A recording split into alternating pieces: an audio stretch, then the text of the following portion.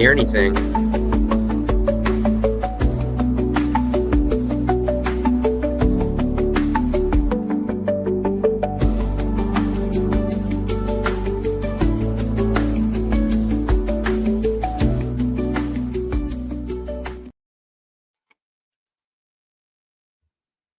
What is up? Good evening. You're on mute, Maddie. You're on mute. Now I'm on mute. Good to see you. Good to see you, man. Thank you for being here with me, dude. Sure. Yeah, This is the semi-annual necessity, as it turns out. Yeah, exactly. Hey, everybody. I know that a lot of you are. Well, I don't even know why I'm saying this since you're not listening to me right now. A lot of you are over at the CAF Live channel, and we'll stream over here later on.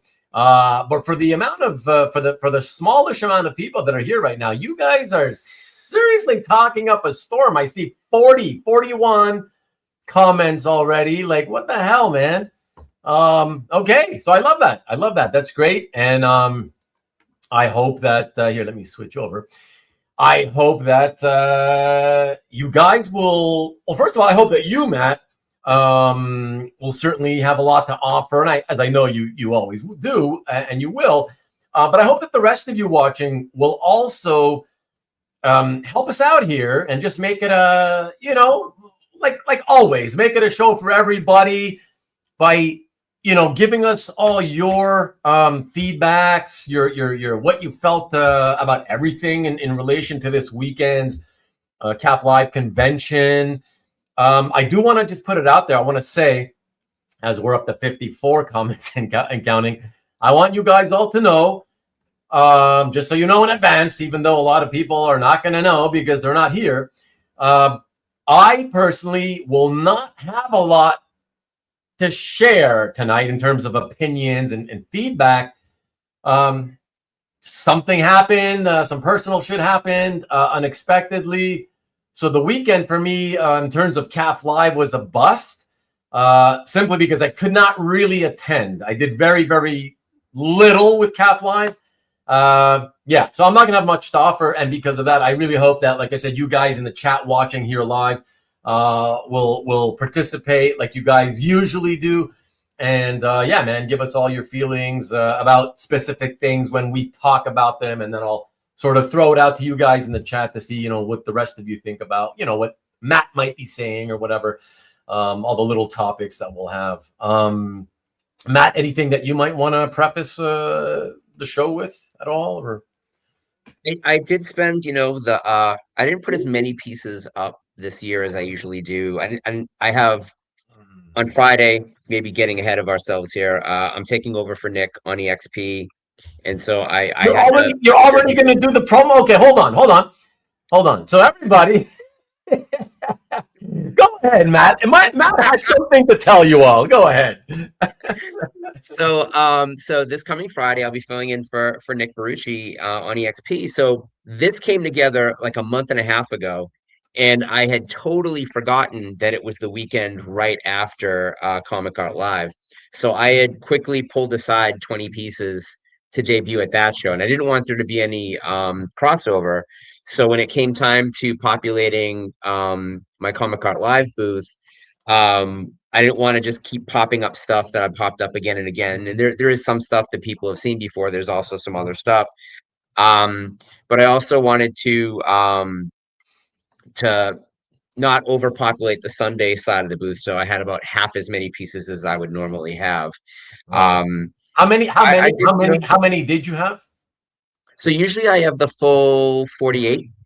And this year I had the 24 on Saturday and I had 12 on Sunday. So okay, it's one 3/4 of what I would normally have because I usually fill it out. Thus far, I haven't had any sales. It does not surprise me. Oh, yeah. There was a really interesting mix of people that were really pricing stuff to sell, like really, really low, and people that had the most ridiculous, unrealistic prices on stuff. And I mean, I'm not in the middle. So like there wasn't a lot of stuff where I was looking for things that might necessarily fall anywhere in the middle. What I bought was pretty predictable. It was pretty much all Death of the Endless stuff. Did you? Did you? Did I buy anything else that wasn't? Let me ask you though, Matt. I need to know right away because I thought about you when I saw this. I was like, did you get the Death by Mike McCone?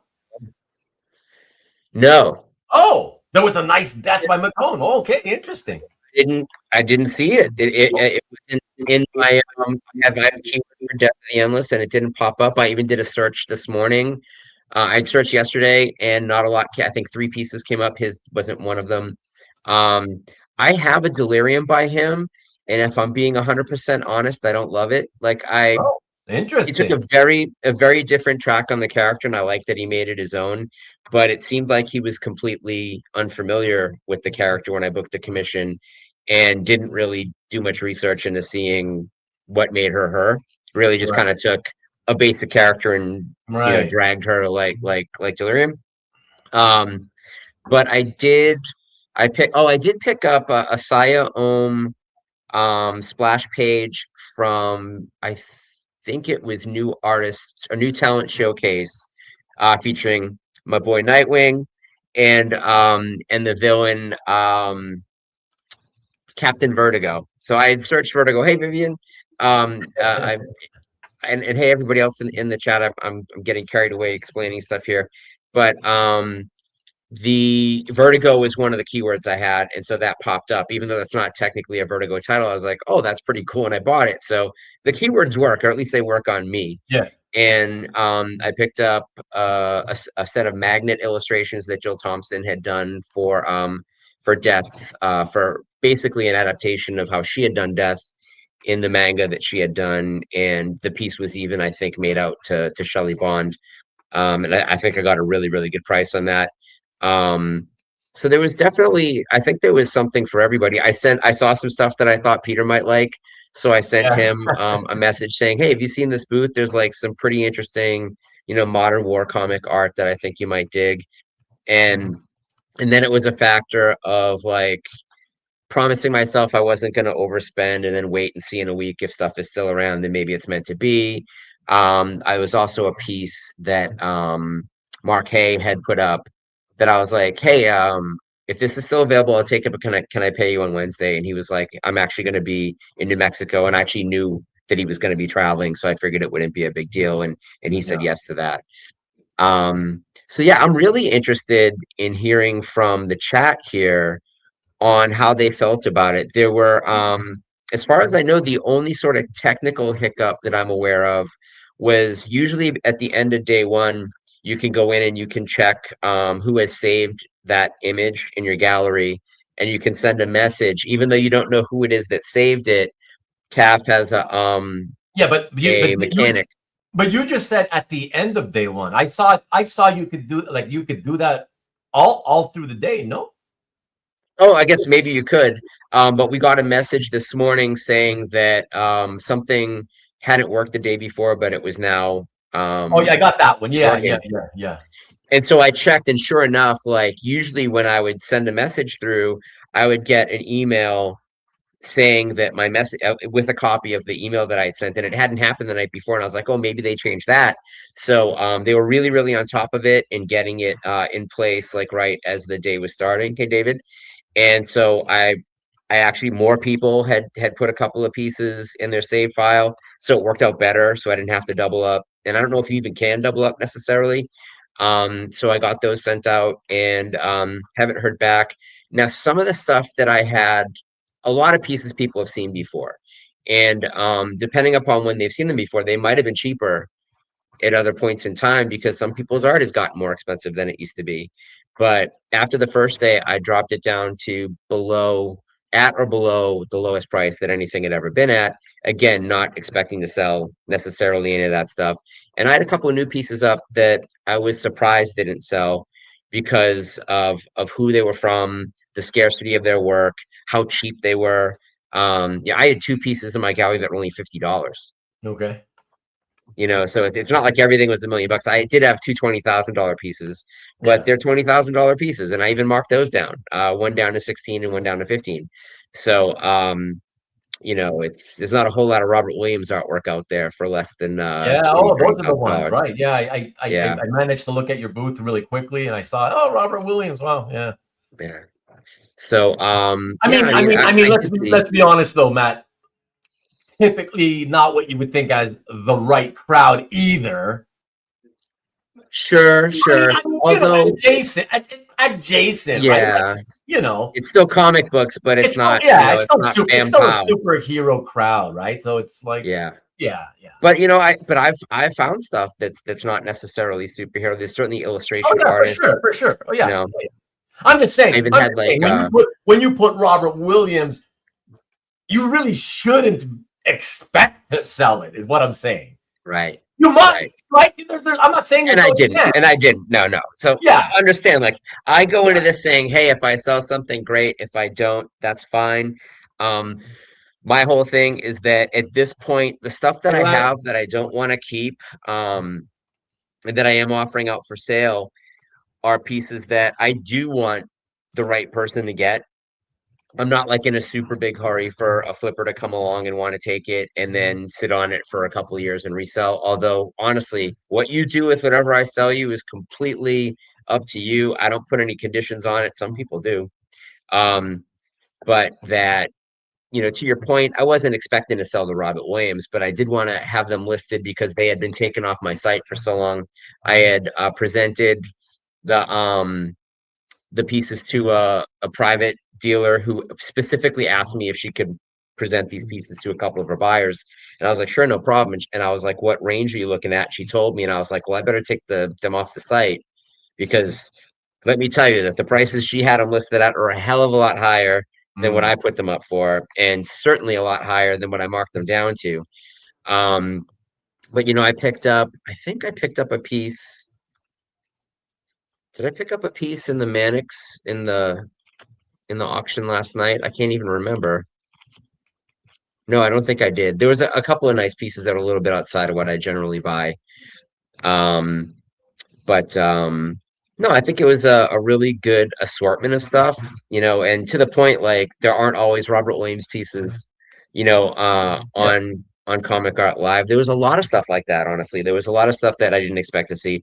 There was a pretty nice page from Death to High Cost of Living that was expensive. And there was another page that was not expensive at all, but death isn't really on it. So most people who are going to want to pay a couple $1,000s for a piece of Pacello art are going to want to have, a main character on it. Yeah. And to me, I was thinking it's definitely worth, I think, what they had it priced. And Tom is saying, I hope that I already have a death Santa piece. So he did a second one.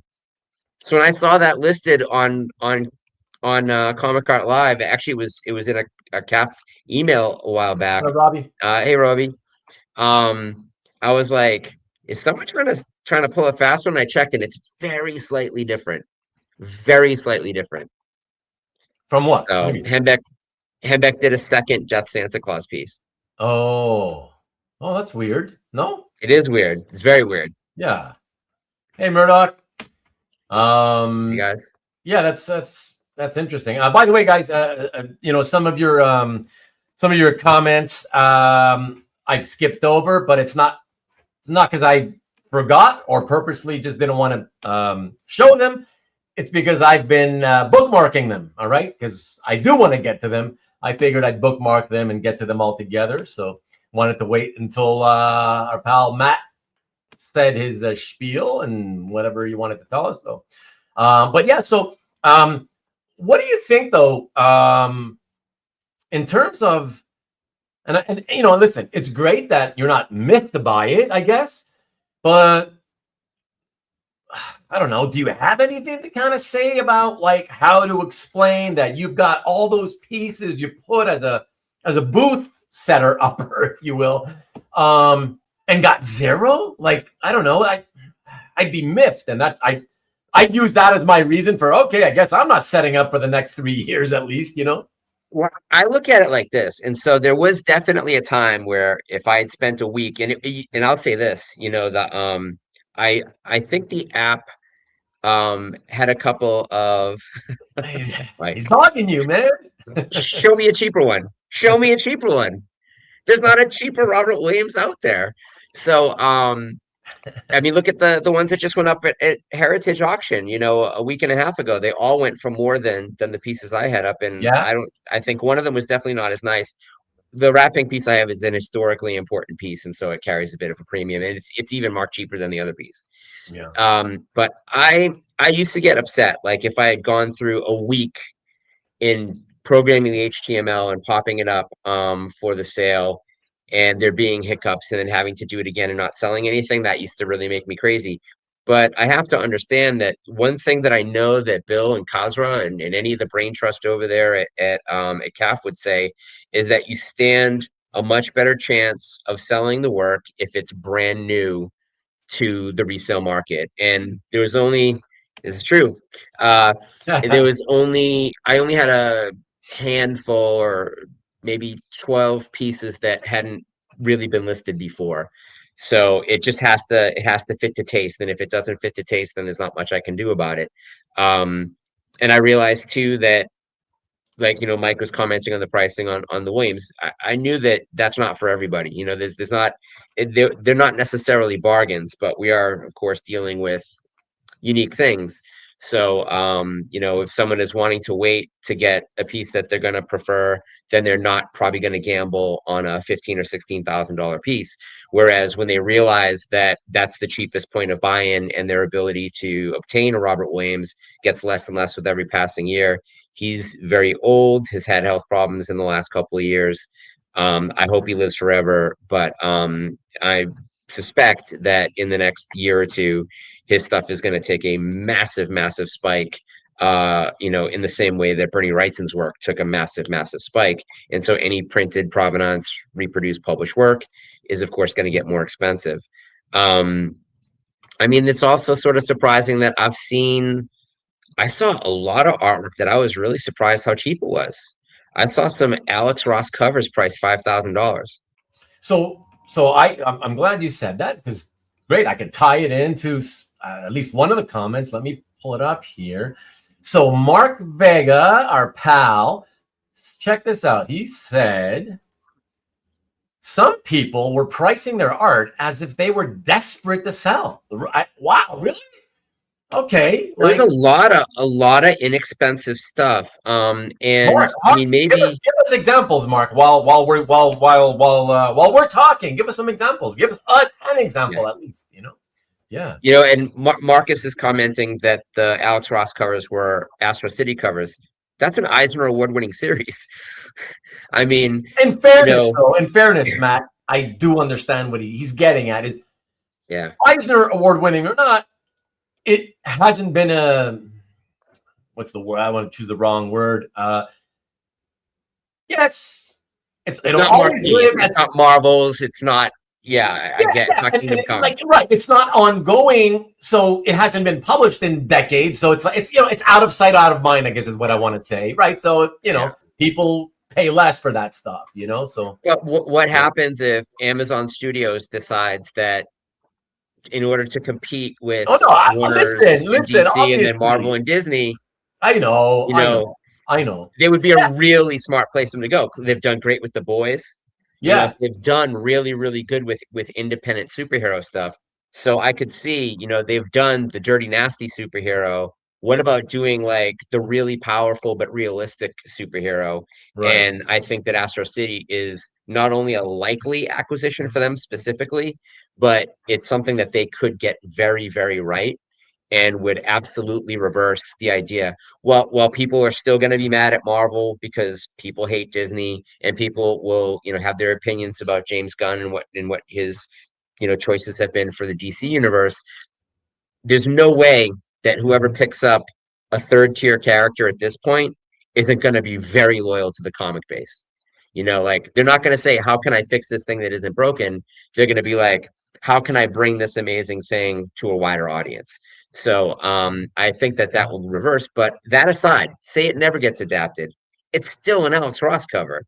And the bottom dollar that I ever remember him selling his covers for is $10,000, Hmm. where you might get $1,000 off if you bought two. Like so 5K down, that is a desperate sell price. Like to the poster's point. I find that to be they want something and they want to raise money fast. And I didn't see people biting. One of those covers is really, really nice.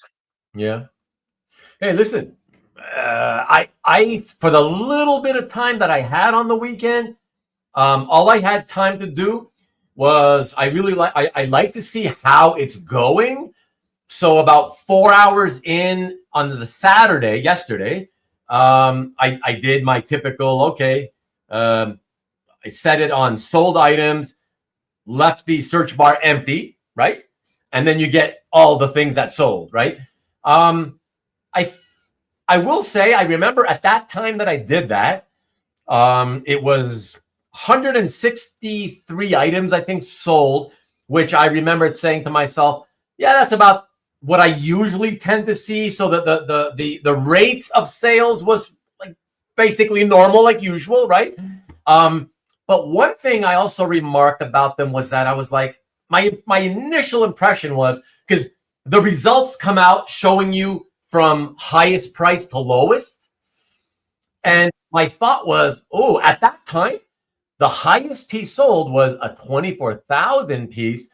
Then there were two in the 17,000 range.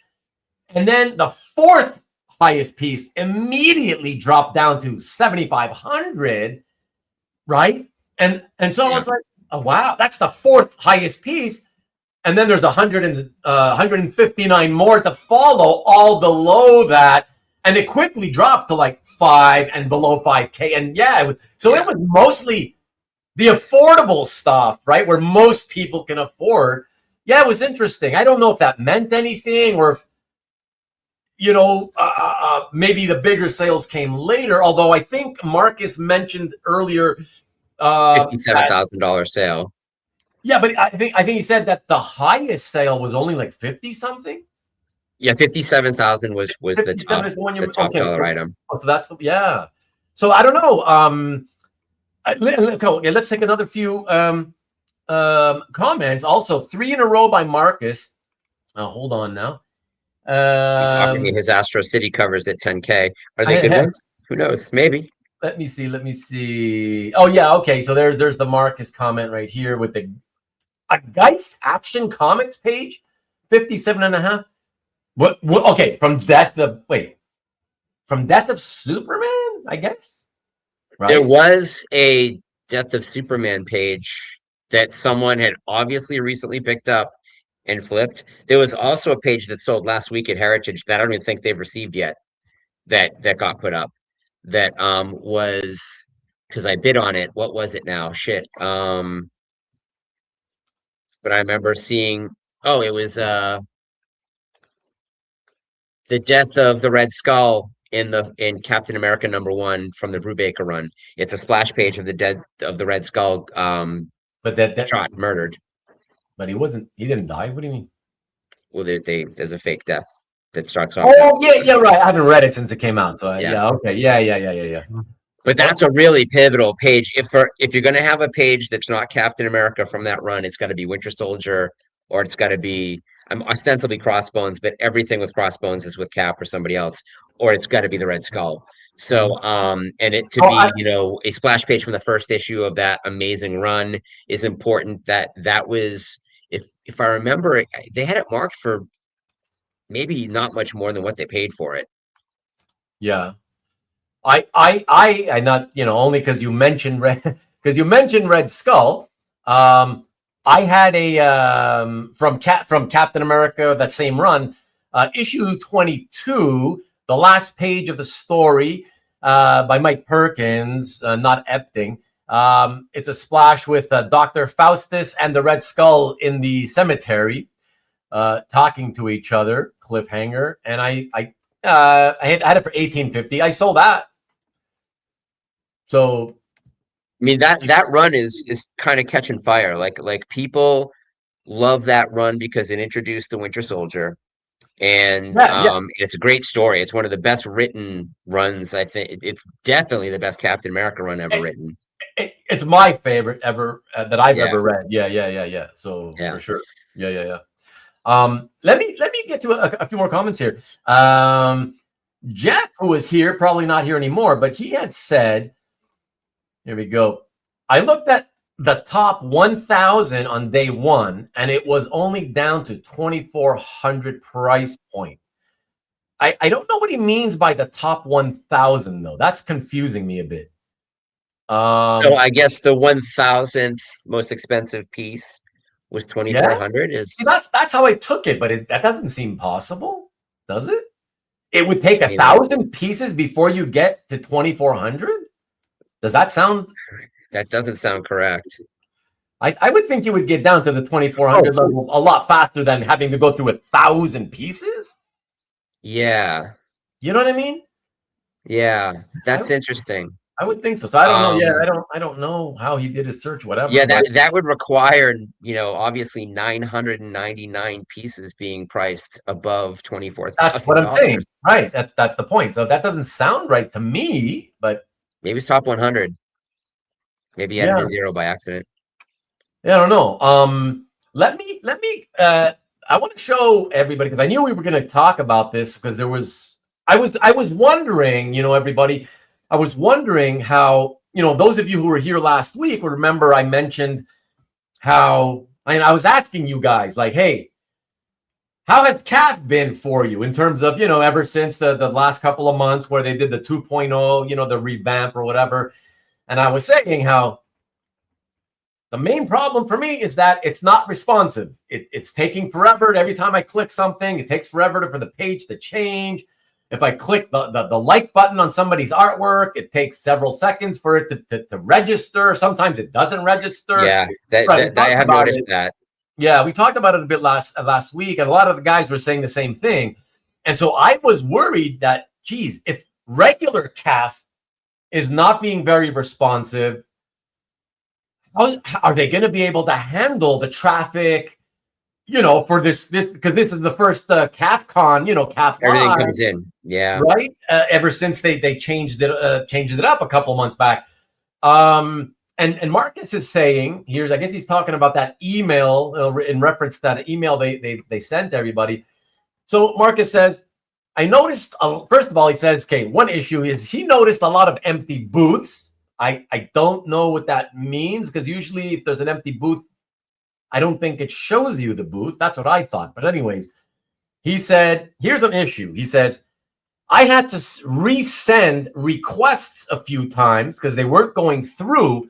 And that makes sense because I don't know if you noticed, Matt, but Peter answered you earlier and he said, I never got your email when you contacted me about those war pages. Oh no, so Peter, I sent that through Instagram. Oh, on Instagram. Yeah. Okay. And Marcus says that because of having to resend requests a few times, he lost out. That's interesting. What time did those requests go out? I was able to send stuff out pretty early yesterday and get a pretty fast response. And actually, I think the whole transaction took 15 minutes from me contacting them contacting me, um, me sending them, confirming their payment details, sending the payment, giving them confirmation of payment, and then writing back, this will go out on Monday or Tuesday or whatever. Like it was a really, really fast experience. Actually, everything I purchased was very, very quick response. Um, and so that's another thing. What I never view the show as any kind of failure if I buy something.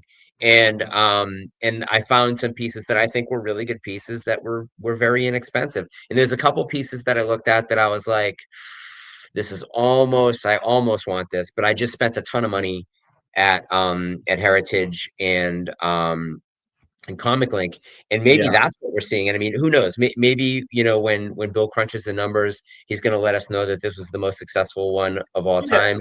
right. I would think the last one was a little bit bigger. I almost feel like that is what he's going to say. I don't know, yeah. I But don't know. I mean, also Are we also going to count, the pre-sales? So like, clearly there was a lot of they sold more sketch cards before this one than ever before.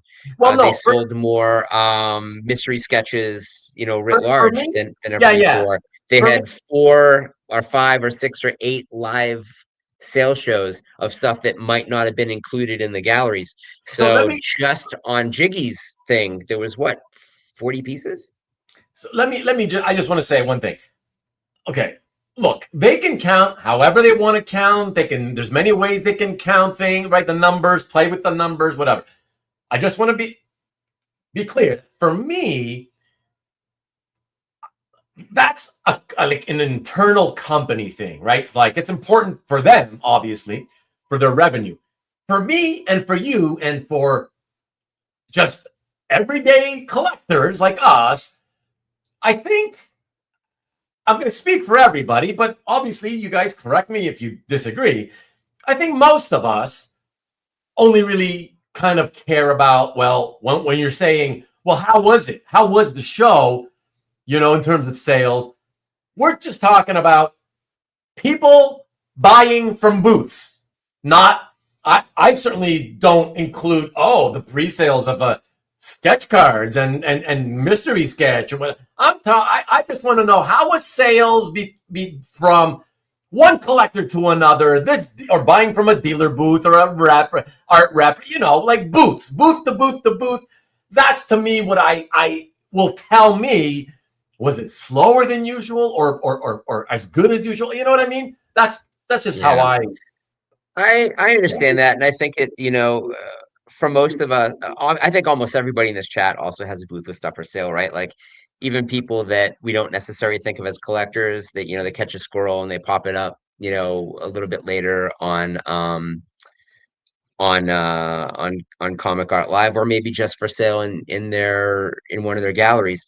But I think that I think you have to include that stuff because it only happens because of Comic Art Live, right? Like it's become a part, the show has evolved. It's no longer just about fans selling art to each other. It's also a thing where there are certainly now there's more independent artist rooms. There's a whole hallway. I'm not exactly sure like how that divides up, like what the geography is of how this is, each hall is set up differently. Because I'm not somebody who goes through from start to finish and checks everything. I just use keywords. If it doesn't pop up in my keywords, I don't care. I move on. And in that capacity, I'm always able to find something I'm interested in. And then if there's not a lot, like that, like I say, that first day when I was checking for Death of the Endless, only 3 things came up, and one of them wasn't even a death page. And Um, okay. Did you you see know, the one that Mark? So Mark let us know. He was letting us know that the ones he thought people were giving away, in desperation, as he put it, the cheaper death page without death, plus an Ian Bertram Little Bird cover, and a lot of James Harren pages. Everybody else, if you guys are into James Harren stuff, or Ian Bertram, or even that death page, let us know if you agree that was cheap. I'm curious. It's always more believable when multiple people agree that, oh my God, yeah, that was so cheap. Or not that I don't believe you, Mark, and I appreciate it. But Mark, are you saying by the end of the show hasn't happened yet, but as of right now, are you saying these things or the death page has not sold? Is that what you're saying, Mark? And you think it's at a desperation price? Because I find that hard to believe. Like maybe. I mean, like are we that talking? cheaper death page was under $3,000, which for a page from anything Sandman related original run, anything written by Neil Gaiman Yeah. in that Vertigo universe, is cheap. And so I think even at that price, I think it was 2,800 bucks. I think that's worth it. I think that's maybe even a little cheap. I would almost expect that to be closer to $4,000. But I also think that people are seeing a lot of things come out and get offered for sale that they've never seen before. So there's this idea like, oh, what I really want will come available. Now that other page was very, very expensive. And it's a nice page. There was also I think it was listed, but it was like Heritage. I think they've actually already sold it. It was a Mike Dringenberg page from Sandman, the first appearance of Death. and it's a first appearance page, a legit first appearance page. She's like all over it, and that was like $100,000 or something. But like, yeah, I get why that would be that much. But I think, that a lot of people who are buying those death pages are maybe people that came to it out of the fact that it's Chris Pacello, as opposed to necessarily having been huge Sandman fans. And a You lot of think? people who You were think? originally Sandman fans have sold those pages years ago. So there's like it's a weird ecosystem, that's happening. And I do think, that like I say, where some pieces, and we talk about this all the time, that when a piece becomes too valuable, I don't really feel good about keeping it. And I Yeah. think a lot of people are sort of like, oh my God, I have this, this Butch Geist piece that is worth $57,000. I think I'm going to sell that and maybe put some money aside for a new car this year or Yeah. whatever. Or, I've got my eye on something else. I see a lot of Arthur Adams stuff that's just priced all over the map. Saw a really beautiful, I don't think it was a published page, might have been. Oh, the Phoenix page was a cover, and that was like $20,000 to $28,000. And there had been this Storm piece, which was also like ludicrously expensive. Then I saw some really, really nice sketch covers that he does, and I know what he charges for those things, and they were priced fairly inexpensively, and other people had them 6K or above. So it was a little bit of everything. It was a little all over the map, and I think that makes a good show. So. I think that what's happening is that the footprint, the coverage of OAX, not this most recent year, but the previous year when there were so many influencers there, really did a lot to get people into the hobby. I had done a post this morning about here's what I'm putting up today, and with the stuff I've marked down yesterday. I had 3 influencers with followings above 50,000 each What is share my what do you reel and comment. shared yours? Yeah. Oh, really? Yeah. So I mean, so to a point, it's like, they shared it, still resulted in no sales. But the fact Yeah. is that these are influencers I was completely unaware of, who are Oh, apparently very really? comic centric, that Oh, have followings, that have pretty big followings, that were psyched about, Comic Art Live, that aren't people that we necessarily know in the hobby. So it's getting out there, and I mean, that's what we want, that in a way, like, we want the hobby to get bigger, and we do want prices to accumulate on the stuff that we want to sell, but we also want the stuff that we want. And as our taste gets better as we get older, that gets harder to accomplish unless you're staying contemporary. fair enough. Fair enough. The Um, Sucker's Wild Goose page, that I was blown away with how expensive it was. it- sorry, a wild goose? Chris Wild Goose, he did a run on Batgirl. Oh, And actually, one of my favorite pieces, is I'm looking at it right now, is a DPS of Batgirl fighting like 3 guys, and she's doing a leg sweep, and she's got this dynamic pose. I love the way he draws the character, but I got that piece for less than $300. And there was a piece that was a panel page that was like, I want to say it was $1,800 or something like that. And I was like, wow, was I ahead of the curve, or is that a crazy price? Like, yeah, you know. right. All right, guys. So I just want to get it out of the way right away. I know that a lot of you guys watching right now, from the chat, I know some of you have already told us. I've seen some quick comments of, oh, I sold 2, I bought 5, or whatever. Okay, pretend you didn't do that yet. Okay, now is the time when I would like you all, anybody willing to share, I'd like you to let us know don't just say how many you sold. In terms of selling, forget buying. Tell us, we'll talk about buying after. But in terms of selling, if you had boots, okay, please, now's the time, make a comment. How many sold? So how many sold out of how many? That's important to me too. I'm curious to know how many you had available for sale and how many sold. So let's say if you sold 1 out of only 5, just say 1 out of 5, or sold 1 out of 5, or sold 2 out of 20, or 0 out of 40, whatever, let us know, because that's what I'd like to go through them all real quick. and see if we can get, yeah, see if there's a kind of a consensus where it's the same for most people, and that might give us an idea as to, okay, is it most people kind of had lower sell-through percentages or pretty decent ones, I can start you guys off. I'm not going to type it in. No need for that. I will tell you that I sold 5 pieces out of, I only put 24.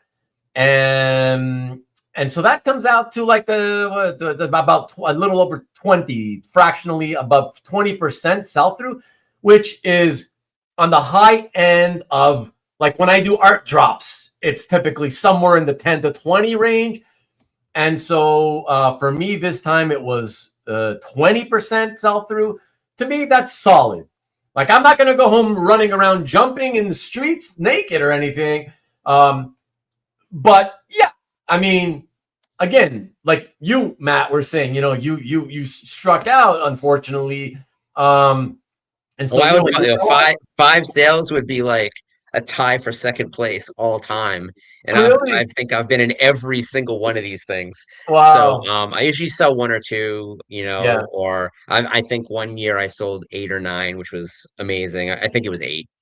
And so yeah, I mean, it just it's all over the map. And I think it was certainly the pandemic years were the kindest, and it's been kind of sailed a little bit away. But I picked up those magnet drawings from Jill Thompson. I never knew they existed. Like, so Okay. being able You to weren't get, familiar with them, you mean? no, because the Oh. magnets never got made. They are proposed to be like an actual Oh. DC product. So it's got 4 images, Yeah, obviously yeah. paper dolls on one page. I love her art. I've always been a huge fan of her art. When I see Jill Thompson stuff that I think is underpriced, I buy it and I'll hang on to it and sell it later if I don't like it. But like, just the fact that I can have it for a while makes me happy. Um, so that was like that. I'm overjoyed to have been able to pick that up. I was also able to pick up like I say, a piece from Marquet's booth. I bought another piece from Tatiana. Tatiana's pricing, man, like the stuff that they pop up, that she pops up for sale, that's not in her live show, but the stuff that's just in the booth is there's just amazing stuff, like really, really cheap. So, I picked up 2 sketch cards from Saya that both cost more than double what I got a published splash page for. Oh. So that's pretty awesome. If you can be meeting those types of numbers from, an Eisner Award winning artist, then to me, I think that's a smart buy. And it falls into the things that I collect. Like, I haven't been aggressively keeping up with Nightwing, but I love her art. I love Nightwing, and that Captain Vertigo character is such a weird character that and a beautiful splash, and it's get interesting panel design. I'm like, yeah, that's in my wheelhouse. I'll take that. Yeah. Well, that's fun. I'm glad that you scored on the buy side, if not on the sell side. It kind Yeah. of makes you happy, right? Because at least something made you happy. Because believe me, I've had shows where I also, like you, I didn't sell squat and I didn't find nothing to buy, and I was like, God, what a crap weekend this. You know what I mean? Because it feels like a counter in both ways. Well, let me speak to this though too. Like, it is so much easier to set the booth up now. Like, in the Yeah. last year or so, copy and drop is super easy. So like, I maintain on CAF like a bunch of different like listings that people don't see that help me keep track of things. I also have stuff on my own website. So like, being able to drop in I always have a link so you can buy it directly on my website, so that you don't need to talk to me. You can just buy it. Like, you don't need, if you're willing to pay the price and don't want to negotiate, you can just buy it. So now all those HTML bugs that were inherently in the site for years do not appear to be there anymore. And so it's super, like, I set up my booth really fast. I think it might have taken me 2 hours to do both days. And there were definitely years past where it was an all-day slough of just like, That's what it was for me, yeah, man. I took so oh many my hours. God, yeah. Yeah. So I'm really, really happy with that. That is a definite improvement. Um, I'm trying to think what else. They're talking about doing a redesign on the desktop version of the site so that it's a little bit more streamlined. There is a thing, like, if you try and like pull up, at least on my phone, because the app is still isn't optimized for mobile Oh, what do you in mean? all capacities. What do you mean by that? I thought that thing that they did a year ago was all about mobile. So the app and the site are still separate, but they're also very connected. Okay. So if you access the site on your phone and you have the app opened, they kind of talk to each other. And this is inherent in the way that apps are built. So you can have something that will, if you do it on one, you'll notice that it will appear in the other, but not always. And there's still that sizing issue of like getting all the things that you need if you want to adjust your gallery. So like manage your calf. I can't remember what it's called. I'm not looking at it right now. But if you want to change stuff, changing stuff like you hit that button and all of a sudden it just automatically disappears and reloads. So you have to hold your finger down on it for another warning screen to pop up, then get out of that warning screen and then pick the thing that you want to pick. It's buggy, but Okay. it's not so terrible. And like I say, I'll take that a million times than having a site that's hard to participate in the show. It is so much easier now. And I know that a lot of work went into redesigning both the site and everything else. I was, live on the CAF show the other day, and I was like, hey, thank Maureen for all the work that she does. The thankless work of like working out the bugs on things. That things are mainly working like in a very, very more intuitive way. Um, I think the keywords work a little bit better now too. It's just people have to use them. I notice all the time where people don't put the writer's name, into the stuff that they can program in. Right. Some people want to buy something that Frank Miller wrote, not necessarily something that he drew. So unless that's in there, people aren't going to know about it. Certainly the same for all-star writers like Alan Moore or Neil Gaiman or Grant Morrison. So if people are using the information they can program in, then it is very, I like getting those emails, once a week or whatever Yeah. that say, hey, something just popped up, and I've certainly purchased at least a couple of Delirium pieces from keyword notification from CAF that I would never have known about.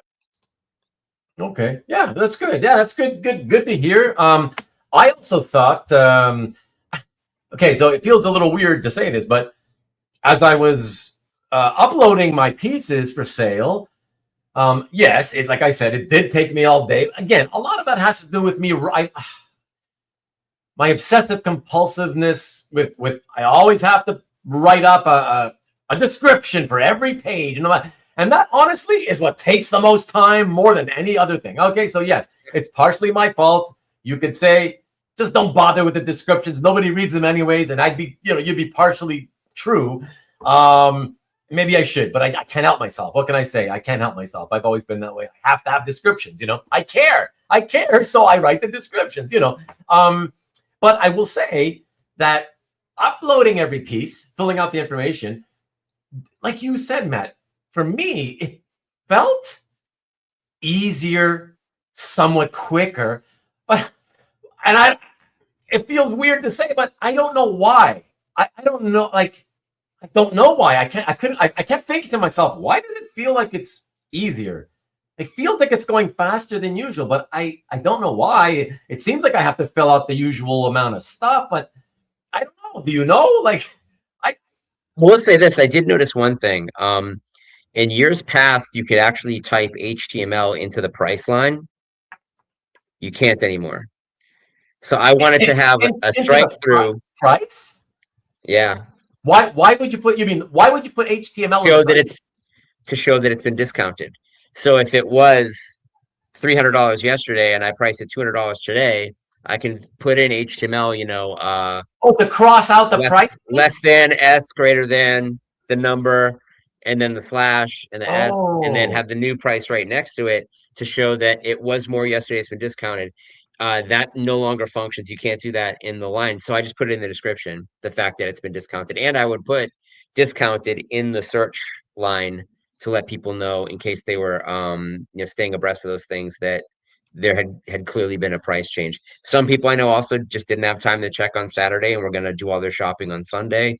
And so I wanted to let them know as well that they were getting a bargain that wasn't available the day before if they were choose to buy. It did not work in my particular case, but that's not the fault of the site. That's not the fault of the buyers. It's either me not having the right stuff at the right time or being okay with it not selling at the price I have it at. Okay. All right. Well, so all right, everybody. Thank you for those of you who contributed your information about the sales, what you attempted to sell. I'm going to go through them, but before I do, let me see if there's a few more. Jeffrey, haven't been here in a bit, says that this is where the Cal after party. I thought the Cal after party was actually at Cal. I thought that was happening. Isn't that happening? It's supposed to start at the same time my show started. I don't know. Maybe it's already over. It's on right now, I think. Oh, yeah. That's what I'm saying. It should be on. There's so many ways to buy now. There should be no disappointment of not finding anything. Can I speak to that for a second too? And sorry, I've been yakking a lot tonight. I apologize. But Marcus has a point there that like you can buy all kinds of different ways. So like but you also get 4 different prices. Like if you're gonna pay by PayPal, people want you to pay their PayPal fees. If you're gonna pay by Venmo, they want it friends and family. People want Zelle, and so like it can be a little bit of a pain in the ass to depending upon where you have your money. Like I keep money in my PayPal account from stuff that I've sold, so I can just pay it out. Make it easy. Not everybody can accept friends and family. I can't accept friends and family, so I do the same thing. I'm like, if you want to pay me you can pay by Zelle, it's free. If you pay by this, it's free. If you want to pay with PayPal, it's going to be, 3% plus 50 cents, more. But I do think that people are getting used to that. Like, we have it at restaurants here in Vegas. You walk into a coffee shop, and if you pay with a credit card as opposed to cash, you pay extra. Whereas there's a bunch of places here that don't accept cash. Like they don't even accept cash. Wild. Yeah. That's yeah, wild. this is because of COVID, and like every worker was getting sick from, I guess people wiped their nose with their money or something. But now that makes sense, I guess, considering it's Vegas. But but I do like the fact that you have so many more options now, and I do frequently keep a little bit of money in different accounts that can make it easy so that it's not fully pulling straight out of my bank account necessarily. Yeah, it's funny because what you mentioned about the no cash here where I live, there are places. It's funny, there are not that many. I have seen places where no cash, but more often than not, there's places, particularly small mom and pop sized restaurants, right? They actually only take cash, and sometimes they'll say, oh, okay, maybe debit also. No credit cards. I'm like, I haven't gone to an ATM in probably 20 years. I always pay everything with my credit card. Not even I never use debit. I think I've used debit less than 5 times in my life. It's just not something I ever wanted. But yeah, credit. And some places let's go eat, guys. And it's like we get there and then like, no credit card. It's only cash. What?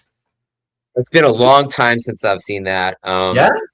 And I'm trying to think that there were a couple of restaurants in Los Angeles before the pandemic that were cash only, mainly in like not Chinatown, but in the San Gabriel Valley, where there's a lot of Chinese restaurants.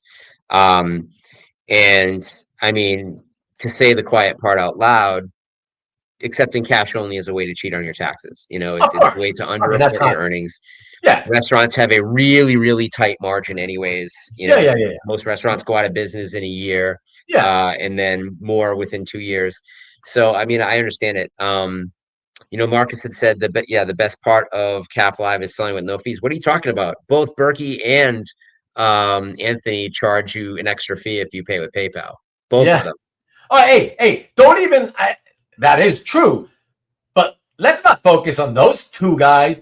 Because most collectors that I see when they sell stuff are like, yeah, and please add 4% for my PayPal fees. Like, what? And that's becoming the norm, Matt. That's becoming the No, I'm like, not against it. I understand it. I'm like, because you have to understand what your overhead is, right? And even I sold something, through the gallery a month ago. I have a large collection of Afghan war rugs, and it's ended up selling it to like a colonel who was on the ground, in Afghanistan for 18 years. And I was like, he's like, he didn't pay the shipping. And I was like, well, now he's like, well, yeah, I'm glad you brought that up, because if I'm going to pay what you've got it marked, I don't want to pay the shipping. And I was like, did you serve? He's like, yeah. I was like, just send me one picture of a challenge coin, and I'll waive the shipping and thank you for your service. And he sent me the most amazing set of photographs of all his challenge coins yeah. and all of his other like war rugs, Oh, which I was like, I don't, amazing. Like what, thank you for sharing that stuff with me. And I was happy to give him the discount. But if he had been like another gallery or a resale, you can't do it anymore. And honestly, like even the resale thing, like I don't know if you've noticed, Heritage isn't letting you supply a resale number. They're charging tax. not interesting. No, because it doesn't You're out help of me yeah, you're anyway out of because I'm state. being Canadian, right? But Yeah. so they no longer do that because they used to do that, right? I know they used to. They don't anymore. And I think it's just the way that institutions are receiving information. It's easier to just have the credit card company withhold the tax for you. You can set it up in such a way. Certainly PayPal, like PayPal will keep the tax and just send it to the government. Like Right. you don't have to really file that type of stuff. You have to file personal income off of what you make, not sales tax. So it's an interesting reality now. Tom says, and most except PayPal were at Heritage. They don't. But I thought Heritage used to take PayPal. They at one I point they think started Comic, I, taking it, I didn't they? think Comic Link does. I don't know if Heritage did. I think they did. Um, I'm pretty sure they or did. maybe Tom's thinking Comic Link and not Heritage. I can't Maybe. remember who I've paid recently, most recently. Is Hmm. Snick better? By what metric? By Well, what metric is it better? like MLB says though, if all your art and friends are on CAF, you ain't going somewhere else. That's I mean, you true. can go everywhere and they'll either come or they won't, but like it's kind of Yeah. like a restaurant with 5 reviews and they're all 5 stars, as opposed to a restaurant with 10,000 reviews that's got 4 stars. Which one are you going to trust? Yeah. No. Yeah. Exactly. Exactly. What up, Caesar? What's happening, man? Hey, hey, Um. Ian. And Alex Garcia in the house, not naming names. There was one particular booth selling recent HA acquisitions at a 20 to 30% price. So a flipper type, a guy who wants to just get into the I want to be a dealer game and feel the thrill of making a quick profit, I guess. I don't know what to tell you, man. More than one, more than one. Yeah. And certainly we saw, Cat Five? I love buying from Matt DiTullio, but he certainly does that, He does that really? Yeah. He's had stuff on CAF Live on Thursday nights, doing dealers where it was a piece that was, a month ago. Oh, really? Oh, wow. Yeah. Yeah. Well, but for him, it doesn't surprise But me I don't know if because he bought it. Did he get it in trade from the person who bought it? We don't know, so right. But let's assume if he owns it. I mean, he's a really young guy. Like in this hobby, he's like a baby. Okay, he's like what 30 in his early 30s or something. And he hasn't been collecting that long. So like it's not like he's one of these guys. You can't expect this guy to be an Anthony or a Berkey. He doesn't have any inventory. You know what I mean? So right. that's why I think when people, if you're gonna say that, well, look, this guy shows up on Comic Art Live channel and he sells shit that he just bought. I mean, if they need him to be there selling for whatever reason, they can't find somebody else. I guess what else is he gonna do? He's not a guy who was ever a dealer. He's not. You know what I mean? he doesn't have any inventory. Like, what's he gonna sell? So I guess he sells I was shit. almost going to ask Nick. I was like, "Do you want me to represent some of your art, on the show because I don't have a lot to sell?" But I was like, "No, I'll just prioritize that as opposed to Comic Art Live." And I wanted to have the better pieces for Nick's show on Friday for the EXP because money's going to charity, and so I'm hoping that more pieces sell. But and Maddie, I love buying stuff from DeTulio. Like it's a really Like Derek, of if you were to like put tiers on the level of service that you get from everybody in this business, he's top. He's top tier. yeah. And Tatiana's like right there too. Like Tatiana's really, really great with communication, really good at getting stuff out, giving you the information you need. And then there's a pretty big drop. Although I will say this, when I buy stuff from Anthony, I get it like in a week. I get my invoice during the show, Yeah, so I yeah. can just pay it immediately and not worry about it. So he's gotten really, really good with that too, really, really fast. But there's so You know many what that people that is aren't though, that good. Matt? You know what that is though? It's that when he became, for those of you who don't know, who've not been around too long in the hobby, Anthony used to be kind of like he had like, he had 60s and 70s. That's his wheelhouse. So Yeah. he sold 60s and 70s primarily, just through his website, and that's kind of all he did. He didn't have a ton of stuff on the website. But then one day, I don't know, what is it, 12 years now ago, 15, I don't remember, I can't keep track, but he decided, okay, this is how I'm going to do it from now on. He became, well, we used to call him the junk merchant because he started just volume buyer of everything and anything. So not just original art, but whatever random shit. And he'd throw it all up on his website, the eBay account, whatever. And yeah, figuring if I put 20,000 pieces up and I only sell 0.5%, you know what I mean? It was playing the numbers game. And then he became more of a, having a lot more stuff or whatever. There was a time though when he did not, have that kind of stuff. So the thing is, my point, Matt, is just to say that because he became a volume seller, there was no way you can become a volume seller unless you find those efficiencies by which you get shit out as fast as possible. Right? So you got to figure out, you got to get these people their invoices out fast. He understands that too, right? Like he doesn't want to hang on to it. So like that's why you can get really, really good prices out of him as opposed to necessarily out of Berkey. Like Berkey has so much stuff. Like I was just talking to Mark Hay and he was like, "Oh man, I've been to Berkey's house," and he's like, it's just unreal. Like he's just got, chests and containers full of stuff. Hey, Mikhail. And he doesn't even necessarily know what he has, but he has a number in his head and it has to hit that number and he doesn't give a shit. Like he'll wait till it hits that number. Yeah, He's, exactly. Patient that way. So he's already made so much money and has traded up and traded up and traded up that I have to assume he's got like $1 billion collection at this point. But Anthony, because it's such a high turnover, like I love buying from him because I get such bargains. He's willing to go down because he knows he's making his money in a different way. That the money he's going to get from me is going to go into something that he's going to make more money on. Like it's a machine. It's a really, really good system. Yeah. Yeah. And again, it has to be that way.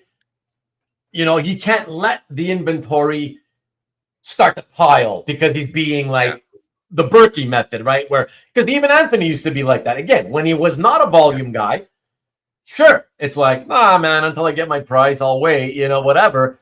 No, it's got to go out, it's got to go out. So yeah, he'll make the deals when he has to because he's got to get it out. He's got to get the cash flow rolling again, right back in, so he can pay for the more shit that he's buying. Like it's just like you said, it's a machine, and it's got to be finely tuned for it to work properly. Yeah, and I buy a lot of stuff from Jiggy. The level of service isn't the same, as it is with Tatiana, as it is with Anthony. It's different. And in what way do you mean? How do you mean? He's just not as communicative. Oh, really? Yeah. And I hate that. Like I tell you, I've always said that. Like that's My main thing in business, forget comic art. My main thing in business in general, right? So any sort of business transaction of any sort, anywhere, online, in person, whatever. But obviously, this ties into, especially online, obviously. You just said it. Communication. I don't understand people. The average person, I'm flummoxed when I see how shit their communication skills are. I'm blown away. So I'm like, how are you in business? Sometimes I'm thinking, like, how are you still in business? It's awful. Yeah. And there's, of course, they range, but there's a lot of people in this hobby who I gotta say are really terrible communicators, like collectors and dealers alike, you know?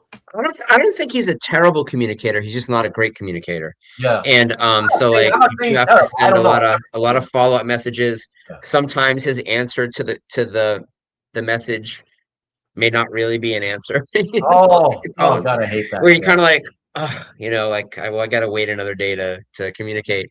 But you get your stuff. Like it's a little less peace of mind, but I've never had any problems. And so I think, you know, that doesn't put him anywhere near the bottom. It puts him Right. still above the middle. But I think that there are a handful of people that are absolute top tier. And I mean, you kind of can't beat the pricing on a lot of the artists that he represents. It's just like, you know, he's got a couple of big success stories in that, you know, a Mannix commission is $2,000. But Wow. you know, there's still so many people that he's popping pieces up on Thursday night. I was watching the show and I'm like, how is that only $150? You know, like Yeah. that's crazy. Or there was a piece that was $300 that in my mind should have been $1,000, and it sold before I could even get my finger on my phone. Um, but you know, there's certain things if you're like Ultimate Batman, then you're in an Ultimate Batman renaissance because everybody's drawing Ultimate Batman. In the last 3 years, for whatever reason, Magic has I think eclipsed Harley Quinn as you know the most drawn female figure. What's And up? What's up with that? What's up with that? Have they put out some kind of brand new awesome magic series that I don't know about? Like, what's no, happening? but she's in the video game, she's in Rivals, and she's in the Midnight Suns. But there's Okay. also another character that's both in Rivals and Midnight Suns that was one of the Runaways, who I'm really surprised that stock in that character hasn't gone bananas because I think it's a more interesting looking character. But it's also harder to draw and people know who you're drawing. I mean, Right. Magic has a very defined look, right? She's got like demonic horns and a flaming broadsword. You know, so you get that, you know, long straight hair, bangs, bam, you're done. So you know, it's a little bit easier to kind of get there.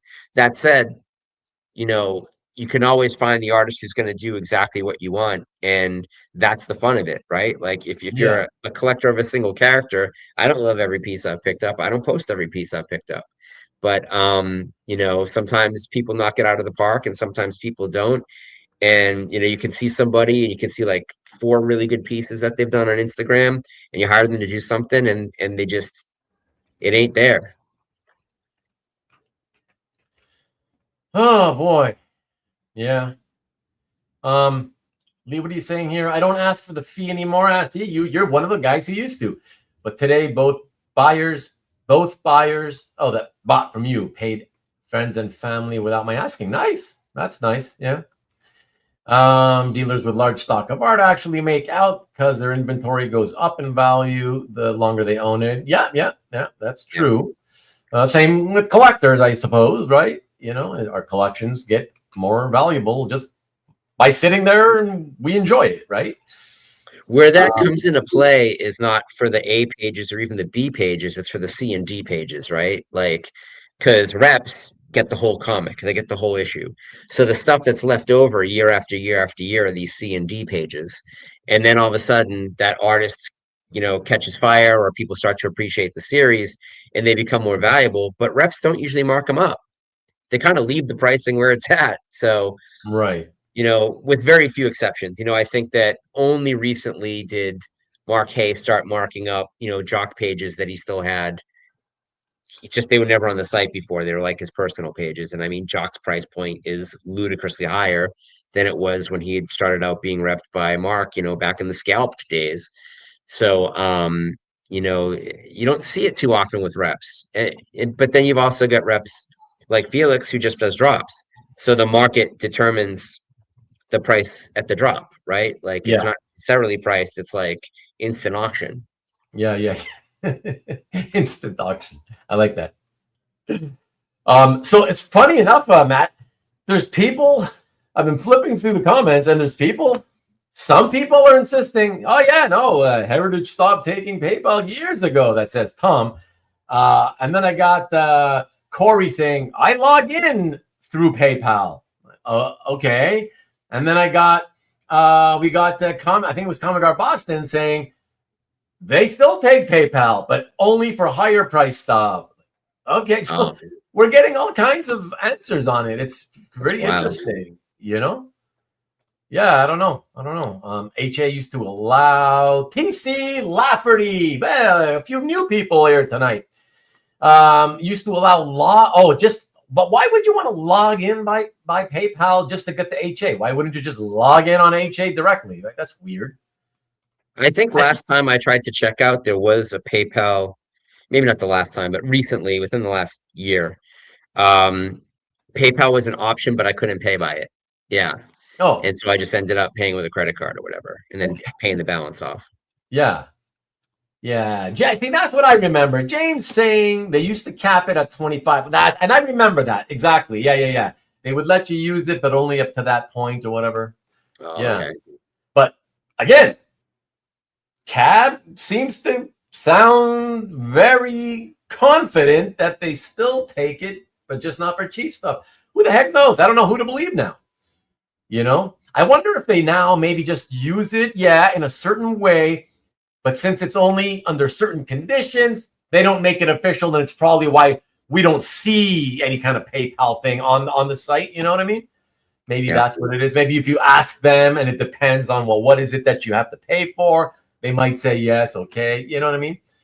Yeah. So who knows? You can do Google search. Does Heritage take PayPal? Yeah. Well, go ahead. We're in the middle of hosting a show, so we're not going to do that. Yeah, but it's and is ChatGPT going to tell you the truth?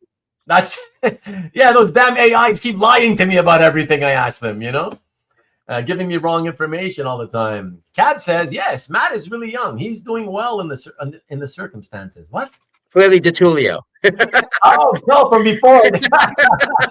Wow, am I behind? Thank you, Cab. Thanks, Cab. Wow. DeTulio, because we're talking about he's young and he does it really well. And Marcus says he's only doing it for appreciation and not profit. That is what you call sarcasm. Oh, okay. Is it? Okay, I'll take your word for it, Matt. I'll take your word for it. I just assume it's a Marcus post.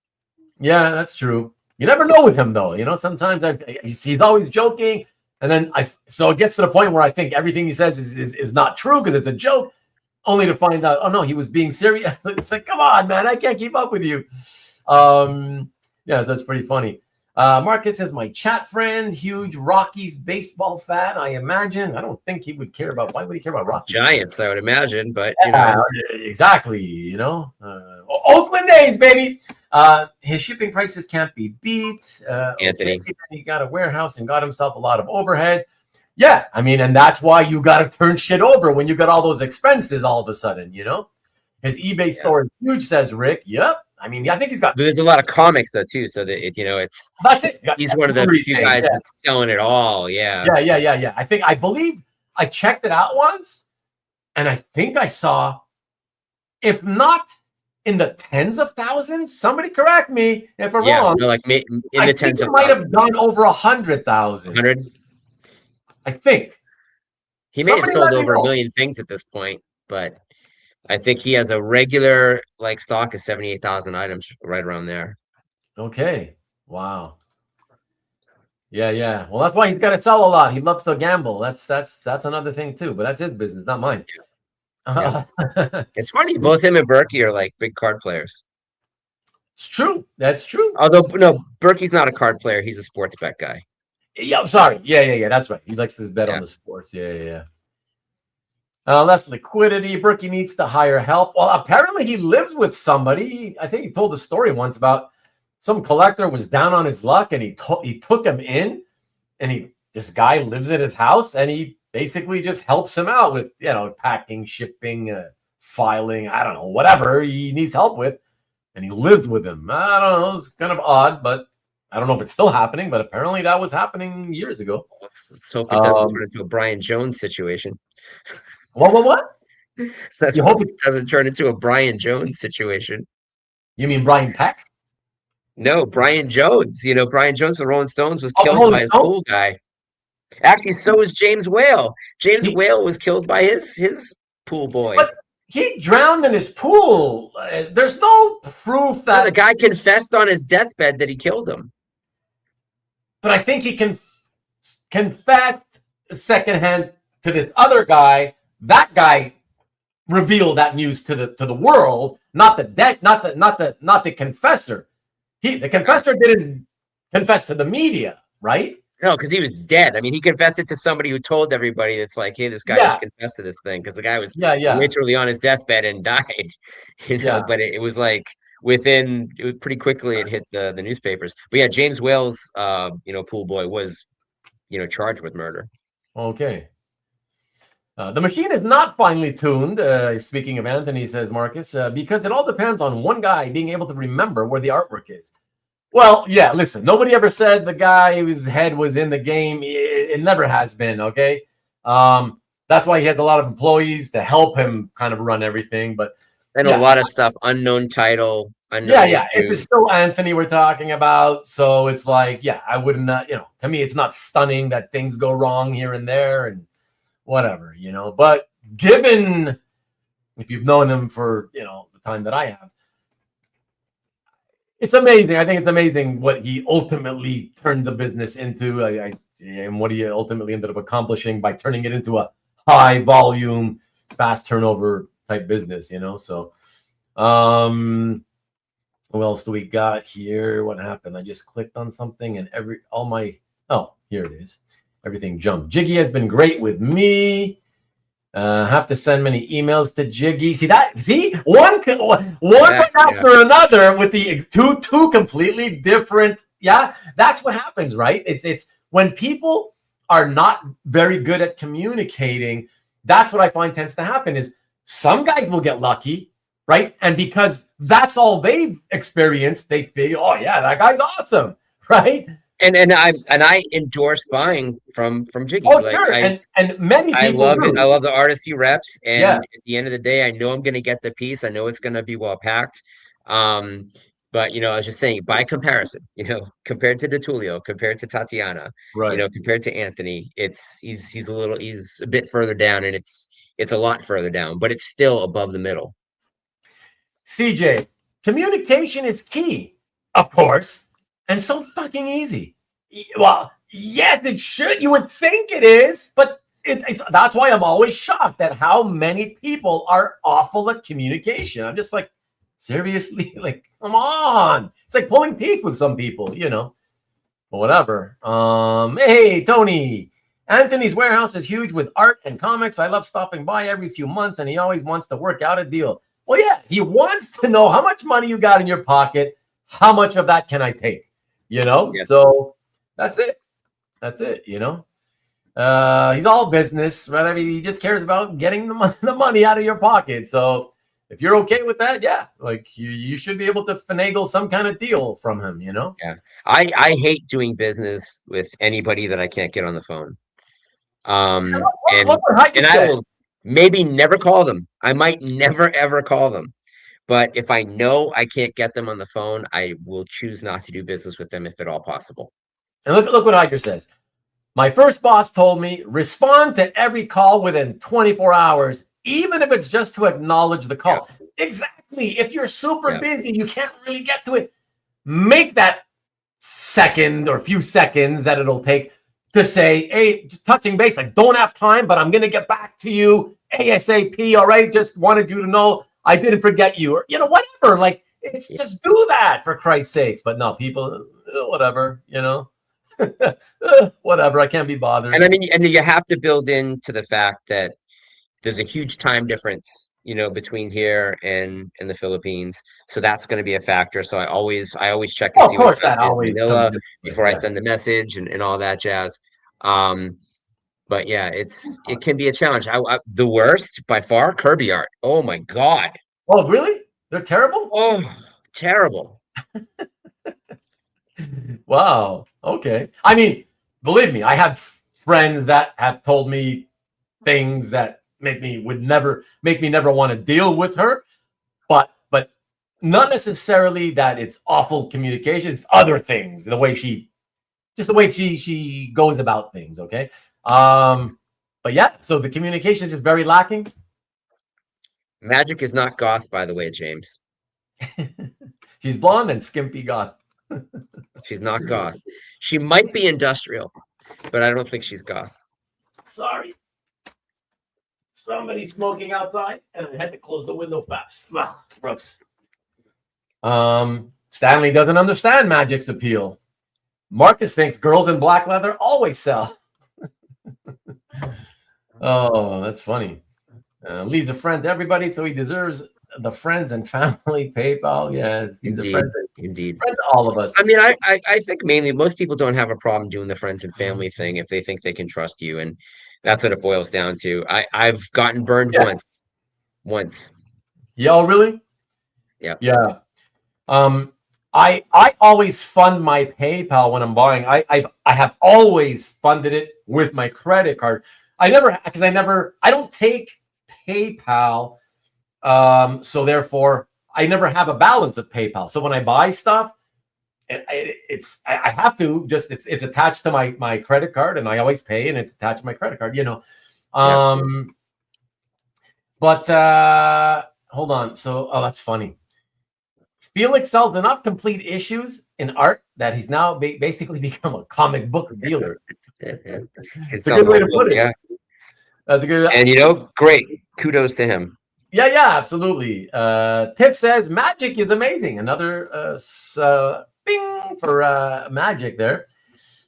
So again, speaking of heritage, they use PayPal as a login system, right? Which we talked about, but not as a payment method. At least I've never been able to. Maybe they don't spend enough. That might be it, Jeffrey. What's up? What's up, Robert? Hey, Robert. Speaking of Midnight Suns and Magic and Dark Marvel characters, but I'll let him tell that story if he wants to. Who, Robert? He's, as far as I know, he picked up a really, really nice Midnight Suns splash piece. I think is that right? Actually, yeah. Is that right? Interesting. How did you hear it? Sent me a message. Okay. Look at the Rockies have Quintana. Okay, got it there, MLB. Hey, what's up, Alberto? And what else do we have for art appreciation and not profit is what the Comics Den duo put on their eBay listings, and they usually had really high markups. Oh, I heard about you guys. You guys were the ones who told me about that. What they do? What are their names? Den part of like something Wednesdays. Nah, what? It's Beyond Wednesdays. Are they part of the Beyond Wednesdays? No. It's that couple from Florida, but they just had a baby. The redheaded woman and that guy. I forget their names. And Marcus, knows their names. It's that guy who's always like he's at the convention and is like every piece he looks at, no matter how bad, how kind of basic or how great. Whoa! Wow! That's awesome. Sick. Sick. That's that sick guy. Yeah. A sick guy. Yeah, I guess that's how he's known, right? Yeah. So apparently they had been doing these fishy, weird shit on their eBay account or whatever.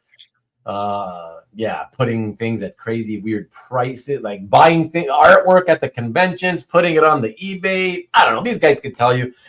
I don't follow eBay, so I don't see any of this stuff, and I'm happy. This way, I don't need to see any of that shit that goes on. John Brown in the house. What's up, John? Alberto says, I sent a purchase request this morning. Got an email 15 minutes ago saying the page was mine and to send PayPal. And then just got an email telling me, sorry, the page was sold. Well, I guess 16 minutes ago, someone else sent the same message and sent their payment faster. I mean, what do you want? Oh my God. Okay, so let me see. So I would have saved it for you. Let me just. I want to make sure I understand. So got it. Sent it. I bet you probably got like this morning. Inquiries. Yeah. That's the key. You sent it this morning. You never paid it. Oh, hold on. No, but You gotta. 15 minutes ago, they're like, you can take it, it's yours. And then within that 15 minutes, I bet he sent a message to a couple of different people. A couple of the people responded maybe after Albert did, but they paid Oh, immediately. And so now it's not available. So you got to strike while the iron wow. is hot. Well, that's a shitty thing. That's a shitty thing for a seller to do. Yeah, I was probably someone new. It was probably someone who's, They just want to make sure doesn't they get their understand. sale, right? Yeah. They're like, oh, I just want to sell this. The show's almost over. I want to make sure I Because sell it. Right? I've had people say that they wanted stuff and not pay me, and I'm sure that they have too. But it's not sold until it's sold. What you could say is, yeah, it's still available. I wouldn't say it's yours. I'd say if I were that seller, I'd be like, it's still available. Here's my PayPal information. And then if someone else paid ahead of them, be like, oh, you know what? Someone else already paid for it. Sorry. Then it's no harm, no foul. But the fact that they said, yes, it's yours, and then sold it to somebody else, that's where they went a bridge too far. Get this one, Matt. So MLB says, I guess he must be Let's go, talking Anthony. about Anthony. I found the only 3 deals on his website. There's so many good I deals guess on his site. went to buy them and got a message saying we have to check if they're available, which that's what they do, and was like, what? And then all 3 couldn't be found. He has such good stuff if you know how to look. Oh Like my he god. has a ton of stuff. And even the stuff that might not be magically priced, you can kind of hit him up and be like, hey, would you take this for it? And if it's reasonable, he'll do it. That's wild. Hold on. So Rich is great. Emailed me fairly quickly about not being able to locate any of the the employee. Okay, got you. Not Rich Donnelly, I guess. Oh my I love god. Rich Donnelly. Yeah. No, hey. This comic got recapped.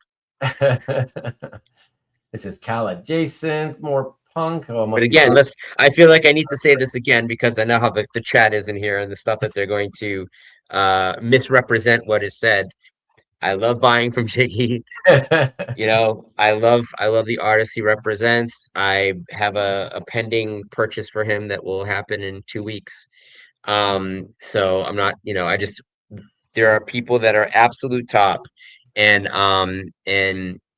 that just I would say outperform what I think maybe the standard expectation is. But and Kirby Art to me is at the very, very bottom. Check it out then. Speaking of which, Alberto of all people, we know we can trust Alberto's word, right? Kirby Art is a crook. And by the way, okay, let me finish reading it. They will literally send different prices on the same piece to different people within minutes. And I can attest to that, not firsthand, but that's what I was alluding to earlier, where I have close friends who have told me exactly that, and also like, oh, she promised me that for the next one that I asked about, like on that next one, she'll, you're the first to ask, so I'll get back to you, the next time I get one. And then emails me, says, okay, I have it. You want it? And then by the time I answered an hour later to say, yes, okay, I'll take it, she then replies, oh, sorry, it's been sold to whoever. Like, so right. So she says, yes, I'll let you know first.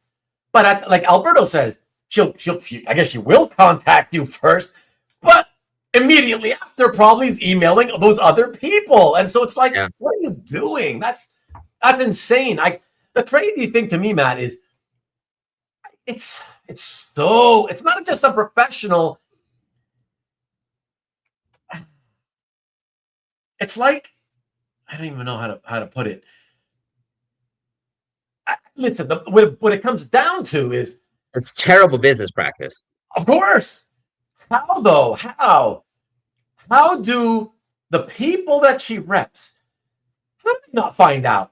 I mean, you know as well as I do. Collectors love to gossip. They tell each other's stories. I contacted an artist who I contacted them first because I didn't realize they were repped by Kirby. Oh, and really? honestly, I think if I had realized that, I would have passed on the piece. Oh. But I really liked it, and I have it, and I love it. but the whole process was incredibly frustrating. And I contacted him. I sent like a bunch of messages, emails and Instagram messages to Annabelle, and I was like, "Hey, is this available?" Blah blah blah. They never got back to me. I sent a message to the artist. I'm like, "Hey, I've been trying to get a hold of someone over there. I'm like, you sure you just can't sell it to me because they're not emailing me back?" All of a sudden, I get an email immediately. They gave me bad payment information, which caused a whole fiasco. It went on and on and on. It wound up being, it took months for something that should have taken a week. And it involved like I had to freeze money in a new financial account. I was like, did I get hacked? It Yeah. was like all this crazy shit. And I could never in good conscience recommend anybody buy anything from them. But she's representing people like David Mack, and so his name is going to carry weight, to the other people. I know, And but I guarantee you, she's Matt, not doing to David Mack's people what she's doing to everybody else's people.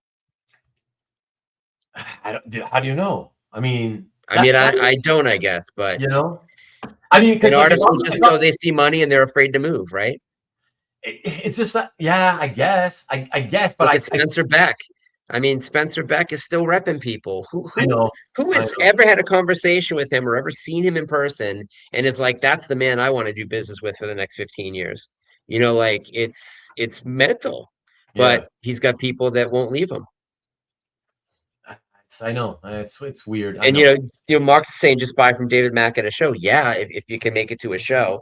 It's ironic coming from Marcus, who doesn't really travel outside of California, but like the fact is too that a lot of his published work goes through Kirby. So his published covers, the stuff that most people want, is going through them, or it's going straight to auction at this point. So there's, and it's not just him, that they handle a lot of like painterly people in the business, some really, really good artists, and some artists who are going to be probably a big deal someday that right now just haven't quite tagged. But she's also, for beginner artists, the prices are pretty high. Like if you compare like someone who's maybe never had a published cover or has maybe only done a variant, and compare that to like a regularly appearing cover artist, the pricing on all that stuff is pretty high. But yeah, they'll absolutely, if it doesn't sell for mega bucks when they first drop it, I get emails about stuff all the time because I asked a question about a Spider-Man piece once 2.5 years ago. They offer me everything, and I'm like, yeah, I'm not really looking for that.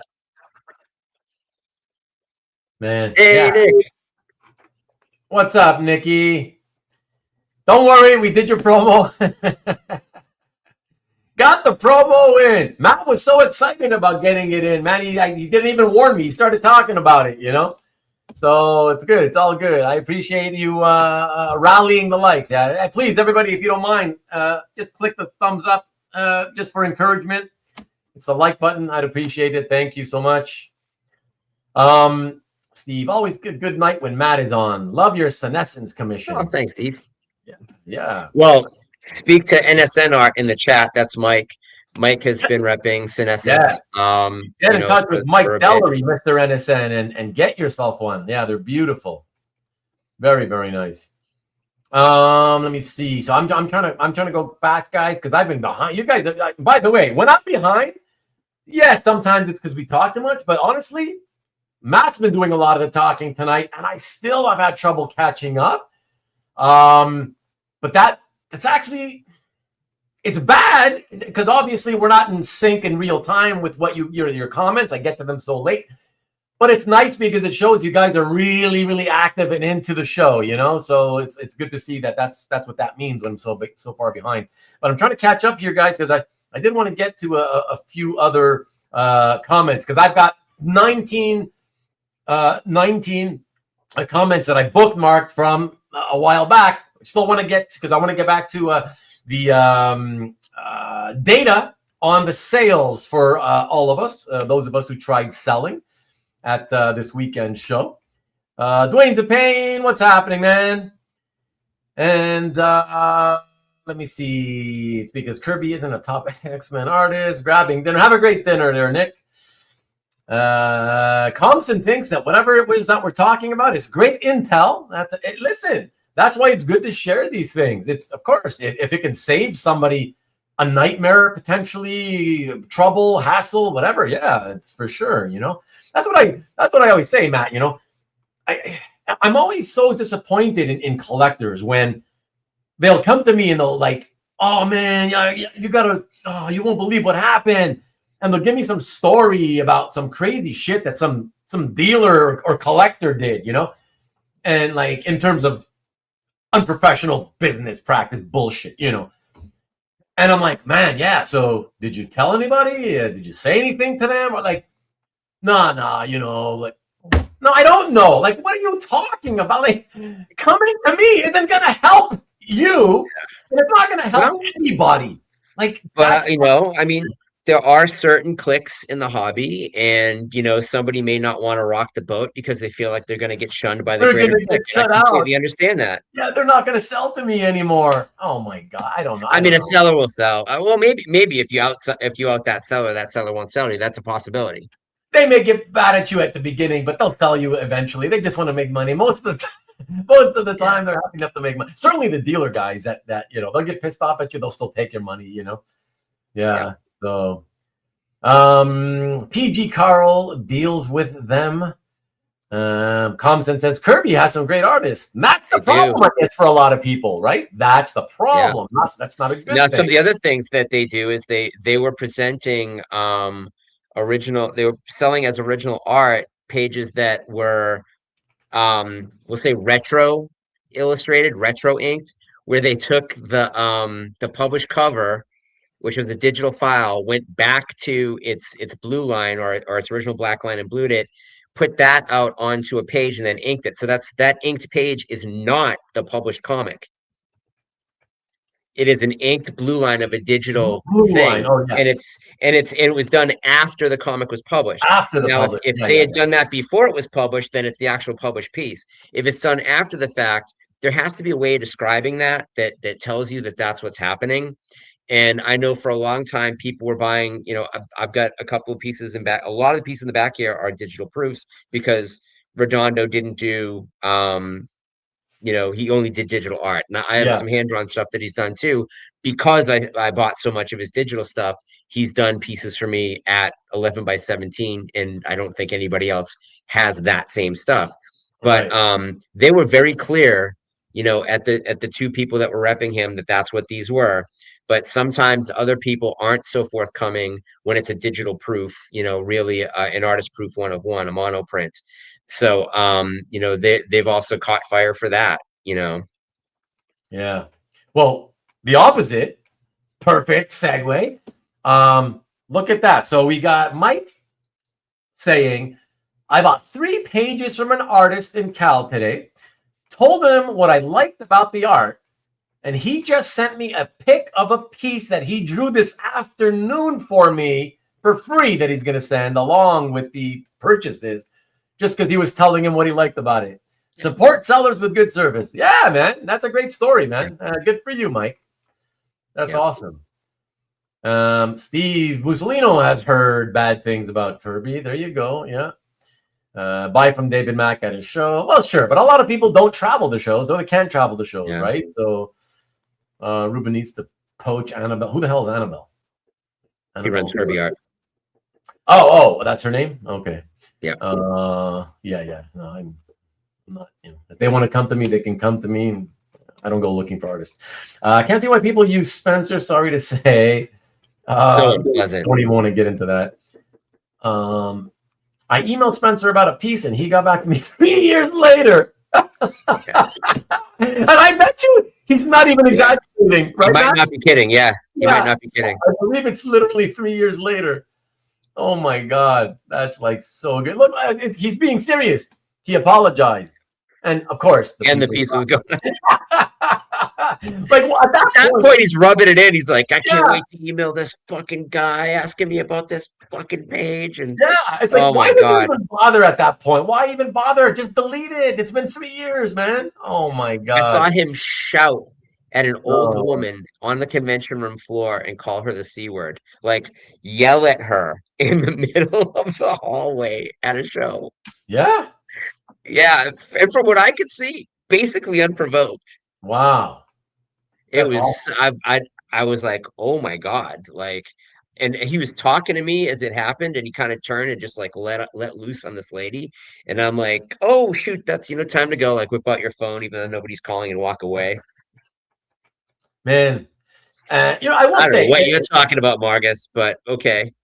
well, yeah, I don't know about what you mean by, because that's not very specific, Marcus. I don't know what you really mean about at a time when the dealers were a bunch of. I can't say I ever was in this hobby at any time and thought, man, all those dealers are a bunch of crooks. Like, Yeah. I can't say I ever had any reason to think that. Okay, yes, a lot of dealers are crap communicators. I've always said that. I'll always say it because it's true. But I can't say I was ever like ripped off by a dealer. Like, you know what I mean? Nobody tried to steal from me, or you know what I mean? Like, yeah. So I don't know what you mean, but if you want to expand on that, Marcus, and he basically made it impossible to buy from him. Like he had like such a weird way of taking payment, like where you needed, as a buyer, you needed to like send him almost like a credit form, of like with what was he used to want? Do you have any people who speak up on your behalf and stuff? And I was like, buy oh, a piece of artwork from you? References. You wanted references. I was like, okay, references. yeah. So I hit him with a couple references. He's like, oh yeah, I know Felix, whatever. And I was like, Sorry, that was sorry, weird. sorry, Matt. Who are you talking about that asked you for the reference? Spencer. Wait, you were trying to buy something? Yes. And why would he need a 2010. reference? You're the He one who has shouldn't. to. You're the one who has I to know. pay him before he sends you the art. I know. And it was like, do you take PayPal? No. Do you take credit cards? No. It's like, okay, how do you want to get paid? And there's many back and forths that are taking hours because he's not like Mr. Response. And oh my God, it was such a pain in the ass. I spent like, I must have bought, and again, this is 2010, so 2010 prices. I picked up something like 10 or 12 pages from him, and asked if it'd be possible, to get a discount because I was buying 10 pages. And he actually didn't have a problem with me asking for a discount. But I was like, well, as far as payment, will you take a company check? He's like, sure. And I was like, okay. Which surprised me that he would take a company check and preferred a company check over a Right, money order. right. Yeah, yeah. I don't know. Yeah, whatever. Yeah. Look at Alberto saying the thing with David Mack is that he does almost identical pieces 20 times, and then you never know which is the real original. They're all original. It's just that they're not very original because, yeah. Well, which one's the published one? If there's 17 prelims, are they really prelims? No, that's not what he means. He's talking about like when he does a commission, he will do kind of like the same sort of, let's say it's a bust. It'll be a very similar bust looking, so it's kind of like, it's just, again, not a lot of thought goes into it. It's just, let me bang it out. And you know what I mean? Yeah. Well, I had him in an exhibition where he did that. This is like, again, like back in 2010 or so, it's 2011. 2011 or 2012. And he did 3 paintings of the same girl, and it was like this, right, and this. Yeah, well, I think what Alberto's talking about is even worse because you kind of can just kind of get this and then this and that. You know what I mean? Like it's the same thing. Yeah. Like, oh, yeah. So it's just like, it's not special, Yes. And his work was expensive back then, to be honest. And look what Rick says. That diminishes its value in my mind. Yeah, you know what? He's right. Because I agree. It's boring, right? You're like, it's a dime a dozen. He does the same thing all the time. Cranking out demon in a glass bottle, like once a year for 25 years. I think whenever anybody is redoing something that they've done before exactly the same as they did it before, that it devalues the original and it devalues any additional version of what they do. We always talk about the fact that, commissions are basically a waste of money, as far as investment goes. They're not a waste because you love them. And you collect waste of money. I never said that. Yeah. I never said that. We'll say they're a poor investment compared to published pages. Yeah. And, if you're thinking about future value, they're not. Yeah, you want to stay with published rather than commissions for sure. Yeah. But if someone is doing unique work every time they do a commission and they tend to knock it out, then that stuff will raise in price because anybody who likes that character is going to want that version of the character, even though it's not published. So, Right. there is an exception, but when people are really just like they got their rote, they got their pose, and they're just going down that same hill. I mean, certainly Arthur Adams does it these days, right? Like you get a lot of very, very similar looking pieces out of Arthur. It's just like, and he's Really? also become like J. Scott Campbell, and that everybody has the same face now. Oh, interesting. I haven't really kept up with Arthur's work, really, modern day stuff, or whatever. So I wouldn't know that. I will tell you, I haven't really heard anybody else say that though. I don't know. He does these sketch covers. He does a Oh, lot of yeah, them. yeah. That's what I see. The sketch covers. I And mean, so like take the to hair me, off and it's the yeah. same face. Like Okay, Norm okay. has the same face as Magic, has the same face as Kitty Yeah, Pryde, has the same face as Phoenix. These are four very different looking women, you know? yeah. I guess I know what you mean. Yeah, I mean, but at the same time, I don't know. I think because it's his way of trying to offer things that his fans can afford, as opposed to this $10,000, $20,000, and $30,000 shit that most of them can't afford. I think it's just like, well, listen, it's $1,000 or whatever the hell he charges. Yeah. Just let me just bang it out, right? And knowing him from the interviews I remember reading as a kid when he was first coming up in 83, 84, 85, I am positive that even today, after all these decades, on a sketch cover, which is just a headshot or bust, I'm positive he still struggles over it. And every line is just, oh, I don't know. It's not quite. I don't think he does anymore. I think that time passed. But certainly for a very long time he was. He grew up 45 minutes away from me, and I Yeah. knew him, a little bit. I used to see him at shows and stuff when I was a teenager and he was a few years older. And he's the best artist in comics in my opinion at that point. And his work was so rare, because he was like a Dave Stevens where he wasn't satisfied with anything and would like, constantly redo and redo. But he became much more prolific, I would say, about 4 years ago. And so actually at this point, maybe 6 years ago. And now, like, you're kind of getting a much lesser version. But I mean, there's a lot of people whose styles have changed. I will say that when he puts the time in and he does it for a published cover, Oh yeah, he's yeah, yeah. still not going out of the park in a way that you're like, God damn, that dude's still good. Yeah. Oh yeah, Yeah, yeah, yeah. Oh, he still the has it. quickie Yeah, stuff is the quickie stuff. yeah. Exactly. Look at Well, like Sean. Adam Hughes. Adam Hughes, like he'll do a sketch cover, and it might be loose, but it's always different. Like Yeah. it's always completely different from everything else that he's been working on, which is something. I mean, if you Something to got to pay that. ten thousand That's true. dollars or whatever for a sketch cover, it should be. But Yeah, yeah, yeah. Exactly, exactly. Like you say, but you never know. Like, there's other people that don't give a shit. They're like, oh yeah, it's all the same. Like, I don't give a crap. Yeah, whatever. Yeah, yeah. yeah, Good to hear. Look at Sean says, Spencer has twice sent me art I never ordered, and I've had to mail it to the person who did buy them. I was reimbursed once. yeah, yeah. But wait a second. I gotta say, because I always play devil's advocate, Sean. It's kind of partially like, yes, that's unprofessional, whatever. He's not paying attention. But you have to take some of the responsibility, Sean, because it's like, why didn't you chase him down and say, where's my fucking money? Give me my money. Like, if he's going, Before I shipped it, yeah. yes, pay me and then I'll ship it. Like, yeah, Yeah. whatever. Like, yeah, that's crazy, man. Look at Hyder. I haven't heard as much good dirt since Comic Art L shut down. The old Yahoo group. Wow.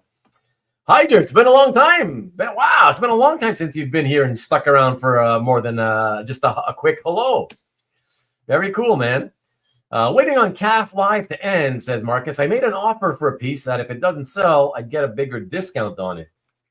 Well, I hope you get it. It'll be ending in 10 minutes, right? And you can tell the ones who no longer doing business now. A list of references. Yeah, Spencer seems insane. No, he's not insane. But the thing is, the guy's always his main He's a thing little is unhinged. he ran his parents' business. That was his main gig. And look, the bottom line is, as a person, I always like the guy. Okay, he's a good person. He's honest. So Marcus was right about that. I don't know if he's right about all the other guys being like crooks, whatever. But Spencer being an honest, he's right about that. And the thing is because he always look, this is the problem. He ran his parents' business, right? And that's a full-time gig. And the thing is that as a fanboy himself, Spencer, okay, I want to, I want to do this little side gig and let me get into repping artists or whatever and conventions, right? Because it's fun to do, whatever. But eventually it got out of control because more and more artists, he would pick them up. He would pick up more and more artists. And at a certain point, you need to, when you have a certain number of artists, you need to devote way more time to that repping business than someone with a other full-time job can really afford to give the repping business. That's really what it all came down to, guys. All these decades later, I can tell you that's in a nutshell the problem at the root of it all. He had way too many artists, and the thing is he was never willing to devote his time full time to that. It was always just a side gig, and yeah, when you're running another business like full time, yeah, you're the service is going to be crappy. That's just whatever, man. And that's what happened, That's why scope creep is what we call it in the business. Say it again. Scope creep. Gulp? It's when your scope expands, it just creeps up on you. And all of a sudden, what started as a supposedly small task becomes an unmanageable task. Yeah, good way to put it. Maki says that Spencer was a bit condescending to him when he asked him if he accepted time payments. It's. I will say, look, he's kind of gruff. He's your kind of typical that tri-state area type guy. If you think about New York or New Jersey, Connecticut type guys, he's that guy. And yeah, I will say not a tri-state. Connecticut is not the tri-state. Oh, that's not part of New England. Pennsylvania. Oh, that's true. Sorry, that's New England. That's right. Yeah. But it's near enough that whatever that area, whatever. Okay. But the thing is, he's that kind of guy, and for everybody that, and trust me, Maki, you're not the only one who has ever said anything like that. Trust me, he can be like that. And then you'll get a bunch of other people going to bat for him and say, oh, but he's always been amazing to me, blah, blah, blah, blah, blah. Whatever. He's got a certain personality, but he's certainly honest. But yes, the fact that he never devoted more time to the comic art because he just had to devote his time to the family business. It's what kind of made all the problems you guys complain about in regards to Spencer. It's related to that. So that's the thing, right? You can't force him to not be a rep anymore. So it's what it is, But I mean, he's a golden example of artists will stick with people who are probably bad for their brand for decades. So it shouldn't surprise us, that, David Mack is with Kirby, who are not the best, representatives for what he does. Certainly what he does, because he's not a digital guy, So they're kind of trading off of his name and reputation to push the other artists, and that's not a good thing for him.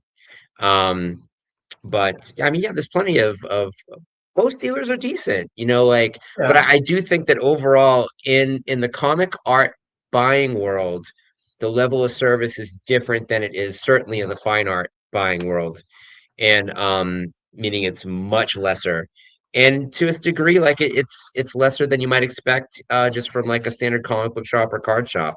And usually when you're spending a lot of money, and by design, art is usually more expensive than necessarily the comics or the cards, that you would expect a higher level of service, but it just isn't always there.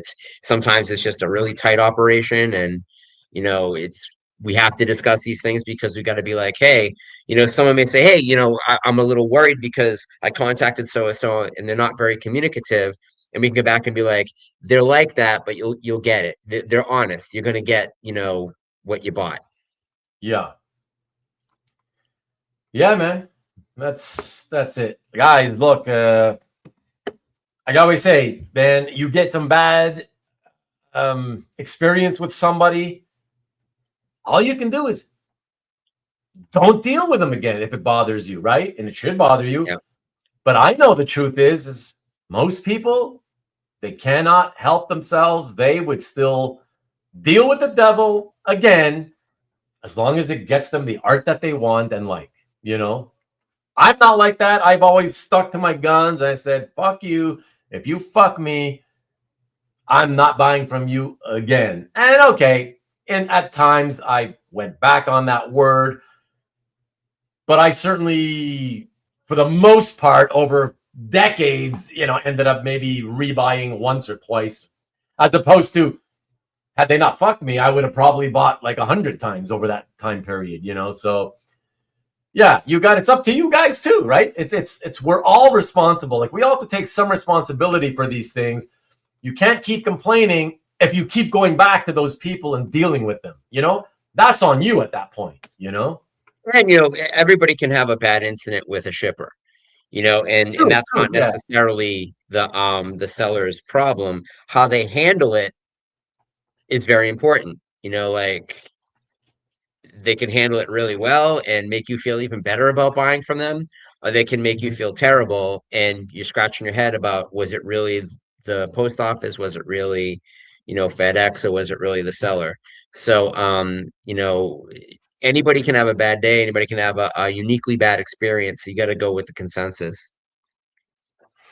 Yeah, I mean, well, let's say this. I mean, by design, CAF is very positive minded. CAF is about promoting the hobby and not really bringing in, you know, not discussing anything negative. It's just Yeah, not the brand. It's not what they do. Let's say, Matt, because you know, you've been here long enough, you know, that's all I've ever been about is promoting the hobby. Shit, when I was watching every fucking minute of every show on Comic Art Live, it was all in service of trying to help promote the hobby and get people more interested. But you know, so that's all I've done with my channel. That's what I ain't here to try to make fucking money. We do a lot. We do a buyer beware that CAF would never do. Oh, no. That's what I'm saying. I just want to clarify. That's what we do too. It's just that, like you said, and then your point is absolutely well taken, that the difference is because they've got financial things to worry about, right? And I don't, because I'm not trying to make money with this. And this is why I don't want to, but from the beginning, it's one of the main reasons I didn't want to try to make this some kind of monetized thing. It's because I wanted to be able to do something where we could talk to other collectors in honest ways. Like you said, not always, oh, rah, cheerleading, everything is great. You know, I wanted to be honest and let other collectors know there's a place where you don't have to just sit there and listen to all the bullshit, you know, telling you how awesome and great everything is and nothing is ever negative. Like, no, man. So that's why you have that channel. You can listen to whatever the heck you want on that channel. You get, you know, good things out of it. But yeah, they try to avoid the negative stuff because, you know, if you do that, they obviously it might affect their, you know, whatever, the money making ability, whatever. So I understand that as a business, you know.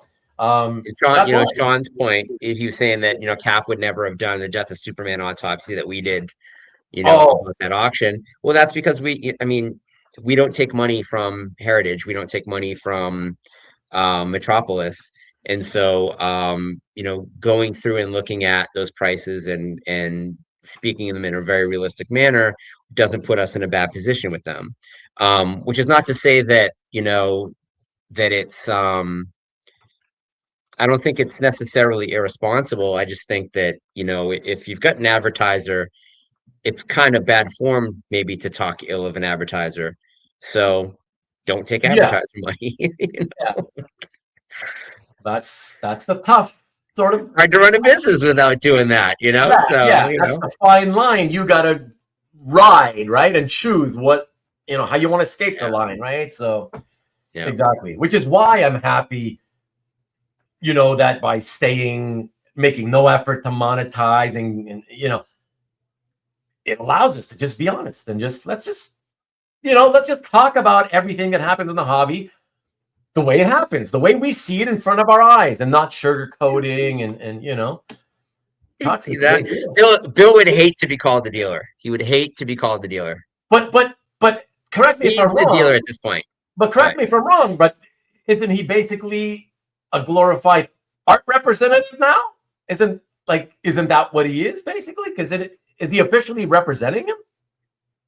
I don't know if you can say that Bill is, but I think that the Oh, channel has oh. definitely drifted into People into tell art me it's him. sales. That's why. So I don't know. I'm I just mean, who hearing. knows? Yeah. It's more than just Bill at this point, right? Like there's a lot of Oh, people involved. But I yeah, know yeah, that he has for a very long time fought the label that he is a dealer. But they sell work and I buy work from them, so I'm glad yeah, that they do. yeah, for sure. The reason why some pieces sell with one dealer and won't sell with another. What's that reason? Well, I mean, they're different pieces though, too, Marcus. Catskills, great. Okay, What'd they say about Chiaroscuro? I didn't catch that. oh, he just asked if anybody has dealt with chiaroscuro, and so far They're I'm not. expensive, I'll say that. Are they? It's shipping from Brazil and it's expensive. Okay. Oh, that's true. Yeah. Yeah, Alberto, I hate that too. When some reps represent artists who, and we've talked about this here before. Yeah. When the artist agrees to be represented, but they refuse to send the rep their artwork, and they just tell them, yeah. When you make a sale, and then I'll send it to you. That's like, as a rep, I said this the last time we talked this when this topic came up. As a rep, at that point, that's when if you really want to be a pro rep, cut ties with them. Either insist they send you the art, or say, okay, look, we can't work together. Because it's so. Or you have to trust them implicitly. But it's not about the trust though, Matt. It's once you accept that arrangement, your service is gonna suck balls. Because if I order a page from that artist, I've done it and I've never had a problem with it. I've never had an artist not send a piece that is sold. And especially now that I don't have a brick and mortar, but I still do exhibitions, I have to rely upon a direct sale model. And sometimes if it's going to be an international sale, I'll have the artist who's local or we'll say local to the United States, the lower 48, deliver it to me and then I'll package it for shipping internationally so that I know that it's packed correctly. But I also am running, in the fine art world, you're running 30-day and 60-day shows and nobody's expecting to get their delivery before the end of the show. That gives me a long time to be able to get that piece out to them, as opposed to buying a piece on a website and expecting it next week. But I mean, I think we can all probably count on one hand the amount of times we've gotten pieces in a week from dealers. Like the dealers that will send you something in a week from the day that you pay them is like 5 people. Yeah, for sure. Oh yeah, it runs the gamut, Let me see. Look how long Arthur Adams stuck with Fanucci. So is he not with? Does that Fanucci guy no longer have anything to do with him? Is Arthur just him and his wife and that's it alone? Do you know, Matt? No, I think he works with Essential, right? Oh, he's with Essential. Oh, I think okay. So. Okay. All right. He was funny, annoyingly funny. Who? Yeah, sorry, man. I'm so far back. I think he's got to be talking about Spencer Fanucci and Arthur Adams. And then you commented he wasn't that funny. I think you already responded to him in the chat. Oh, that's when we were talking about Angelo. Oh no, you were. That's because Tom had said. They were talking about Mancuda in the old Yahoo group, Comic Art L Yahoo group. Oh wow! And yeah. Tom had said, oh yeah, I missed that. He was so funny, or whatever. And it's like he wasn't funny. No, there was a small group of you who thought he was funny, and the rest of us thought, oh god, he thought he was funny. Yeah, he wasn't. But anyways, I guess different strokes for different folks. I guess different senses of humor, I suppose. Tom, you take the good, you take the bad, you take it both, and there you have the facts of life. I used to love that show. Let me see. People will wait 3 years. People won't wait 3 years for a commission. People will wait 9 years for a commission. MLB, just correcting you because you need. I know you're newer. You still need to learn some shit. Yeah, people will wait a lot longer than 3 years. Yeah, that needs to change too. That really needs to change. We need to normalize not accepting money within 5 months of delivery. that get on a list, maybe give a very small deposit, and then they don't charge you until, if they're not going to deliver in 6 months, then they shouldn't be charging you the bulk of the money for the commission, until within a 5 month window where you can get your money back from PayPal. It's out of hand, like how many people are. I mean, you're at their mercy once it goes beyond 5 months, or you have to work out a deal with them where you're like, you know what, every 5 months, I'm going to stop payment on this and reissue Yeah. it again. Yeah. I agree. I mean, I've often said something like, but listen, what it comes down to, Matt, is in my opinion, it's not even on the artist. The artist, look, artists by their nature, not all of them, but I'm generalizing, of course, because it applies to a lot of them. Artists by their own nature, historically, have been, and I mean artists, not comic book art. I'm saying artists in general are flaky. They tend to be flaky characters, right? Their personalities, So that means it really does come down more to collectors needing to have the balls to stand up to that shit, And like I have a lot of guys over the years tell me, but I did stand up to him. I'm like, oh really? Like, what did you say? What did you do? I'll be like, oh well, like he told me it was gonna. Okay, he told me okay. This time I promise it'll be out in the mail 5 days from now. And so what did you do? And when it didn't, well, I was a little patient and I waited until like that Friday came. It was 5 days later. And then I waited like 5 more days. And then I asked him again where it was. It's like that's how you stood up to him, by emailing him to ask him where it was. That's not but I mean, standing up to them, man. How many forms of communication do you necessarily have with an artist? You might have them on Instagram. You ask them 3 questions, they block you. You have their email. You don't have their phone number. You don't have their home address. You don't really have any course of repercussion, which is why it's generally better to deal with an art rep who is one level of responsibility between your money and the commission. You're going to pay more for it because they're going to take their cut usually. But the fact of the matter is that you have no protection once it goes beyond 6 months. At least if you bought it through a rep, if the rep is a decent rep, they'll get you your money back because they probably haven't paid the artist yet. They're probably saying, I'm not giving you your money until you give me the piece. So yeah. I for sure. I'm with you, man. I'm with you. Matt, at this rate, how will Ruben get Sarah Jane Blum on his show to talk illustrations? Listen, had she not joined Heritage and she approached me and said, hey, I saw you did a couple of episodes of illustration art, non-comics, whatever. Would you ever want to do something? I would have happily done something with her. I met her in person one time at the Windy City in Chicago.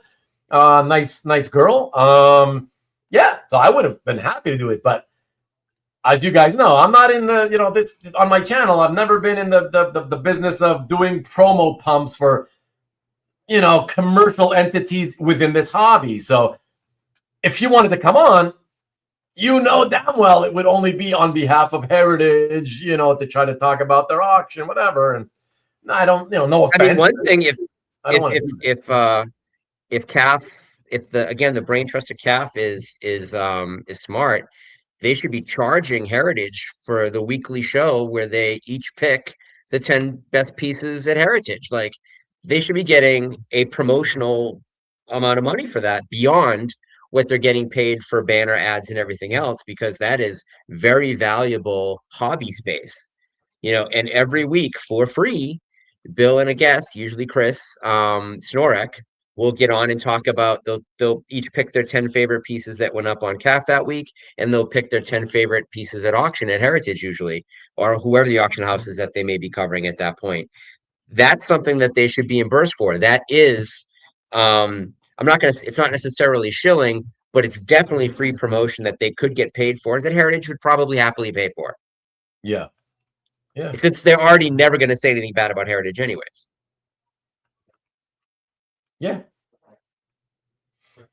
Nope, same piece won't sell with certain dealers. That's what you were talking about much earlier. It gets sold with another dealer. Yeah, I don't know. I don't know what you're getting at though. Like, what do you? Some dealers have a deeper reach, and they've got collectors that Oh, will buy that's for almost anything sure. they sell. Yeah, yeah. That's for sure. That's for sure.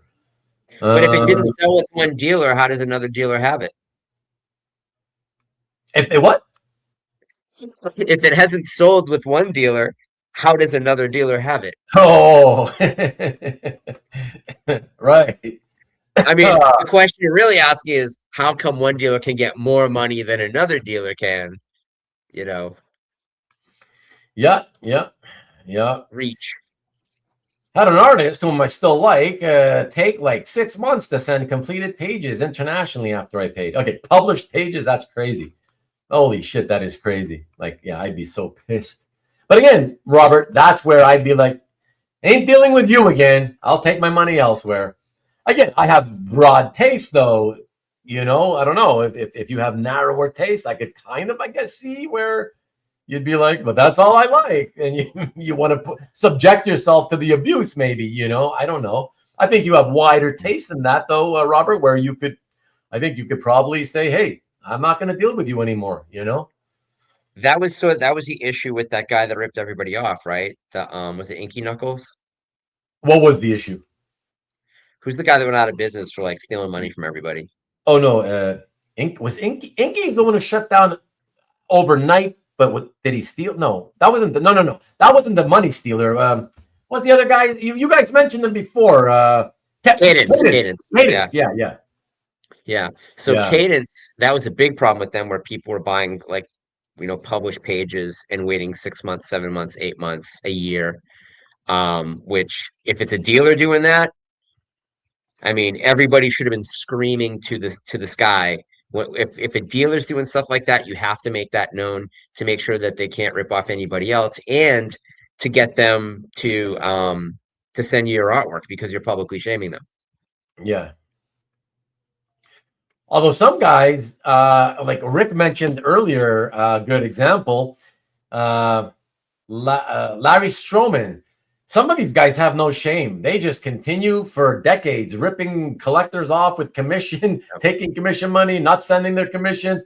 And then, so funny, guys like Larry Stroman, literally, I mean, you talk about balls, Matt. You talk about fucking balls, man. The audacity, okay? So some guys, they will speak up. And they will complain, right? They'll try to spread it out, like on Facebook or something, right? And fucking Larry Stroman will try to humiliate them. He will try to humiliate them and put them down for complaining that he ripped them off. And he's owed them artwork for 8 years. Yeah. Imagine. I mean, I'll throw another name out there. Don't buy anything from Sass Christian. Sass Christian keeps advertising the same couple of pieces up on her Instagram as being new pieces for sale, and has not delivered artwork. She's owed me a piece for a year. And it's unfortunate. I know 2 of her galleries and have reached out to one of them and been like, hey, just so you know, you may be getting some angry calls. And they were like, we actually don't work with her anymore. And I was like, oh, now I'm never getting my artwork. So yeah, don't give Sass Christian your money, people. Don't give David Lapham your money. Really? 100 Stray Bullets guy. Yeah. Right? Stray Bullets? Yeah. Stray Bullets, yep. Yeah. So if you want a David Lapham piece, you got to buy it from a collector. If you want a Larry Stroman piece, you got to buy it from a collector. If you want a Jay Lee piece, you got to buy it from Nick. Oh yeah. Yeah. They say, Heritage sponsors the show weekly. It's not free promotion. Yeah, that's true. No, but they sponsor. A sponsorship is you mentioned, hey, this week's show is brought to you by Heritage. They spend 2 hours, at least an hour and a half on 20 different Heritage pieces per show. Right. But I that's why I've always assumed, tell me if you disagree, I've always just assumed that what it is actually that it's maybe a much more involved sponsorship than the standard, what you just explain, right? Like a lot of random nobody, no name people on YouTube out of the millions who have channels, right? They get sponsors, people Yep. we've never heard of, right? They get Yep. sponsors because companies reach out. They see, oh, this guy or girl gets this many views on all their videos. It's the kind of channel that I think their audience would like our product. And then they reach out and say, hey, would you want to do, hey, I'll pay you this much. And you talk for a minute And about usually my it's not product. pay. And usually it's not even pay because we're in a very small ecosystem. So like the Yeah. people with the most followers in the comic book art space don't have a shit ton of followers the way that, influencers would normally get paid. So like if you're watching, like Swaggle House and he's sponsored by PSA or CGC or something like that, then I guess Heritage, then they still talk about Heritage, and he still talks about having problems, with some of the practices. But he's not going to turn down their money because he's a guy with like 75,000 Right. followers. Right. So, but I don't think they're giving him money. I think they're giving him free slabbing.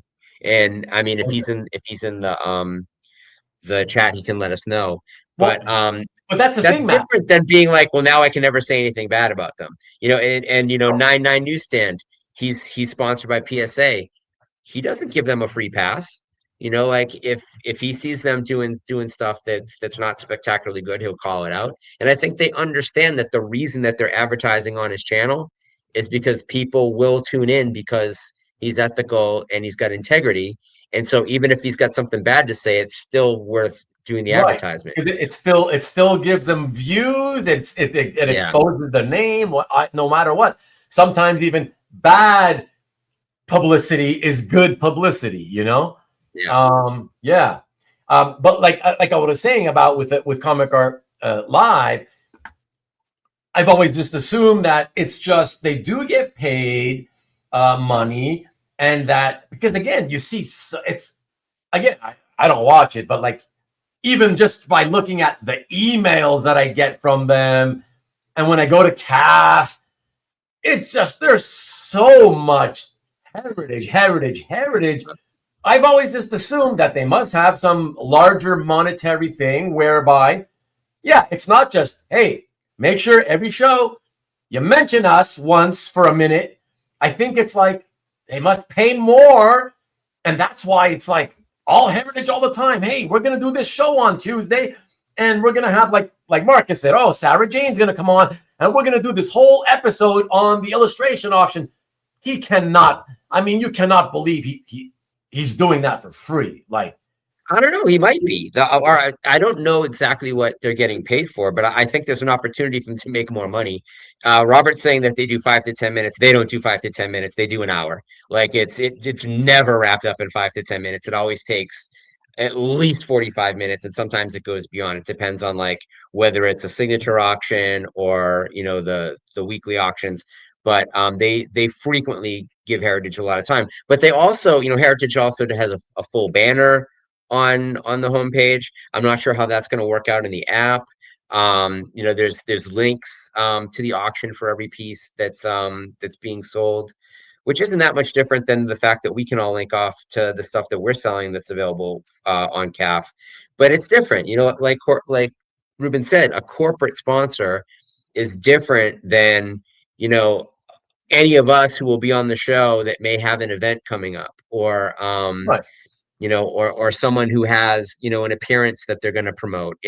That's very Yeah. different than a corporate sponsorship. Yeah. And I guarantee that Heritage, and I mean, it's not just Heritage that advertises, but I think his advertising rates are low.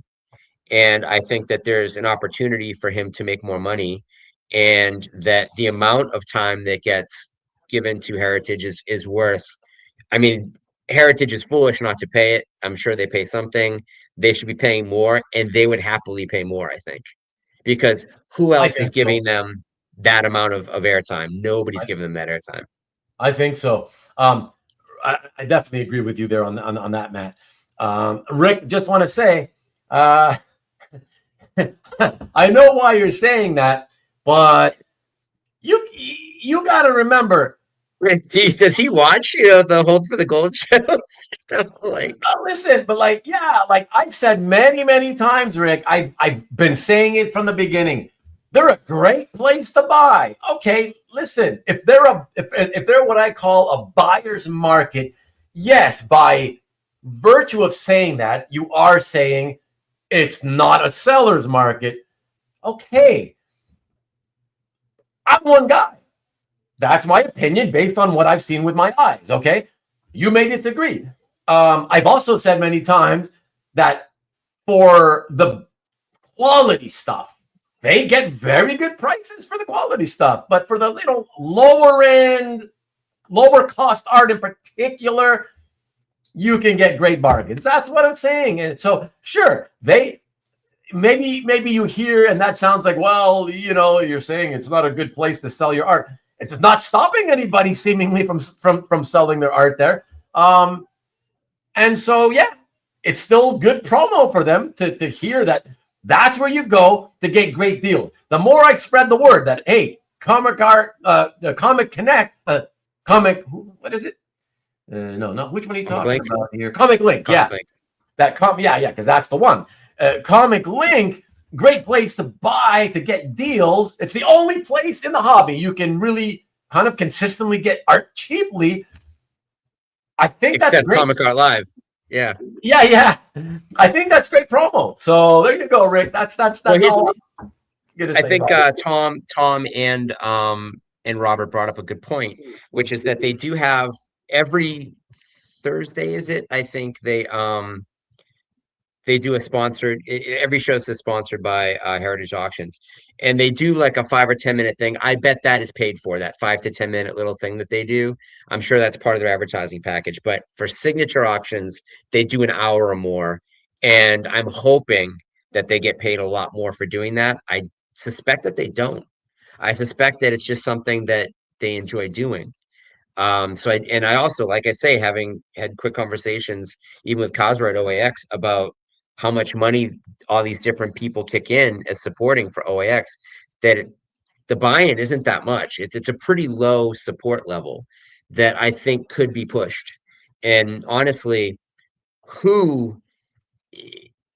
if Comic Art Live stopped talking about Heritage Auctions would have a noticeable drop on their weekly Wednesday shows. Like, I find out about pieces that I see in that show, and then I go on Heritage, and then I find other pieces that they didn't discuss, and I end up bidding. And whether or not I win or lose, I've pushed the price up on the winner. So, like, I'm not the only person. So if they were to stop covering Heritage or Hakes or whoever, then they would see, I think, an immediate decrease in business. Do they appreciate it? I don't know. But yeah, I mean, like, they do have a very, very heavy footprint on that channel. And I think Bill and company could get more money out of them. If we didn't know better, man, they deserve it. They deserve to get more money out of it. Yeah. If we didn't know better, like if we were kind of new to this hobby or whatever, and right, but we're very sort of, we like to look and be very observant and see what's going on. We'd be thinking, oh, Heritage, I think they probably own that channel. They probably have some kind of ownership in that company or whatever, because that's how heavy it looks. The partnership, Yeah. You know what I mean? Like, it's really that deep. So I wanted to say to Mark Melchior, now in Britain, My buddy Mark, we have it. That's your friend? Yeah. Yeah. Okay. That's right. Because I remember him being here before. Yeah. He's saying art show fraudsters are the worst. Now, are you talking about the kind of non-comic art type shows, Mark? What's he? Do you know what he's getting at by any chance, Matt? I think he might have been talking about when we talked about Kirby art and some of the shady, business practices that we discussed. But that's it's common in the fine art world as well. And Mark is an exhibited painter. He's an incredible musician. One of the most phenomenal guitar builders that anybody could ever meet. And actually, Mark just released a new record, so you should follow him, Mark Melchior. He has been in the music business forever, but he's also had a foot in gallery work. I've exhibited his work before, and he's had some experience dealing with a bunch of different types of galleries, and he understands, that not everybody operates the same way. Yeah. Let me see. What else do we got here from the fine fellas in the chat? But they And they do Comic Connect only shows as well. Exactly. Like I'm that's true hoping too. that all of these shows that it's a massive amount of pay, like that it's a substantial amount of money that they're getting in for giving Yeah. that amount of coverage. Yeah. And because That's it doesn't come purely off as pay to play. no, that's purely commercial, right? Like that's what I've always assumed. It has to be purely commercial. Like, come on, you have a comic art focused channel that initially, remember, guys, it started as just okay. Let's talk with these dealers, and then let's talk with collectors and dealers and interview collectors. Right? It was all for fun, whatever. And then okay, let's start monetizing a bit if we can with this fun dueling dealer concept. Okay, fine. But over the years, holy shit, the channel has really become it's like an advertising ground for all of the hobbies auction house platforms, right? So I have to believe it's got to be purely a financial thing, which it should be because they need to make money. But yeah, I find it hard to, I don't know. Maybe it's because the business guy in me refuses to believe that anybody would be stupid enough to be like, oh, what's that, Vince? Oh, you want me to do a 1 hour or 2 hour show and pump your upcoming auction? All right, sure. I need content. You know what I mean? Like maybe when it was brand new, but like now, I don't think there's any reason for them to do that. So I find it hard to believe that it's not financial. They've got to be. Well, I think everybody knows, and certainly a lot of people that Sponsored. are in the chat have done amateur dueling dealers and are familiar with this, but we kick 5% back to CAF, for every piece Right. sold Yeah. on the show. And that's nothing. As a private collector, kicking 5% back is nothing. If I'm a dealer, it might be different. Because if I'm a dealer, that may be a big chunk of my participation with the artist. But that's why most of the people that are on the show aren't current reps. They're people that have collections of work, people that are, as we say, almost library collectors like Anthony or like Berkey. But if that small amount is the model, and you carry that over to Heritage or whoever, there's no way that they're kicking back 5% of the auction. Like that just isn't happening. So whatever they're paying is a bargain. Yeah, I think so. I'm curious, Tom. Tom says, but it's also content, and I guess he's talking about these previews of auctions, whatever. It's also content, and it's what we want to see. So it's a win-win either way. I'm curious. Do you really want? I mean, clearly you, Tom, want to. You'll watch anything, and that's fine. I'm curious though, because only you guys, you're there all the time on Comic Art Live. Are those, incessant? I have to use that word because it really feels incessant. Are those shows where it's another preview for this guy's auction or that guy's auction or this auction house? Do they still get like good views or like? I don't know. I would have thought people would be like, okay, I've had it up to here with another auction.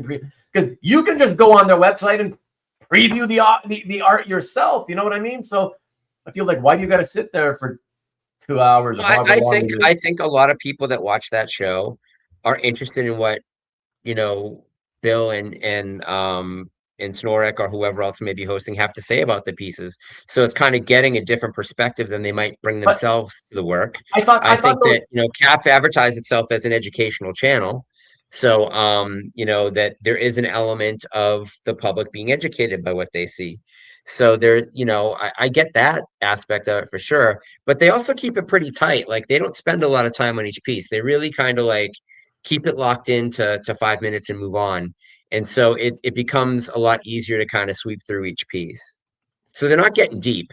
So a lot of it does come off of like, wow, look at that. That's really cool. Isn't that really cool? Yeah, I think that's really cool. So you're not really actually learning a whole bunch necessarily about the work on every piece, but you're at least being shown it, and then you can always earmark it and get back to it later.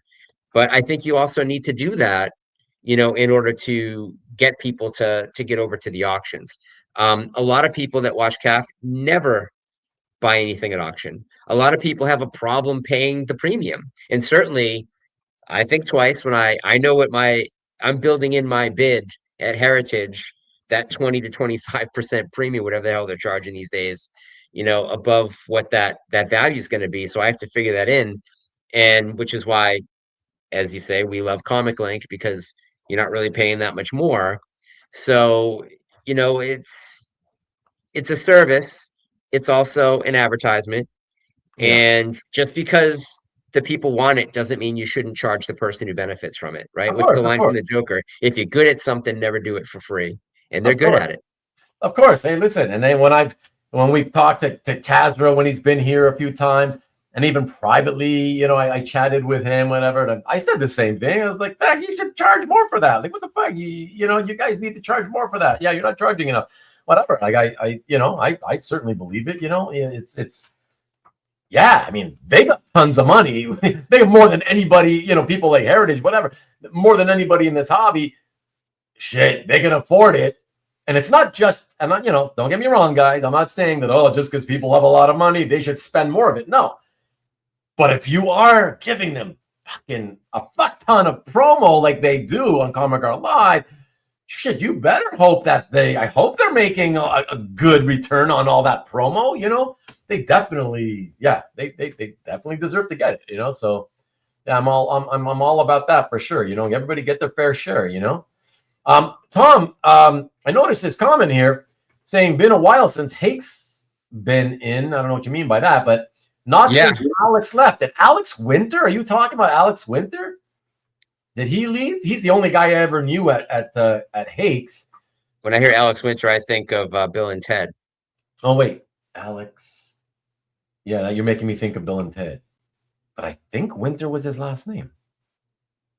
Maybe. Anyways, let me know, Tom. But yeah, I've also noticed I haven't seen a lot of Hakes. I haven't seen a lot of That's true too. That's Prop true. House place. That's true too. Why? Have they been having auctions and they're just not advertising on CAF, or like what's up? They might not be advertising, and they may be doing an AB where they're like, let's try advertising with CAF for 6 months. Let's try not advertising with CAF for 6 months. A lot of businesses will do that instead of just blanket spending money. They want to understand if there's a benefit to it. And again, I've been looking a little bit at the comments today, and I want to make it clear. No, I watch that show all the time. I love watching that show. We're not saying don't watch the show, because Robert's like, where else are we going to watch? Where else are we going to talk about comics or whatever? And it's like, his point is that, he can't go to his local bar and do that. There are certain cities where you can do that, but no, absolutely do that, and do it from the comfort of your own home, and watch the show where people are talking about stuff. I think it's a tremendous benefit. It's a plus benefit to fans and to the companies that are being promoted. We're not criticizing any of that. If anything, we're saying they do such a job that it deserves better compensation. Like, so when I read the comments, I'm like, are you not hearing what we're saying? Like, are you completely not getting the gist? Like that this is praise. Like that's it. Yeah, exactly. It freaks me out, like, because I feel like I'm very clearly saying very positive and good things. Yes. And I'm seeing things that don't make any sense to me in the comments. This is the thing, Matt. You know what it is? I think it's just that human nature is such that, again, that whole thing we talked about where positive. I don't want to hear anything negative. And it's like we could talk till the cows come home about, oh my God, they're amazing. Great place to buy art. Oh, these guys are amazing because, they have the great art. Blah, blah, blah, blah. Nothing. The second you say, but, on the other hand, and you play the devil's advocate and you say what's not as great, that's all they end up hearing. Some people only hear the negative shit and they don't remember you said anything great. Like, it's like, come on, man. Like, listen to everything. Yeah. You're the best on earth. What do I suck on Mars?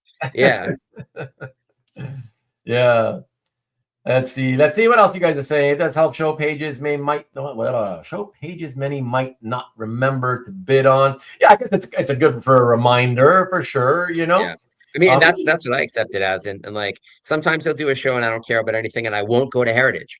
I won't check. And I do that as someone who knows that they're not even going to pick the stuff I like. Like that my taste and their taste is, almost never shall the twain meet. but but it still has a massive influence on whether or not I check in for their auctions. So, and I spend money. So as just thinking from my own point of view, and I know a lot of you guys spend money too. I watch Alberto spend money every week on every show. I don't know where the money comes from. I'm not asking. I'm not the IRS, but you know, you are clearly being influenced by what you're seeing, and it makes you feel more of a part of a thing, which is great. Those are three basically very different services. And one of those services deserves higher compensation. Honestly, membership should be more expensive than it is. But I mean, there's also at a certain point, if you are maintaining a gallery at a website, you're driving traffic to that gallery. So the idea of paying for it only makes sense if you're going to participate in the two live conventions every year. Otherwise, if you need to have an archive of your stuff, you can have an archive of your stuff on a laptop. You can have your own Instagram account. But what you get for that nominal fee once a year is business access if you pay for the beyond premium of getting auction results and sales results. Very valuable service. If you are at all interested in having a larger format artwork posts that you can lead people to, because you don't necessarily always want to lead people back to your website or some other social media. I mean, I have a business site, so I have no problem doing that. But some people want to have, that idea of, well, at least if they're on Capital Legit, I want to block illegitimate people from reaching out to me. So there's a security aspect to having a site like that does all those things. And as they've gotten bigger, as they've gotten the scope creep, you start to notice that, oh, well, maybe we should do this and maybe we should do this. At the end of the day, you may now have a site that isn't exactly what it started out to be, and you have a lot more services that can slow down the site, that can, maybe not fulfill everything that you want because it's actually serving too many purposes. But I don't think any other site, certainly no other site that's come along yet, has done the job that CAF has done. Yeah. And when you look at, someone talked about Zatari and Dinesh's site. To me, that just looks like a preview for something that's going to be sold. Like, it doesn't really seem like love of the hobby. Well said, man. I agree. You know. Um, yeah, and thank you, Mark. Yeah, he clarified what he was referring to. Gave an example. Palm Spring About, Galleries. Yeah, hold on. Let me see. Where the heck did it go? Damn it. I've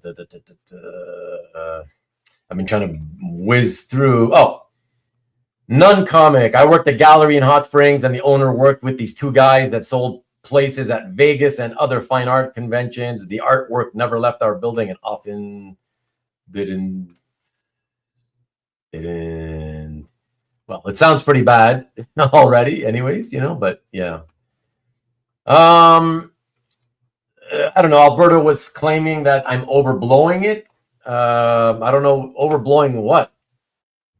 That fact that I said that it looks like heritage is very, very tied in with Comic Art Live. I don't think that's overblowing it at all. It's for the last 3 years or so. That's the most prominent thing. There's an argument to be said that it's a bigger promoter of Anthony Snyder and Romita Man.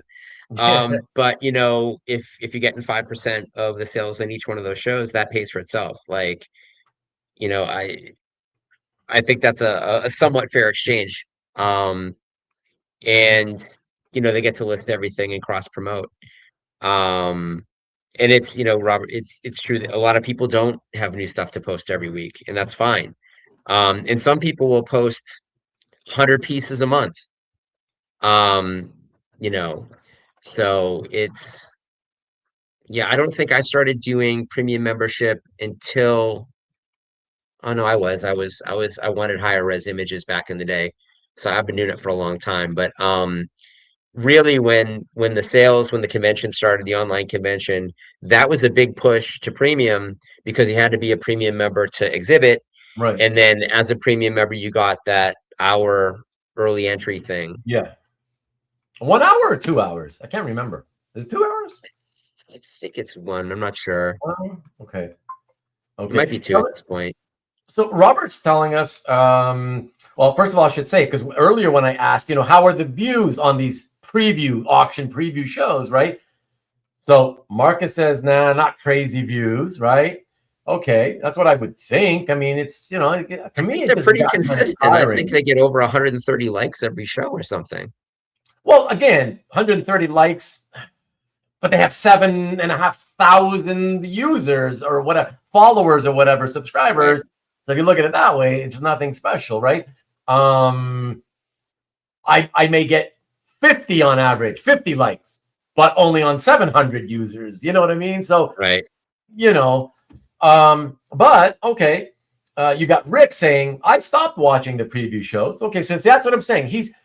I'm not saying anything bad. I'm just saying I certainly got tired back in the day when I used to watch them. I thought that was boring, But Robert, on the other hand, is the opposite way. He's like, the upcoming auction shows seem to have pretty good attendance. Okay, with the same crowd. It's like a chat room with art being shown. I get it. I get what it really kind of is. And so he says it doesn't matter that it's an upcoming auction or not. Yeah, so it's like for guys like you, Robert, and Tom, you're okay. You're happy to be with the same people. It's like a hangout, right? So like it is here. You hang out, you look at some art, whatever. Yeah, that's fine. I guess I'm just surprised. I don't know. When you're not getting all that many views for a channel, it's the leader in the space, that channel. It's not that many viewers. I don't know. I just think they could be doing something else. But then again, as I say, the reason they continue to do those shows is because it has to be a much larger sort of, a whole agreement, a financial agreement to a whole much larger sponsorship thing, which is fine. The company has to make money. So I understand why they do it. So no problem there. I'm pretty sure, as far as the whole, CAF's growing footprint within the hobby, that OAX is going to replace San Diego Comic-Con for a lot of art dealers, that they don't have to deal with the tables are so much more expensive at San Diego. The hotel situation is so much more expensive in San Diego. It's a hassle. That show, like, you can't bring your own shit in and set up. Like, you have to pay the stevedores to bring your stuff in for you half the time. That it's become San Diego Comic-Con has become this big unwieldy thing for a number of different sellers, all of whom, if they have another thing to do, will go do it. So like the toy people years ago were like, we're not doing San Diego as much anymore. We're gonna do decon. And now the comic art dealers are like, at this point, I'd rather do OAX because anything I'm selling at San Diego is leftovers, of what I didn't sell. Now it's going to be March, so it's only a few months away from San Diego Comic-Con.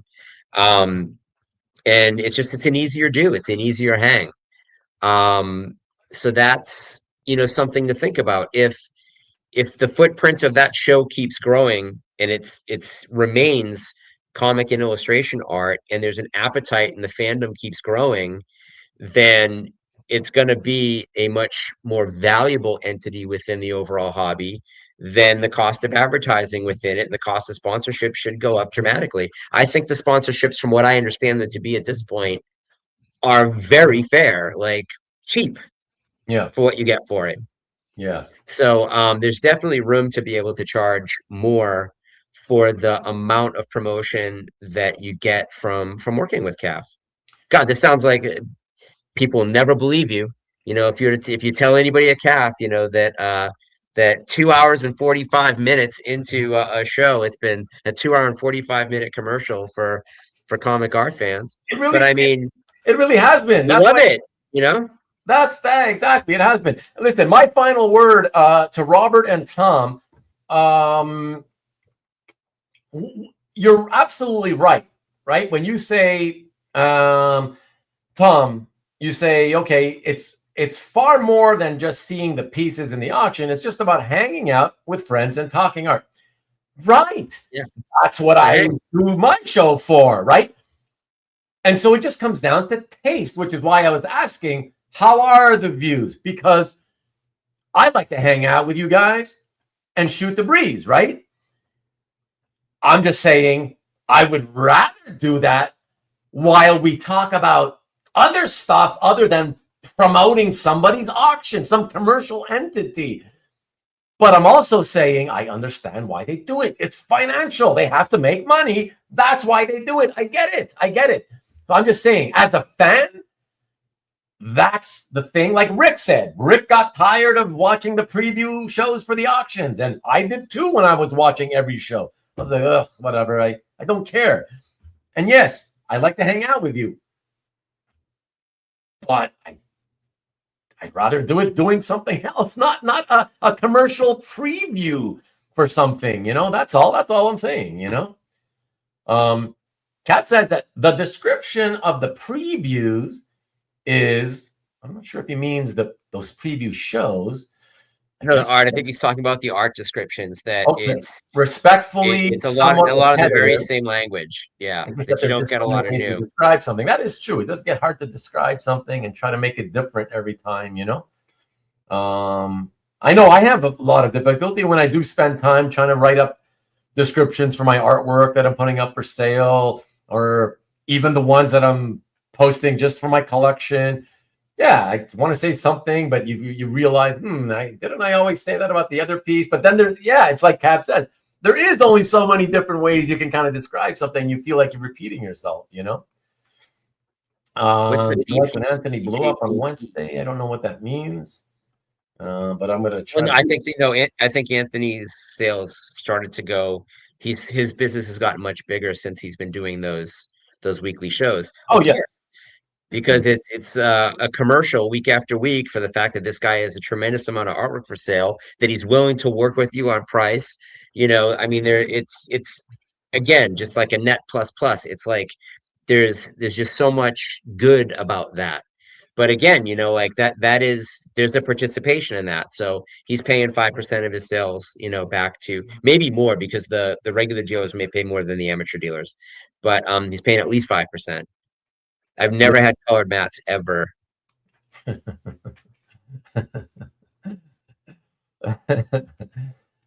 half off Hembeck was hilarious. There was a Hembeck recreation priced at $400.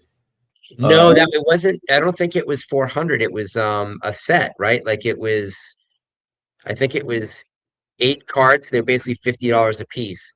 It was 8 cards for $400, if I recall. And then that same buyer broke out the pricing and like took a couple, and I think was charging $100 for them, which is insane because you can get them from Fred for $35 on eBay. And I was right. It was Alex Winter. That was his name. His name was Alex Winter. That's funny. Marcus says that he retired. Wow. Okay. I didn't realize he was that old. Okay. Yeah. We're never sure with Marcus. That's what we talked about earlier, Alberto. Is listening to his record collection now. Let me see. They were owned by Diamond. Who was owned by Diamond? Hakes. Was it Hakes you were talking about? I don't know. I think so. Oh, look at that. Felix was here. Is that Matt or Ollie Queen? Nice. My boy. Sorry if you're still listening, Felix. We're way behind. Way too much chatter in the chat, which is great. No, I'm not going to complain. But it makes it very difficult to keep up. Criticize it. It's become awful. Well, listen, I don't think so. I think that it's some shows are really great because you get a kind of, anybody who's doing that show long enough, even if they started out with not having a great art language, they start to develop one, or at least they start to understand when the chat is engaging with it, and it's a good opportunity to present a different way of speaking about things. And I see Chris Norrick do that a lot, and it's been good to see. You know, and sometimes there'll be guests on, we'll talk about stuff, and sometimes the guests have a lot to say and sometimes they don't. But over time, I think it basically causes improvement. It's not the same as having, you know, maybe a couple of art instructors get on and talk about the artwork. And I'm, sometimes I'll see pieces get selected or highlighted, and I look at it, I'm like, oh my God, the anatomy is terrible on this, or it was so good except for this one thing, which almost makes it worse than if it was all loose. But I also understand that most fans of the hobby look at things a little bit differently. I've become a kinder, gentler Matt Kennedy over the last couple of years, in what I criticize and what I don't, including, a lot of comics that I thought were underwritten and aimed at a much younger demographic, but seem to be appreciated by much older people. I get that they have a certain affinity for it that connects to something very personally for them. I'm glad that they do. I no longer like get on people's cases about it. But if those same people are going to criticize something that is objectively better written, and their thing is only the art, then I get why they disagree. If it's excellent art and it's excellently written and they just don't have a vocabulary, then I have to bite my tongue. But by and large, any reason anybody has to be into the hobby and collecting, I'm all for it. I'm just really I'm upset by overt ignorance, and I don't see a lot of overt ignorance on CAF, and that makes me happy, and that makes me like CAF more. There you go. Very well said. Robert says the ideal compensation would be for everybody to pay for premium memberships to fund the website. If I'm understanding correctly, Robert, you're saying make it so that if you want to be on this site with a gallery, you pay your measly $75 a year. Then I have always said that. I've always been on that. And many people told that to Bill many years ago, over the years. And he refused because he was terrified that people would stop using the site. Maybe he's right. There's no way to know. We can't tell the future unless they try it. I've always been of the opinion that, yes, you will lose some people, but I think the people who already have worked hard to fill their galleries with art and have been doing it on the free plan, they have nowhere else to go to do this. I really don't think at that point they would say, well, screw you, cancel my membership. I think there'd be a lot more people who'd be like, okay, maybe begrudgingly, cheapskates, right? Begrudgingly, let's look at the opposite. $75. I think let's look at the opposite end of it. Up than who canceled and said, "Oh, I'm canceling my account" or whatever. I think you're right, but I also think that there's this, which is that every time you upload a new image to CAF, you're making CAF more valuable. Yeah. Because you're drawing traffic to that site, and now they have metrics that they can use to raise their advertising. That's true, because we as collectors, as a whole, come together. We are the value of CAF. We don't get value financially out of it, but without us, if we take all our art scans off of CAF, the company's worthless at that point, right? So I know, what you're saying is it's absolutely true. Now, to sell stuff, you should absolutely have to have a premium membership. Yeah. Oh, that for sure. At least do that. That's what I feel. Like, at least make it that way. Yeah. I agree. Absolutely. It's the other way around, Alberto. The other way around. What do you think about the fact that a lot of stuff's getting uploaded and it just looks shitty? Like someone just going, like, taking a picture at an angle and it gets uploaded. Oh, come on. And sometimes those pieces make the Daily Mail. I'm like, come on, guys. You've heard me rail against fucking shitty scans, shitty photographs. You've railed against me. You've railed against me in bad photographs and stuff. Yeah. And look, if I'm telling my friends, it comes from a good place, from my heart. No, for sure. I'm not trying to be some kind of dick who has nothing better to do. Like, it means something to me, and I think it should mean something to everybody. So, yeah, absolutely, man. I think that, man, you should care, man. Like, art is about beauty. On the app, it would be nice if there was a box that you had to aim like you were reading a QR scan, that you had to get, like, in the box at least a little bit. But that's impossible to police. No, that's it. That's the problem. But I mean, anybody that's got a premium account should take some better pictures. Honestly, anybody that's a premium account should have a friggin' scanner. But there's that. That's oh god, don't get me started on that. That's another thing. Whatever. That's come up many times. I wouldn't get Marcus and Ruben's comments. That's all I use CAF for, their validation. Yeah, I agree with that. We've spoken about the importance of validation. We have spoken about the importance of validation, on this show many times. That it used to really bum me out. I would post something that I thought was amazing, and I would see something else get the daily selection, or something else get picked that week for the Thursday night picks. And there was an element I was like, well, is this clicky? Or it doesn't matter. Honestly, at the end, like if you're a heavy participant in CAF, then you deserve a little bit of preference. The world is like this. The world is based, elections are popularity contests. So I understand it. It no longer bums me out. I gotta laugh, like I think, one of those senescence pieces went up and it didn't get selected. And I'm like, are you kidding me? Like, how does that not get selected when there was like some really simple rudimentary bullshit that got selected? And it could be that, Colin didn't see it, in time because he does most of the selections for the Daily Mail, Oh, or whatever reason, like it could be the birthday of an artist that week and they didn't cover it, in the lead. So, but validation is an important part of collecting for most people. You have an art collection because you want people to come to your house and see your art and appreciate it as much as you appreciate it.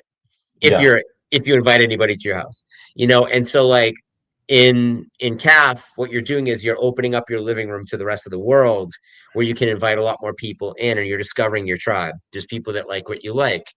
That's a good thing. So you can all, like scratch each other's back, and that's a very healthy, wonderful thing.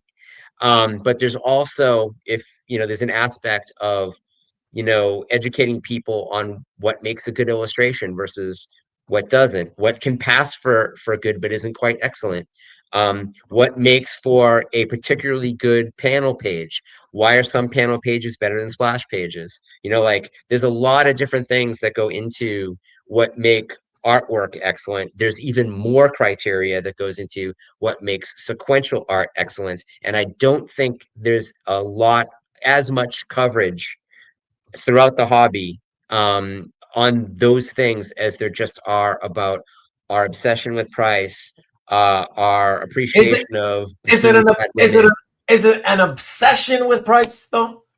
You think There is, I think there is an obsession with price. yeah. It Yeah. has permeated everything. Yeah. We judge things that are too expensive. I've certainly judged things that I Yeah. feel are too expensive. Yeah. What makes people willing to spend more? A lot of things, like certainly promotion. Higher likes, higher validation, I think get you a higher resale value in CAF. Winning a trophy at the end of the year, for from people who aren't really qualified to talk about how excellent art is or isn't, just whether or not they like it, makes it as valuable as a People's Choice Award, more so than an Oscar. But it's still a friggin' award, and it still makes the person who won it feel pretty good, even though they had nothing to do with creating the artwork. It is, in a way, it is the strangest award given out, right? It's like I had nothing to do with this. Give me a trophy. But it's a cool thing, for people within the hobby. It's a way of appreciating your taste. It's the Yeah. ultimate validation, in a lot of ways. So Yeah. So, Jewish dragons, can we sponsor OAX yeah. and demand better food? Oh, no, let's not get on that whole complaint thing again. I'd have been Joe, happier if that show went 2 hours longer and they gave us nothing. Just so I could have spent 2 more hours on a Friday night on the convention floor, because I didn't see nearly everything. that's funny, man. Just not me and Robert. Many are there every week for years. Oh, for Christ's sake, stop being so literal, Tom. The fact is, there's dozens of you. Okay, there's not thousands of you. There's not hundreds of you. There's dozens of you. Right? Good point. So that's it. Don't try to make it sound like, oh my God, it's so amazing. Oh, there's so many people watching. Right? There's dozens. Right? Like there's dozens here. Like whatever. Like again, this is what we were talking about before, Tom. about the always incessantly trying to make it seem like it's way better than it really is. Nothing could ever be spoken of in any other terms other than the glowing, oh my God, super positive. Wow. Like, we get it, Tom. You love the show. You want to hang out with your friends. I get it. You're willing to do it at any cost, meaning no matter what the subject matter is that day, you're willing to be there because it's just fun to hang out in the chat with your friends. I get it. I get it. I got it. In a way, it would be really interesting if the awards weren't about your collection, but were about your promotion of the hobby. Like, that would be, they have the one of like who's made the most comments on people's artwork. But it would be interesting to like, give awards out to people who have just done good things for the hobby that year. Yeah, but again, I don't know what that metric is, and maybe it will be. Maybe that'll be part of the Kirby Awards. Yeah, I don't know. That kind of metric is who gets the, and why, and no offense, but why does comic art fans or Comic Art Live, whatever the main, mothership name is, why do they get to decide? You know what I'm saying? Like, who is the arbiter of who has worked hard for the hobby to do things and for the hobby or whatever? Like you know what I mean? Like, it's, I don't know. I don't know that would really work. It's almost like the sports. The Oscars are chosen by the Academy of Motion Picture Arts and Science members. It's not every actor. It's not every grip. It's just members. Yeah. Yeah. Okay, so let me see what else we got here. I'm gonna see first of all, let me see how far back I am. Oh my God. Okay, I'm gonna skip a bunch. Hold on, guys. Sorry. No more Hembeck talk. Alex Winter was one of the Lost Boys. Sticky Rice. I like the weekly dealer shows, dueling dealers. Always exciting to see new stuff and work with them on pricing when they're motivated. Yeah, you're talking about buying and selling. Yeah, but most people like that. That's why that show is the most watched show. People want to buy and sell stuff. So yeah, for sure. Totally get that one, Hey, XJ. But did you see those? Did you see that It's funny because $400 was the price on that collection of cards as well, which dropped them all to 50 cents, the sketch cards. So it's an interesting thing. And that's that someone else was talking about the Hembeck Death Santa. Ian, and I have it. I mean, I have it right here, honestly, but it's not the one that was obviously listed for sale today because I have this here already. But golly,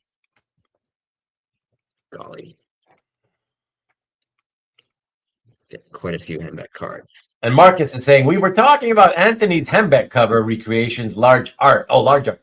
$1,000 on his website, and that he did half off on Wednesday on Comic Art Live. There was another seller selling one for $400. Oh, so even less than half off. Yeah, nice. That's crazy. But this is very, very similar to the one that was on CAF today. Oh, someone else was selling, but it is different. That sucks. I hate that. A bit to look at it, but yeah, it's fun. It's fun. It was cool to see your piece. I think it was fun, right? But yeah, when you hear there's another one and it's very similar, like, come on. And then I got another one too. Yeah. Oh, that's fun. That's cute. That's really cute. Yeah. But I've said it before. I'll say it again. Well, when it comes to Fred, it's a very, when you have that type of a cartoony style, it's very limiting, right? Like, that's why he'll never be a monthly artist on a superhero comic, for obvious reasons. It's very limiting. So even when you're talking about doing commissions for people, sketch cards, like, it's a figure standing there doing nothing. Like, you know what I mean? Like, it's limiting. Like, how many times? And he's done every character imaginable 500 times each. It's like, what can I do to make a difference? There's nothing much you can do. I mean, the beauty of Hembeck is that he harkens back to an era of fandom, right? Like, we don't have Wizard. We don't have Amazing Heroes. We don't have Comic Buyer's Guide. We don't have Comic Collector. We don't have Art Scene or Preview. All these magazines that were fanzines really, really dedicated specifically to comic collecting as publications, where you would have people send in their drawings of their favorite characters, and they would get printed in the magazine. I mean, McFarlane's very first thing ever printed was in an issue of Amazing Heroes. This is true of a lot of people that became relatively famous. So Hembeck harkens back to that era of fandom, and then he had Marvel Age. He was working all the stuff that was in Marvel Age. Then they started giving him Marvel Age covers, and so he became this kind of beloved fanboy who made it, like a good Yeah, ambassador of the comic book reader. for And sure. there was a sophistication to the stuff he was doing in Marvel Age, because it was a parody of other Yeah, things, almost done intentionally stiff and cartoony as a way of making fun of, I loved it. the medium. I I, Now, I people who are primarily buying, I primarily bought Marvel Age for the Fred Hembeck stuff. yeah, That's how yeah. big of a fan I Although was. there's some great Marvel Age covers. I mean, that David Mazzucchelli, Daredevil cover, which does not appear in the Born Again series, was just done for Marvel Age, is just an absolute masterpiece. There were several like Yeah. that. Um, and so, like, I think everybody who's buying Chemex now are kind of harkening back to that more innocent era. Someone mentioned, and it's easy to throw in someone like a Scotty Young, or someone who's very, very stylized. During the pandemic, Scotty Young artwork hit insane prices, where his covers were routinely selling for between $6,000 and $12,000. And so, like, I get that his art is cute, and I'm glad that he was, able to kind of rise above. But I was wondering, in the long term, does it have lasting value if he hasn't done interiors really on anything of note? He does. He has since. I think he did a Why I Hate Fairyland or something. But it's we are seeing certain artists whose prices, go bananas, taper off. Mike Zeck, who had that record-breaking piece of artwork because it was, Black Spider-Man costume, Origin of Venom stuff. For like a month, people started pricing his artwork really, really high. Now it's come back down in price, down to a more reasonable thing. The I know Felix may still be in the chat. Daniel Warren Johnson, like the Transformers stuff really caught fire after the Dual Power Bomb stuff. I have a piece by Daniel Warren Johnson in my gallery. I think it's like $1,600 or something. It's a beautiful page, unsold. So it's like, it's interesting how even within this hobby we get very tribal. We even started the show talking about Alex Ross, and why isn't an Astro City cover at $5,000 surprising if the other minimum was 10, if a Doom cover is 20. So it's interesting how it shakes out from a long-term value point of view. But if I'm paying 15 to 30 bucks for a Fred Hembeck sketch card, that's money well spent. Yeah. Let me see. Oh, look at Tom. Jeez, Ruben and Matt hating everyone tonight. Whatever. What are you talking about? Who am I hating? I've given nothing but love for 2 Now he's gonna hours and say, 45 minutes. now he's gonna type, "Geez, Ruben, I'm just joking." That's what he always does. Let me see. So I deserve Marcus's comments. I am entitled to them. They are my birthright. Okay. So glad I finally bought a scanner a couple of years ago. Man, it's only been a couple of years there, Rick. Wow. Wow. But it's also, then you buy pieces that don't fit on a scanner, right? Like, so you have Well, people that are doing, but larger format work. but you scan in parts and you gotta learn how to stitch together. I mean, that's what I Pain in did. the balls. I hate it. Yeah. I find it kind of fun. But anyways, you get a scanner, you get a scanner, yeah. I like the ugly pieces, yeah. No more begging dealers for scans. Yeah, that's why you love it. You see what I'm saying? Exactly. I knew it. And look, Rick, I told Cobby didn't have a scanner. And, I was telling him, like, you should get a scanner. I'm telling you, man. When you start seeing the quality of the scans you make for yourself, I think something's going to flip, like a switch flips, and I think you're going to enjoy it, and you're going to want to scan and maybe scan more art. And then I'm telling you, he'll tell you, he got the scanner. Not only did he love it once he figured it out, it's a little, you got to learn it at first. once he learned it and he made good scans, he started rescanning his entire collection. He was that, it's like he got it. He was like, oh yeah, okay, no, yeah, it looks so. I still have to scan these because I got my scanner after I framed those, but I actually have pretty high res scans from the dealer originally, so I don't technically need them. Everything else, I spent, I think, 3 weeks scanning almost everything. I was able to do it in about 3 weeks, but 3 weeks. I was like Wow. constant, like every waking moment after work hours. Yeah. Steve says, Matt will validate those death's senescence pieces. Fucking fantastic.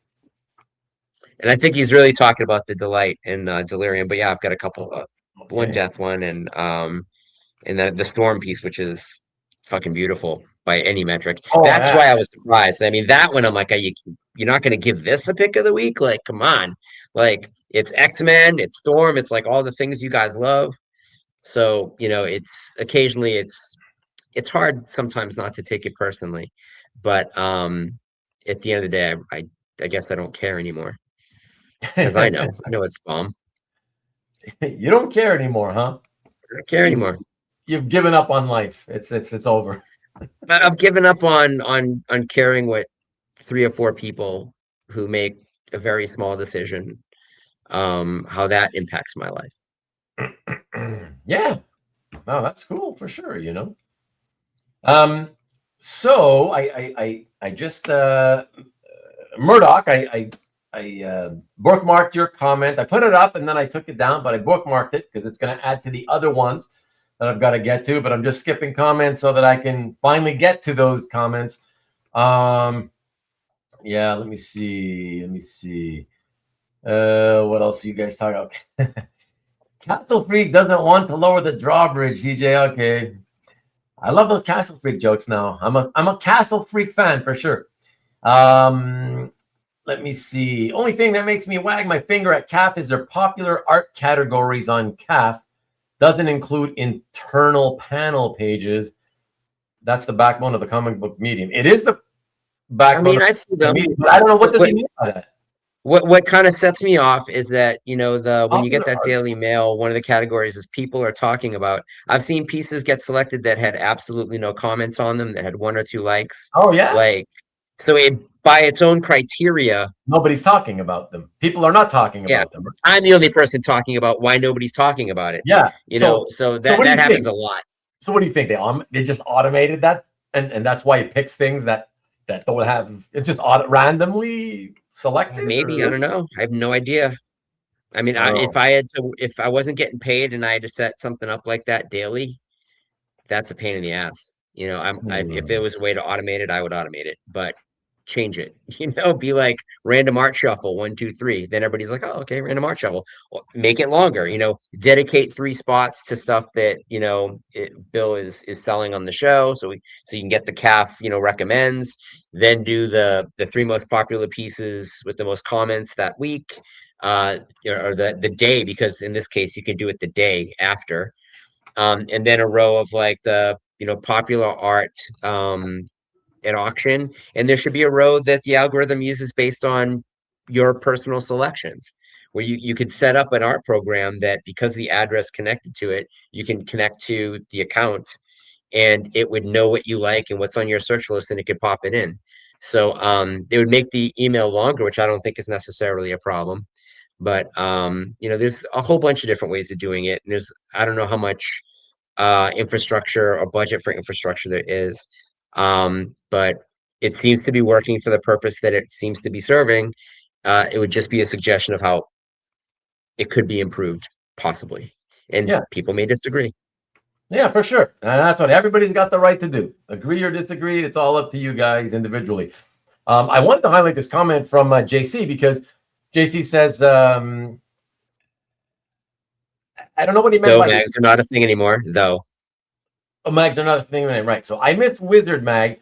Wish someone would reboot it in some new format. The content is there. But I got to say one thing. There's a reason I wanted to highlight it, JC, is I feel like, I don't know that it's a good thing. And for this one reason, if Wizard was rebooted, especially if it was rebooted by, some of the old crew that used to kind of be a part of it or whatever. Yeah. That, you know what would happen to this hobby, JC?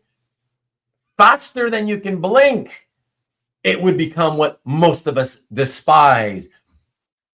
It would be all the comic guys rushing in because the new Wizard mag would be pumping original art, man. Yeah, going up in price all the time. Go get yourself some, invest, you know.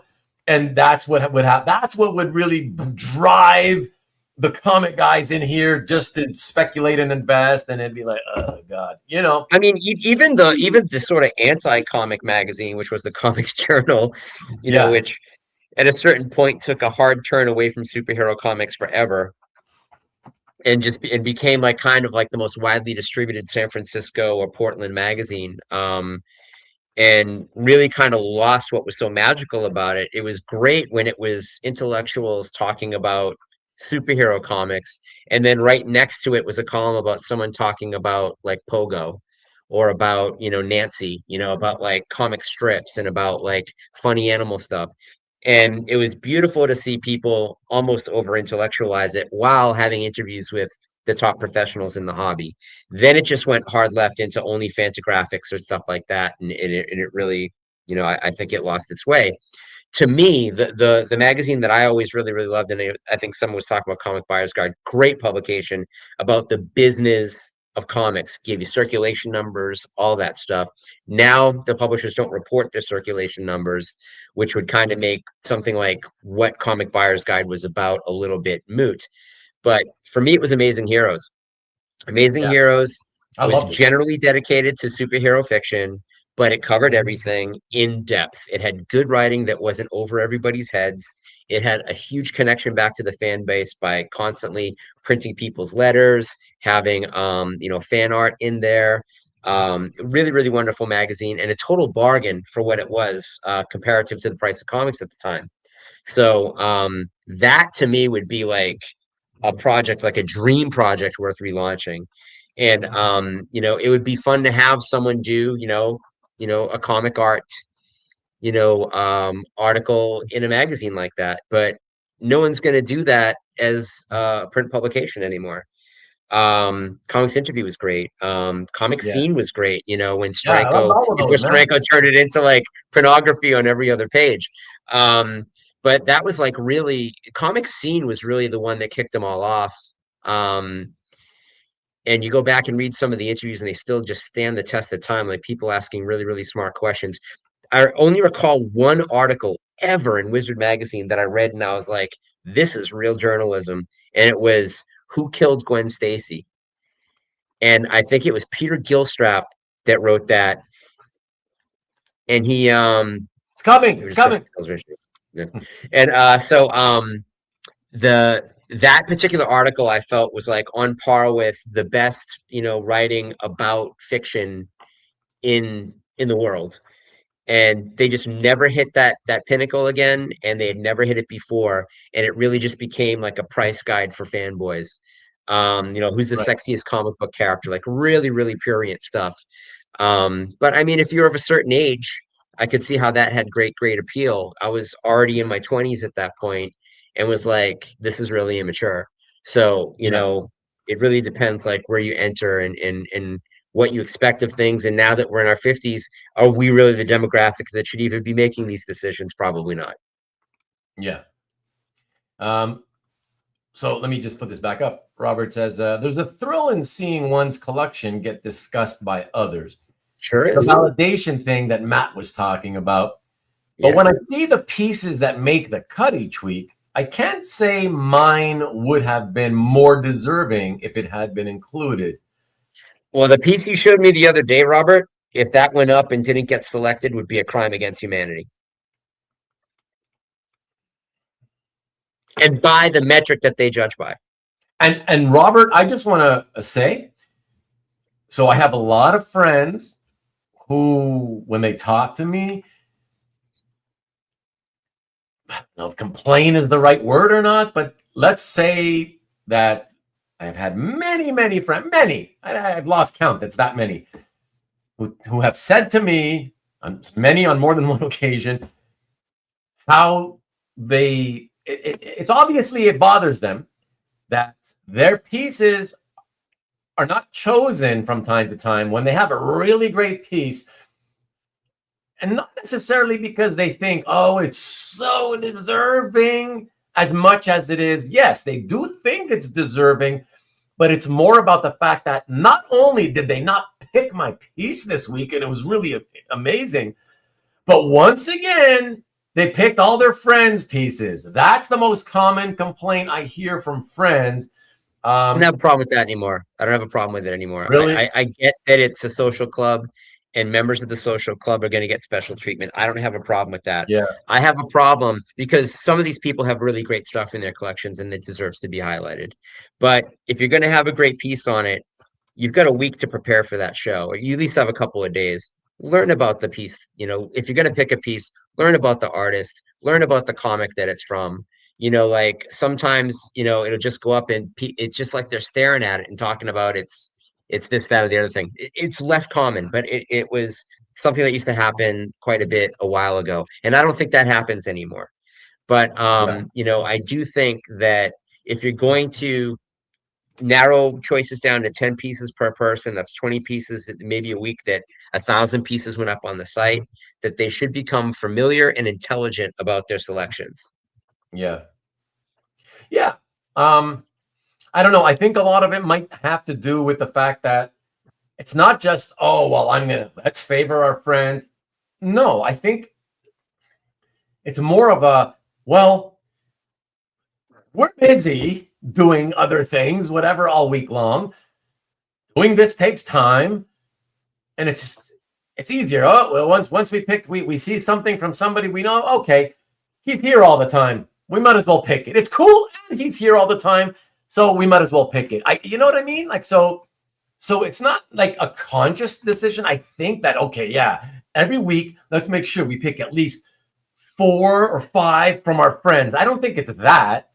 I do think it's just, let's look quickly because we don't have time, as quickly as we can. And okay, that's cool. That's pretty good. And instead of skipping, it's like, oh, but look, it's by whoever. He's here every week. All right, we'll pick it anyways because he's, in other words, they support us. And I kind of understand that, right? If that's what's happening, the people that support your show, then I kind of feel like, yeah, like I would want to help you in a way, give you a little shine because you're always supporting my show.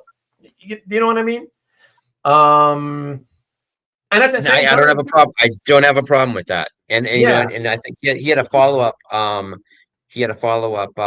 post there, Marcus, where he was saying that he thinks that Bill is lazy and he's picking the stuff with the most comments. That's not true. He doesn't always pick the pieces with the most comments, but honestly, comments are really based on the popularity of the person whose gallery it is. Like if you're not following somebody's gallery, you don't know what they posted that week unless you have a search criteria where you're searching for exactly what that character is. And there is a large group of people on the site that follow each other very regularly, and you'll see the same posts on a lot of the comments. Now, when something gets selected in the daily email, that invariably leads to more comments because people that wouldn't necessarily have known about your gallery start to see them. So that automatically means that it becomes more discussed. It gets more comments. I know that at OAX this year, Chuck was like, "Oh, we should get you back on to pick some stuff," and I'm like, "Sure." I've done it a couple of times.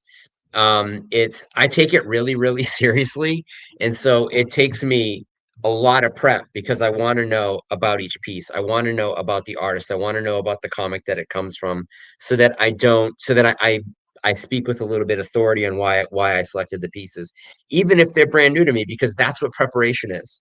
Yeah. So like, and I don't get that invite all the time for it to happen. I would gladly accept it, but it is a lot of work. And so I understand, like Snork does this shit every week, man. Like, I don't know where he finds the time. So like, if it's probably not as possible to get completely in depth about it, but I don't think that maybe that's important to them. I don't think that that's maybe the most important aspect of the show. I think for them, it's really more about here are 10 picks, and we just want to show the artwork and maybe let the artwork speak for itself in a way. And that's definitely a way of doing it as well. But you know, I think because the channel has so much potential as an educational source, I've definitely heard it described as an educational resource that it should educate a little bit more. Right. A bunch of people. Thank you guys. I think you guys mentioning that new magazine called Comics, the magazine. I believe that's the one that Marcus had mentioned earlier this evening. So yeah, check it out. Who publishes it, guys? By the way, mention who publishes it. Like, how do you get it? Who do you order it through? I'd like to take a look at it at least. I mean, see what it's all about, you know?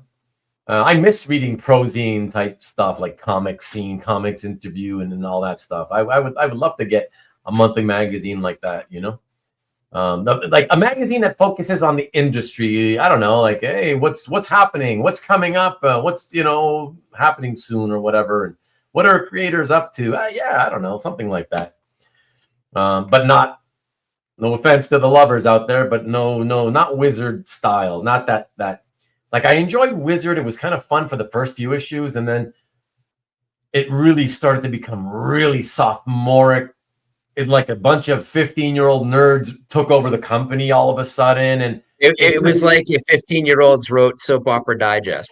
Yeah. You know, I felt like it suddenly became that thing where, like, you are what's wrong with you. Are like, you guys have suddenly turned this magazine into, like, what was the reason for people shitting on comics when we were all growing up, and people, you know, generations before us, right? Like you are the reason. Like, this is why non-comic people, as soon as they hear you say, yeah, I read comics, and they fucking tear you to shreds or whatever. This is why, because that kind of behavior, you're giving those people reason to believe they were right all along, and they weren't. Yeah. You know? Yeah. So that's it. Well, yeah, you know, that's the thing. Like, part of, you know, what becomes offensive, you know, when you get the wrong cheerleaders, it's worse for you than haters. It's hard to shake having the wrong fan base, right? Yeah. Like, you know, if you sell tiki torches and you've got like all these tiki guys buying them for years, and then all of a sudden they're used in a white power march. I mean, you don't want that. You don't want those white power marchers buying tiki, because it's going to reflect poorly upon you now. And I feel like when there's an opportunity to have an intelligent discussion about things, and that discussion goes, you know, sophomoric, that it's a disservice to the entire hobby, because you're proving that you're juvenile and that it's for juveniles, you know. And there's certainly, and there's a space for that stuff presented the right way, but very often it isn't, and very often it quickly, you know, devolves into not just one moronic conversation, but 15 moronic conversations. So yeah, it's unfortunate, but it's the nature of things, right? Exactly it. I just want to say, Stanley, because I think you've said this before. I don't want to do that only for the reason, if only for the reason that it's already being done, and therefore I would just be looked upon as, oh, look, he's copying us. Whatever. I don't need that bullshit. I don't need drama, whatever. I'm too old for that shit. So for that reason alone, I wouldn't want to do it. And of course, Matt would be a great guest picker. But at the same time, he can't be here every week, and I would still be expected to have to keep carrying it no matter whether he's here or not. And I don't want to be doing that every week, being talked about. He's copying over those guys. Fuck that. No thanks. So yeah. So for that reason, no. Let me see. She's a Tom. You guys freak me out. Like, you get this shit every week on one channel, and you would still want it to happen again on another channel. You guys, like, you never get tired of the same stuff. I don't get it, man. I don't get it. That's wild. That is so wild. Listen, I tell you what, guys. Think of it. Everyone loves Raymond, followed by the King of Queens. It's ostensibly the same show, but it's a little different. Yeah, I would say like if there was if there was some kind of parameter where it's like, all right, we'll do the top 10, and it can't be by anybody's collection who is constantly being chosen on CAF, on the CAF channel.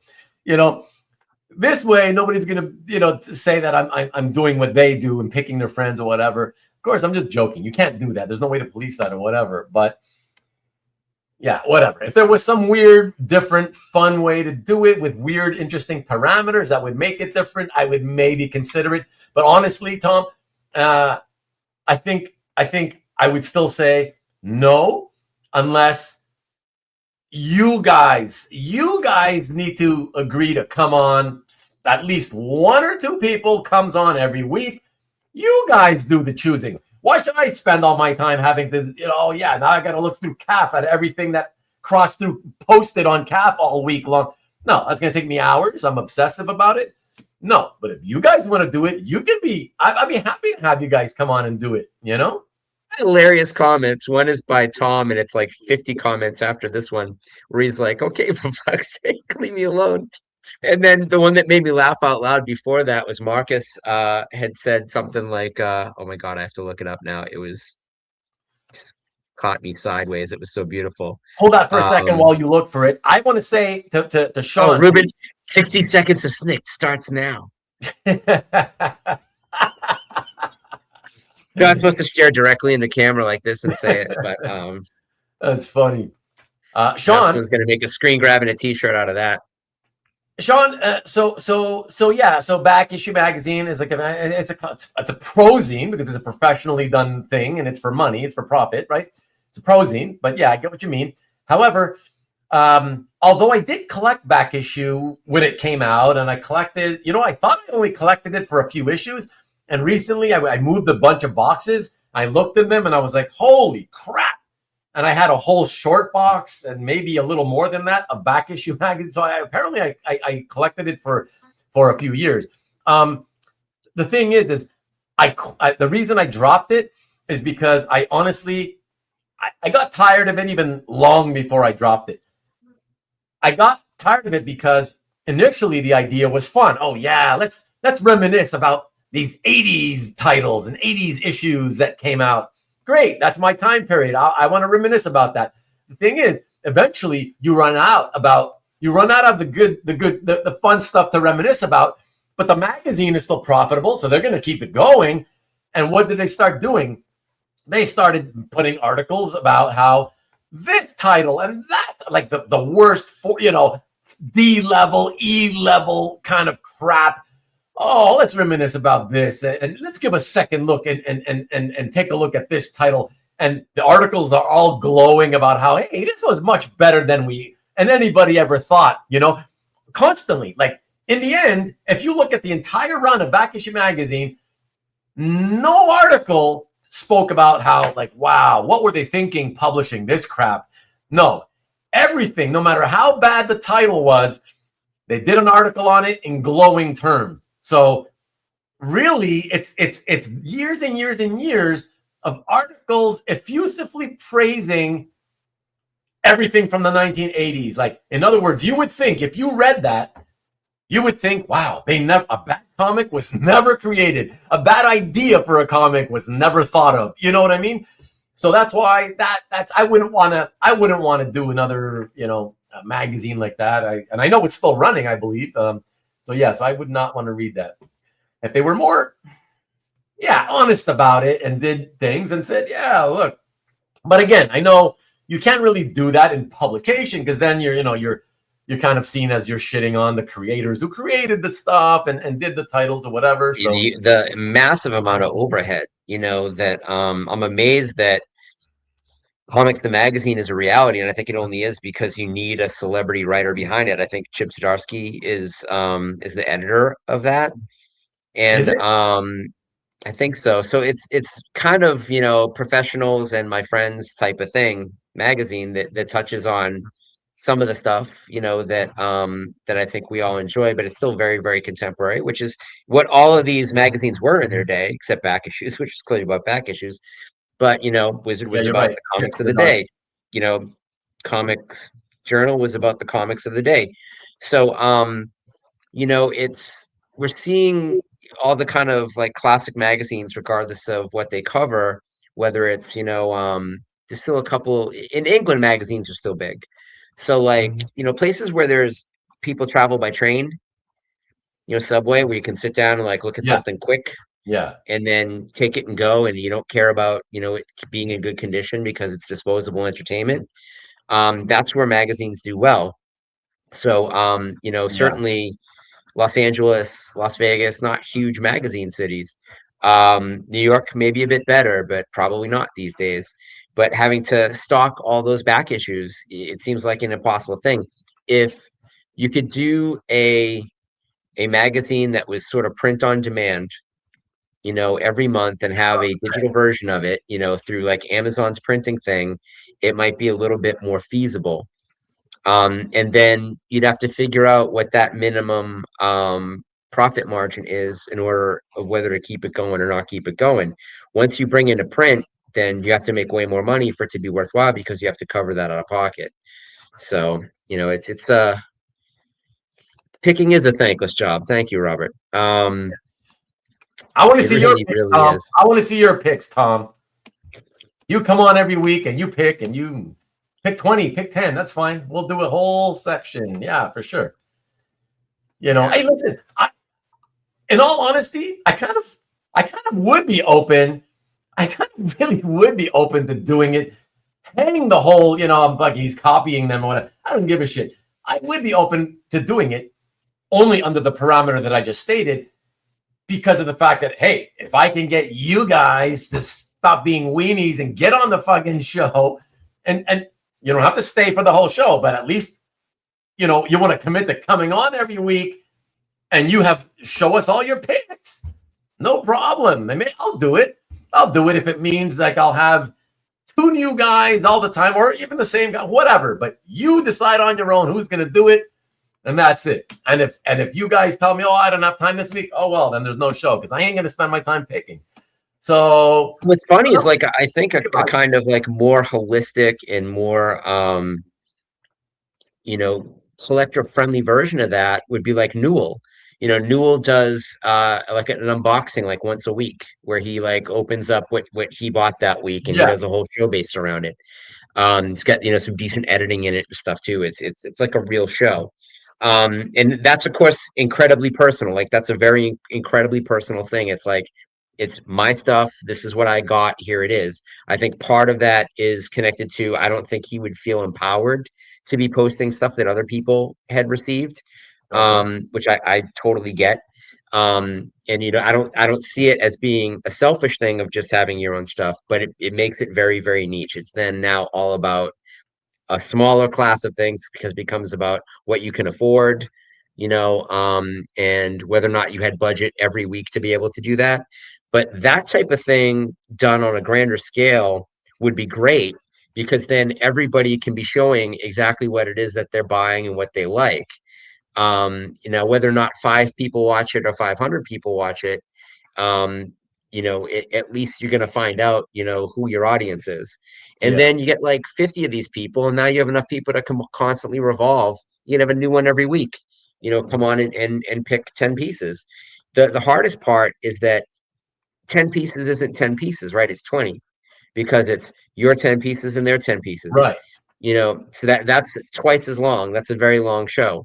Um, the way that CAF limits is almost I'm impressed that they're able to limit the amount of time they spend on each piece.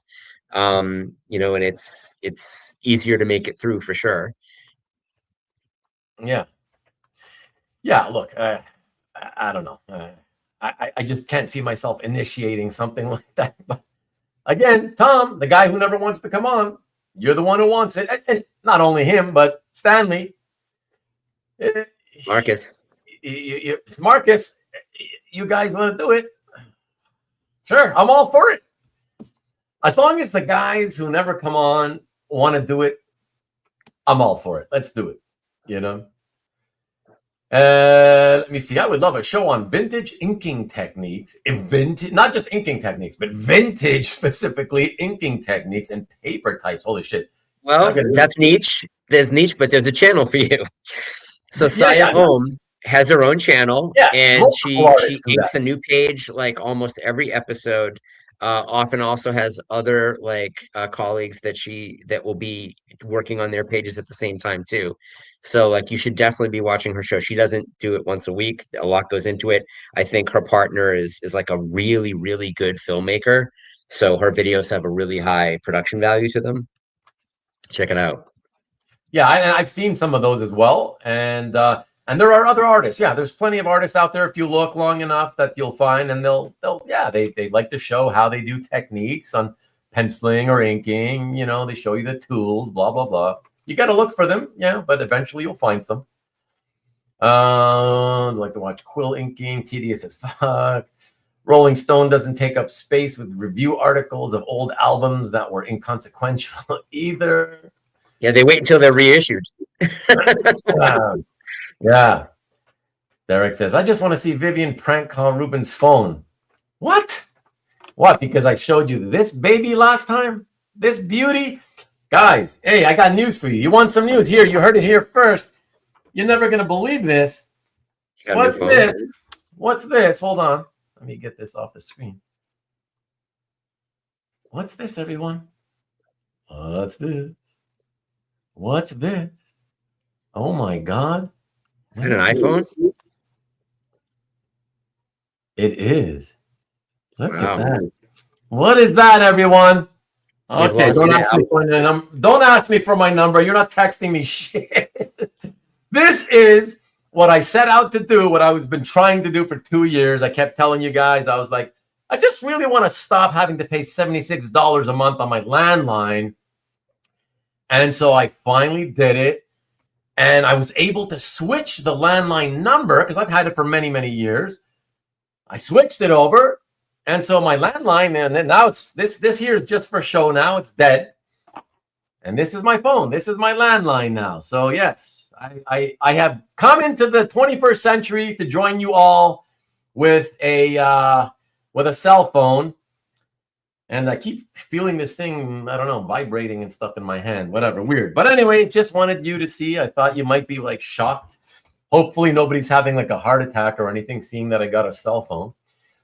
Okay, let me catch up here. I really like Tomorrow. Still buy their books. I was a big supporter of their stuff, Peter. I bought so many of their magazines. I think I have still like 3 or 4 short boxes, magazine boxes filled with them. So a hookah. Let me see. I'll give you my picks. Groot, Grogu. Yeah, and then Elf. Yeah. Armor, man. I like One Piece where they botched it. No. And then everybody's going to give me shit. Like, look at him. He's fucking talking bad about artists or whatever. Yeah, nah. Yeah, I mean, that's a good way to earn. And that's not what we're here for. That's not what we're here for. Yeah. Like, again, there's like what you guys, I think, was it Sean? Yeah. Mentioned about the Superman show. We didn't do anything wrong. But some people who were children at the time that the death of Superman came out, and so are have the rose-colored glasses on and are madly in love with that story, and they forever will be. They thought it was bad because to them, yes, it sounds like we were roasting the artwork or whatever. We weren't telling lies. Let's just say that. And I love Dan Jurgens, good guy, but there was a lot of inconsistent stuff happening in that issue. And again, if you really look at it, guys, if you watch that episode, you'll hear us going kind of like surprised, like, oh my God, ooh, it's like, wow. And I think I even once said, like, I don't remember it. I don't remember this stuff being like that, I don't remember seeing so many issues with the art when I first read whatever. It is what it is, we were just being honest, and we were surprised at it, and that's why we kept mentioning it. And a lot of you guys were agreeing with us in the chat too. So let's not dick around and make it sound like, oh, we were doing a burn job or whatever Sean called it, Ruben's sitting there thinking about the good old days of begging someone to join the channel as he was too tired to carry the show by himself. I still beg. I still have to beg. The good old days. Like last week, you mean, Sean? I only started posting was to have more voices out there showing the stuff they love. Yeah. Ruben doesn't want me on his show. I do want you on the show. I mean, but only if you want to. You got to want to be here, you know. If nothing else, making everybody take turns doing the picking would make everybody complain less about the job once they've had to give it a try. That's true. But good luck getting those people to like volunteer themselves to come on and do it, you know, Robert?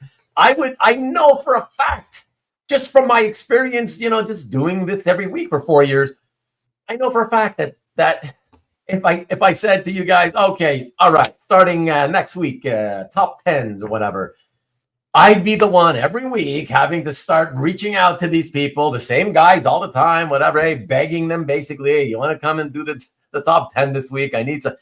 That for sure. You know, it would not be a situation where I'd be getting emails every week. All right, you need somebody this week? Yeah, I'm all up for it. You know, maybe one or two guys would do that, but most people, no. I'd be having to chase you guys. So no. Matt, Glad you skipped past my secret. Oh. I posted it in the channel for him. But now everybody knows that I'm actually Marcus shit posting. Make a secret. Oh, look at that. You think I'm just lying, eh? Sean, come on. It is an old ass phone. If you're talking about my iPhone, the iPhone is only an iPhone 11. But I bought it to replace my landline, so I don't care. I don't really need it as a. I'm not going to suddenly start using it as let me get on. Now you have to take it as an insult that they think that Arwen would have an Apple 11. He's got better than that. Yeah. Yeah. Hey, look at that. There we go. Somebody's nice for a change. Look at that. Thank you, Mike. Thank you. I appreciate that. Yes. Good to be taking the Wayback Machine and coming way forward, you know? Well, I don't know if it's really good, to be honest, but I'm telling you, they're certainly not fun to have on your ear. They're not comfortable. They weigh a ton, so I don't like to carry them. So it's a good thing I'm not going to carry them too often. But yeah, whatever. In Canada, they run on maple cadmium batteries. Yeah. Look at that, Carl. Reading digital comics and iPhone? Who the hell is this guy? I know, man. I'm like way ahead of the times here. I know. That's funny. iPhone 11 finally upgraded to an iPhone 6. 11. Ruben got a small replica of the 2001 Space Odyssey monolith. Nice. More like 2007. Still a modern phone zombie. Whatever. You guys will never be happy. Yeah. See ya, everybody. Check out See ya, iPhone freak. We wanted the CAF app so bad. He finally upgraded. Nope. Ain't going to be downloading that app. No offense to CAF. I'm not going to use this thing to look at the internet at all. So it's just to replace my landline. And also the one thing that will be a benefit is that when I buy concert tickets or when I do government websites or banking type websites for security purpose, they're always like, we need to send you an SMS code. And they can't send one to the friggin' landline, right? So I'm always having to type in Vivian's phone and then I need that. They sent you something. Please send me that code quick. So, okay, now I can finally get my own SMS codes or whatever, you know? So I realized in watching like the last hour of chat that people must have joined late because they don't think that we actually talked about Comic Art Live. As though we didn't spend an hour talking about it. Well, we did, and then it just, you know, as always happens here on this channel, the conversation naturally segued by your fault. If you want to blame anybody, you guys. No, I'm not saying it's a bad thing or anything, but you know, I think that they didn't realize that it was actually discussed. We didn't. It was not misadvertisement. It was addressed, and then it went in different directions. That's right. And here's the thing. People still love it. People always still basically love it. We're still talking about the hobby. We're talking about CAF. We're talking about, you know, whatever. Like, they love it. That this is the kind of stuff everybody seems to like to talk about. So even though, yes, it was supposed to be focused on the you know, Comic Art Live, whatever, you did get that for an hour or whatever it was, and then it just naturally segues. We get back to it real quick. We got to go soon, though. And yeah, let me just quickly, let me do this. What are we at? Where am I? So 11:45. Okay, I'm only 5 minutes behind. So let me do this. Okay, I'm gonna jump a bunch here. Holy shit, Ruben got a cell phone. Just for you, Felix. Just for you. I knew how happy it would make you. All right. Ruben needed a smartphone so he could get that app to monitor family porn usage. Oh, Jesus. Canadian phone 11 is actually an iPhone 10 in the US with exchange rate. That's a good one, actually. It's not like half funny, but it's funny. It's clever. What's that? Nokia, baby. Nokia. That's a Nokia? So aren't I Google phone? I was gonna say, aren't I better than you with my iPhone? I mean, I don't use that. I just happen to have that in this drawer.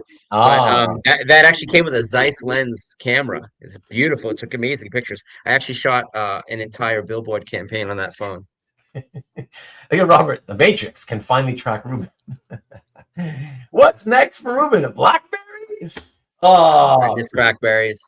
Hey, you back in the day, Felix, if you had a BlackBerry, you were kind of the king. You were kind of king shit, actually. I never had one. Kicking and screaming, I went away from BlackBerry. But I wanted the keyboard on the phone, all of that stuff. let me remind Felix and everybody else. Okay, once in a while I should remind you because you like to make fun of me about that. Let me remind you, there was a time when I was technologically king shit, and all of you were pissants. All of you, every last one of you. Okay, I had my last cell phone. Let me remind you, I cut that line in 1998. How many of you can say you already had a cell phone in 1998, let alone in the years preceding that? I also want to remind you, in 1990, didn't last long, I had a cell phone retail place with a partner. Okay, so I was actually way ahead of all of you in the early days of this technology, all right? And then I gave it up, and I decided to become a dinosaur on purpose. So that I just want to remind all of you of that, all right? You guys deserve that. I can always hang my hat on that, and I'm good with that. iPhone. Hey, I replaced Ruben many months ago to promote on Amazon Kindle. I have a satellite phone. Oh, boy. Also has a Zune. I don't even know what the hell a Zune is. Got mine in a music player. A what? Is a music player. Oh, music player? Competition for the iPhone, yeah. Okay, these guys are lying now. I got mine in 1995. Okay. I had a Nextel phone in 97. I don't know if I believe you guys, but okay, I guess. You're just trying to save face, but okay. I still beat you because I still had my phone in 1990 when I had the store. Ruben saving the winning of hearts and minds for last, you pissant.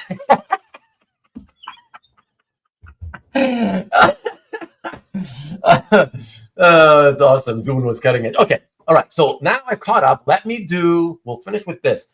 So I had bookmarked comments. All right. So Marcus, you had said that you ended up buying 3 pieces. Good for you. Congratulations. That's cool. 5 pieces. And Mike sold 7. Bought 2 and sold 7. Wow. You had a great show, Mike. You didn't listen to what I said, though, and you didn't tell us how many pieces you were trying to sell just to get the percentage of sell-through. But that's fine. 12? You might have mentioned it earlier, but either way, that's fantastic. Selling 7 pieces, fantastic. So that's cool. Rick, happy to see score a Zek Punisher piece. Had to sell my previous example. Fundraising. Okay. And so cool. Congrats, Zek Punisher. I didn't see it because I don't have time to look at anything this weekend. Big deal. It's a big deal. But congrats. The urge to buy isn't as strong, or the stuff isn't priced right. Oh, that's when we were talking earlier. Yeah, at the beginning of the show about, the like when I did the search and it didn't really look like, I don't know. Yeah, it looked like there was the same amount of sales as usual, but in terms of the prices, it wasn't a lot of the more expensive stuff selling. And so Marcus is saying that he feels or I don't know if he feels, but he's kind of guessing that maybe the urge to buy isn't as strong. I mean, you can say that the stuff isn't priced right. Some of it, you can always say that though, right? So that doesn't really change, right? That's always, there's always some truth to that for sure. Yeah.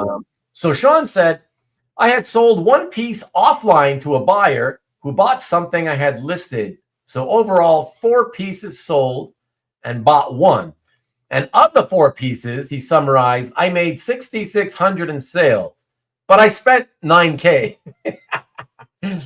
Hey, man, you win some, you lose some. That's the way it goes. It's all, you won all around because, listen, at least you bring back cash flow with $6,600. So it doesn't feel so bad to blow the $9,000. It makes you feel like, oh, you only blew 23. Oh, here he is. Yes. So I had bookmarked this as well. And Mike said it was 7 out of 34. So was it all of the Strid sketch cards? He had more than me. I had only 24. So it worked out to the same percentage because I sold 5 out of 24. So it comes out to like just over 20, probably 20.2, 20.5%, something like that. Yeah. But congrats, Mike. That's a good showing. I hope you're happy. I hope you're satisfied because that's definitely a good showing, Page is so high, I didn't even see a point to making an offer. Okay. Well, okay. What's Tom looking for? Like Tom's a baller. Yeah, that's at a certain point, Lamborghinis get expensive, my friend. Yeah, that's it. And Lee was 2 out of 28. So not a good sell-through percentage, only 7%. I don't know if you're 0 for 36. Huh? 0 for 36. You were 0 for 36? Yeah. 2 out of 3 ain't bad. 2 out of 28, I don't know. It just depends if you were happy or not, Lee, though. So you'd have to let us know. Sean, it was 3 out of 15. So that's another 20%. So that's pretty good, Sean. That's but actually you said 4. You said 4 earlier. Was it 3 or 4? And we have Ron Pittman in the house, or at least he was here 3 hours ago. 3 of 14. Hey. And he got ghosted on 1. Well, 3 out of 14 is very good. A little bit better than mine. And Mike's, that's 21, a little over 21%. So have I gotten an email? No, I didn't. Never mind. And then you got Peter with 1 out of 8. You're probably disappointed. That's exactly 12.5% sell-through. But hopefully the piece you sold was worth enough that, it gives you money either for more art or whatever. I don't know. Hopefully you're happy, Peter. I don't know. Let me know. Although I can't see your guys' posts right now when I'm in it's a different window to see these bookmarked posts. Marvel fan says, I sold nothing and I bought 4. I don't think you were trying to sell those, right? You didn't have a booth, Tom? Rick sold 0. Sorry to hear. Oh, another goose egg to match with Matt. And you bought 3. Well, that's fun. At least you found 3 pieces to buy, so that's cool. And CJ, 2 for 41. Yeah, definitely got to be hurting on the percentage there. Basically 5%, a little bit less than 5%. CJ, but I hope you're happy. At least you sold something. I don't know. You're probably upset. If you're like me, you're probably like a bit annoyed because of the time it took you to post everything. And I would certainly understand that, Let me see. Yeah, my friend Noah, who's also a fellow Tom Grummett fan, had a great weekend. 5 out of 13. 5 out of 13 for a 38.4% sell-through percentage. Man, especially on a platform where you're competing against 7,400 other pieces. Wow, to sell 5 out of your only 13. Whew. Yeah, you had a good show. So congrats to you, Noah, even though you're not here anymore. And Seymour Slots, wow, 2 out of 48, very similar, and 4 to 5 others with very close offers. I expect to close on in the after hours. Okay, so that improves it a lot better if you close on those, for sure. And Lee had, oh yeah, he's saying that your prices were pretty good. I saved a few. He was talking to my friend Noah on his Grummet stuff. And then we had Murdoch, last minute sale, 13 pieces sold. What? You sold 13 pieces? And I remember I think I took a quick look at your gallery, Murdoch. You had mainly, I know you're mainly a commission art collector. Wow, 13 pieces. You may have one of the best sell-through percentages of the weekend. I don't know. I wish you had told us how many pieces you attempted to sell, but that's pretty friggin' amazing. Like, you can't, like, what the hell, man? You can't go wrong with that, right? 13 pieces? Holy shit, man. Yeah, no, that's pretty crazy. Let me see these guys. Do you still have a pager? I never had a pager, actually. Yes, I got mine in 95. My boss even had to co-sign for me, had to do a credit check. Yeah, in those days, that's kind of what it was, right? The dark ages. Or was he really just buying pieces from Spencer?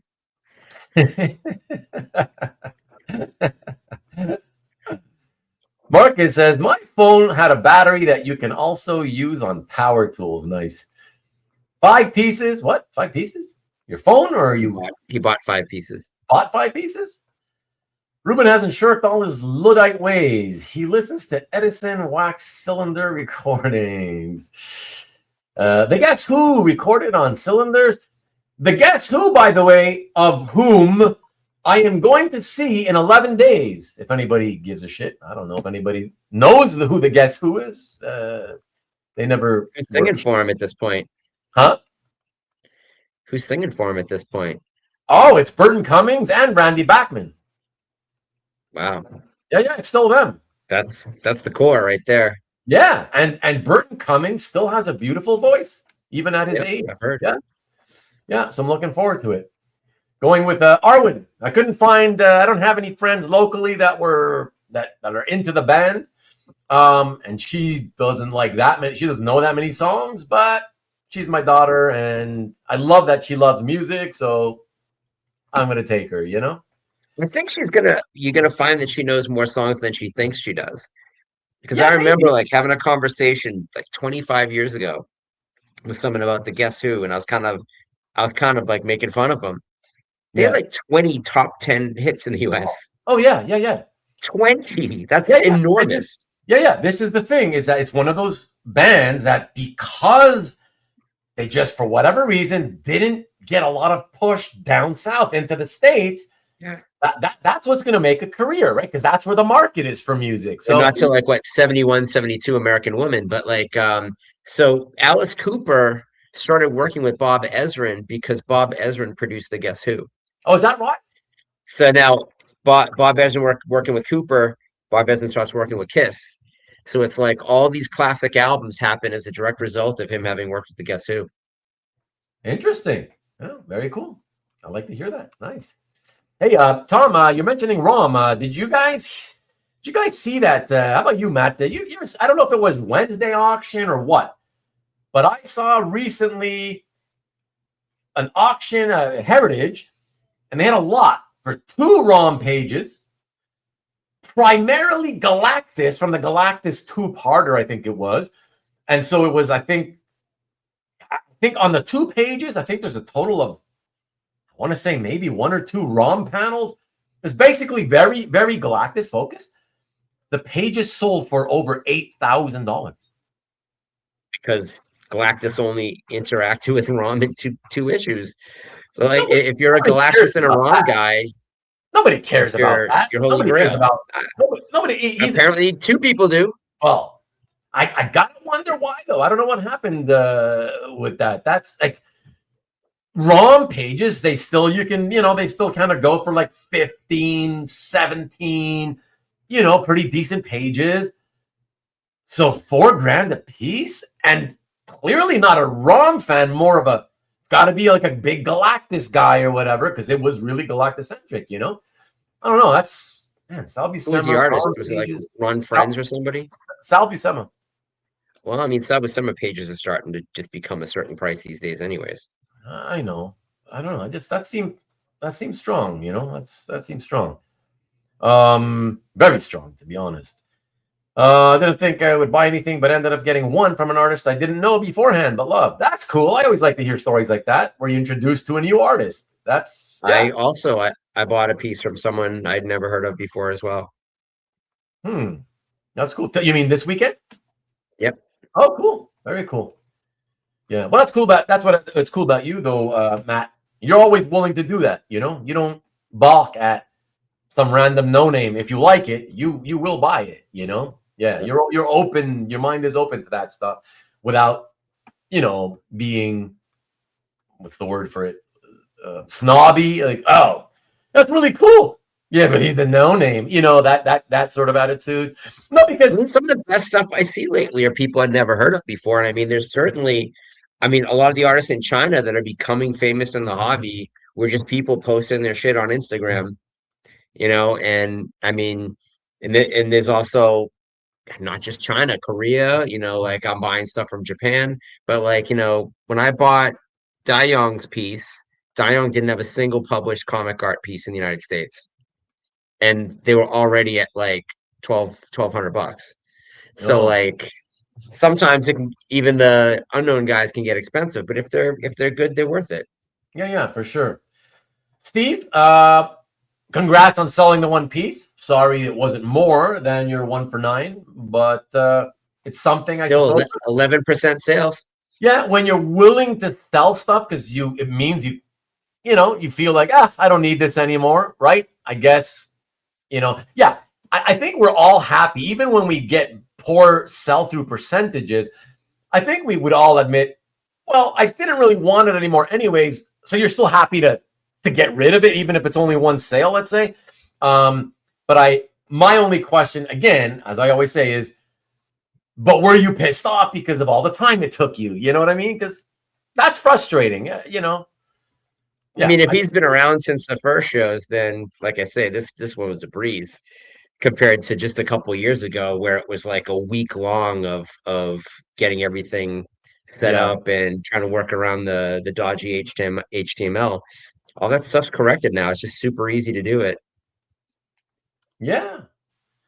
And I bought pieces that were cheap but nice. Yeah. Rickster, love the guess too. And Rick, let me tell you, we talking about April Wine last time. You're a big fan. Enough is enough. Do you know some April Wine, Matt? Of course I do. Are you kidding me? Okay. So I honestly, I just remember them in the early 80s. The Nature of the Beast album, because the cover was so cool. Yeah. The guy wailing away. Power Play and Nature of the Beast, like the two records. Yeah. Yeah. And the thing is, but the thing was, I was like, okay, they had a couple of hits off that album. And I thought, yeah, it's probably all I remember from April Wine. But I spent the last 2 weeks working really hard on consolidating my music digitally into one place. I ripped all my CDs, got it all on the computer so I could put it into my car. And I put together a playlist for a really large playlist for obscure Canadian bands, right? That even in Canada, a lot of people would never have heard of, but had hits. And then I thought, okay, what the hell? Since it's a Canadiana sort of folder, I figured, okay, I'll add the more popular ones. You know, like I don't know. You ever hear of Glass Tiger? Of course, Glass Tiger. Don't forget me when I'm gone. Yeah, Felix had Rock You, and you know, yeah, okay. Love. Yeah, there you go. Okay, yeah. So I added some more popular ones, and I was like, okay, so I gotta put together a little bit of an April Wine one, and I started listening to a bunch of stuff. And to be honest, like I said, I thought it was just the 2 or 3 I remembered from the early 80s. Next thing you know, I'm listening to song after song after song, and I'm like, oh my God, it was the greatest, coolest feeling, Matt. Because most of them, I recognized them. And the coolest thing was that I hadn't heard them probably since maybe as early as, a lot of them were from the 70s, okay? 40 years ago. April Wine. And I probably was 7 years old in the kitchen with my mom. You know, she had the radio on, and and the melody was there, and I hadn't heard it since. But yeah, it was wild. And in the end, I put together probably like a 20-something song playlist for April Wine. You know, it's like, wow, man. Wait till you tackle Triumph again. Triumph, I put together a mini one because I could only find, I think, 4 that I liked. Yeah, it was. Wow. Yeah. I was blown away by how much I enjoyed their Us Festival set recently. Really? And like how Rick Emmett was just out there playing guitar like a maniac. Like, oh, you mean the it's an unbelievably tight set. Way back when? You mean the old Us? Yeah, the Us Festivals. Yeah. Oh, that was a class. Yeah, exactly. That is the equivalent to Us Festival of Queen at Live Aid. Like they were that good at that festival, like they outshined everybody. Oh, really? So even the crowd thought that they were like the best thing at that show? Yeah. Wow. See, but then again, they also never really broke big into the United States. They have a bunch of top 40 placement, definitely top 100, but I think they only cracked the top 20 once, and I think it was of like one of their last records, like Somebody's Out There Somewhere. Okay, yeah, interesting. And then Rick Emmett left, and they're supposedly getting back together and doing a tour, and I'm fucking psyched for it. Like I was more excited about that than Rush playing again. And Rush is like my favorite band. Yeah, but Geddy's voice is gone. Yeah, Geddy's voice is done. Yeah, I noticed. I don't know that I wouldn't say it's done, but it's I was oh my gosh, it declined. I didn't realize it had declined. Yeah. I know it's sad. It's sad, you know, when that happens. But you know, age and whatever, it happens to a lot of guys, right? So and he had such a high vocal register, you know, for so many of those records. Yeah, for sure. I mean, that was a crazy, unique voice, right? For decades, right? Like, yeah. He's had his time. How far back did you go? Did you go back to Max Webster? You know, like okay. Listen, sorry guys, we have to do this. I'm so sorry. Max Webster, I didn't even know them, and suddenly I was like, oh yeah, let me get a couple of these Kim Mitchell songs from the 80s, right? Patio Lanterns, whatever. And then, oh yeah, I did a little research. Oh yeah, he was from Max Webster initially, and I was like, that sounds vaguely familiar, but I'm pretty sure I don't know nothing about it. And then I play this one song. Okay, what? Hold the line. Yeah. Hold on. Oh, classic. I was like, oh my God, remember this from childhood? It's so good. I love it. Yeah. Love that song. Oh my gosh. I listened to a few more. I didn't really think it was my thing, really, Max Webster, but so happy to have that. I think I got maybe 2 or 3 Max Webster songs, you know? But yeah, very cool. Yeah. So it's just so crazy to hear stuff that you would think, oh, I didn't even heard of that band. And then you hear a song, you're like, oh my God, I love it. I remember it. Oh my God. But I was so young when I last heard it, you know? I can't believe I haven't heard this since I was a kid. Oh my God. What a crazy feeling that is, you know? Yeah. Anybody who grew up in like northern states and especially the Northeast got a lot of Canadian music played on the radio because that was part of the touring. Is that bands would tour, you know, they might not even tour the Western Canada, but they would tour like Detroit.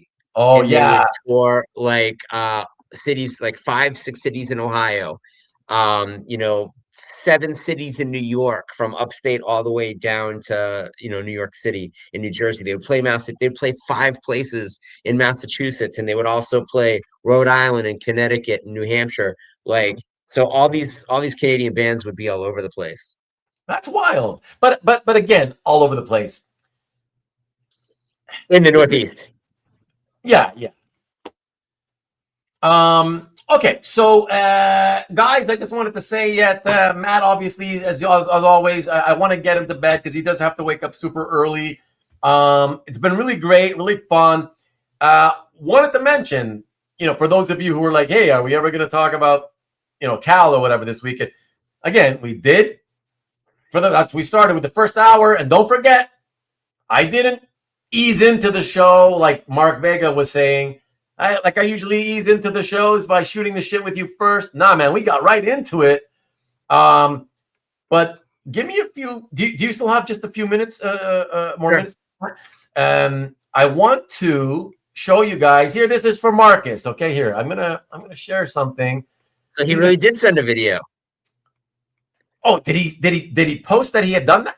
He said, yeah, he said in the comments that he sent you a video. Okay, there you go. So crazy mofo that he is. So I yeah. thought it So was a Snapchat video. all right. So this is him. This is him and Lance. This is what they do on their spare time, I guess. I'm gonna share the screen with you guys. Okay, here. Juarez? Hold on. Let me see. Okay, I gotta bring it in like a guest. Okay, sorry, but that's as big as this is how it works, guys.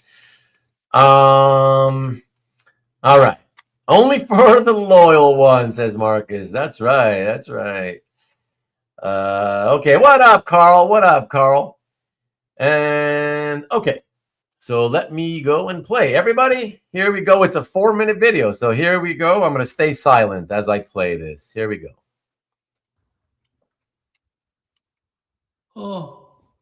Oh my God. I'm in deepest, darkest Union City at the home of one Marcus Aurelius Augustus Quintana. Way! Oh my gosh. Look at that crotch. Whoa. Mannix on a crotch. Cox on a crotch. Oh my God. Okay, come on. Okay, bring it over. Open that cake. Open that cake. Hey. I need to see when you see it. It should have a special announcement for you. I feel dirty watching this. Gonna fall out. Yeah, no, it's okay. Don't. Oh my God. Yeah, be careful. The announcement's on the other side. Oh, it says. What does it say? Quintana. Whoa, I got my very own Quintana. I can't believe it. It's a Quintana. 11 hours I waited my God. to get that. Okay, put that away. Get to the uncoxing. Whoa. Oh, this is Marcus's house. Just so you know, this is his original art collection. Yes. That's a lamp. More art. A couple of white couches. Yes. And very poor security system. Very poor. It's okay here. Whoa. There's some cards from Jason from Japan. It's Rousey Quintana. We got Gino Carana. Katana. Oh, Jake Paul with his pokey coach. Look at who's next. Kazra Gambari. Wait, let me get the stomach. Yep, too tight. That shirt's too tight. Oh my God. What kind of gummies are these? Well, I can't, What kind of gummies are these? Hey, you'll be eating a lot of cookies later. Uh-oh. Okay, get to it. Open that one first, the Quintana. The Quintana signed. The Quintana first? The officially signed Quintana. Oh my God. Just, pull that nipple up. It's nipple day. What? Oh, not that one? Oh my God. Come. Oh my God. I didn't pack it like Jiggy Cruz. Just open the freaking. Oh, you've been intoxicated. What's that? He's regurgitating. Whoa. Clopsy? Cyclops? Cyclopsy. He's puking out a clops. Cox. Okay. Formula Cox. Oh, look at that. It's from the great JP. Oh my God. Creative Explorer. Marcus. Oh my God. Look at Dee. Oh my God. Daredevil. Oh. It's. Is it all damaged like all the other ones? Oh my ones? God. Yeah, this one's bent. Should I rip it out there? Yeah, rip it real good. Rip it. Oh my gosh. What is it? It's a variant. It's a variant. It's a variant cover from who? Cash Browns. What the fuck?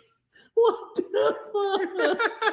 It's a sick ass. Oh my God. Oh, dude. Rubén Sierra, the Where collector. can you even see someone like her, dude? Oh my God. Just look at that.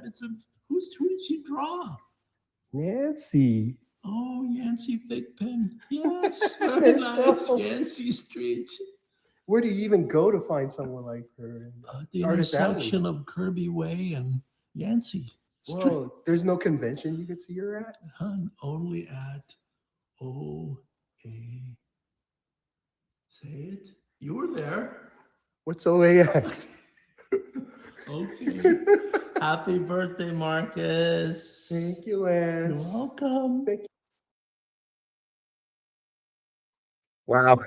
That's the Happy crazy. birthday, Marcus. That's the crazy. It's not his actual birthday. Just so you guys know, it's next week. It's next week.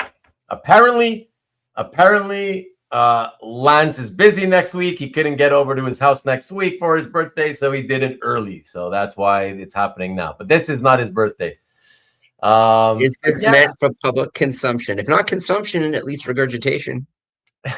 That was the listen. When he sent it to me, I'm like, look, I watched it. I'm just like, what the fuck is going on here? Like, I don't. It's like it sounds like Lance is stoned, drunk, like, you know. And I don't know if you saw, but I loved Carl's comment. Dressed in human skin, possibly. Why does it sound like Lance is in a kimono with no pants and a rainbow headband while filming this? You know. Yeah, man, it's like he's been smoking doobies. That's what I told Marcus. You guys been smoking doobies together for all day long. Like, what's happening here? I have no idea what that's all about. What's the reference to Ruben Sierra? California legal. By the way, so you baseball fans, I used to love Ruben Sierra, Texas Rangers. But until he kind of went mentally askew and started thinking that when his career was over, he was headed to the Hall of Fame. And he was like telling this guy, hey, what are you talking about, man? I'm going to the Hall of Fame. And because somebody asked him like something about his career, you know, are you upset with, you know, how the way it ended or whatever? He said, what are you talking about, man? I'm going to the Hall of Fame. And the guy who's writing, he wrote this article about it. He's like, yeah, you are going to the Hall of Fame, I'm sure, as long as you buy a fucking ticket like the rest of them to get in, you know? Yeah, so very, very funny. But yeah, I don't know what that was all about. That was all very crazy, guys. But Marcus, there you go. Are you happy? Make sure that you give your thanks to Lance. Everyone, Marcus, let him know that I finally showed it. I know he was here at the beginning of the show. And so he missed it, but that was wild. Like I said, very, very weird. Yeah, stop the insanity. It's what I was thinking when I was watching it for the first time. I was like, what the fuck is going on here? Please stop this insanity. What is happening? I don't know what's going on. So I don't know, man. He sounds like he was on drugs. He was weird. He was wild, but it's kind of fun for that reason, I guess. But I was really expecting Goodbye Horses to start playing in the background of that. What's that? I don't know that. You know Goodbye Horses? Well, by who? It's a song that Buffalo Bill dances to in Silence of the Lambs. Okay. By Hugh Lazarus. Okay. Oh my gosh. There you go. May 23rd, next week, everybody. Ruben Sierra is a brand of doobie. Is it? And Peter, how would you know of all people? Of all people, Peter's telling us that Ruben Sierra is a brand of doobie. Is it really? Okay, so maybe he was on doobies. Oh, now things are starting to come together. I like it. He was a great baseball player for a while. Anyways, for a while. Jose Quintana, my favorite player. Baseball.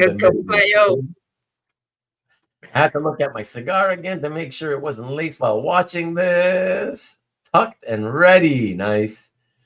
Question, Lazarus, one of the greatest one-hit wonders ever. Hugh Lazarus, they performed Goodbye Horses, which actually was never a top 40 hit. So they're a no-hit wonder. Interesting. Okay. Back when we overvalued RBIs. You know what? I would like to talk to you about his first year. He only had 4 RBIs. I should talk to you about that, Felix, because I grew up. You know, baseball was a big passion for me.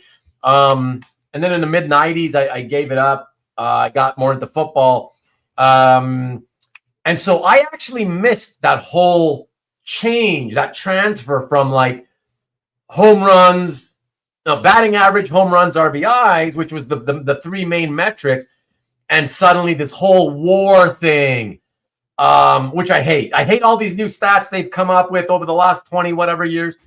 Anyways, I need to talk to somebody who's didn't stop watching baseball, and I got to understand why you guys like it, because it's average. You can understand like that. You don't really have to calculate it. You can do a quick calculation in your head.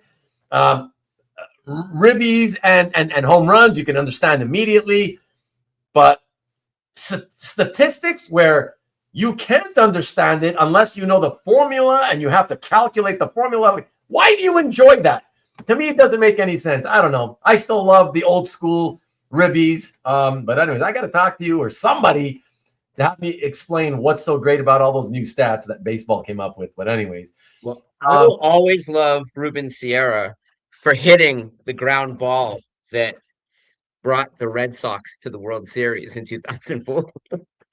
Because Pokey Reese picked up that and got him out on base, and that was the last out against the New York Yankees in Game 7, and securing the Red Sox win. With the baseball knowledge and forget knowledge. It's not really knowledge. It's a friggin' remembrance thing, Like, yeah, that's great memory, man. Well, I'll never forget. I mean, he was the Yankees' Bucky fucking Dent for us, the Red Sox. So like, where he hit into a terrible situation that secured us the pennant, and that was, of course, the only time in history a team has won the last 8 games of the season. So the comeback win, 3-0, and then we won the next 4 against the Yankees, and then swept the Cardinals in 4. So 2004, the first year the Red Sox won the World Series since like 1917. Yeah. So first time I ever saw them win, of course. My father died, never seen them win the World Series. Yeah, it's a shame. So thank you, Ruben Sierra. Yeah, there you go. El Caballo, El Indio. Felix, okay, that's very basic. I do understand that an RBI depends on the quality of, are people getting on base ahead of you. I get that. But like WAR, this WAR thing, wins above replacement. I listen, it's never been explained to me. And maybe if it is properly explained to me, maybe I'll agree that it's the greatest stat ever.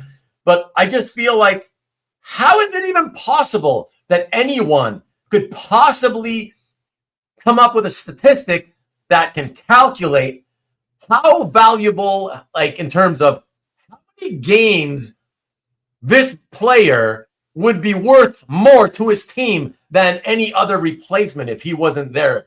Like, how is that possible? It just does. It seems made up. I don't get it. So, anyways, it's obviously it's not a something you can do in a chat room or whatever.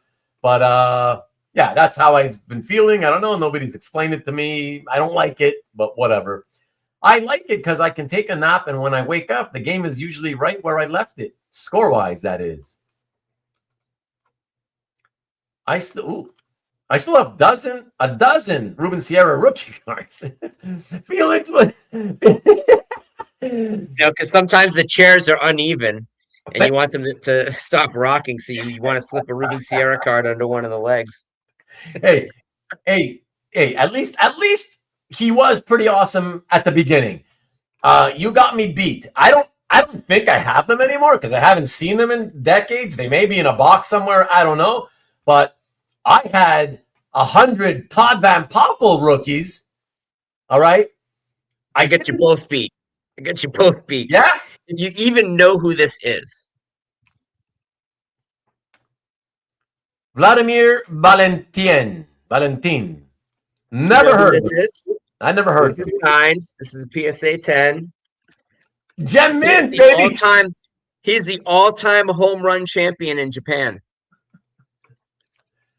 What?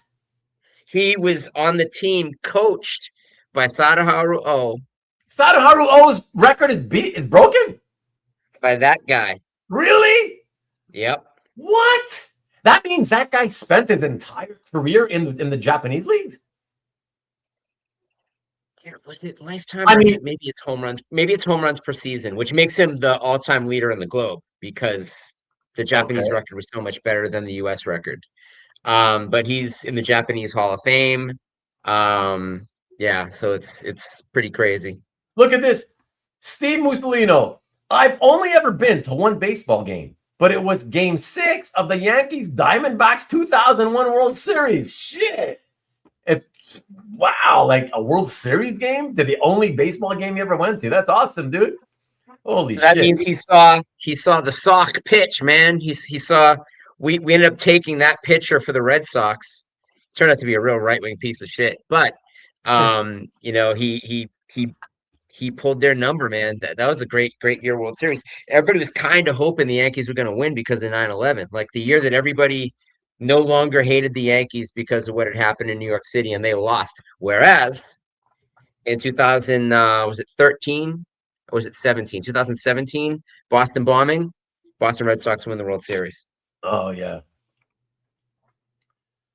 Wild. MLB, look at that. The baseball guy, the MLB front office. WAR is an analytics fan stat. Teams don't really use it, really. They have their own formulas. I know they have their own formulas, but I thought WAR was one of them. Felix, though, I agree. WAR, not a perfect stat. However, back of the baseball card stats ignore base running, always defense. Oh yeah, all the stuff that we used to get on the back of a Topps card is gone. I mean, you only get like 4 stats now. Yeah, I miss it. I hate when I'm like watching a little bit of baseball, you know, nowadays, and like they'll be talking about a player who's at the plate, you know, and they'll mention how many they might mention how many homers he has if he's a power hitter, especially, you know, and how many runs or RBIs, but they avoid average sometimes, and I'm like average, really? Have they really gotten rid of batting average? Like, not gotten rid of it, but do they not? Is that one that they no longer care about and think it's not helpful? I think OBP is more important now than and they started caring more about on batting average, and not only that, but slugging percentage. I remember when I was younger, I was like, they still had slugging percentage; it existed, but nobody I knew gave a crap. Like, nobody understood it. Like, it was like, what? People still don't care about slugging percentage. It's kind of gone by the wayside. Like, OBP is really the thing because that's going to determine how valuable somebody is on a team, because getting a walk is as important as getting a hit. And, you know, obviously if you got walked, you'd have a low batting average, but you know, you could be if the Greek god of walks, who was the first baseman for the Red Sox for a while, Euclid. You know, he had a low batting percentage, but he was a game winner because you win on runs. So you win on base hits. I do not have a Tim Horton card signed. He was way before my time, and I was never a big hockey fan. But hey, go Habs, baby, go Habs! I have a Gordie Howe card. You got a Gordie Howe card? I used to, yeah. I had a Gordie Howe. I had Blaine Stoughton. I had Lance is here. The Doobie brother. The Doobie brother came in. Sierra was traded. That video was crazy. Exactly. I loved Ken Seiko and I loved Sierra, so it was kind of like, oh no, I'm getting Sierra, but I'm losing Ken Seiko. No, I hate Ken Seiko, scumbag, cheater. No, robbed Mike Greenwell of an MVP award. Juicer. But in the end, he told the truth. And everybody else is the one who were fucking lying. So I respect him more and all the, you know, than all the liars. You know, whatever. But yeah. Thanks for the stream, Matt. Bye, Ian. Take it easy. Baseball makes me vanish. And I'm gonna follow Ian out. I think I got a jet at this point. All right. Let me say bye with you. Yeah. I can't stick around for this and then keep it going. But bye. Let me see really quick. Hi, Carl, just acting stupid. That was for sure. Yeah, old dirty. It was good stuff though. OPS weighs OBP and slugging the same, which is the flaw. Okay. But yeah, OPS, but he loves baseball. Batting average is a basic measure. Yeah, which I don't like. Those yellow Donruss cuts from 89 with Jose are so hot. Fun show. Thank you, guys, everybody. Thank you so much. Thank you, of course, to my good friend Matt Kennedy, as always. Thanks, buddy. I appreciate it. Thank you all also for being so friggin' chatty that again, as you saw, you were so chatty that I was behind all show long. That means you were really active, and that means that you're really into it. So I really appreciate you guys. So thank you. Thank you, Rick. Appreciate it, man. So yeah, look, I hope that the final numbers for all of you are good. Once you maybe take a look at the last emails, maybe you guys got some last minute sales or whatever. Have a great week, all of you. And don't forget to see Matt this Friday. Let me show you here. Let me show you once again. Did I? Okay, well, I had put the link in earlier, but here, check it out.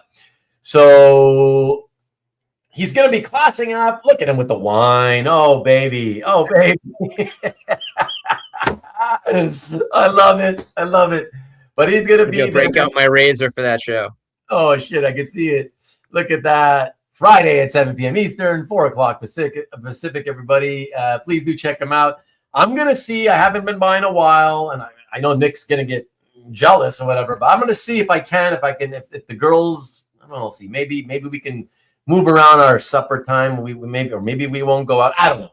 If I can make it, I'll try to make it just to see what's happening. And by the way, Matt, can you tell us though, for Friday, because what I was reading, it sounded like you were going to do some kind of a, like, literally more of a serious show where you try to more of a, like an episode of Comic Art 101, where it sounded like it was going to be something for like newer people to kind of teach an appreciation of artwork, or no, or is that, well, is that just bullshit, or what like?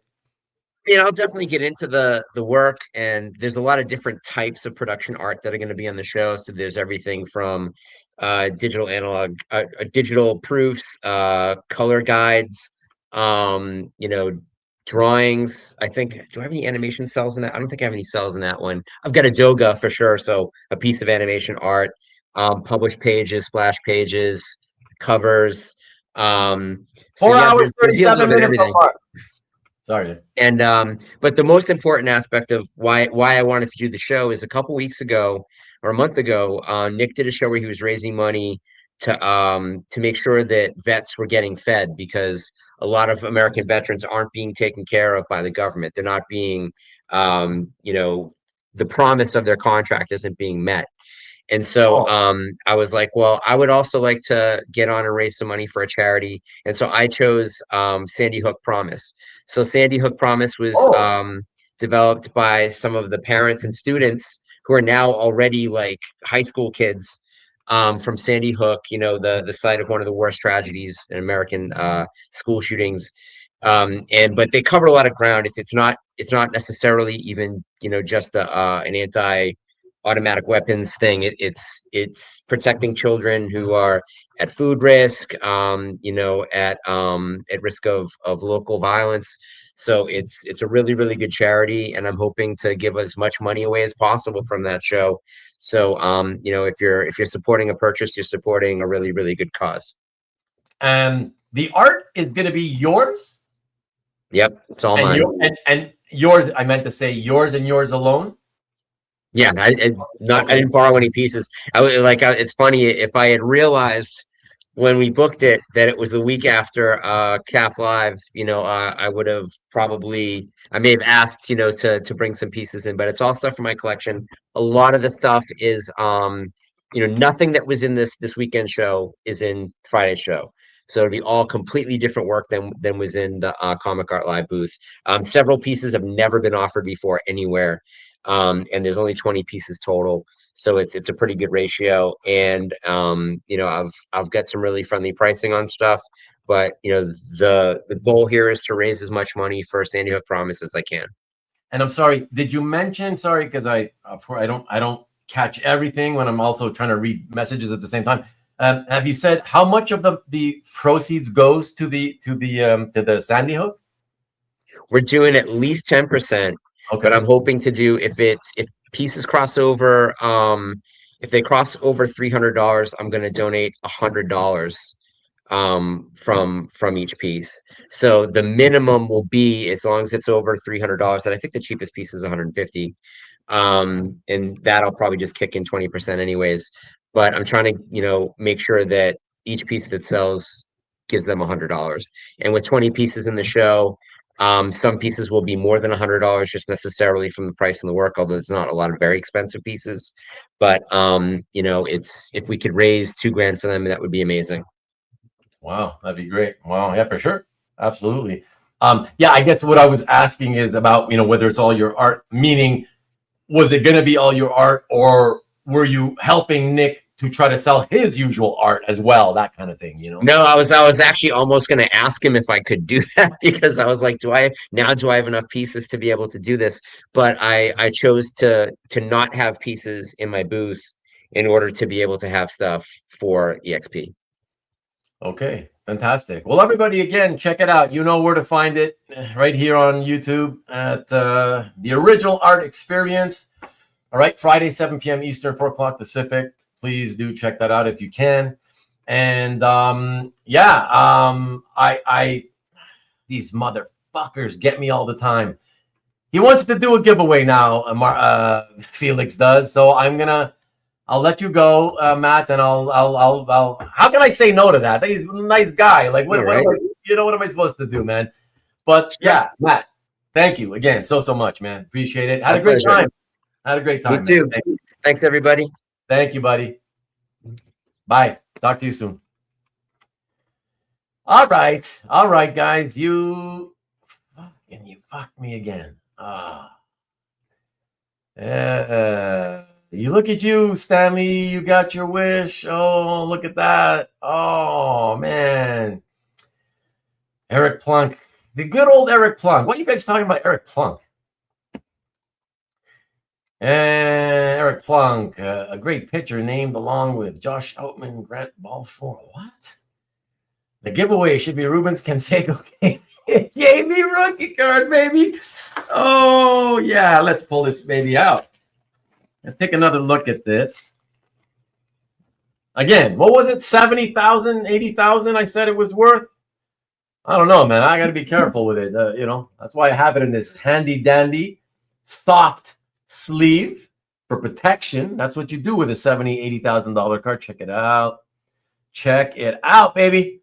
Jose Canseco, KB rookie. Holy shit. Love it.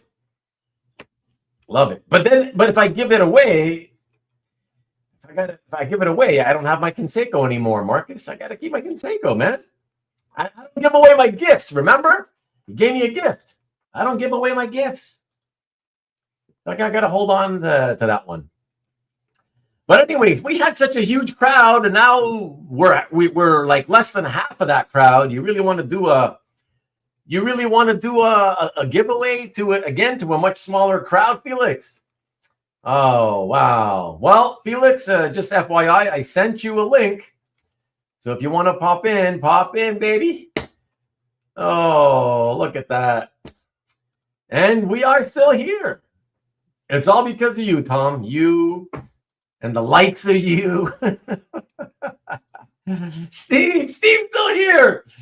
Oh, and I feel bad too. I feel bad because some of the guys, they take off like as soon as I say, all right, we're going to close it out, and they take off. Some of you know better.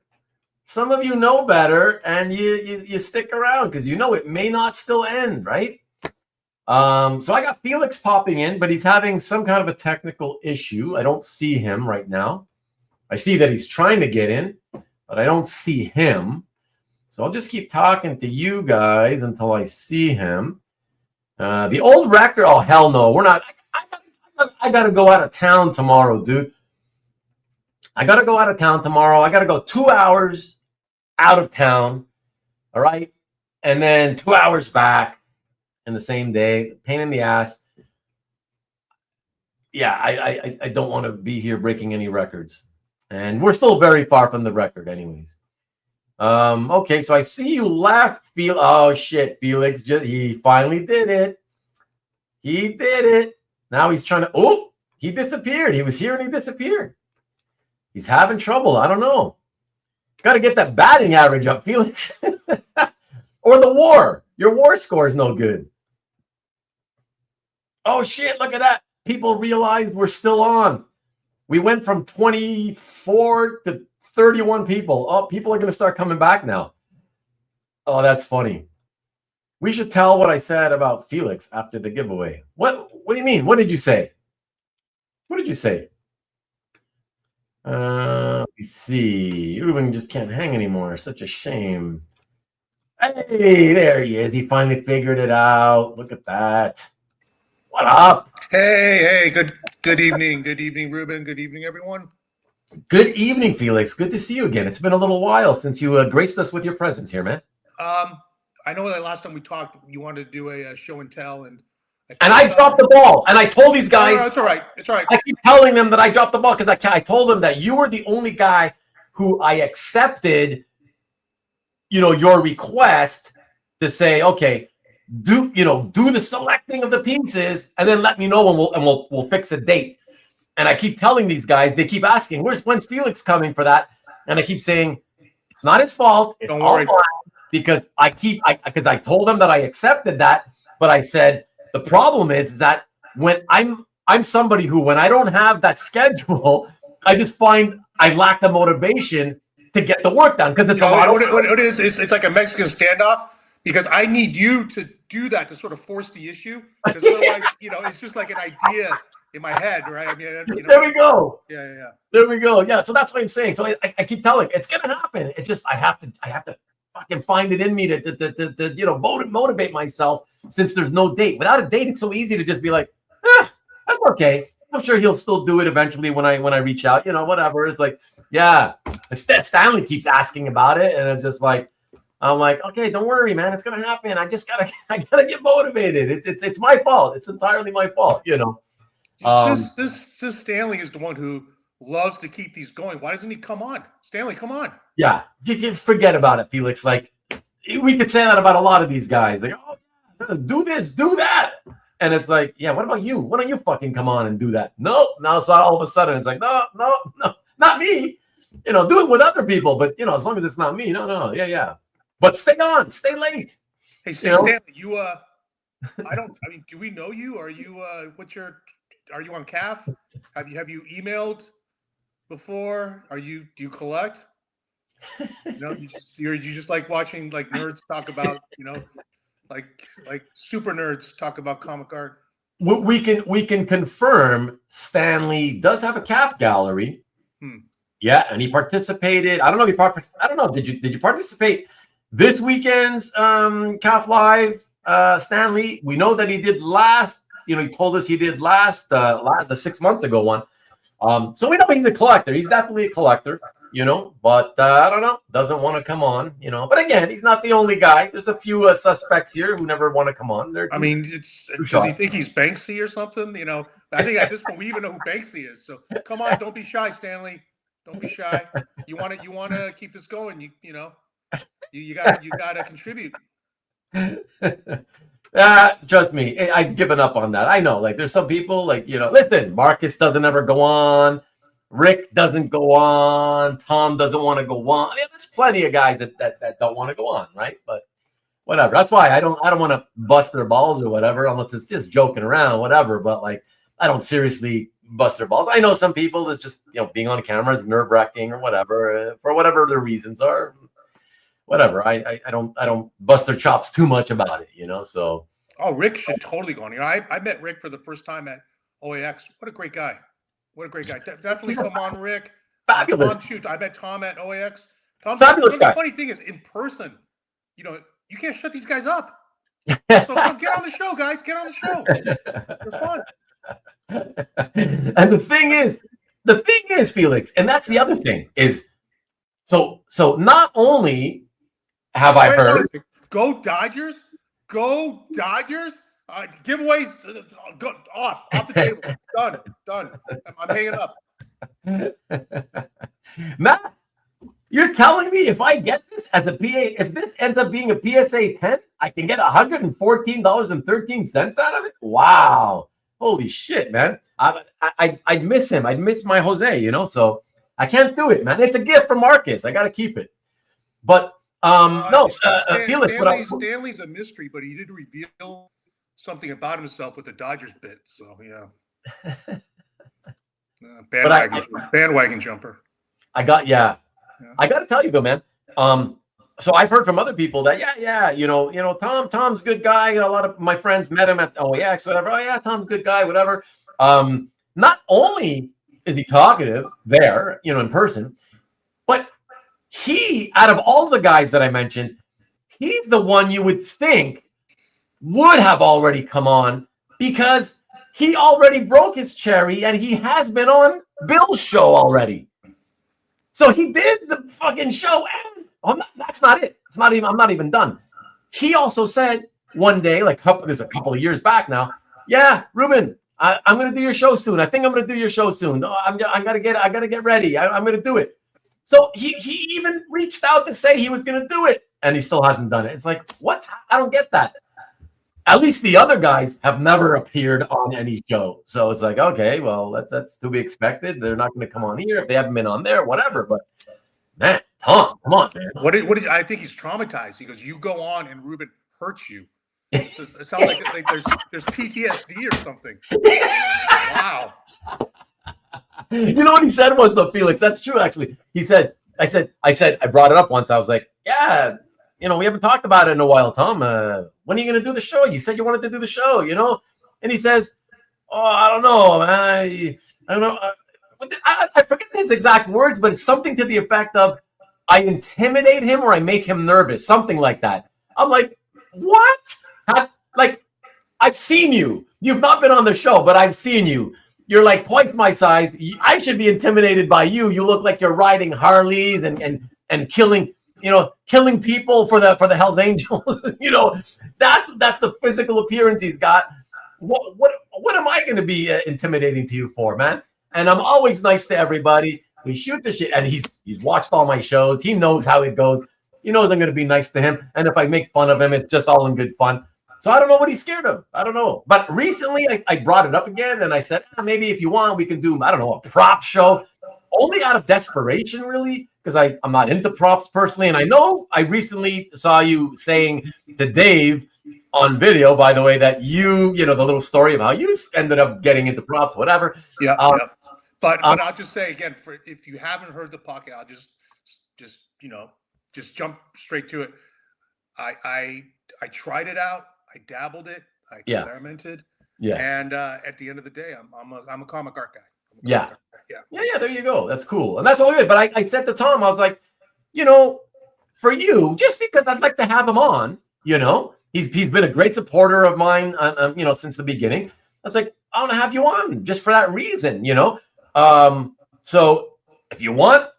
If you feel more comfortable talking about your props and shit, let's do a superhero themed prop, at least to keep it at least somewhat tied into comics. I said a prop show if you want, and we could do it that way. And it's like, because to be honest, I'm never. Well, you look. It doesn't even have to be about that. You always say, right? Like your show's just guys getting together and shooting the shit. For sure. Yeah, for sure. But I just figured that really is the fun part of a show like OAX. Less so San Diego is hard to get everyone together, but OAX, Heroes, a lot of chances, a lot of opportunities to hang. And for those of you who don't get to do those shows, this is sort of it right here. You get to do this, a version of it every week. And man, that's why all these guys tune in like every week. That's why Stanley, when he's he leaves the Dodgers game in the 7th inning to rush home he's leaving anyway. I mean, he's a Dodgers fan, so yeah. I got to say, by the way, and again, not to want to switch the topics. Yeah. That was the thing that killed me the most when I used to go to ball games. God, I would get pissed when you'd be getting on the 8th inning. Top of the 9th, or in between the 8th and the 9th, and I'd start seeing everybody leaving when the team was losing. I'd be like, "What the fuck are you all going?" That is the indictment of so-called Dodgers fans, because winning or losing, they're gone. They do not stay until the end. Like Shohei Ohtani, who is now their god, he could be coming up in the bottom of the, after the second half of the inning, and they're still all leaving. But to be fair, Felix, come on, that happens at every ballpark. Like when it's like, let's say a 4, 5, 6 run lead or more, there's always a bunch of people leaving because they want to get before the traffic. They want to beat the traffic or whatever and all that. But I never did that. I was just like, nah, man. I remember 1994, the great Expos season that we should have won the World Series. Tragic. Yeah, I remember that year. As a Bay Area guy, that was the year that Matt Williams, was just in home run after home run after home run, and yeah, that opportunity's gone too. So, but much more so for the Expos. That was it. You always have like people don't understand, especially in baseball. There could be, your window could be like that, especially for a so-called small market team. That's it. That's your window. And if that if you don't take advantage, it's over, and it's probably never happening again. Mm-hmm. But I remember that year, I'd be going to get tickets, go to a ball game with some friends, right? Oh, no. Hold on a second. Stanley says someone sounds jealous. No, not jealous at all of the team, or certainly not the so-called fans. I am jealous of the resources. I am jealous of the payroll. Yeah. So on that front, maybe. I just wanted to say that I remember going to this one game that year. I went with 2 friends. And so we're sitting or watching, whatever. And the Expos were winning. And then all of a sudden, I think it was, I want to say 7 o'clock in the evening.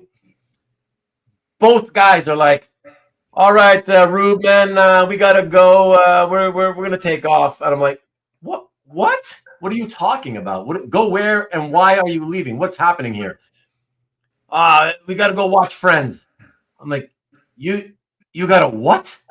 We gotta go watch Friends. We gotta make it home in time for Friends. I'm like, what the hell is Friends? I never watched Friends. And, and he's like, yeah, whatever. They're a sitcom, whatever. I'm like, the one with the 2 girls and that nerd is the boyfriend of one of the hot girls. Yeah.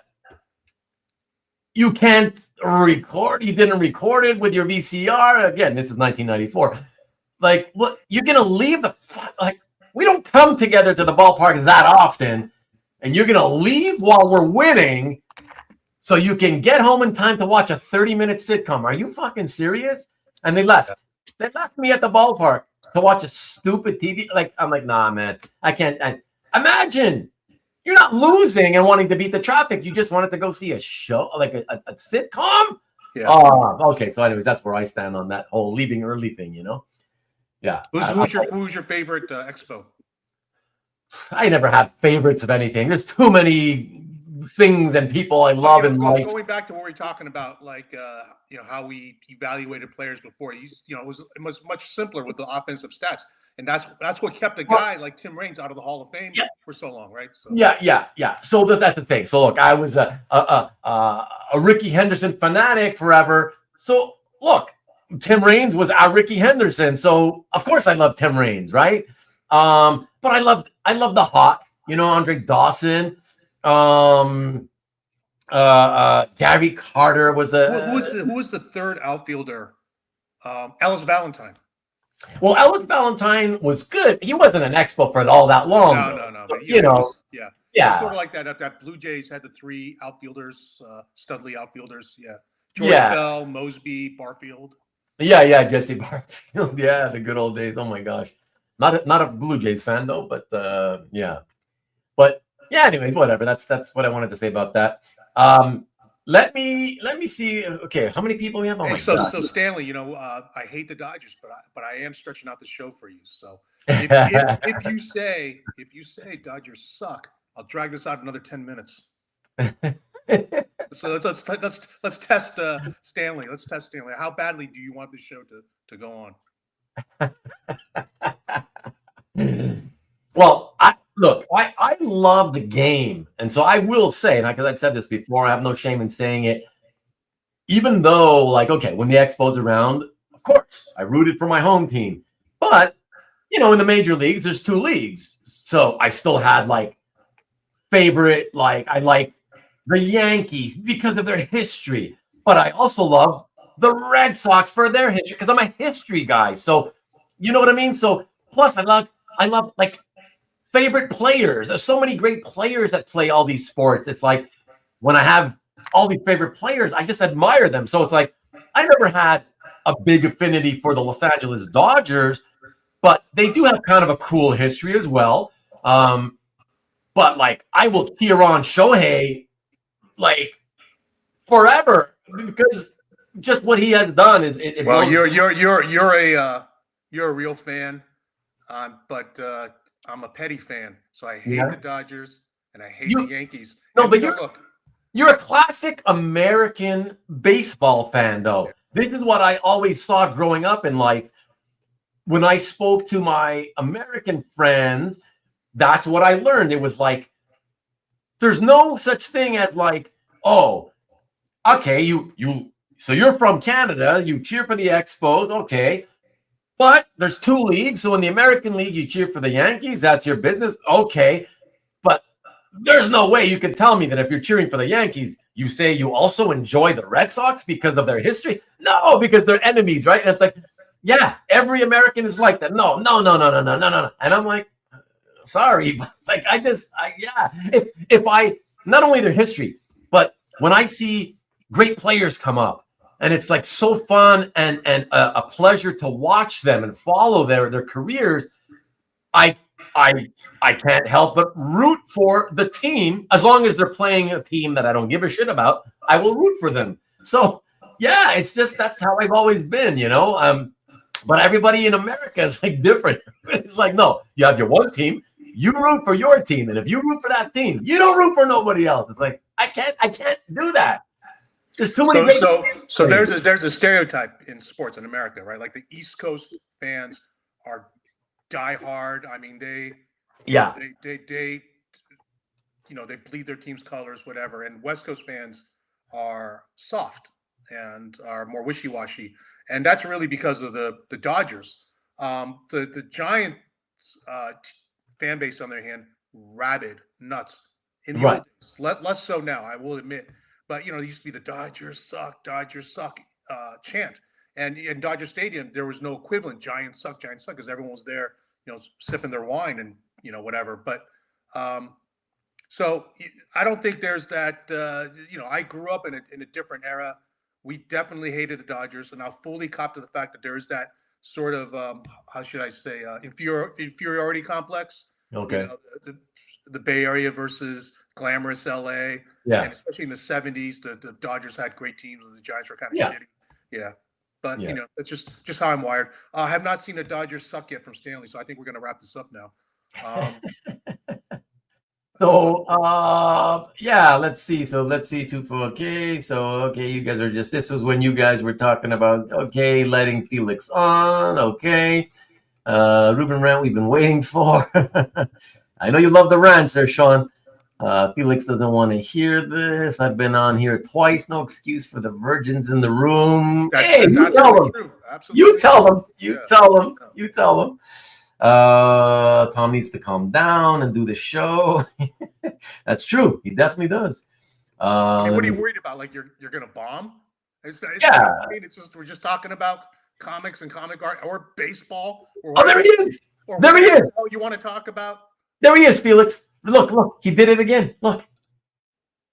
Ruben scares me. Yeah. Like he said, I think that's what he used. I think that was the word he used. He goes, I don't know. He intimidates me. I'm like, what? You're crazy, man. I don't know. I don't get it. Now, again, he recently said, when I brought it up with the prop idea, whatever, he said, yeah, I'm thinking about it. Yeah, whatever. But again, that doesn't mean anything, right? That we could go 2 more years and he could still be thinking about it. So yeah. So that's it. Let me see. Ruben's very huggable. How do you know? You've never hugged me. After your politics show, people are afraid. You did a show on politics? Damn! You know what? You send me the link. I will. Yeah, that's good. I will. Yeah. Talk to Ruben about how much you lost in the divorce. How awful your art is. It's a good time. What? What? I don't even know what you were talking about, MLB. When did this turn about me again for the 4th time tonight? It's always about you. You make it about you. Canadians are ruthless. Yeah, we're known for that, you know. Scared of Tom and Ruben. Let me see what else. But what you got, Felix, pretty top shelf for what you love. Aliens. Oh yeah, the gun, right? That's the one you got. Yeah. Sci-fi, Ruben. So have you ever seen Aliens? I will tell you this, Felix. I will tell you this. I saw it. I really enjoyed it. I saw it when it came came out. Yeah. Wow. Yeah. Okay, but listen. For me, okay, Aliens, it's not for me what I consider typically hardcore straight sci-fi. To me, it's more like, yes, obviously it's sci-fi, but it's also like more sci-fi / monster action movie. You know, like, you know what I mean? Like it takes place in outer space on a ship or whatever. That's what makes it kind of sci-fi, but it's a monster movie. So yeah, attacking the monster. Let's kill the monster because he's killing us. Hold on a sec. Newsflash. We got the Dodgers suck from Stanley.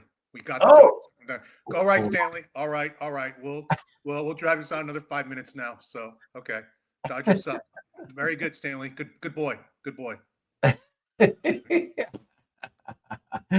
Oh, Ron Lim in the house. Ron, it's been ages since we've seen you, man. What's happening? Wow.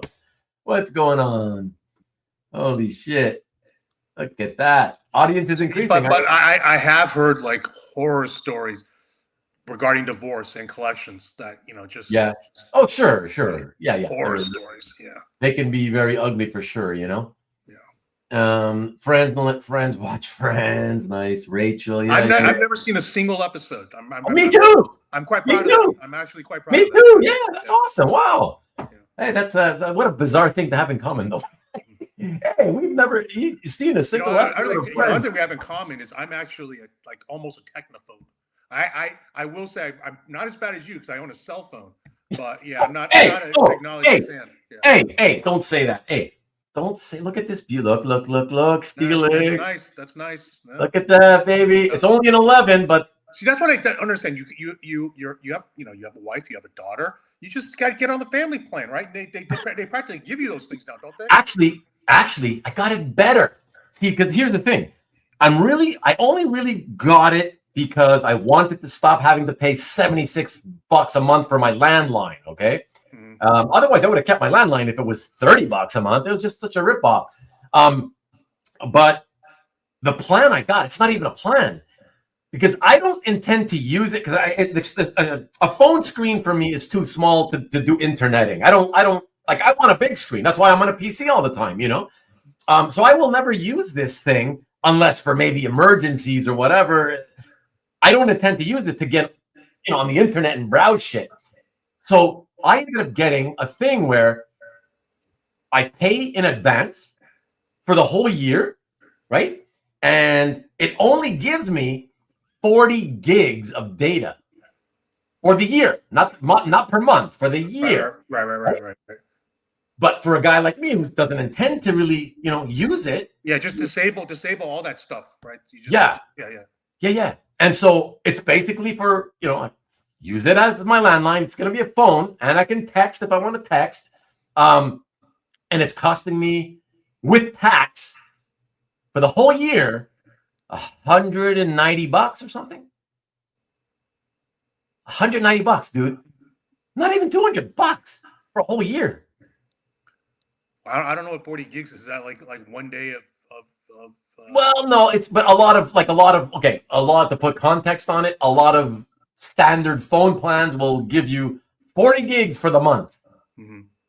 Because I guess people use up 30 to 40 gigs per month kind of thing, So now I'm saying it's 40 gigs for the year, So a standard user of a cell phone, obviously this plan would be no good for them. But for me, it's going to suit my purposes, I think. And it's pretty good. So now I got a phone. And as an emergency thing now, whatever, like if I go out on a longer sort of distance, out of town kind of thing, okay, I guess I could bring it with me in case my car breaks down or whatever for emergencies that way, so whatever. I let these guys know. I just got it a few days ago. So, yeah. I'm finally into the 21st century. Let's people stop making fun of this baby right here, which I'm gonna miss. I'm gonna miss terribly. Oh, but... is that a flip? Is that a flip phone or? No. No, What do you mean? Okay. This is my landline phone. Oh, that's your landline. Okay. You don't even you haven't had a landline phone for so long. You don't remember what they look like. I actually just I still pay for a landline. I don't know why I do. Oh, you have one too? Yeah, I never even use it. What am I doing? I don't know. Yeah. Okay, but then your landline phone doesn't look anything like this. It does look like that. Okay. Yeah. But you don't use it, so you don't remember what it looks like. I don't remember. Yeah. Okay. You know what it is? I think I'm just I don't want to give up that number because I've had it for so long, right? And I think that's part of it. Yeah. Yeah. That is important to me too. And I got lucky. They did allow me to switch the landline number to the cell phone, so I get to keep my longtime number. So that was nice. Andres Galarraga, whatever. I didn't love him, whatever. He was okay, whatever, but not like he was a superstar. He was like good for 25 to 29 home runs a year. So not exactly the biggest power hitting first baseman, but again, small market, that's what you get, Larry Walker. Larry Walker, but he only exploded into a superstar when he went to Colorado because of the thin air. Like Galarraga. Yeah, that's it. I enjoyed the Spos back in '79. I don't know why. Only in '79. Was Gary Carter on that '79 team? Yeah. Okay, all right. Yeah. Are you kidding? He only left after the '85 season so he could go and win the Mets championship. Who was the pitcher? Steve Rogers. Oh God, Black Monday. The guy who gave it up to the Dodgers. Here, there's the Dodgers again. Oh my gosh. Yeah. Oh my gosh. See, that's my issue with the Dodgers. I will say that. That's yeah. He tells you. By the way, Stanley told you that you're doing the Lord's work. And because I do like the logo. Okay, everybody. We are gonna get to the point of Felix being here. He wanted to do a giveaway. And I'm always happy to do it. It's kind of weird, but yeah, it's fun because there's not that many of you here. It would have been cooler, I think, maybe when there was like friggin' almost 60 people. But as usual, I think the last couple of times when we did it to Felix, it was the same sort of scenario where it was like at the end of the show or pretty late into the show where there was like a couple of dozen left. Yeah, whatever. Who cares? It's for the diehards. It's for the ones that that's true though. To the bitter end, and who were here with zero expectation of anything. They just they love the show. They love hanging out. And you know what? Everyone though, give it up to Stanley. He did it. The Dodgers suck, and that's why we're doing this because the Dodgers suck. The Dodgers suck. Oh, but that was Rick. No, it was Stanley. He did it? Yeah. Oh, okay. I think it was Rick quoting Stanley. So Stanley, he said it at some point, and Rick's just repeating it. Really? Oh, okay. Oh, and you know what? Shit. Not that I want to extend this and keep you even longer. But I guess I have something I could show you that I think you guys would, not only you, Felix, but I think everybody would appreciate. But we'll see. We'll do the giveaway first. But let me quickly get to Ron because he hasn't been here in so long. Until the iPhone Fold comes out in the fall and you essentially have an iPad mini. Well, I don't even know what you mean by that because I'm so technologically a dinosaur, Ron. So I don't know what that means. By the way, that's just an 11, Ron. So it's not like it's a brand new one. It's an 11. So yeah, it's old. And the battery's like dead. I did my research and I read that they say a cell phone battery is kind of like burned out when it's at 80% of its normal capacity. This battery is currently at 72. But I've only had it for a few days.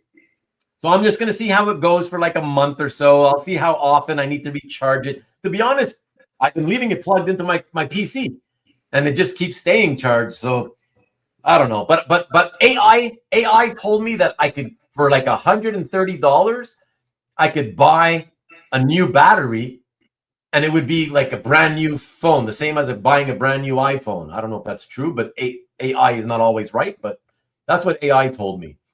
So for 135 bucks, if it gives me problems, yeah, I'll spend the money and have a brand new battery if it lasts me a few years, So could be a nightmare in a divorce. Yeah, for sure.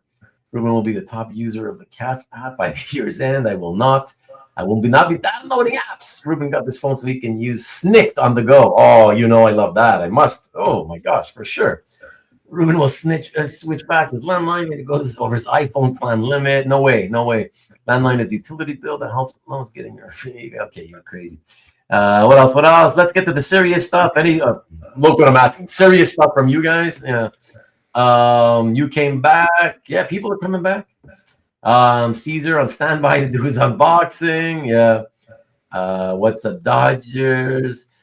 Okay, so the iPhone Fold has a screen twice the size. Holy crap. Oh, but it folds so that it still stays. I got you. No, still, I don't care. I like it on my PC. I like the 22-inch screen. I don't get you guys. I don't get anybody who gets online on the telephone. I don't understand you. I don't understand. I mean, before smartphones, all we did in society was complain about how oh yeah, my PC monitor, it's not big enough. The latest and greatest one just came out. That's even bigger. I'm going to get that one. And all everybody did was go out and buy bigger and bigger and bigger monitors. And all of a sudden, smartphones came out, and suddenly everybody's more than happy to listen and watch the internet on a fucking thumbnail size screen. I don't get that. I don't get that. It gives me a headache. No, I'm never going to do that. So I don't get you guys, but again, that's what makes me different, I suppose.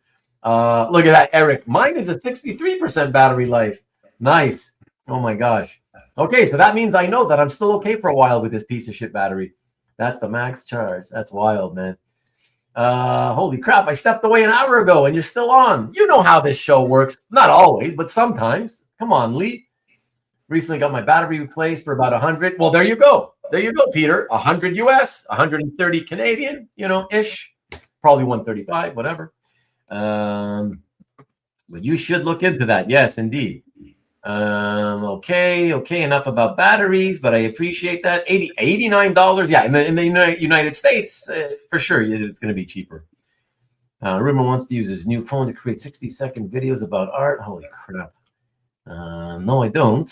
Let me see. Yeah, Comson left. Comson left us 3 hours ago and came back. And let me see. What did Felix buy on Comic Art Live? Oh yeah. How was your weekend, by the way? Out of curiosity, did you do anything? I took a peek, but I was swamped. I just had a lot of stuff to do, and too busy working, eh? Some family stuff too, just running around. Oh, okay. But you guys, I probably talked about it, and this is just my brief impression. But it seemed like it was. I don't know. I didn't see. I didn't get a comprehensive look, but just like a quick search, it didn't really. It seemed like the offerings this time were not as exciting as they have been in the past. And when I looked at then the shorthand is to see what sold. It didn't look like as much stuff that sold this time as before. Did you guys talk about? I'm sure you guys talked about that, right? What's your feeling? Is it just the quality of the offerings, the prices? That it's going to be a little more lackluster than. Yeah, I mean, some people mentioned that very same thing, that it didn't seem like. Yeah, it seemed like the quality overall was lower, but nobody really speculated in terms of why we felt, because what I had mentioned was that when I did a search like 4 or 5 hours into the show on Saturday yesterday, I had done a search of, like you did, of the just the sold stuff, and I had noticed that the number of pieces sold was around the same as usual at that hour. Which is why. Yeah, so it was. I usually look at it as a percentage of the overall pieces. I do. Yeah, that's another metric that I use too. Yeah. Like there were fewer, a lower percentage this time, but I haven't been keeping track of this. I'm not keeping records. No, I mean, me too. I just look when I have time, whatever. But at that time, it was like 163 pieces sold or whatever. Like I said, I think 4 hours into the show. And like I said, in past shows, that's kind of what I remember seeing, But what I had said to the guys, it was like, I did that search for the sold stuff. And it was like very surprising to me that at that time, the most expensive piece sold was like $27K. And then the next two were around $17K.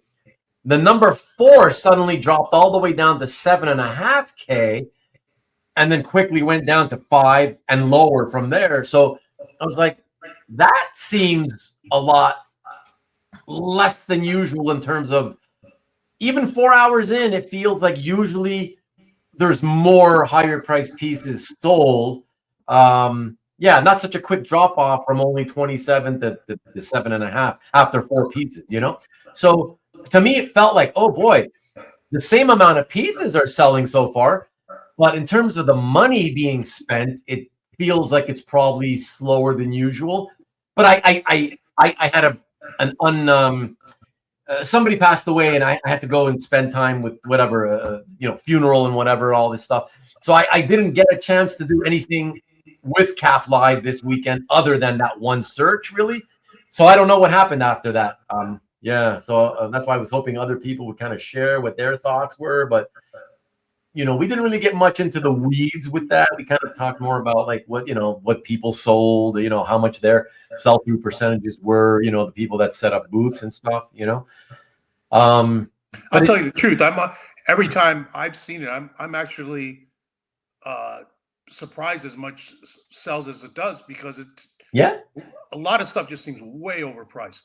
Well, we talked about that too, yeah. But see, we had people saying, oh, a lot of the stuff was like crazy overpriced, and which is funny to me, because I've been in this hobby long enough and on various message boards and communicating with various collectors, and that's always been like a big lament or complaint or bitch, right? That dealers are too greedy, blah blah blah. And, maybe dealers are, but once they have a chance to sell, collectors they exhibit that same behavior. That's even true. Worse, even worse. So I will say, thankfully, I don't see as much bitching and whining about how greedy dealers are, because hey, everyone becomes a dealer when it's time to sell. I've said that too. I said the same thing, that the same people who tend to be the complainers about the prices, and again, I've told so many people, not only on the show but privately in conversations with friends. I've said to their faces, it's like we'll be talking privately, and they'll be like, oh yeah, whatever. Oh, did you see the auction? Oh my God, like yeah, everything was so expensive, whatever. But the guy saying it is one of the most high-priced people when he wants to sell stuff, not because he's trying to be a rip-off artist, but he's one of these guys who happens to be so he doesn't typically sell stuff, and he's so attached to all his artwork that he wants other people to pay for his sentiment, And I tell him that. I tell him that's what you're doing. Like, that's crazy. Like, who's going to buy that at those stupid prices? And then you're the same guy who complains every time you see an email from Glen Brunswick or whatever, Like, if you want to sell. If you don't want to sell, then keep it. But this sort of, wanting your cake and eat it too just doesn't work. And it doesn't work. No, like exactly. MLB front office says, no one likes to sell for a loss. Of course, no one likes to sell for a loss, but you got to be realistic. You got to sell to whatever the market is. If it happens to be a loss, well, that's just what the market is right now. Or if it means if it means the market is such that whatever art you own, you'd have to sell for a loss, then don't sell it. But to price it, at a number where you just won't, which represents like, not a loss, which represents profit, but is completely unrealistic. It's a total waste of everyone's time, in my opinion. Yeah. So Marcus is saying that 525 sold, but you're saying that 6,500 pieces were listed. No, I remember when I was on the site seeing like 74 and change. So that's a 900, almost 1,000 difference. So I'm going to go, I don't know. So now I don't know if your 525 is accurate either, since the 65 isn't accurate, but let's say the 525 is accurate. and we call it, I'll call it 73 because it might have been 73, close to 74. So 7,300. So we're talking a 7% sell-through percentage, which is kind of similar to what I remember things being 7, 8, 9 in the past. Yeah. I feel like this is the thing. It's almost like a double-edged sword where on the one hand, you know, the way to get people to open galleries for the weekend is to say, wow, like it's free, obviously, that's good. But like, yeah, you get all, you know, whatever. I don't know. I think they boast 25,000 unique visitors to the site on the weekend. I think that's the number. And it's like, yeah, you get all these, you know, people. That to me is a better measure of interest in the market. So I think Stanley says that means the market will stop. Not necessarily. So just because people weren't buying doesn't necessarily mean the market stopped. But I don't think that is a good metric because remember, out of the let's say it's 25,000. Out of those 25,000 people who do show up and check it out, I honestly believe that 90% or better kind of are just there to, yeah, let me look around. I'm curious, and you know, whatever. Maybe I'll buy something, but I genuinely don't think. Oh, think about it. If that number is right, the sold number, 525 total pieces out of 25,000 visitors, that kind of proves my point. That means way more than 90% of visitors are probably not buying anything, right? Yeah, but they're still tuning in. They're still checking out. It's better than, you know, less people. No, obviously. Yeah. Obviously, yeah. You know, sure. MLB, you're a baseball guy. I mean, you know, think of it this way, like a bad contract. You know, you want to get out from under a bad contract. You're basically selling for a loss. You know, you're kicking in some money to get the deal done. You know, in that context, it's not too much different from if you're trying to get out of a piece, but you don't want to take a loss. Well, sometimes you have to. Yeah, it's true. No one likes to sell for a loss, MLB. It's true, but it's like, of course, nobody wants to sell and likes to sell for a loss. I've always been of the belief, and this is because I've been in, you know, in the stock market since 1994 or 94. And it's like, yeah, I never liked taking a loss, but I took plenty, especially in the early days. But then there are times where like you can take especially with artwork, right? If you have something in your collection, you really are sick of seeing it. And that happens sometimes. You're just like, I'm just tired of it. I don't want this anymore. You're trying to sell it. And like Lee just mentioned, it took him 2 years to sell the damn thing. And it was a cheap piece on top of it. Well, hopefully he made a little bit of money on it. But that kind of piece, I've always believed, it's like, I don't give a shit, man. It's like at this point, and this is what I used to. I don't do this. I haven't done this in a long time. But there was a time a long time ago where at the end of every year, I'd look at my stuff and I'd be like, okay, what stuff can I get rid of that I'm tired of seeing? And I'd be looking at, oh yeah, I've been trying to sell this on my website or in my gallery on CAF a long time. Nobody's buying it. I'm so sick of seeing it now. And that's what I would take and I'd throw to eBay back in those days. And okay, let's let it ride for a penny, you know, and see what happens. And in most cases, that shit would lose money. And it's like, do I like it? Of course I don't like it. But, you know, sometimes you just have to cut your losses. And that's why I brought up the stock market, because in the stock market, sometimes you're better off cutting your losses than holding, you know, dead weight. It's dead money. That's, you know, there's opportunity cost. And sometimes it's just better to take a small loss or, you know, whatever, and just use the cash flow for something else. And yeah, so that's how I look at it. I don't know. I also know people who say, I will never take a loss. No way. I'll hold on to it and at least get my money back. And it's like, okay, I don't know. Whatever floats your boat, but I don't believe that's, you know, there's taking a loss isn't always necessarily such a bad thing. That's all. Agreed. Like you're going to hold something that you don't love anymore and don't really care about just because you're afraid to take a loss. It's just sitting around. You're not appreciating it. You don't like it. You know, I don't know. Yeah. That's exactly it, you know. But you never actually open a booth, do you? No. No. Okay. No. Okay. And is that mainly because of the busy factor, or do you think it's not worthwhile in terms of strategy based on the fact that you already sell well enough on the website? Is it related? Correct. Okay. There's no real need to. Right. And why would I sell with, put my pieces up against whatever 7,000 other pieces on that particular weekend, right? So. Yeah, that's true. Yeah, and it's optics. Optics are important in business, and especially in one like yours, where it's like you've done fantastic, and it's like gangbuster sales for a long time now.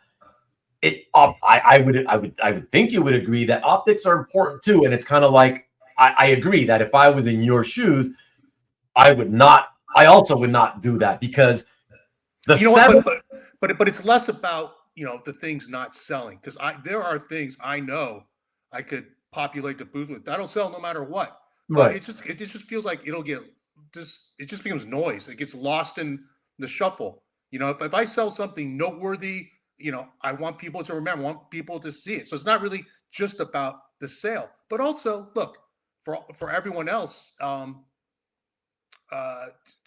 think like not doing that also leaves more money in the room for. I mean, it's just like I don't need to not just compete, but also I guess in a certain way distract from what's happening. Yeah. But I do. It's the one thing I've always wrestled with the Comic Art Live thing. It's like yeah, okay. It's I want to do it just to participate in terms of having a booth, just to kind of encourage them, and if everybody did it, okay, it's good for the hobby. Well, look, I feel like I've done my part to help out Bill and help out Comic Art Live. I've done, has there been another rep or dealer who's done more panels, for right? No, you've done it. Yeah, sure. Yeah. I just don't sell. Yeah, you did it in a different way. Absolutely, it's fine, But like I feel like for me, I did it 6 months ago, and I did it again this time. But I do it more to just, when I do it, I do it like, oh, okay, just to kind of say, all right, I participated this way. At least when I tell everybody else, hey, you should participate and open a booth, maybe. At least I'm telling them to do something that I'm doing, But previous to 6 months ago, I hadn't done it in probably 2 or 3 years, and that's because I have found when I used to do it a few years ago, generally speaking, I'm never really happy with the results. And I feel that the main reason is that it's that double-edged sword of, yes, you may get your 25,000 people, but your whatever minimal amount of pieces that you're putting is going to compete with 7,000 other pieces. And it's not just that it's 7,000 pieces, so that your small amount is lost among that giant sea of 7,000 other pieces, but it's 7,000 plus pieces in a tiny window of Saturday and Sunday, which you don't really have time. The average person doesn't have the time to carefully look through 7,000 pieces to see everything that's available. You know what I mean? So it's like most people, that's why they do their searches for the keywords.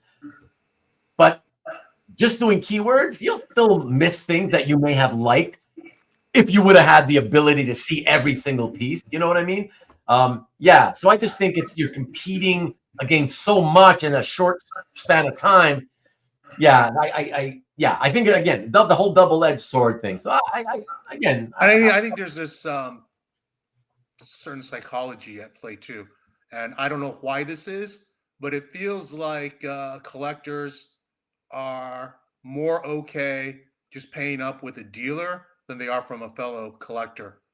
Why that is, I haven't thought about it any more than that, but it's just what I've noticed. Yeah.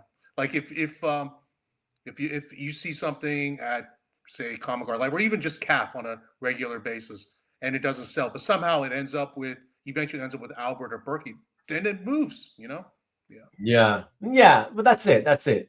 Sometimes it's reputation, right? Like Albert will have, he's been around for so long, so he has those customers where it's like, I'll buy from Albert, but nobody else, because he's got the stuff I like, and Nobody else really does. So Yeah. that's it. And I'll pay whatever he asks because, yeah, I'm happy to get the piece, whatever, So, yeah, it's it's funny because Marcus was talking about that, bringing that up about how you can have one piece and it may sell for sure with a certain dealer, let's say, but if any other dealer or collector tried to sell that piece, it wouldn't sell. It'll only sell because of who's selling it. Yeah. And I've always thought that myself. So that means clearly I agree with him. What do you have you ever thought about that? And has that ever crossed your mind? And what do you think? I think I'm a I think because I think you're one of those, by the way. I think well, yeah, but I'm a proxy for the artist. Yeah, for sure. So it's as close as someone can get to buying directly from the artist without buying from the artist. I think, in a perfect world for people on the other side of the table, there's no me and they can just deal directly with the artist. But since that's not the case, they'll still deal with me. But like the same art being sold through me versus like being resold through a collector, I just don't think is the same. Yeah. No, it's for sure. Yeah, I mean, look, I just saw this recently with David Cho. I don't know if you follow David Cho. He's the street artist who's a celebrity artist now. So he's been painting on sports cards and Pokemon cards. Oh, and just for fun, just as a goof. Oh, those are the ones I saw you doing some videos with him. Right. But of course, because he's doing them now, these maniacs are just throwing crazy money at him. Oh, and really? He didn't want to sell it, but there was a guy who wanted it who owns a Dark Knight page. And Cho says, I'll trade you for the Dark Knight page, which is crazy. Like I said, what? And I told the guy, do not trade a Dark Knight page for a fucking little card that's been painted on. But guess what? He did it? He didn't do it. Oh, but Cho sold that card for twice the value of that Dark Knight page. But look, Cho's contention is that the Dark Knight page guy fucked up. Like he should have taken the card, and then he would have gotten the same amount of money as Cho did. Whereas my contention is that card was but it was from Cho only. Yeah, like if the Dark Knight guy tried to resell it, he wouldn't get shit for it. No, exactly. That's crazy. Wow. Of course he got it because it was him selling it. Yeah. No, that guy, if he took the trade, would be stuck with that thing, and he'd be regretting that trade for sure. Yeah. Wow. Yeah. That's crazy though. Wild. But then him painting, Absolute Batman on a Shohei Ohtani card is worth more than actual Absolute Batman comic art. It's bananas. It's stupid. It's just stupid. Of course it is. But actually, who was it that you were? What didn't I see? Wasn't it a video where I was seeing you're picking up cards with paintings on the cards? That's what Dave was doing, and then he came over to my place, and because and Dan was there, and Nick Dragata was there, and they were just doing it for fun, Right. Yeah. Right. And were you getting with the Star Wars images? Was that what it was? I forget. There were sports cards, and Dan was sci-fiing them up. Oh, just sci-fiing in general. Okay. Yeah. I mean, yeah. But so you ended up they just gave you these cards just like so for fun kind of thing, or you're like, are you kind of like buying them from them now? Or no. They did. I mean, they gave me a couple for fun. So just as a goof, right? I gave Cho a Larry David. They made a baseball card of Larry, whatever. Larry David from Curb Your Enthusiasm. Yeah. Of course, everyone wants to Shohei Ohtani Batman. Who the hell would want a Larry David Batman? But I just thought it was kind of funny if he did. And he did, and he gave it to me. Okay. Oh, that's funny, man. Yeah, man. People pray crazy shit sometimes for certain things, But I mean, to your question, in terms of this this Cal Live, yeah. Again, without having been able to, not having had a chance to look at the auction after that 3-4 hour mark into the show yesterday, I can't really opine on anything in terms of the results or whatever. I don't know what else happened other than what these guys have been telling me that. Some guys, it's funny, while some guys were saying, oh, yeah, some of these prices were kind of crazy. Some guys said, like Mark Vega was here. He was like, oh, this edition, it seemed people were giving away their stuff in desperation. I'm like, what? And literally the comment right after him was like, oh, everything was so expensive. I'm like, what? It can't be both. Like, or I guess it could be both. You know, some stuff's way expensive. Some stuff seems to be selling for too cheap or whatever. But he, by the way, do you have James Harren? Yes. Mm-hmm. Yeah. Okay. I believe he mentioned, because I asked him, hey, can you like give me some examples of what was considered like desperation sales? And I don't really remember anymore what he said, other than he gave me 3 examples, and the last one was and he said, and multiple James Harren pages. He didn't specify what titles, so I don't know. And I don't know who the seller was. I only saw. I mean, I actually looked. I looked for that myself. Oh yeah, and I didn't. I only saw a couple, I think. So okay, yeah, maybe it's someone else. Yeah. So I mean, who knows? Overall, I do feel. I will say. I do feel, I have been feeling for a few months, getting this sense that there is something of a, I don't know, slow down, like not that the market's going down, but I have been feeling like it's been gnawing at me that it feels like people are starting to maybe hold on tighter to the money a little longer, making not as impulsive decisions. Yeah, I feel like there's a little bit of a softness, not in necessarily prices, but in how much people are willing to spend the money and buy another piece. I don't know. Have you been feeling anything at all? Not really, but I don't. No. You know, I don't take anything for granted. I don't assume anything. Yeah. You know, it's just for many years now, it just feels like we're just dancing on a knife's edge. So much uncertainty, and now, like heading into the summer season, everything is going to be so much more expensive because of fuel. And I feel like that's got to affect us, but we'll see. You know, I as far as the fuel goes, I mean, yeah, it sucks. I just paid almost $8 a gallon to fill up yesterday, and as far as the fuel goes, the truth is, like, I remember, you know, many years ago, I don't know, something else in the world was going on, and oh no, you know, fuel, you know, the price of oil started going up, so gas started going up, and everybody was bitching, you know, understandably, but I remember thinking, you know what, you can complain about how high it suddenly has become all you want. But the reality is, and I told a bunch of people, I told my wife this, I told friends this. I said, the reality is the price could actually triple, let's say. And I just pulled that out of my ass, right? The price could triple. And I'm telling you, most people would still pay for it. Yeah, they'd be bitching harder than ever, but they'd still pay for it. They wouldn't start, you know, car drivers wouldn't suddenly, well, again, with the caveat that a few of them would, obviously, but the majority of car owners would still just bitch and get into their car and use their damn car with triple the gas cost. They wouldn't suddenly start becoming bus riders and train and metro or whatever riders. I firmly believe that. It's just once you become, right, like you when you're growing up, maybe you were a bus rider, you know, public transport. But once you graduate to, you know, having your own car and you control the ride, most people can never go back to the public transport. I believe that it doesn't matter how high the gas goes.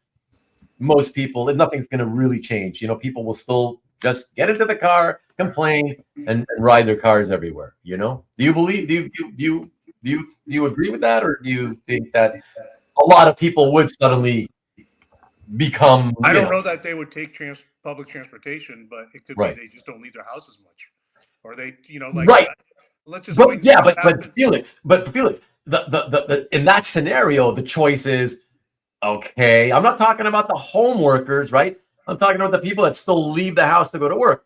So your choice becomes, okay, you don't want to spend that money on gas. All right, so I guess you're going to lose your job there because you're not going to go to work. No, but I mean, in terms of doing, you know, recreational leisure stuff. You know, well, that's different. Sure. Okay. I can see how that'll have an impact. And any kind of tourism or travel, including air travel, I think it's all going to take a pretty big hit. Yeah, that's true too. Yeah, that would make sense. It's funny though, ever since the Iran war started, and gas has gone up so high, I haven't really seen. Have you noticed any kind of drastic rise in the price of the flights? Yes. Have you? Yes. Okay, because I haven't been flying myself, but people have been telling me, oh yeah, I got a ticket to go to from here to there, and only for $250. I was like, what? Yeah. Like, what are you talking about? That's way cheaper than I've had to buy. I just had to buy. I had to fly to New York for something, and I had to fly to New York twice in the last couple of months. And the first time it was post war, was already I can't remember, 20% higher than what it had been. And then when I flew just a matter of weeks later, it was like another 20% higher. And I just had to book our tickets to Heroes, and it's a big jump from a year ago. Okay. Yeah. Like what kind of percentage are you talking about? You know what? I just don't remember now. But okay. It shocked me enough that I did look it up. I just don't remember the exact 40, 50%, something like that. It was. Oh wow. Yeah. Substantial. Wow. Yeah. Yeah, because I can see if like maybe you're paying $400 for a ticket somewhere, and suddenly it's like $6 or $625 or whatever. I could see that be like, holy crap! Like that's that's that's. MLB says restaurants busy. Target, Home Depot, Walmart. Restaurants are I think restaurants are gonna be really hurting, because I used to be in food business, and anything fuel or energy, it's a killer. It's a killer. That's certain things you have control over. Certain costs are they're manageable. But when energy goes, it's just stuff that's out of your control. You're screwed. Yeah, for sure. Hey, Matt, what the hell are you still doing here posting messages? I let you go because I wanted to respect the fact that you have to wake up early. Why did you not go to sleep and you're now here now? What are you doing? Jesus Christ. Okay, so yeah. Let me get past this. What else? Anything important? Had to cut my own hair, $20, 5-minute buzz. I've been cutting my own hair, as you can tell. I've been cutting my own hair for 20 plus years, MLB. So I've saved a lot of money. Do you do the mirror, the handheld mirror? Your handheld mirror to see the Yeah, of course. How else do you do it, right? You got to have the other mirror, and you're looking in the front mirror, and you're like, okay. You remember the Flowbee? Of course. Yeah. Of course. Ron Popeil, baby. Yeah, man. The Flowbee. Can't say I ever bought it. Now that was ridiculous. That would have been like, I can't believe anybody bought that, to be frank. But yeah. Flowbee. Holy shit, man. My wife cuts my hair. Hey, a lot of guys get their wives to cut their hair. Whatever. Who cares? It's not like you're a young guy trying to meet chicks anymore. If that was the case, that's different. You don't want to be cutting your own hair or having somebody cut your hair who's not a professional, right? But we're all older now. Who gives a rat's ass? Especially those of us not lucky enough, like Felix, to still have a full head of hair. We're all getting older. Not like before. No. But if I still had a full head of hair, I would still pay a professional. It's just that I'm thinning so much. There's nothing a pro can do to make it look better, So I was like, fuck it, I'll just do it myself, No idea if they will cancel my ticket to charge me more because are you booked for SDCC, Marcus? What do you mean? Oh, before the war started? I don't think they can do that, can they? They can't. I mean, you bought the ticket. That's you bought. Or does he mean he booked the hotel, but he didn't buy his airline ticket yet? I don't know. I hope he bought his ticket. Yeah. Oil is the pure input cost, raises the cost of everything we buy. Yeah, for sure. CPI, PPI numbers were no bueno last week. Consumer confidence low. Deep pockets won't care. There you go. Now they want 18 to 20% tip. Shit, over here, Marcus, there's some places here, like some restaurants, they hand you the machine. 18, 20% tip. That's low. I mean, seriously, that's low now. That's considered low now. Some of like I have always given 20. That's always been my standard for 30 whatever years. Yeah. And I still do that. But man, some of the machines, they hand them to you and it starts at a minimum of 20 Right. And some of them are 20, 22, 25. Like, what? I mean, it's out of control. These people are crazy. Yeah. And businesses that normally didn't used to get tips, everybody's asking for tips now. Yeah. Everything's out of control. So, okay, you're in bed, are you? Okay, you're in bed, but you're not trying to sleep. You're listening to this show, watching the show. Come back on, Matt. Come back on. Don't encourage him. Come on, Matt. Poor guy, he's gonna be a zombie tomorrow. Oh my god. Let me see. Okay, he did. Okay, you bought the airplane ticket. So how could they change it, Marcus? I can't. What do you mean? I don't get that, man. You already got your ticket. They can't change it. Yeah, I think you're good. You should be good. You know, what they hope for. It's not the point, though, MLB. The fact is they ask for it. The minimum they want is 20. It's crazy. All the consumer protection enacted under Biden were vetoed under Trump, and airlines can do almost anything again. What do you mean? Like rescind a ticket that's been purchased months ago?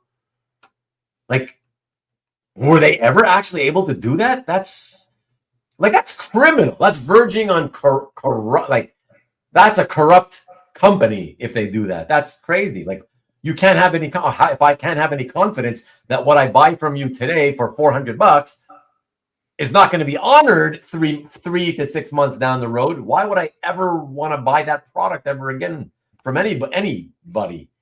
Like, that's insane, you know? So, yeah, they want their tips to just ring you up now. Matt, Ruben, and Felix after dark. Soon it's going to be light again.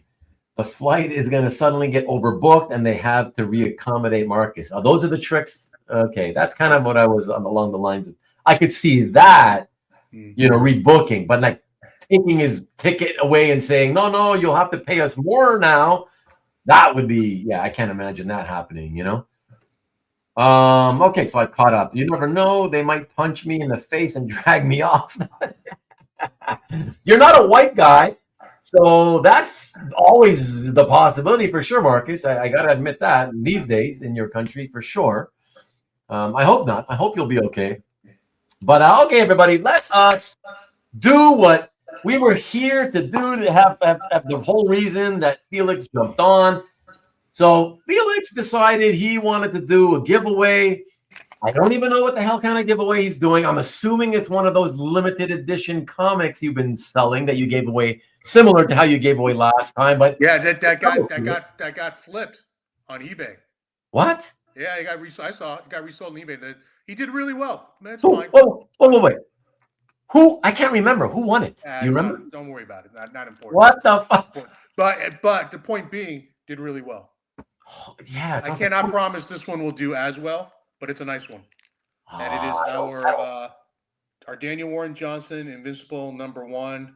It's a foil. It's actually a double cover. It looks like a shiny type thing, right? Let me wow.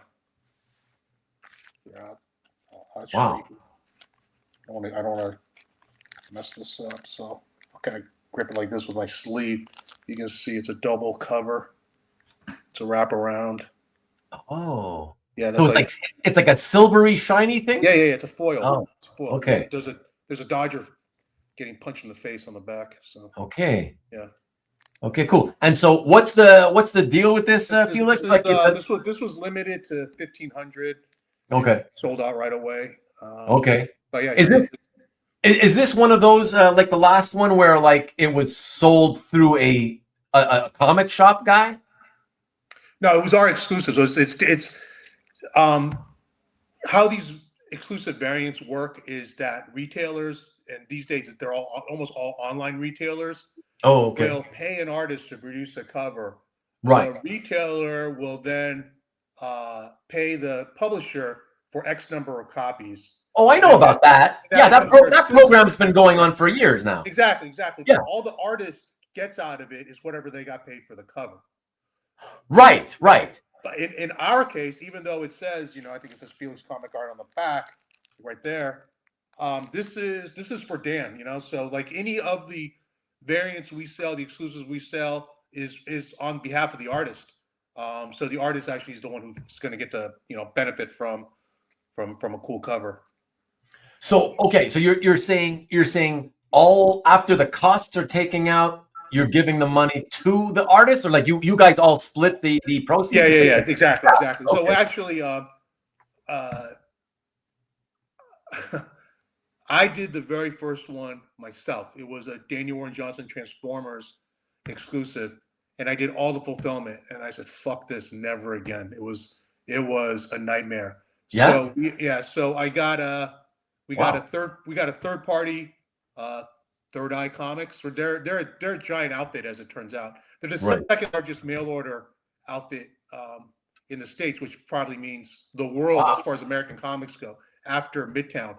And their logistics is I mean, they're really set up to do this, because even before us, they've been doing this for other retailers, Oh, I other see. artists, but you wouldn't know because it's not advertised. It's kind of like Kirkland brand at Costco. You know, Oh. Costco doesn't make it; someone else is doing it. So, but look, I just tell people, yeah, we're doing it through Third Eye.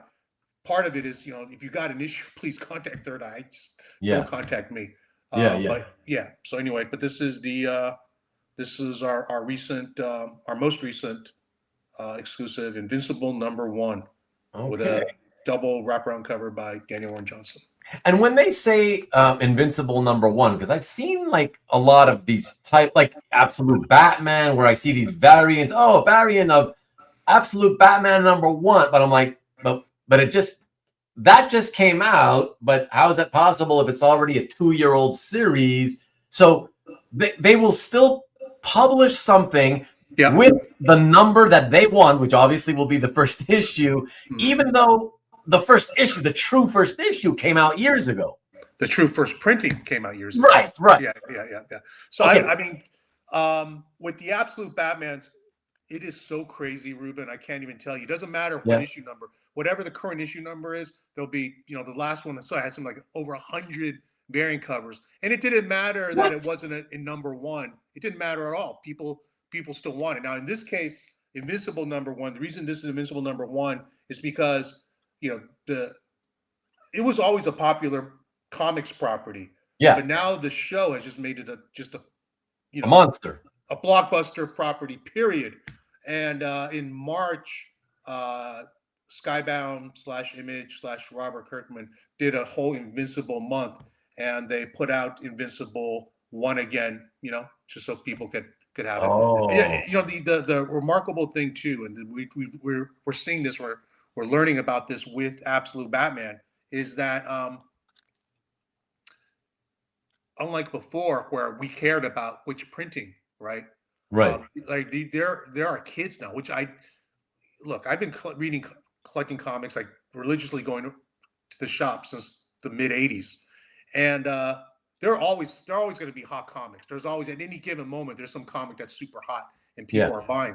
But what's different this time is we actually got the kids back. Like I never expect to see kids in the store again, and there are kids now coming, and they kind of and what's really remarkable about like all these back issue Absolute Batman, so not just that they're the nth printing, but even in the presence of the trade collections, people still want to buy the individual comics. Like the kids still enjoy collecting them, and they don't really care so much what printing it is. They just like the act of collecting them, and they want to read them. So it's not the same speculation, because the spec only matters with the first print. It's actually people who are fans and who just want to read it. Yeah. But how do you know that for sure, though, in the sense that you get all these variants? I mean, like with Absolute Batman, they're what issue are they up to now? Absolute 20 just came out. 20 just came out. And so there's all these variants of every issue, whatever.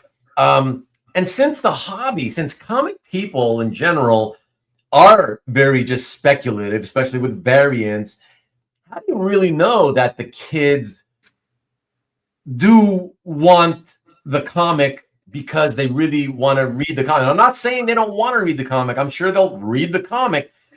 But how do you know that it's not really mainly for the value? And I ask you this, Felix, for the what? for the value, for the value of the variance. Because yeah. I ask you this only because, you know, from time to time I think the variants are a different thing. The variants are a different thing. I'm just talking about like your regular issue that you can pick up from any Oh, I see. Okay. I was getting at the fact that, you know, from time to time I'll watch videos of the sports card market, you know, and from time to time I'll see a kid, right? They'll film transactions happening at a booth at a convention, at a card convention, and sometimes it's just some kid doing a deal, and it's like everything about it is it's greasy. Like it gives me the creeps. Like even young kids, they're like 8, 9, 10, 11, 12. Everything that they're in it for is the money. Right. It like that market, right? The sports card market. None of it has anything to do with wanting to collect sets, build a set, build, I don't know, my team set. Nothing. Like it's all like, yeah, that's a good card to get because it's a 1 of 1 or it's a 1 of 5.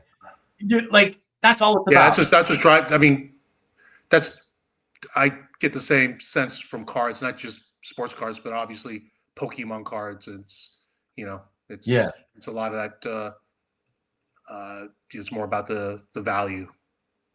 Yeah, that's it. And I think, I mean, look, of course, that's baked into these comics too. There's no question. It's just, you know, it's part of it. But it's also not quite that, you know, it's easy for us to be cynical about all this because, you know, we've seen it before. Yeah. But, you know, I'm very much on the ground level. I go to the shop every week. Plus, I am at the shows. I'm handling all the lines for the signings, and they're just getting bigger and bigger and longer. And you know, up until a couple of years ago, that makeup of the line, you know, it looked like you and me, you know, guys like you and me, old nerds. But now you do see so many young people. I mean, when I say young, I mean teens and 20-somethings. Also a lot of women. And the energy is very, very positive. It's just a lot of excitement in the air. Right. Yeah. Well, I'm glad to hear it. That you know, look, I always say that the comic book industry to me feels like it's always been floating barely with its head above water since the crash of the mid-90s or whatever. And I don't know, it's nice to hear something succeed, and I guess the whole Absolute Batman craziness is a good thing. I read an article that said with all the printings all together and all the variants, blah blah blah, they've sold, I don't know, 1.5 million or 2 million something or something like 4 million. Oh, 4 million? Yeah. Wow. That's crazy. Like it's good, and that's not counting the trades. That's just the no. Yeah, just the copies of the comics. Yeah. The only downside to that when I hear that and I read that stuff, it's that it's like it's nice, it's positive, it's great and everything. But when you really want a healthy comic book market, you want millions of copies across the board. Like you don't want it just to be on one title. You know what I mean? Of course. That's, you're talking about a more ideal situation. But you know, like 2025 was up 18%. Talk direct market in shops over 2024. And that was large. That was almost completely off the back of Absolute Batman. And also, you know, the other Absolute titles, and also, you know, some of what Skybound was doing, with the Energon. But what's remarkable about that is it's with zero help from Marvel. You know, almost in spite of Marvel. Right. The comic sales were up 18%. So can you imagine if Marvel could get their shit together? It would be more to what you're talking about. Yeah. So, you know, you can only hope. But if it's all about Absolute Batman, then when Absolute Batman fades, then all these gains are you know, they'll be gone too. And that's sort of how I see this playing out. I think we still have a little more runway left, just based on what I hear, what they have planned for the book, and they're very, very canny, and they're very strategic, and I think they're very smart about how they're laying this book out. So the excitement is going to carry for a while, but it will come a point where the people who are this rabid, this excited about it, are not going to be this excited about it, or they'll move on to other things. And Sure. so, like, right now there's all this demand but very little supply. But soon, when these people start getting out of it, it's now they're all going to be selling, and now that supply demand equation is going to start leveling out or even go the other way, and prices will invariably come down. Now, what I see though is further down the road, and not that it necessarily matters to most of us. I do believe that nostalgia thing is going to hit in 20, 30 years, just because of all the young people I see. Like, go to the comic shop, I see kids there, which I haven't seen since the 90s. Right. Yeah. So anyway, longer term, I think it's going to be a thing. I think it's just the kids are just they love it too much. I hope so, man. I hope so. I mean, it could only be good for the industry that we all grew up loving, right? So yeah. Well, I did a podcast with Bill Wu, and I think you know Bill Wu, right? Because he's an old timer from back in the day. Yeah. And he had gotten out of collecting comic art. I know. And now he's back. I know. And but the crazy thing is, I feel like it's a bit crazy given like the kind of stuff he used to collect. And now he just decides to, okay, I'm going to get all the variants from Absolute Batman. Like, what? It's weird. Like, really? Okay. Like, It doesn't make sense to sell like old vintage Jim Lee to buy new Jim Lee. But, right. He had sold it already. And he had sold it off. Yeah. But he still believes Jim Lee is the greatest comic book artist. But also,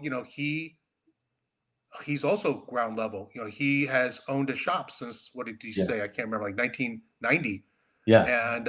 And what he sees happening in his shop, he's got, I think he has more ground level intel than your average person. Yeah. And so that's what gives him the confidence, Yeah. And by the way, I'm saying all this, don't go buying stacks and stacks of Absolute Batman comics, or look into buying all the variant covers, even if it's original art, for that reason, just for sure. I'm not advocating. No. I don't think anybody is thinking that. By the way, just a little quick sidebar. I think correct me if I'm wrong, if you know, but like when I'm on Instagram, I was, I don't know. Instagram loves to shove girls with big tits. Everything they load me into my news feed or whatever, it's just, a lot of it is AI, but it's just giant tits flying all over the place. You know what? Once the algorithm figures out you're a straight man, it's over. It's just bizarre, though. It's like you can't even. It seems like you can't even stop. Like, you're scrolling, you can't even stop on something that looks like some chick, trying to show her body or whatever. Because if you stop on it for even moments, it seems like the algorithm knows you stopped on it. Oh, he likes that, and they load you up with even more. And it's like, I can't even. I do like it, but I'd rather look for it when I want to look for it. Well, that's what I'm saying. That's what I'm saying. It's different. It's different, right? I don't want you shoving it down my throat. It's taking me forever to get to the posts of the people who I want to look at. That's what's crazy, But anyways, the point being that it's not just half naked chicks or naked chicks or whatever. For months, the algorithm's been putting, it puts comic book content in front of me, and for months it's been putting a comic book dealer and a young pretty girl or whatever, and she's always just, I don't know, talking about some comic she's got in the shop or whatever, and I kept thinking, like, why like, out of all the dealers, why this person? Why is she always in my feed? And I think, I could be wrong, but I think I recently put 2 and 2 together. I think are you talking about Bill's daughter? Okay, so is that her? I was thinking, is it that Bill? I was like, is that Bill's Wu's daughter? So does she have her own store? Is that what's going on? She took over the store. Oh, that's his business. It's his business. Yes. Oh. He owns a comic book store. I see. That she runs now. Yeah. Okay, because first of all, I wasn't even sure it was his daughter, and then finally, I'm assuming you're talking about his daughter, because she has become very, very visible, I guess. Well, it's constantly in my feed for months. I think it goes by the name like My my comic and, shop maybe, or and my comic? because in this modern age of selling comics, having an online presence and using platforms like Whatnot and eBay Live and so forth, and you're more than just a local comic book shop now. Right now, you're the comic shop for the world, and from what I understand, they're doing very, very well. Yeah, Really? yeah. I mean, they're able to buy all that art, right? So yeah, they're doing really, really well. Yeah, but I mean, Bill always was able to buy pretty pricey art, back in the day too. So that means that the store always did pretty well, I guess, Jeffrey says she's Canadian. Who's Canadian? I don't know. He must be making a joke. Okay, spell that out. DC is better when people call Marvel's Ultimate Universe the Marvel Absolute Universe. I didn't know they were calling it that. She has had Jim Lee on her Whatnot. Okay. Oh, I think that's one of the videos I saw where she was at a signing of some sort, and with Jim Lee behind the table. Yeah. Okay, so that is Bill Wu's daughter. Wow, that's so cool. That's so cool. And she's taken over the dad's bit. So, but Bill must be running it. Like he must still be with her. I think he's with, but day to day, I think she's the one. He describes himself as retired. So, oh, really? Right. It sounds like she's doing the heavy lifting these days. Okay, very cool. All right, everybody. Well, let us get to this then. We'll do the draw. What I want you guys to do is type in here. Let me hold on. Dodgers suck. Let me. I'm going to paste it in so you can look at it and see but there's no crazy spelling. But it's hashtag thanks Felix, and type that in, everybody, for your chance to win that limited edition to 1,500 copies with a DWJ cover. And we'll see who wins this. Thanks, of course, to the graciousness of our friend Felix once again. Get those. Look at you son of a bitch, Matt. Get to sleep, dude. Why'd you cut out? Why'd you leave? I know. What are you leaving? I don't get it, man. I don't get it. I mean, you can talk about Pokey Reese. I mean, shit. That's awesome. Okay, let me see. I see one guy who's right now Dodgers suck. Is one guy who's you're a drawing with one person in it. So good odds there. Good odds there. Seymour Slots is still with us. What's happening, Seymour Slots? I don't know who you are. You've never told me your real name. Is it Seymour? I don't know. But wild. Or maybe you went to sleep and came back. But thank you for being here. And Javier Soto. Nice. Look at this. Javier Soto. All right.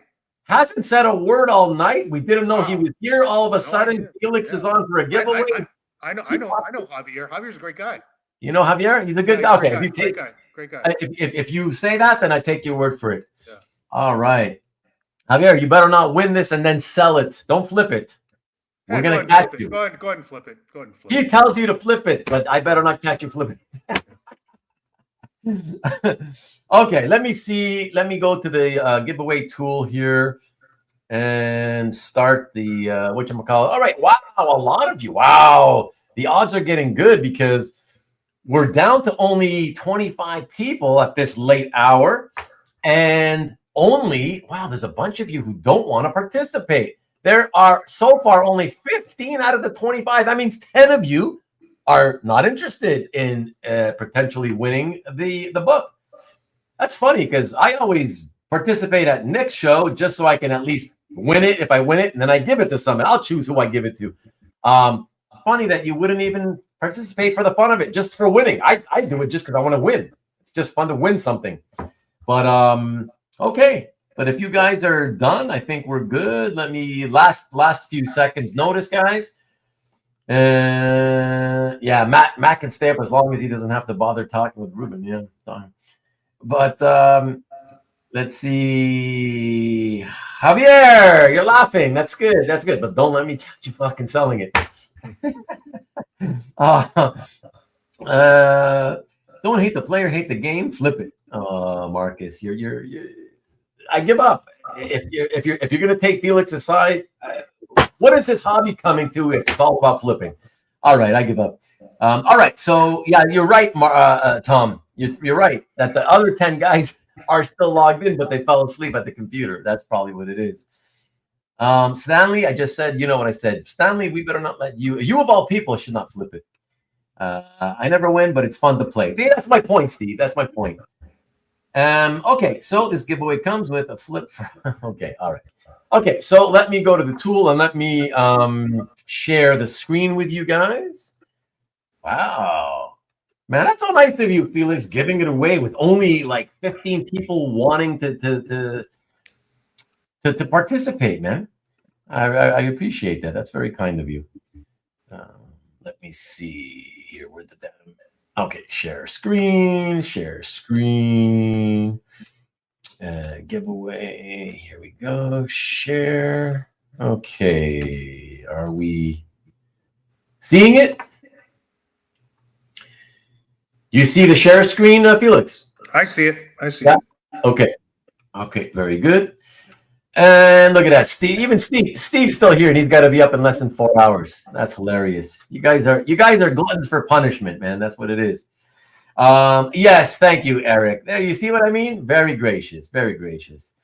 It's Marcus's birthday's next week. I told you already. It's not now. And most of you have been here for 6.5 hours. I know. It goes to a loyal one.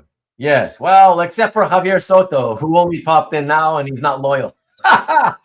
Woo! Okay, so let's do this, everybody. Here we go. Let me go back and click that button. All right. Draw, and off she goes. Let's see what happens.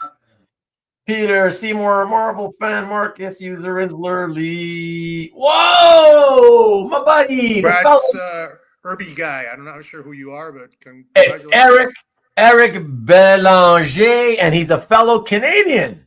Oh, he's literally 5.5 hours down the road from me. Nice. It's gonna cost you even more now to ship to Canada, Felix. Yeah, it is. I had to ship one of these things to Singapore. Last time it was Mark. I think it was Mark Fong. I think won it, right? It was painful. Mark Fong in Singapore, I think, got that one. How much? Yeah. Do you remember how much the shipping was? I try to erase it from my memory. It's, you know what though? It's gonna be worse now. It's gonna be worse now, right? Because we talked about everything is. Yeah, actually, USPS announced that they had to raise their rates. Oh, really? Yeah. Starting when? It's already happened. They already bumped. Yeah. Okay. Oh, probably because of the fuel thing, though. Yes, exactly. Oh, I see. Okay. Wow. Yes, Felix is the man, indeed. Rick, Peter, come on, chat with Ruben. I know. I mean, Tom might be scared, but I know you're not scared. Who you talking to now? Rick. Rick. And that's what I never forgot. I forgot to finish telling you earlier. So Rick, I guess Tom and Rick are kind of tied for the closest, almost come-ons. You already know what I said that Tom said to me, but with Rick, I had asked Rick, obviously many years ago when I first started out, and he said it wasn't for him. So yeah, okay, no problem, that's cool. And then once he told everybody, he goes, my daughter keeps telling me to do it. I was like, what? Okay, the fact that your own daughter's telling you to do it, and that she knows that, like, she knows enough about what you do on these shows, watching these shows, that you've been asked to do it, whatever, or maybe you mentioned it to her. She's goading you on, cheering you on to do it, Rick. And he's like, I'm thinking about it. And yet, even that was already quite some time ago, wasn't it, Rick? I don't know. Maybe it was a year ago already. I don't know. But it feels like it's been quite some time since he said, that he's thinking about it. So yeah, some people you just don't know. It's just some kind of weird discomfort with being on camera. I don't know. You know, I had guys come on who were like, "Oh man, I'm kind of nervous," you know, and I was like, "Relax, just chill. It's like you and me shooting the shit, whatever. Don't worry about it," you know. And I gotta tell you, to a man, all the people that ever told me they came on and they told me in advance, like, "Yeah, I'm a bit nervous." They all, by the time it ended and we went off the air, and I said, "Okay, so how did it go, man? How did you feel?" They all said, "Oh, it was, you know, once we settled in the first few minutes, it was so much more relaxing. It was cool, and yeah, it was a lot of fun. The time, even though it's several hours, the time feels like it flies much faster than it actually does." You go, "Yeah, I wish the other guys who are scared to come on I wish they could understand that, you know, and get them on." But yeah, it's some people, no matter what you say, yeah, they're just It's just a chat. It's not like speaking in front of an audience or giving a lecture, you know. Like they say, the number one fear is public speaking. It's not like that at all. It's just chatting. I know, but I guess there's this internal, I don't know, fear of knowing that, yes, we're just chatting. I'm chatting with you. You're chatting with me. We're chatting together. But other people are watching, and we don't know how many people are watching, because not everybody who watches is typing messages. And then, like Javier. like Javier. Oh, but yeah. So yeah, who knows? Whatever. I can't explain it. I've never been an introverted personality, so I don't know what it feels like to be introverted. Yeah, so I don't know what to say, but I've given up hope for Marcus for sure. I don't know why he wouldn't do it. He's been on videos, not live, but he's done videos. So, you know, I mean, shit, we showed one of his videos tonight of him clowning around with Lance. He did a podcast with me. And he did and he did your podcast. Yeah. Although that admittedly is easier because it's not video. Okay. So if you're right, because if you're a shy person, okay, at least you're like, okay, at least I don't feel like people are looking at me, watching me, or whatever, whatever. Yeah, I don't know. But yeah, whatever it is. Congrats, Eric, again. And that's really, yeah. Look at that. Javier comes in, that bastard, and immediately comes in for the freebie, loses, and he's like, he thinks it's a fix. The fix is in. Yeah, for the Canadian A. He added the A there because he added the A. Yeah. A. Hey, we don't all say A at the end of a sentence. You're using it wrong. Eric is a great guy. He is a great guy. And thanks, Felix. Eric, make sure you write me so I have your address, please. Shoot me an email, because otherwise I won't know where to start. Yeah. Get in touch with him. USPS. There you go. There you go. 8%. Thank you, Seymour. Very kind Felix giveaway. Peter woke up. You woke up, Peter. Half an hour to go. Oh, hell no. Good night, past your bedtime. Bye, Ron. Good night. Just fuel. And by the way, right. I was going to say, why aren't you in bed? But yeah, it's a day off for us tomorrow. Holiday. Why is it day off? What is it again, Eric? Is it not Canada Day? What's the other one? Victoria Day? Victoria Day. Queen named after Queen Victoria. Yeah, I don't know. I rely on people to tell me when it's a holiday, and look, to be honest, I never know when it's Mother's Day and Father's Day. I typically find out when, my daughter or my wife is kind of just mentions, oh yeah, whatever. So yeah, this Sunday, or what are you going to do for your show on, let's say because it's always on the weekend, right? Oh, what are you going to do for your show on, it's Mother's Day or whatever, or Father's Day? I'm like, oh, it's Mother's Day this weekend or Father's Day? Yeah, I don't follow, other than Halloween and Halloween, Christmas, New Year's. I never remember. Oh, and no, yeah, that's about it. I never remember any of the other holidays and when they happen, whatever. So people got to tell me, Never been a big holiday guy, to be honest, other than those that I mentioned, Next time, Felix, pretend like you are searching for something to give away. I can't. Is MLB another Little Stanley? Is he a Little Stanley? He wants to extend these things too. He has taken in recent weeks to try to especially when Stanley hasn't been around, he'll come in and he'll try to be the Stanley to extend things. Hey, MLB, do you have a calf? I mean, he doesn't. I know that for a fact. He doesn't. Oh, We yeah? talked to him. We talked to him about it. What part of the world are you from? Are you in the States? What's your team? Oh, he's got to. Yeah, if he's an MLB fan, he's got to be in the United States for sure. I can't imagine he's. Oh yeah, I'm in Sweden. You know, there are. We're playing the odds though, Felix. The odds are not in favor of that happening. Is there another variant coming out, Felix? Yep, there is. Advertised on IG, Robin? Yes, that's coming out. Okay. Tuesday. Oh. Tuesday, yeah. Okay. And these and is that another like variant where you have 1,500 copies and you sell it like that, or variant just like that anybody can order at the store? No, it's an exclusive variant. Exclusive, it's limited. okay. Yeah. Okay. Marcus says they have MLB stores in China. They do. I was in China last summer, and you know how you have team-specific stores here in the States, but you don't have like the pan MLB store. And Javier, actually, you should tune in. You should do the show. Javier, do the show. Trust me. He's gonna tune in again because I guarantee in the 20 minutes he's been here, he's never had as much fun on a YouTube chat as he has. We've razzed them like for 20 minutes straight. Trust me, he'll be back. So yeah, they don't even really. They're not necessarily baseball fans in China, but they're not. Brand, no. You know, it's there's in every shopping mall was like 80% American or Western. You know, so it's still you know, the brands are still huge, including MLB. MLB's though front offices. He likes small markets: Tampa, Pittsburgh, Milwaukee. So you must have been a fan of the OG, us in Oakland.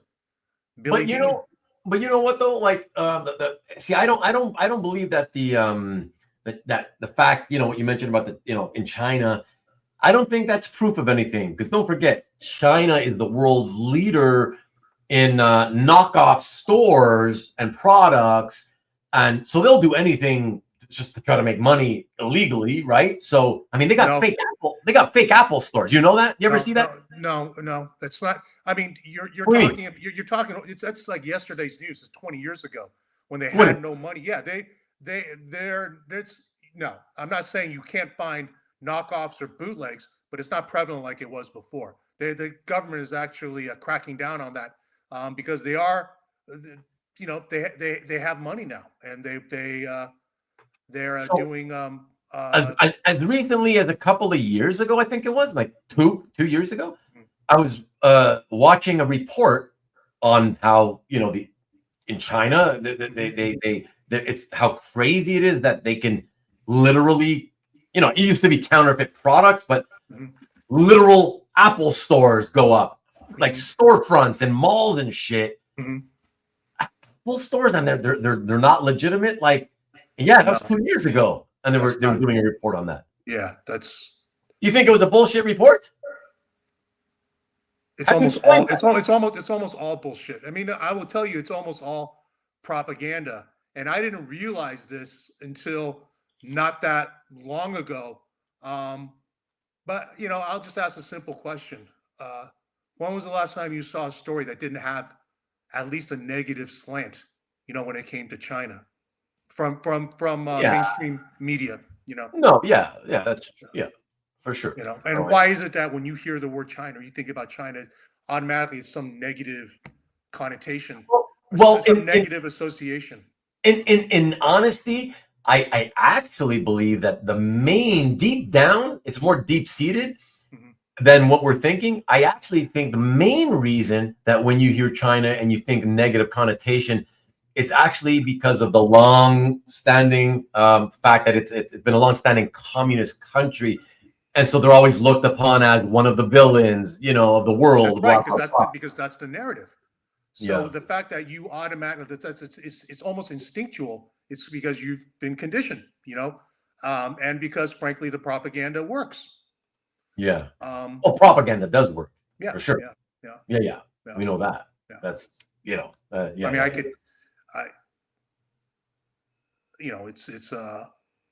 and I'm not being an apologist, but I am being a realist. You know, my own background is I come from a family that's half from Taiwan and half from Hong Kong, is very militantly anti-communist, and so Right. I'm not a fan of CPC.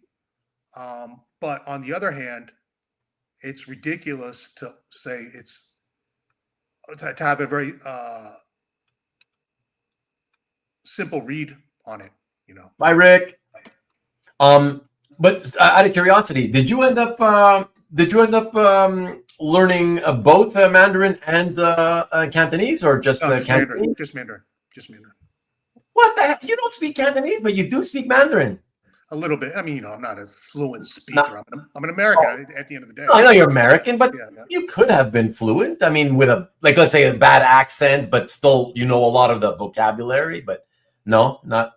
I can communicate. You know, I can right. get around. I can get around. You can get You know, by. I can get around the way a second grader could get around. Yeah. Okay. Yeah. That's how I am with my Spanish. That's how I tell people all the time. I tell people I can have a conversation in basic terms, but don't ask me to joke around with people. You know, slang, nothing. You know, I know nothing of that. You know, so yeah, it's like a kid. I say it's like I'm a second grader or something at best. You know, but yeah, just good enough to get by, kind of thing. So that's interesting. Yeah.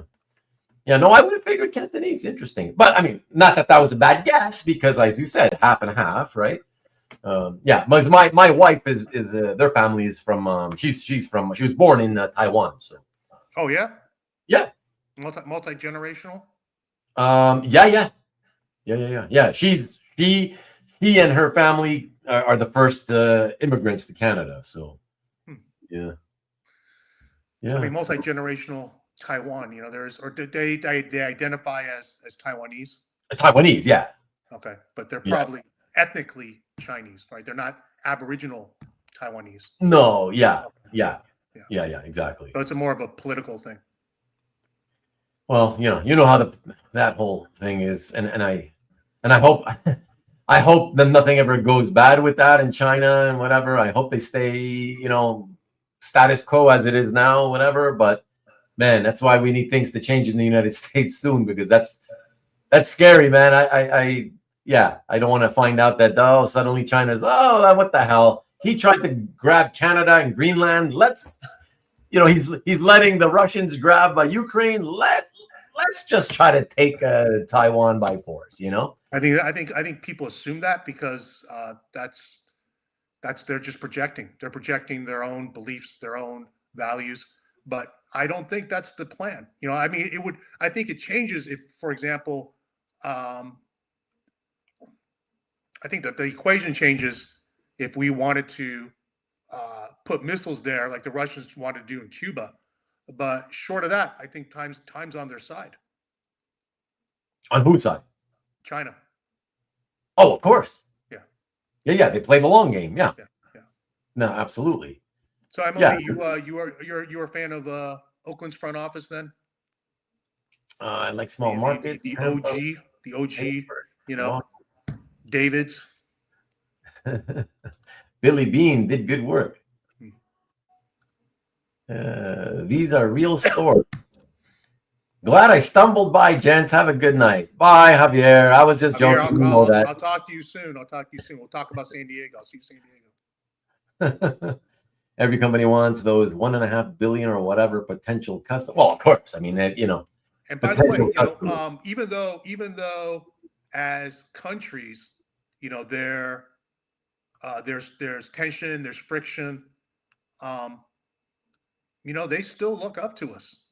They still we're still aspirational.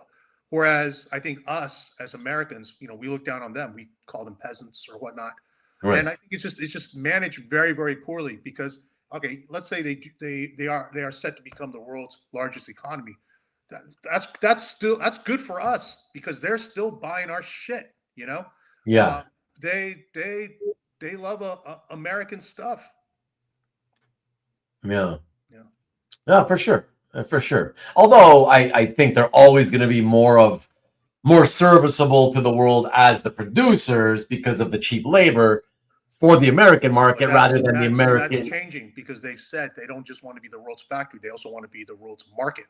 So they want to buy your stuff too, and part of that is, not just to keep running giant deficits, but in the interest of sort of good relations. There's going to be less likelihood of conflict if everyone's sort of there's this interdependency. What? It's like that SNL joke this weekend. China gifted Trump seeds from Chinese roses, and Trump gifted them. Well, that's a bad joke because Taiwan's is not Trump's. That hasn't happened. Yeah. Well, it's not Trump's to give. Yeah, that's it. I mean, that's exactly. Taiwan valuable for computer chips. Yeah, rose seeds are to mock that he tore up the rose. Oh, I see. Tore up the rose garden. Yeah. Taiwan is not a failing country like Cuba. How does the long game work for China? How is it's not a failing country like Cuba, but what's going to drive the country? What's going to drive what industry do they have? Ultimately, they still do a lot of business with China despite the conflict. Ultimately, they're going to depend on China. If you were going to say chips, even Jensen Huang said China's maybe 2 years away from matching their best chip. They don't need Taiwan for chips. We need Taiwan for chips. Like we brought TSMC over to Arizona. I can't remember how many. I can do something like hundreds of billions of dollars pledged for TSMC to try to replicate what they have in Taiwan here, so that we have security here. We can have not quite a homegrown, but at least a domestic chip manufacturing. But so far it hasn't worked. I mean, you can look it up. It hasn't worked out because for a bunch of various factors. Eric just wants you to know that he sent you a calf message about his win. Very good. Congratulations, Eric. Yeah.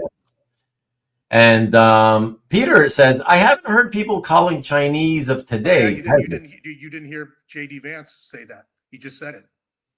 Yeah, I think I do. I from time to time, when people refer to them, because look, the honest truth is, like, they have what are they up to 1.8 billion or something like that? 1.4, something like that. 1.4. Okay. Yeah. I always think like India is 1.4 and China is. India is I think by 2050 or something like that. Maybe sooner will be the most populous nation. Oh, okay. Yeah. But that's the thing, is that it's mostly mainland. If you think about their entire population, how many of them are actually able to, buy regular sort of day-to-day things, because they don't live in the countryside. Let's say they live in the cities or whatever and have normal regular jobs, not farming, Yeah, well, they've brought 800 million people out of poverty, and they are actually going to have a middle class, something we're losing here. So their buying power with the world's largest middle class is going to be immense, which, again, we should keep that in mind because we want them to buy stuff from us. Yeah. Hey, another new guy, Mike9368, Texas, I think. I don't know what are you referring to? Yeah, J.D. Vance come from peasant stock. I don't know, but yeah, whatever. It's just, I guess he would know. Well, these people, whatever, they say all kinds of crazy, stupid shit, and so whatever. Whatever. Ignore that crap. Obviously, there are peasants here in the U.S. I guess depending on how you look at things and who you're referring to. Steve says, will they buy original art? I wouldn't rule it out. And I'll tell you one thing. I was in Shanghai, which is a city of 30 million people. And we took about an hour-long bullet train ride. I don't know, maybe it was like 100 miles was Suzhou, which is a city of 10 million people. So in that 100-mile radius, you have 40 million people. And the potential for them to be comics nerds is very high, very high. The problem is There's no comics distribution, but if there was, I can tell you it'd be a big thing. So someone, like, they need to start publishing them over there. Yeah. But even I talked to American comic book fans over there, and they love DC, they love Absolute Batman, they love Transformers anyway, and they really love the Daniel Warren Johnson Transformers, to the point where they actually licensed a card set of Daniel Warren Johnson Transformers cards, and they're actually beautiful. They're really nice. Not everything there is nice. They did Absolute Batman cards, which look like absolute shit. I mean, I would have thought, okay, these look like amateur bootleg cards. They were licensed, but the Transformers cards were as nice as any cards I've seen. Oh, my good friend, Fred. Holy shit. Fred, isn't this the first time you've ever attended one of my live shows? What the hell? Oh, you must have thought we were off the air and you were going to listen to this while you worked. Wow. That's awesome, man. What's happening? Good to see you. It's just like celebratory time. First time ever, man. Wow. There you go. So I think overseas market, particularly China and even India, because of the sheer size of the population, huge wild card for a lot of this stuff. So people look at Absolute Batman 1 as a first printing. It's selling for several $100s. Oh, it's totally unsustainable. If there's too many copies, there's 250,000 copies of the first print. That's a giant number. And it's going for how much? Like $300 or $400. Wow. Raw? Yeah. Raw. Wow. With so, with a quarter of a million copies? Off a quarter of a million. That's how hot the book is. Now, is that sustainable? No, not based on the size of our domestic comic book, collector base. Yeah. But if this thing blows, and I think it's happening with Invincible. They're making toys over there, and it's just amazing. Man, but you said that they built they produced an actual licensed card set of Transformers DWJ stuff. Yeah. So just some random company in China. No, it's a company that produces trading cards over there. Oh, a trading card company. Yeah, okay. Yeah. Okay, and so they wanted to do Hang on a second. Uh-oh. It's not another giveaway, but I will show you. No. Cards. And they have these are just the basic set, right? So they pick really good panels from the comic too. Oh, I see. Okay, so it's not new art. It's just taken from different comics. There's some shiny foil spot treatments. Yeah, it's not just a cardboard. Like a Star Wars card like we had back in there. I mean, everything's like sophisticated now. Yeah. Actually, something? I missed that though.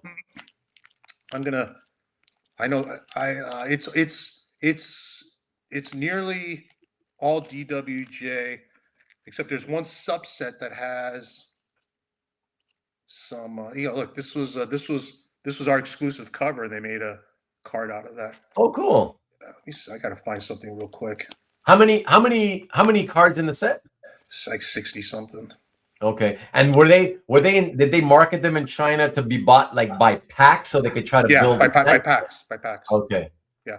And actually I was going to surprise Marcus with this. But they made a card of his cover. I was going to send it to Marcus. Oh. Yeah, that's a Cliff Chang cover. So they mix in some miscellaneous miscellaneous covers. So that's cool. Yeah. Marcus, the quality looks really good. I'm telling you, shocking. Look, I'm an American. I was born here, I have the same biases and prejudices, and I equate like, oh, made in China must be shit. Not the case anymore, man. Not the case anymore. I mean, I've been there. I've seen it, and I'll tell you one thing. Like, my first time I went was '93. I graduated college, and I went to Beijing to go to the Beijing Film Academy, and I also went to Shanghai. And Shanghai is like the nicest, largest, most cosmopolitan city, and it was nice, but it wasn't up to U.S. level. Okay. It was a nice city for China, but it wasn't up to U.S. level. Yeah. I went a couple more times in the '90s. You could see it kind of going up, and then it was about I can't remember, like 15 years before I went back again in 2012, and at that point, okay, it's like now we are at U.S. level, and it's It's not. It's really actually clean. There's no graffiti or garbage or anything. Yeah, it's an authoritarian country. Okay. And then I only went back last summer because my daughter wanted to go, so we went. And now all of a sudden, it's the most advanced city in the world. I've been to a lot of cities. Did your daughter want to go specifically for just the country, or because she wanted to see the film school? No, she didn't want to see the film school. She wanted to. You want to hear something funny? Yeah, she graduated in 2023 from high school. Okay. And we were going to be living apart for the first time in our lives. Yeah. So I said to her, you want to take a trip somewhere? You want to go somewhere? She didn't really want to. But then with just a few weeks before, she said, okay, maybe I'll go somewhere. So where do you want to go? She couldn't really think of anything. And I threw out their basic, Western Europe, Paris or Rome or something. I said, okay, something? This is a rhetorical question. I knew what her answer was going to be. I said, we're Chinese. You want to go to China? I knew what answer. She said, no, China, no. Okay. How about a baby step then? Hong Kong or Taiwan? And then the next one was another rhetorical question. I knew it would be an automatic yes. I said, want to go to Japan? You want to go to Tokyo? Yes, I want to go to Tokyo. I want to see Tokyo. Really? Because Tokyo's trendy. Tokyo's popular. Oh. As a Chinese person, it broke my heart a little bit, but I'm not gonna hold it against her. We went and she had a great time. Yeah. So last summer, it'd been a couple of years. I said, well, you want to go somewhere? I said, you want to go to Japan again? She goes, no. Oh, I said, really? Well, where do you want to go? She goes, China. I said, what? China? What happened? Well, what happened was, she went to college. She was taking Chinese. And in the meantime, all her friends had been going to China. And, we're her head previously had been filled with all the bullshit, all the propaganda. And they all come back raving about it. And it's none of us would know because we're not exposed to any of it. But she's hearing it from her friends and she's seeing their pictures or whatever. And she wanted to go see it herself and had a great time. And still for me, I remember it was 3-4 years ago, I was starting to hear about Chinese EVs. And people are telling me about Chinese EVs. I'm like, what are you talking about, Chinese EVs? I have not seen anything about Chinese EVs. Only decent EV is Tesla. What are you talking about? Well, it turns out they had this. Well, now we all know they have this giant EV industry over there. And so when we got there, you just do their ride share, and you have standard. You have two tiers, standard or premium. And so when we landed, we just took standard. We don't need the fancy. We took standard. But that gave me a look at all the base models, and there's wow. First of all, there's a dozen different brands, and they're all super nice cars. And then there's at some point in the middle of the trip, the standard cars were all taken, so we had no choice but to go to premium. It was only $1 more. Yeah. And then the premium was a whole nother level. These are all the luxury sedans, and I totally understand why they are not allowed in the States because it's over. If they allow those here, it's over. Yeah, I mean, because the same thing here, our car industry, the government was nope, no Chinese EVs for the same reason, because it's you can. We'd be able to sell them here for they'd be able to sell them here for 30,000. So despite all that, right? Despite all that, every other Didi, that's their Uber, we get would be a Tesla. That you have so many Chinese EV cars to choose from, but people are still buying Teslas because the American brand is still that strong. People buy Levi's. There's Starbucks. There is the Starbucks killer chain, and they're on every corner along with Starbucks, but Starbucks is still thriving. Right. There's Dairy Queen. Asian people can't even do dairy, but yet there's Dairy Queen. Right. But yeah, it's anyway. You sort of have to go there to see it yourself. Yeah, that's interesting. I mean, there's a YouTube channel of this guy who's actually originally South African, and he had lived in China for many, many years. He ended up marrying a Chinese woman. Now he's in the States. He's in California, somewhere where you are or thereabouts. But he still, he still does his channel, and his channel is all about basically just, talking about China But I gotta say, over the last couple of years, it went from sort of talking about how, oh, you know, this is cool in China or that's cool in China, to like, man, the government's doing this and that, and they're cracking down. And now it's all about like all the negative shit about China, you know? So I used to enjoy the channel. I mean, again, it's not, there's, just be fair, you know, just be fair. Did we break the record? I'm trying. Did we do it? See, but it's not, we did it. You're welcome, Stanley. You're welcome. But I told you guys all the time, it's not really legit if you break a record only because you were trying to break the record. Okay, right? That's fine. It's not legit. So you can't. It's like you can't take that victory. You know, these guys seem to love the idea of just, oh yeah, as long as we break it, it's good. To me, it's like, was it really legit? No, I was okay. As long as, you know, Felix was like, you know, we're chatting, we're having a good time, just having a conversation about China, about this, that, the other. I'm good, you know. So that's why I let it go. You know, those in the audience, what you think you might know about China. China is the world's most populous nation. It has the longest standing, oldest civilization with a 5,000 plus year history. What do you really know about it? You know, right now, if I ask you, can you name 2 provinces in China? Go ahead and type it in. How many of you can do that without going to Google? Probably none. Okay. Yet, if I say China, what can you tell me about China? You can probably rattle off all the negative things that have been, you know, drilled into your head. There we go. How's that? Yeah. Where's my? No, Guangdong, Shenzhen's a city, but okay. Oh, damn it. Okay. All right. Well, Peter, I'm not Asian. Good job, Peter. Good job. Hubei. That was the other one I was thinking. Hubei. There we go. Yeah, but Peter's Chinese. So come on, man. I give myself the points because I'm a white guy. If you're an ABC like me, I'll still give you points for that. Jiangxi, yeah, Jiangsu province.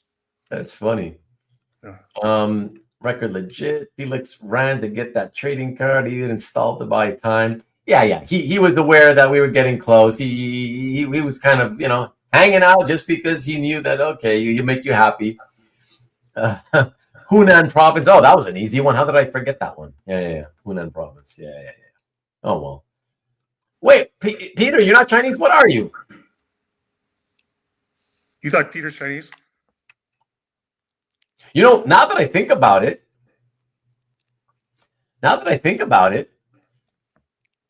I always actually wondered the origin of your name, Peter. Why? I mean, clearly, to me, the ROE obviously was one of those, okay, the family comes over and they change it at the, you know, like Ellis Island kind of thing or whatever.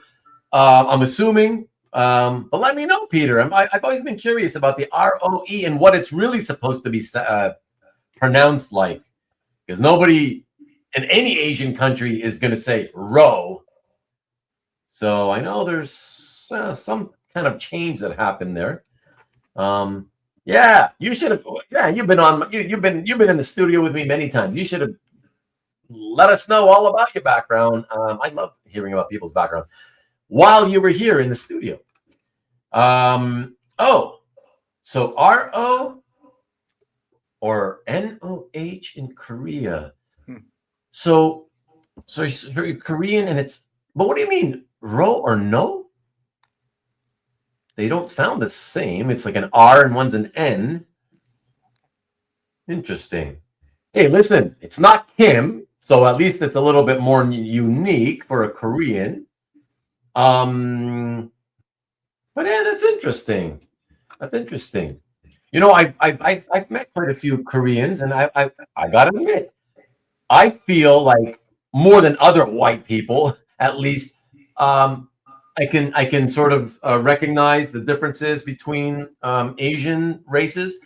I'm not saying I'm great, but I'm better than the average white guy. But yeah, and Koreans are when I meet usually Koreans, I'm like, I can tell they're Korean. They look Korean.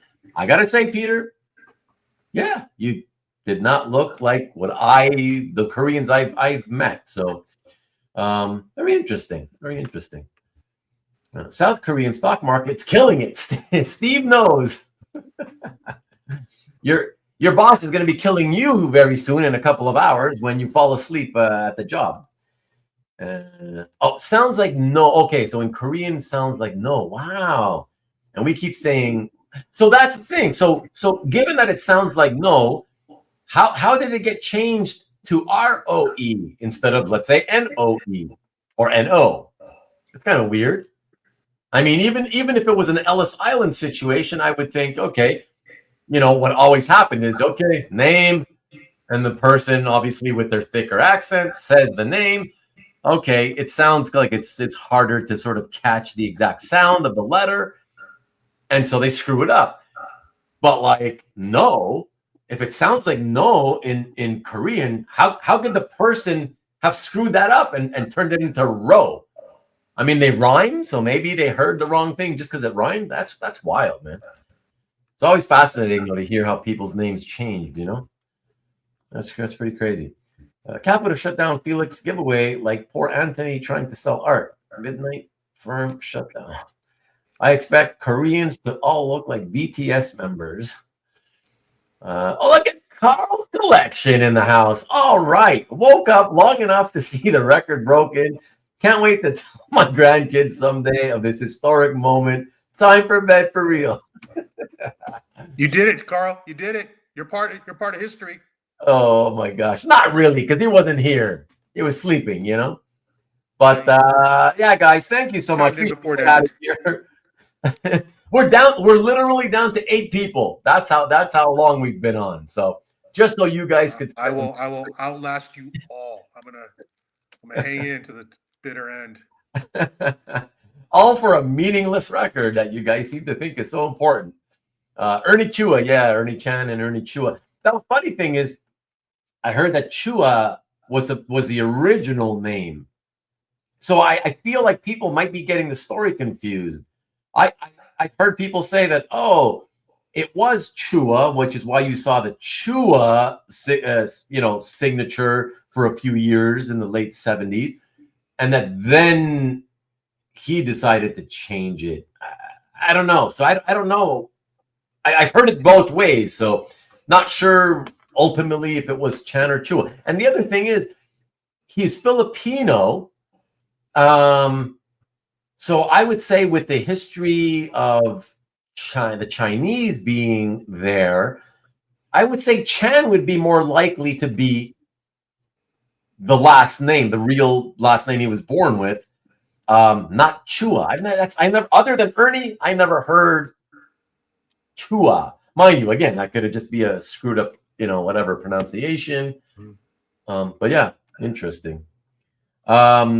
Dad changed when naturalized. Okay. Probably to Americanize. Well, a very common story, yeah. So wouldn't be surprising, Peter. Yeah. And your turn, Peter. Have a great week. Yeah, you too, Carl. You too. Exactly, Tom. You see? 8 watching. Carl knew no Superman bashing after the 5th hour. Giveaway number 2. You're not down to the bottom yet, but I think Marcus is volunteering a giveaway. Hey, you want to do another giveaway? No, not with 7 people now. No. If you want to do it, we'll save it for another episode. Not with 7 people. That's ridiculous. Come on, guys. Let's at least let's give it away when there's more people. Come on. Hey, Stanley, what time zone are you in? Same with you, MLB. What time zone are you in? You East Coast, East Coasters, where it's 3 a.m. That's impressive. Compson hung in. Wow. I stay up till 3 anyway, but I don't expect most people would do that. So for you guys to do that, you stay up. No Mariano Rivera. I hate the Yankees, maybe even worse than the Dodgers.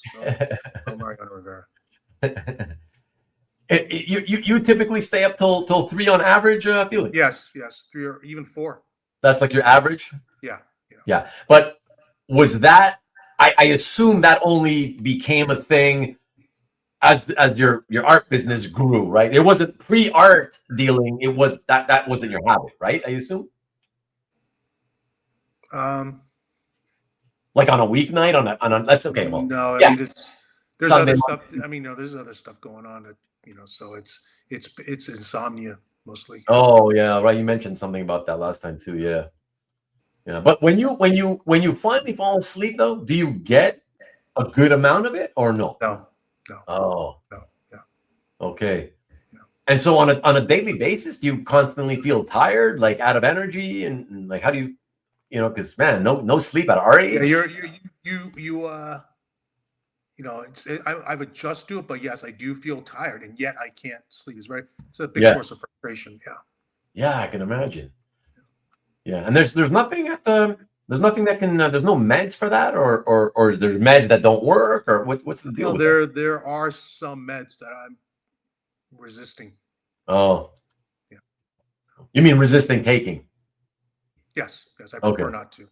Yeah. No, I get that for sure. There's lower impact things like melatonin, which I've tried, but then I develop a resistance to. Okay. Yeah. Okay. Marcus says his offer is only good for tonight. Yeah, he's saying I will. What do you mean I will send a metal cover Red Sonja comic? What do you mean I will send? Oh, right, because you're not going to come on camera. You're not going to come on camera, but you want to give the thing away, and yeah, Marcus, come on, real quick, and at least show it. He won't do it for nothing. I don't get it. Nobody knows what you're talking about, and they won't appreciate it unless you actually show them. He won't even do it for Bill, and he loves Bill. I don't get it. I just don't get it. And if he had never been on camera, I would get it. You're shy, fine. But he's done all kind of videos, like everybody knows what he looks like. He sounds like there's no more excuse. I don't get it. I don't get it. It's crazy. Why wouldn't you want to do it? Oh man, even for he says he's nude, as if that would make us want him to come on less. What did he say? He says he's nude. I'm nude. Yeah, and now we're excited. Now we're getting excited. Yeah, now we definitely want you to come on the show. That is crazy, dude. Holy shit. Look at that. Mike, I got a late start, so I don't deserve a giveaway. But the others, for the other's sake, you should do it. Hey, look, Marcus, you're so excited to give something away. If you're going to want to give something away, give it away next week. When there's still at least a couple of dozen, which I already felt was low, waiting until that point. We had a chance to do it when there was like 55, 60 people or whatever. Something, Ruben, since we talked about baseball so much tonight, back in the 80s, before Roger Craig, when the Giants were just dog shit, it was the 85 season, which is sort of considered like the worst Giants season in history. They had this promo where if you stayed all the way to the end of an extra inning game, because Candlestick was misery, it was pure misery. It's freezing cold and it's just disgusting. Oh, I heard all the stories about the bad park. They gave you a little pin, the Croy Day candlestick, and then you had to earn it by staying to the bitter end. I have one of those. But to the bitter end of what? An extra inning game at Candlestick. Oh, okay. So you mean on a day where it was super cold or something? It didn't really matter. It was, dude, every night is cold in San Francisco. Oh, I see. So, yeah. Right. But this is kind of the equivalent of that. Just 7 people have hung out. We should come up with a little Croy Day Ruben shows, for the 7 of you. I mean, there's 10 now. There's 10. I feel like people came back. Like we've shared an experience. It's like veterans, sharing war stories. Like we have. Yeah, this is amazing. I'll remember all you guys. You guys were part of our platoon. We've been through the war together, everybody. Wow, we made it to a 7+ hour comic guard baseball China topic chat show on YouTube. Wow, we're real soldiers now. That's funny. Let the Common King do a giveaway. It's just honestly, if you would at least come on and do it, it's so not fun to do a giveaway on behalf of a guy who's not the guy who's giving it away doesn't even want to be on screen and talk about why he's giving it away. Like, it's just so crappy. Like, at least wait for more people. What do you think, Marcus? What do you think? Next week, maybe? Because we're probably gonna do jack squat next week. I don't got anything planned for next week. At least Cap Live gave me an excuse to have. Okay, we have a kind of topic, but next week we're back to. I got no ideas for next week, so but we'll still have at least probably the average 36 people. Wouldn't you? Hey, Tom, lead by example. Lead by example. It's time to shame Marcus. No, Tom, you get on first. And then you can talk shit about Marcus. I tell you what, you get on, and that you'll be Marcus's proxy. That will count for Marcus's appearance, and Ruben will spin that wheel. He did what? He did it once for Bill to receive an award?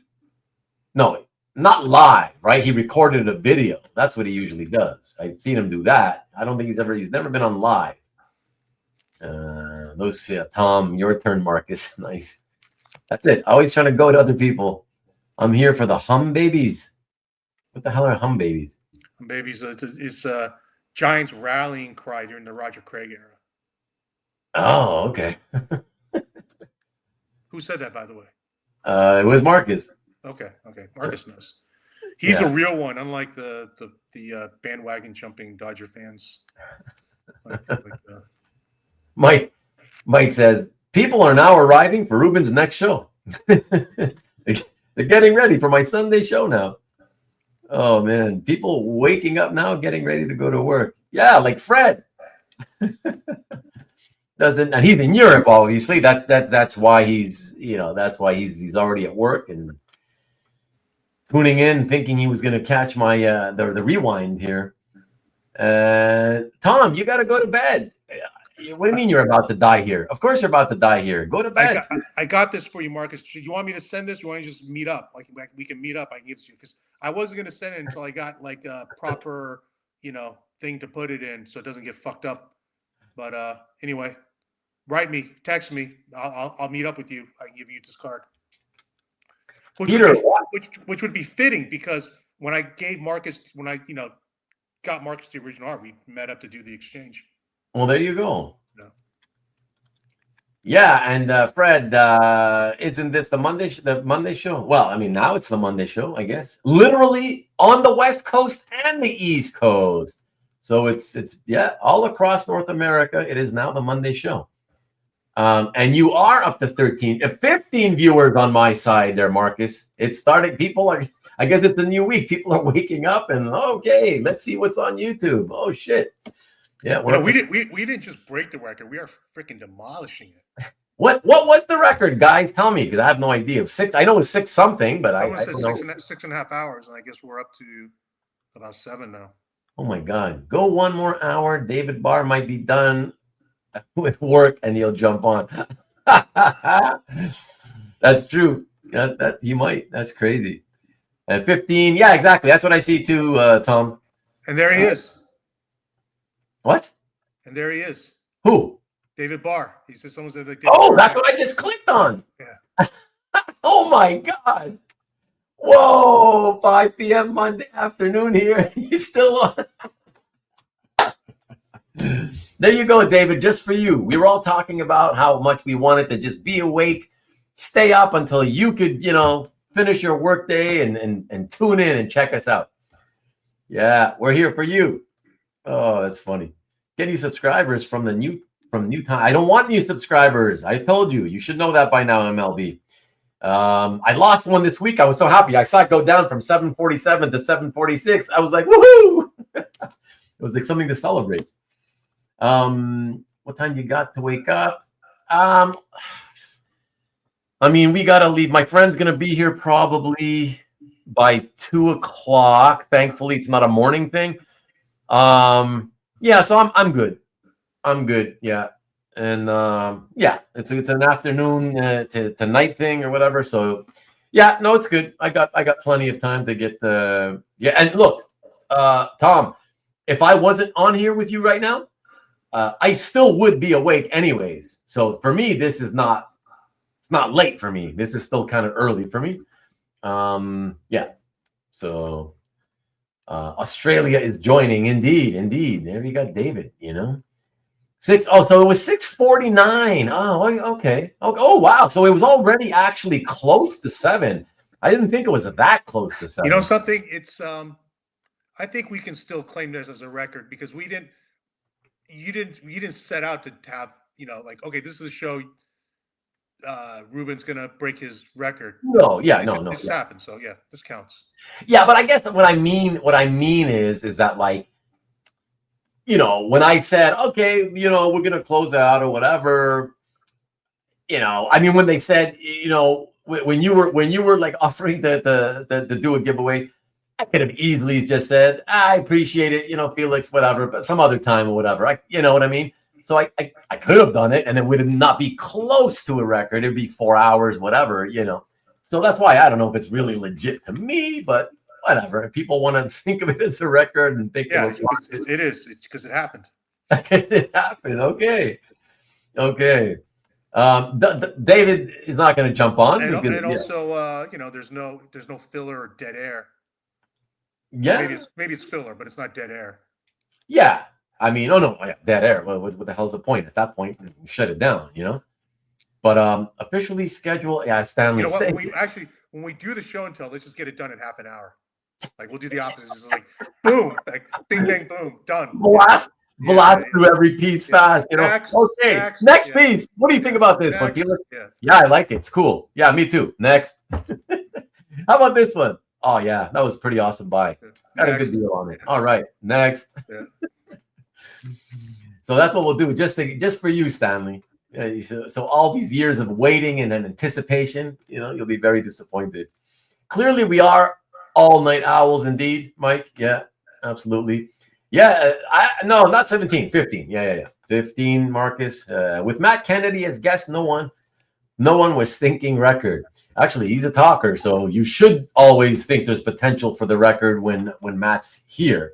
And if it wasn't that the show was on Sunday nights, if it was like a Saturday or Friday night, we probably would have broken the record of me and him a long time ago. So Marcus and Tom also attended all of the Cal shows on Saturday and Sunday. I know they did. These two guys are crazy nuts. I mean, so dedicated to watching everything. Like, you guys are nuts. You're wild. Yeah, I don't get it. I appreciate that you do that for me.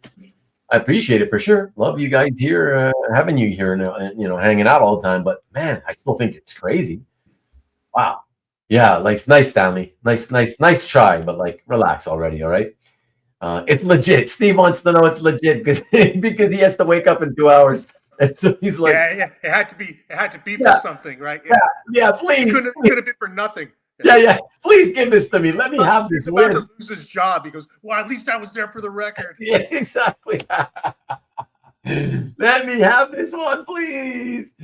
David's going home. Look at that. I'm here walking home. Awesome. That is so crazy. So crazy. Duke Fleet can join from his campsite. Yeah, very soon. Matt has bedtime. All right. Felix should plan after he's got the prop display all set up. He should plan what? Felix should plan after he's getting a little loopy now. It's all right. Oh no, I think he means plan. Maybe plan for the show and tell. Yeah. But he wants you to have the cool thing in the background while you do your show and tell. I think that's what he's talking about. Yeah. So has Felix met Frank Miller? What? Relax, man. We're like we're not that stupid. Like, yeah, let's talk about if Felix ever met Frank Miller. Stanley pulling at all the stops. Yeah, he tries hard. I'll give him that. Insanity shows you guys try to keep under 4 or 5 hours. I figured same for tonight. Well, I mean, we almost had it done at around 4, whatever, a little over 4, you know. But then if Felix hadn't been by in a while, if Felix had been on, say, once or twice in the last couple of months, I may have said, nah, let's wait for another time, Felix. It's already been past 4 hours. but he hadn't been by in a while. So I was like, oh yeah, sure, let's have Felix on. Why not? And not just because he's giving away. I honestly would be happy to have you on anytime, Felix. You want to drop in and hang out, and I don't want you to feel like you have to give people shit. You know what I mean? I told these guys all the time a long time ago. When I first started the channel, I gave art away a few times. Then I realized I'm never going to make money with this. It's costing me a lot of money to give the freebies, and it's like I'm not trying to get more subscribers. Like, so there's nothing in it for me to be giving away free art constantly. I'm like, shit, man. So yeah, I tell them no more freebies. The freebies is that you get my time here on Sundays, and that's it. So as much as I do really tremendously appreciate it, Felix, don't feel like you ever have to like that pressure. No pressure. Just a giveaway, fun, man. Something fun. That's all. No, for sure it is. But I do want you to know in sincerity. Thanks. Like, yeah, it'd be cool to just have you come on, and just because you felt like in the mood that, okay, maybe you're not sleeping, I'll shoot the shit a bit, take a break from packing orders or whatever, and whatever you're doing, and yeah, and then that way, just come on and talk, whatever. People like to hear you. Steve Mussolino really is he's getting loopies. Hit the like button to like the 5 people that are here. It's pretty good. Hit the unlike button. It all counts the same. Yeah, it's true. That's what I tell these guys. I tell you all the time. I don't know. I talk about how sometimes I'll see people in the stats, they've negged my video, and I'm like, whatever. I don't like how. First of all, what a rotten piece of shit you have to be to like neg somebody. Like what does that do for you, right? Like, so it's like, and then I tell them, well, but hey, listen, if you want to keep doing that, great, because like you said, Felix, go ahead and do it. But YouTube takes it as interaction, and that's it. To do it, you really must be a sad, miserable person. And that's what I mean. Like, you got to be a piece of shit, like a really sad life to be negging people. Like, what's the point, Good karma for you if you give away OA. Yeah, I'm sure you think so, because you'd like to have a shot at winning some free OA. I'd like you to give me some free OA. How about that? Actually, don't. I don't like to receive gifts, but no, it's enough. Like shooting the shit with everybody, that's good enough. It doesn't have to be about giving people free stuff. Rename the episode Marathon Cow Review Music Baseball China Surprise Giveaway and more. I should, Peter. It's the longest title ever to celebrate the longest. All those key words to draw in new viewers that you don't want to subscribe.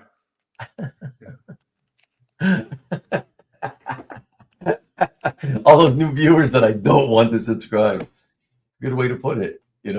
Made you laugh out loud. What made you laugh out loud? He's loopy. He's the dude. He's losing it. That's all. Okay. Yeah. Yes, Mike. The dislike button counts the same. It's not about offsetting. Like, 50 people hit like, 1 hit dislike. So it's not like 49. It's not like a demerit. It's all engagement. Yeah, it's just engagement. Yeah. It's like, 50 likes, 1 dislike, 51 total engagements. That's all. Yeah. Or 1 like and 50 dislikes, 51 total engagements. Yeah. Felix, any chance that your artists you rep will venture down under? Not anytime soon. I mean, someday, hopefully. I'd like to do it, but right now, everyone's schedule is just way, way, way too crazy. I can imagine that. I don't know, Marcus. I frankly don't give a crap. I usually only notice those statistics about the thumbs down when I'm on the back end for other reasons, because I'm just kind of trying to fix something or put an episode into a proper playlist or whatever, and then I happen to just see it. I don't go looking for that on purpose. I don't give a shit. So yeah. Again, it's nice to try to get 50 or more likes for every episode. Just again, encouragement. Other than that, but I don't go looking, and I don't really care. So yeah. Any political rants coming? No. Original art on a postcard. There's an idea. Cheap shipping. I've gotten original art on a postcard, and you guys will be kind of jealous. It was Daniel Warren Johnson sent me one. James Heron sent me one. Just they just do it for fun while they're on a trip. Oh yeah. Yeah. Okay. Ruben subscribers will double today. Yeah, right. No, don't say that. I mean, it's They're gonna quit. Actually, they're gonna be like all the regular rewind guys are gonna be like, oh, the calf episode went 7+ hours. What the hell did they talk about? Everything other than calf and the convention. You know, it's like, oh, China, baseball. You know, that's funny. Say, serious question: is there a safer shipping service, or are they all the same? Everybody, FedEx. I always say FedEx. okay. So I ship very little through FedEx, even though it is the quote unquote, best option. It's also the most expensive by a lot. It's so expensive, and it's always been so expensive. You know, look, MLB. I just speaking for myself. I'll tell you this, right? Having been a regular shipper for like, let's say 30 years or so, and then talking to a lot of people that I know who've also been, online sellers, all these 3 decades, I can tell you, and all that time, I can come up with names, like plenty of names, who will say, oh, FedEx is the best and UPS is the worst. Just like I can also come up with a ton of names that will say, UPS is the best, FedEx, they're the worst. Just like I can also come up with people who will say, oh, the post office, oh, so reliable, I love them. And a bunch of people will also say, God, anybody but the post office. So the bottom line is, it's a numbers game, right? All these companies, they ship millions of packages a day. There's always going to be a certain amount that something happens to them. It's just the way it is. It's a numbers game. And it's the luck of the draw. Whatever luck you've had, whoever has served you well the best is who you're going to love the most. And that's how people tend to pick. I tend to feel that the post office, for me, is the best. I've never had a package lost ever in 30 years. So that to me is, I've had a few close calls, scary situations, but ultimately everything turned out okay. Yeah. So just use whoever you're comfortable with, and keep in mind that the cost matters to the collectors.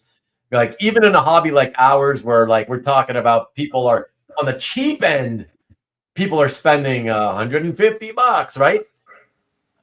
They're very much cheapskates. I think most collectors tend to be very cheap when it comes to like the shipping. You tell them, oh my God, you got to pay $25 in shipping, and like within the United States. And I've seen people freak out, like, oh my God, I couldn't believe you wanted me to pay $25. Like, what? You're bitching because you have to pay $25. And this is the people who are buying $5,000 piece of art or whatever. It's like, whatever. So anyways, people are cheap for whatever reason when it comes to the shipping. So yeah, depending on your customer, who the customer is, whatever. If you want to give them an option, give them an option. That's all I can say. But yeah, choose whatever you're comfortable with, and don't forget convenience as well. If FedEx is the closest place to you, you might want to just use them. If they're far, you probably wouldn't want to use them, right? Mind you, they do pickups. You pay a few bucks, but they'll do a house pickup. So it's all up to you, Let's see. So I can't recommend the Croatian postal. Well, listen, we're not talking about anybody, but I'm talking about Canada and US, and that's it. Yeah. I find the packaging, Jeff in Las Vegas. I find the packaging is more critical than the carrier. Absolutely. That's what I've always said too, Jeff. Absolutely. That's the thing is, if you do what I do, which is you pack in such a way as only somebody who intends to break it could break it, right? Then you should be okay regardless of who ends up shipping it, So that's it. Yeah, make as good an effort as you can. Use materials that are going to be as strong as possible, and that's it. So after that, yeah, like I said, the carrier is up to you, MLB. I use Belgian Post when they're on strike. DHL is good. Yeah, that's what I'm saying. If you talk to enough people, you'll get people telling you that they're all good. And just as many people you'll find saying, no, they suck. So MLB, heard USPS been stealing shipments. I don't know anything about that. The Heritage, what? I don't know what that means. People have been having arts. Shipments going to Heritage. People have been stealing them. I don't know. I don't know if that's true or whatever. I don't know what you've heard, but lost stolen art reports. No idea. Haven't heard about that. Any selling to the Lucas Museum, Stanley? Like it's your business, Stanley. You need to know who his customers are. That's kind of not your business, I would say. Can I choose for Ruben to deliver my art at OAX in person? You cannot. 2 years in a row. I've had enough, Ian. I think I got to take a break until sanity returns, so I don't have to risk getting shipped off to El Salvador. Yeah. It was good hanging. It was good hanging at OAX though, Ruben. Yeah, for sure. No, Yeah. for sure. No, I loved it. It was awesome meeting you in person there, Felix, and the rest of you guys, of course. So yeah, that was good. But maybe in the future, some year. But no, not next year. Felix, Ruben, you two know the market and the value of what you're holding in your collections. Assuming you can't get out of paying the HA juice, is there a scenario you sell via HA and not sell private? I'm not sure. I don't really. HA juice doesn't really bother me. Yeah, the juice is always there, though. So that's what. Do you mean? Hold on, let me read that again. Assuming you can't get out of the payment. So because the only juice you could potentially get out of is the seller fee, negotiating on the seller fee. So that's what you mean. But you're already losing the top 20. Just juice as an idea doesn't really bother me if I get the result I want. Yeah, because I haven't used the auctions at all, any auctions, probably in at least a couple of years now. I prefer to just do direct whenever possible. But I've exclusively used HA, I think since 2000, I want to say 17 or 18, Steve. Yeah, and believe me, I'm not happy with the costs. But like we talked about Ruben earlier, if I can't get that number on my own because people are okay spending whatever at auction that they wouldn't do privately, then what choice do you have? Yeah, and like I always tell you guys, and okay, I know it's different for me than for most of you because I've always had a website to deal with, and you guys don't. But I would say, even though most of you guys don't have your own website, you still do have CAF, and that's like having a website. It's your own gallery. So I always say, for me, my preference is do direct whenever possible, and I pretty much only use auctions primarily when like a last resort. Like if it's for something that I've been trying to sell for a long time, no matter what, I haven't had any luck on any platform. I've tried discounting it. I still can't get a buyer, and then I'm like, okay, I'm just sick of seeing this thing here. I want to get rid of it. Here you ship it off the auction just so I can get rid of it, That's the reason I primarily have used auctions, just kind of move stuff. And the second reason is there are, from time to time, even though I'm not like I can't know everything.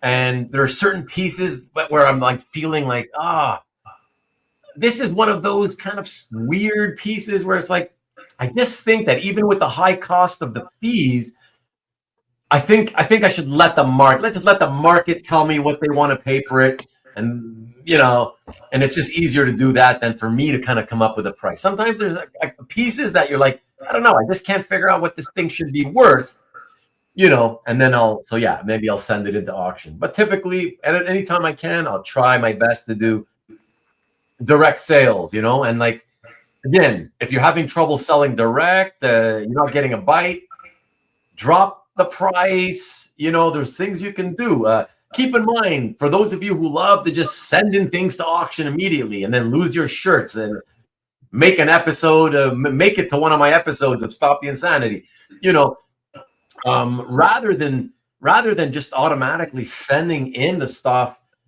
and at least try putting it in your calf gallery.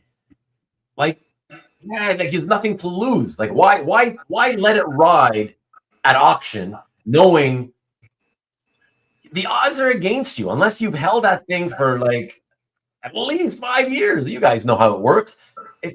You typically lose money because of the fees. The fees that with the middleman fees, man, it's too much. Unless you have very little into it, you're not likely going to make money. So why? I don't know. Yeah.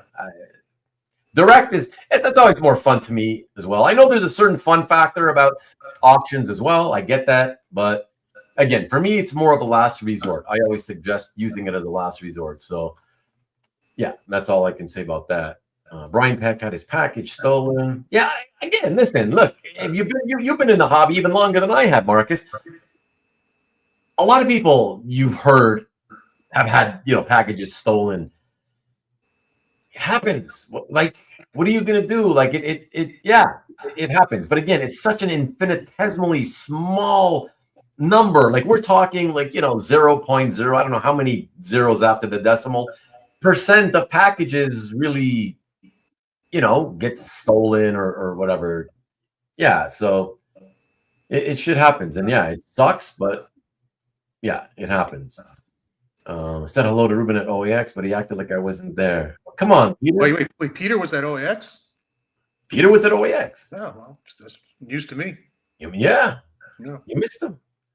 Ruben's like that because he's constipated in the US. Would you get off of that, please? So many auctions don't want to look at all the dealer sites. What do you mean? Auctions don't want to look at dealer sites. What does that mean? Why would an auction care about looking at dealer sites? Every month, every week, auction takes my time and money. Okay. Get invited to Ruben? What? I don't have an OX party. That's why.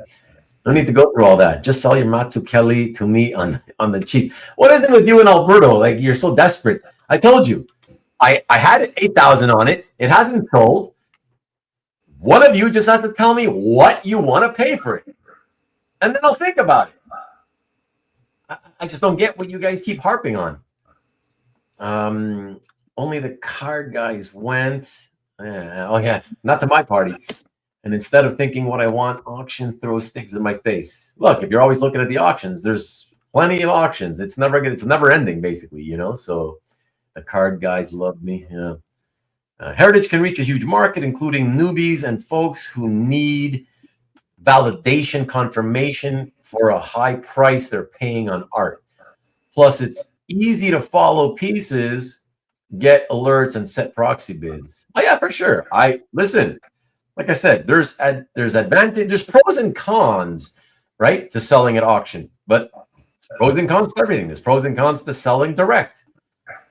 So, they all have their advantages and disadvantages. No doubt, Mike. Just try selling on your own for your price first. Yeah, exactly. Because at least then, if you have your own price on it, you can still negotiate, right?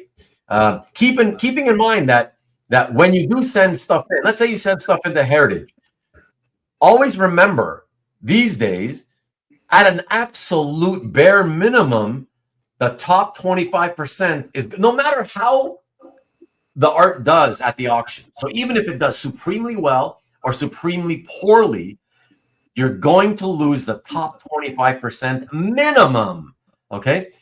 And most of you guys don't send in or have the stuff to send in that is going to excite them enough to say, okay, yeah, sure, we'll waive the fee. No, you will probably be able to negotiate a lower fee, but most of you, on average, they're not giving everybody free, waiving the seller fee for everybody. And it's got to be better stuff, more valuable stuff, whatever. So, 25 minimum. Again, I haven't used them in a couple of years, so now with the new fees of 25 instead of 20%.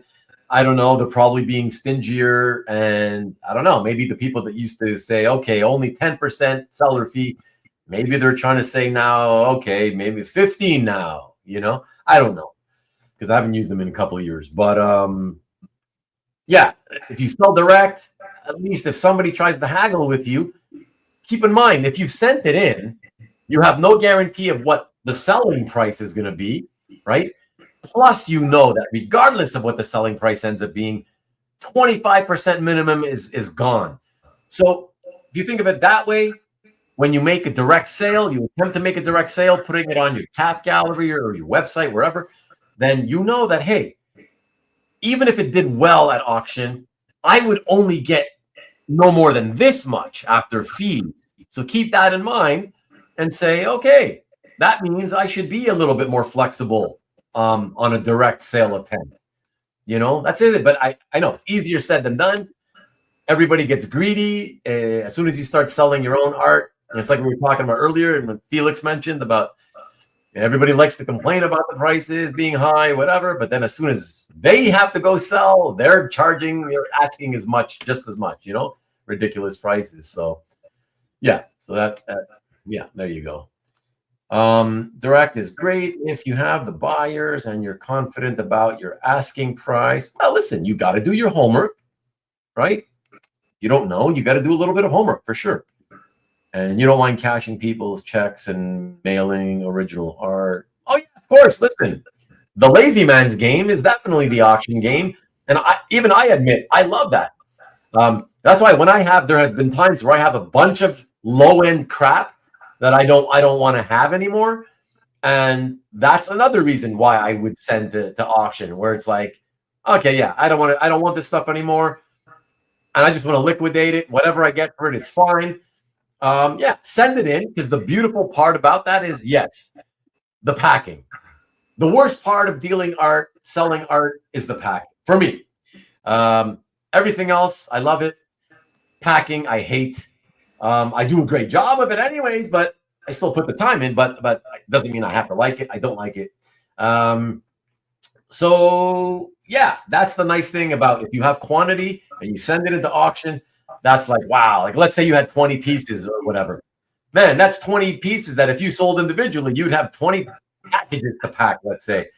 Whereas you send it into the auction, yes, you don't know how much money you're going to get for it, but the beautiful thing is, oh God, you sit there at home and you just wait for the check to eventually come, and you never have to lift a finger to pack a single package. So yeah, again, pros and cons, Mike, pros and cons to everything, you know. I still would rather pack, even though I don't like packing. I would still rather pack and, you know, just deal directly with people. So, see, Marcus, I'm not even. I'll have to think about it, because I don't even know if you're being serious at this point. So email me if you're being serious. Email me, and that's how I know if you're being serious or not. Didn't know you were at OAX. I guess he didn't see Peter either. He didn't know Peter was at OAX either. Yeah. Well, next time, Peter. Yeah, that's it. Sorry, Felix. I'll come by at next con. Heroes. Yeah, going to Heroes, right? Sorry, Peter. I don't talk to half Koreans. After I look at these dogs, it's hard to find to look at other places to buy. Yeah, you see, and that's what's scary for me as a direct seller. And I've been telling you guys, right? I've been telling you guys that for me, it's been like a 10-year long marketplace shift, where I started noticing in 2016 that like the website sales just were not only were they dropping, but I could tell that it was because more and more people, the way they spoke to me, I could see that they were prioritizing, I should say, auctions. You know, as auctions became more and more prevalent and they got more stuff and they had more auctions per year. Yeah, it becomes so easy to just, oh, the next auction is starting. This one just ended. Another one just starting. Let's see what they have. And especially these days, it's great material most of the time. Material for everybody, every kind of taste, budget, whatever. Yeah, so I definitely see why that shift is continued, and it's most people prioritize auction buying. I mean, I'm talking, of course, you know, not brand new art. For that stuff, you're going to art reps or directly to the artist, you know. But for older stuff, yeah, everybody's pretty much prioritizing, I feel like, the auctions over the dealers, you know, any direct sales websites. And I feel that's primarily because of the fact that they know everything at auction is going to sell no matter what. And if they don't take a chance, well, it's going to be gone. Somebody will buy it and own it. Whereas when they see the piece on the website, they're kind of like, oh, that's cool. But like, well, it's still there. It's still available. Nobody else bought it yet. So therefore, I probably have time, right? It makes them feel like, yeah, I probably have time. Yeah, okay. I'll see what happens with the stuff I like at the auction, right? And then depending on what happens, maybe I'll come back for this piece on the website. And in most cases, they never go back, you know, because they do buy something at the auction, and then there's the money. The money's gone. So, yeah, man, I don't blame you. I don't blame you. But I also think it's scary, and it's interesting. And we got Felix here because he's interviewed Jim Halpern more than once. But I do think it's scary. I think I mentioned before in a previous episode where I thought going, you know, it's great from the buyer perspective. It's great that these auction houses have brought out so many amazing pieces of comic art over the years. But I'm starting to see it differently now, where I'm fearful for the hobby. I don't think it's a healthy thing that the market continues to go towards, you know, most people prioritizing auctions as buyers, because eventually everybody gets to the point where, oh, they want to sell stuff. And then all those buyers that find it easier to just go to buy at auction, they're eventually going to want to sell stuff. And when they do, you know, what are you going to do? How are you going to sell that stuff? You're going to feel like, well, I guess I bought everything at auction. I might as well send it back to auction. And I just don't think it's healthy that a majority of people's sales be handled by sending him in and taking the risk at auction. Yeah, I don't think that's a healthy thing. If we ever get to the point where everybody kind of feels like they got to send in their art to auction anytime they need to sell something or want to sell something, I don't think that's a good thing. Especially, think about it. Most people's favorite auction house is Heritage. But man, at 25 minimum percent, oof. I don't disagree with you, but what are the alternatives? Well, this is the thing. I think it's a natural course of things. So I don't think it's anything that can be stopped.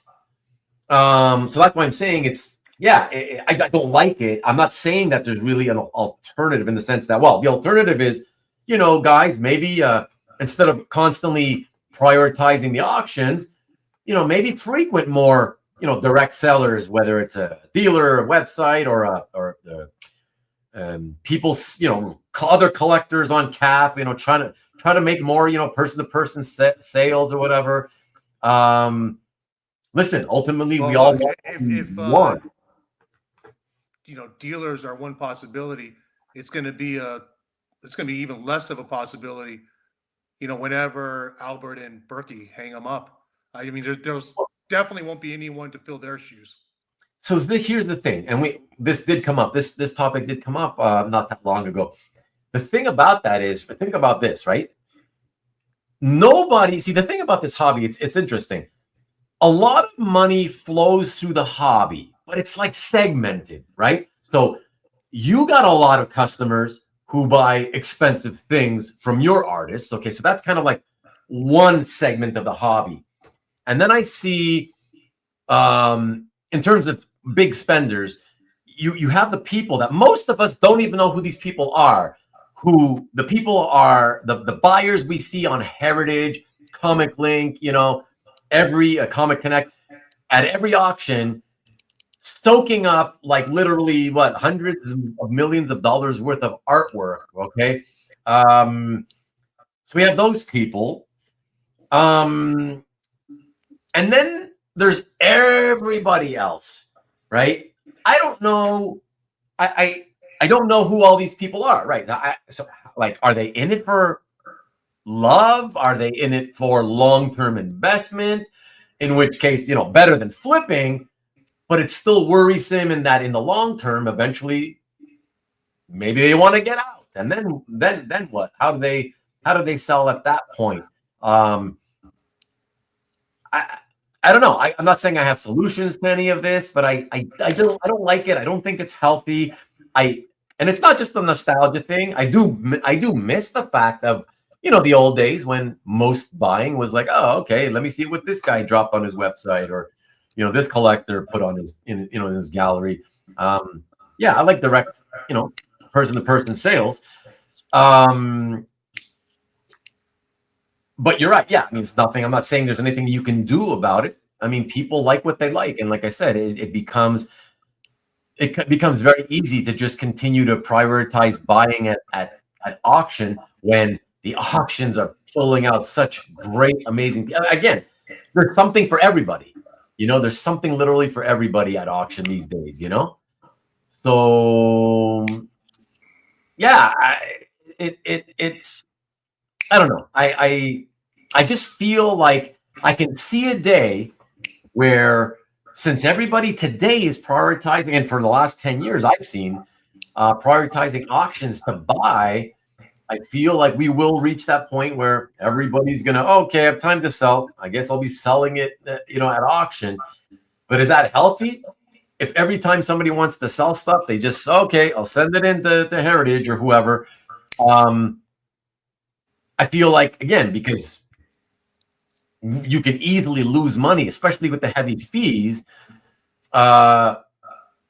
It doesn't bode well. Like, people will lose money, and then, like, will they get jaded and feel like, fuck this? Oh my God. Like, don't forget, Felix, a lot of people feel that holding art for 2 years is, wow, spectacularly long time, so imagine 5 years, they think it's super long.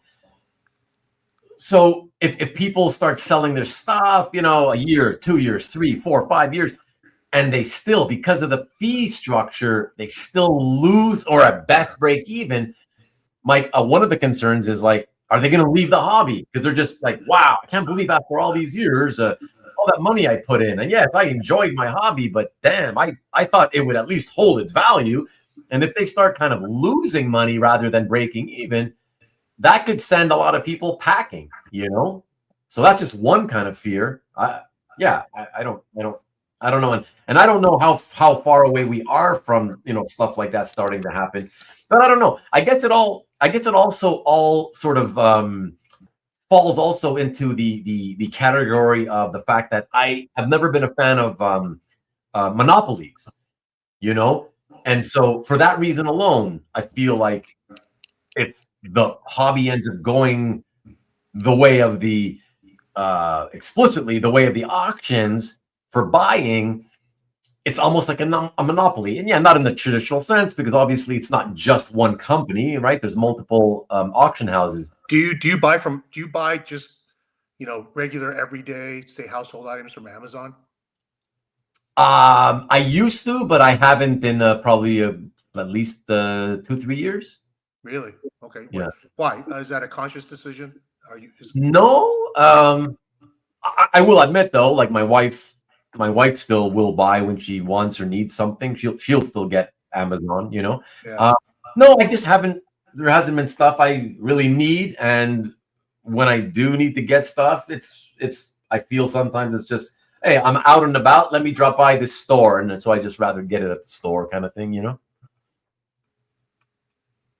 Are you feeling like you feeling like that the direct sales for regular, like, everyday household stuff is going to be like eventually 100% type thing? 90%? I think it becomes a default because we get conditioned to it, we get used to it. It's convenient, and it's in the short term, it's easy, but it hurts our long term interests. Yeah. I mean, are you an Amazon guy? Just because I know I shouldn't be, but just out of laziness sometimes, Yeah. Oh yeah. Listen, I get that. I don't hold it against anybody. It does piss me off or whatever when I think about the whole Elon thing or whatever. And what's his name? Elon, and what's his name? The Amazon Bezos, whatever. Yeah. These the turn that these guys have taken. It pisses me off. Whatever. But at the same time, I'm a I've got my faults. I'm not a perfect human being like anybody else.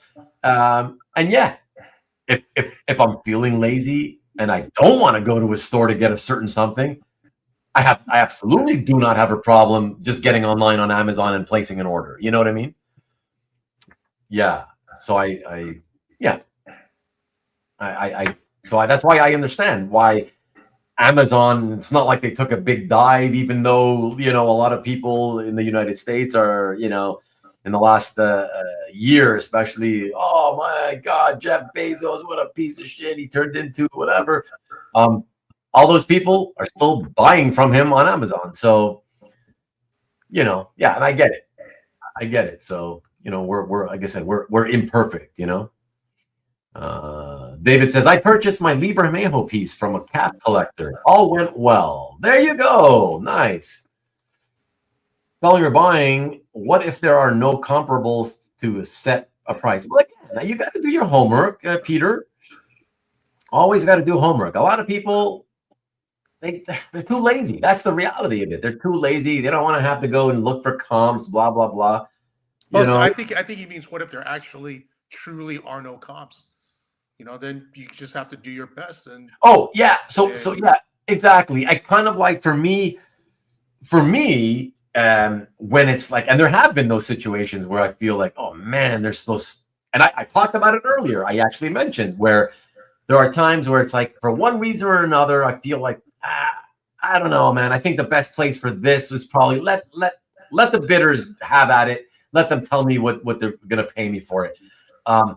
Because of that, Peter, it usually that happens when it's something special, something weird that doesn't really typically have comps or easy to find comps, and yeah, in those cases, that's why I am more apt to say, yeah, whatever, let it ride at auction, but you can usually, even if you can't find a good comp, sometimes even finding a not so good comp, it's still decent. Like, you just want an idea. You just have a basic ballpark and then go with your gut feeling. Also, what you paid for it, so base it on that as well. If you're selling, but what if you're buying? I would just say, it depends on how badly you want it, and whatever you spend, you have to be comfortable spending. So make peace with the fact that this could be the very highest anybody will ever pay for it. Yeah, I feel, to be honest, Felix, I feel, I've always felt that it's easier on the buying side. Again, unfortunately, a lot of people I find are not the same they don't think the same way as me. But like, for me, it has felt easier to buy, okay, when there's no comp, because it's kind of like what you said. For me, I always feel okay, no comp, and yeah, I might struggle, but I'll take the time to try to look around and see if I can find something somewhat related that I could maybe base the price on and that I want to pay. In the end, though, when I don't find anything, I'm just like, you know what? I've always, when I look at a piece of art, a number appears to me. And it's a number that I feel the art should be worth or is worth. But I also have a number appear to me that is a number that I would feel comfortable paying for it if I had a chance to get it. So I don't know if that happens to other people, but that's how it's always been for me. So that helps me as a buyer when there's no comps. I always basically go with the idea that as long as I feel comfortable spending it, I'll pay that amount of money. So even though there's no comps, I can't prove that anybody paid this much or that much.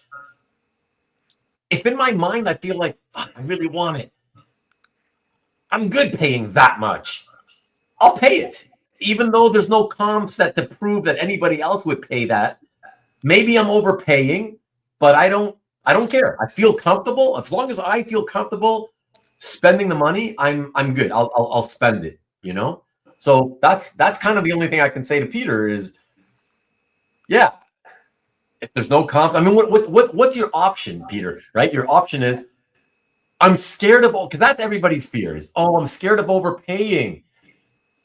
I get it, but if you're comfortable spending that amount you have in your mind, then if you find out later that, oh yeah, ultimately you eventually saw some comps and you found out in comparison to what you paid, yeah, you probably overpaid. Who cares? At that point, you've been enjoying the art for a while. You were happy to pay the price at that moment. That's what happens. Eventually, you'll probably... the other thing too is when you're in the process of buying it, it's not just a matter of trying to figure out what it's worth to you. It's also trying to figure out what it might be worth to someone else, and what you're gonna, you may not have an idea exactly what it's worth, but you don't want to find out at auction going up against someone who might want it as well. Yeah.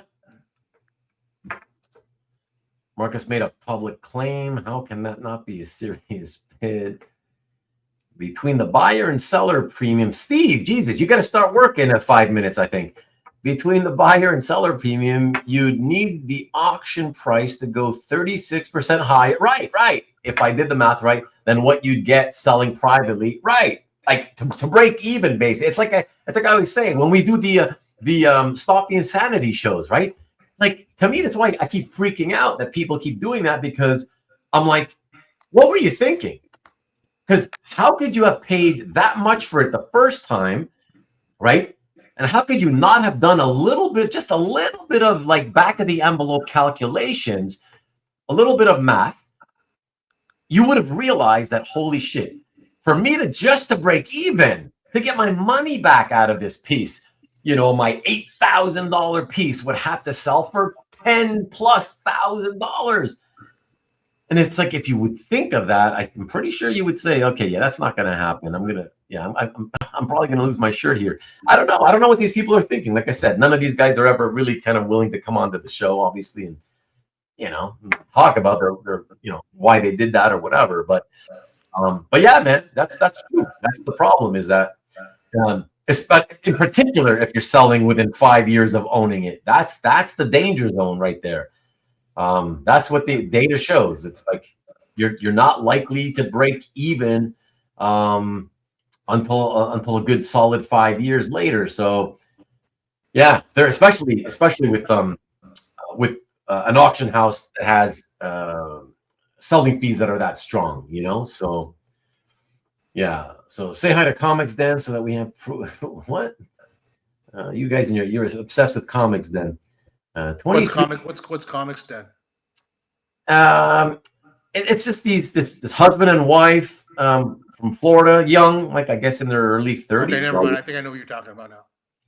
Yeah, they do videos. They were at the OAX. Yeah, they actually really annoyed me because they came up to ask me, or maybe I even told them, I don't want to be in your video.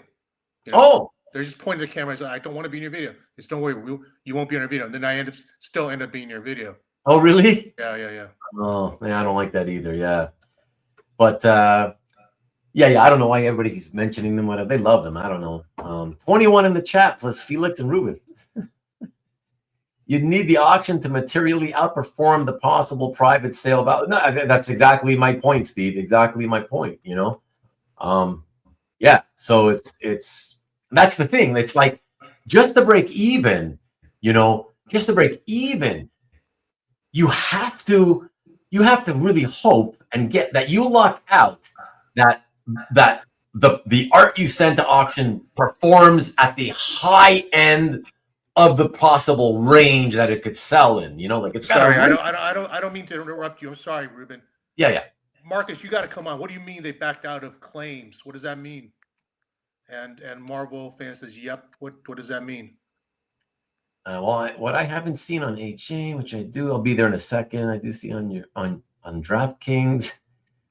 If you someone has a collecting problem, here's a hotline to call. I'm going to spin for my giveaway. Jesus Christ, you need a giveaway. Art Addicts Anonymous needs to advertise. So Felix, Sweetie Australia, hunt for Mad Max prompts. Auction could be made much more than you would have asked. Actually, see, that's what sucks in people, no matter what. That's why people keep sending their stuff into auction. It's like human psychology is so fascinating to me, man. It's like the average, think about it, right? MLB. There's 800 to 900 pieces. Okay, people get caught up in thinking about the expensive stuff, right? The famous covers and whatever. But look, that's not the whole market. Right? But that what if is a huge inducement. It is hugely enticing. Right, but this is what I'm saying. But this is what blows me away about human psychology, that there's 800 to 900 different pieces of all values and all interest levels, right? At every auction, let's say every heritage auction. The majority of those don't outperform the market. They don't like go, wow, that was a crazy sale. Okay. It's a minority of them that make you, if you actually look at every single piece that sells, right? It's not the majority that go crazy. It's a minority. So the likelihood is you're more likely to not have your art perform super strongly at auction.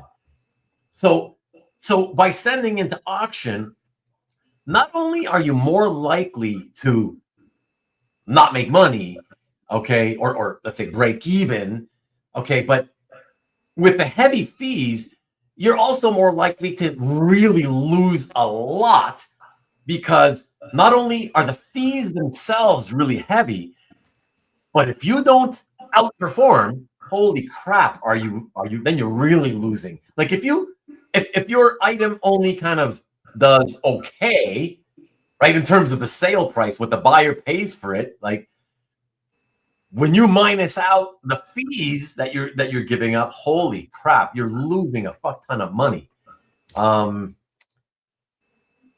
Yeah, that's all I could say. I don't know. And again, I'm talking in general because I look at all kinds of art. I'm not talking about just the high end. So don't come to me and but this piece, but that piece, and you're picking out all the exceptional pieces. No, I look at everything. I look at fucking $200 pieces, $150 pieces, $400 piece. So I look at everything. So if you look at everything, you'll see most things.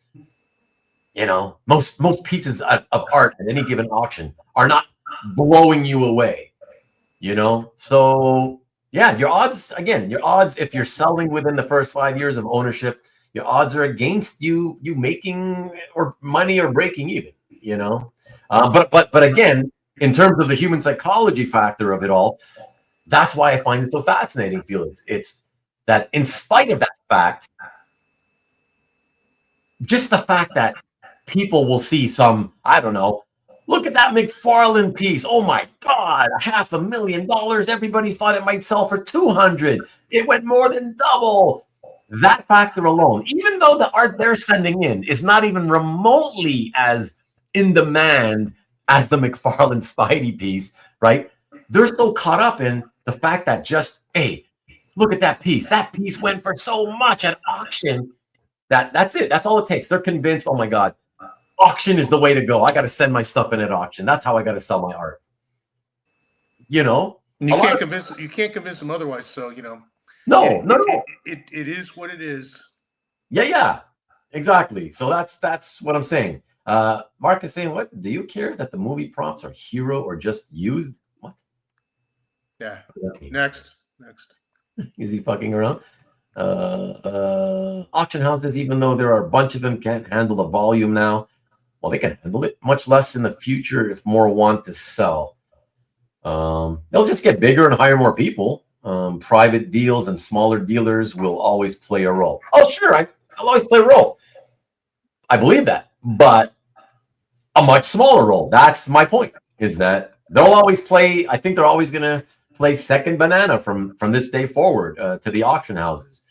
As I feel, like I said, I've noticed this for 10 years now. So, and it's just getting more and more in that direction, Auction houses will destroy the hobby. Okay, Stanley, always with your crazy comments.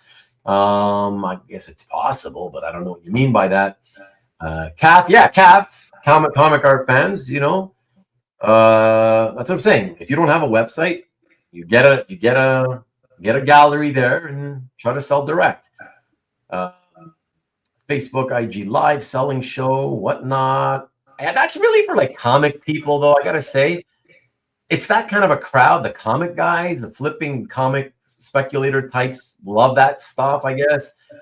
nobody here in our hobbies. I don't know. I'm sure people have tried it. I don't know. Have you ever done stuff like that, Felix? Then what? Like live selling on Whatnot or IG? No, I mean, No.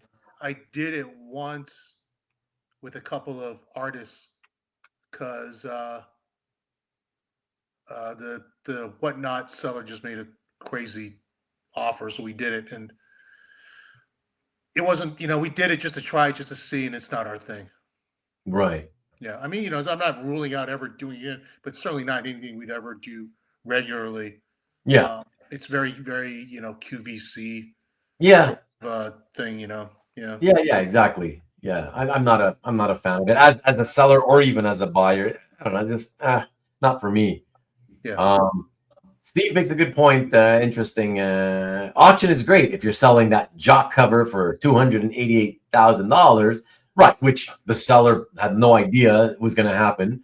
Well, the seller had it up on CAF for a while at $100K. At how much was it? $100K.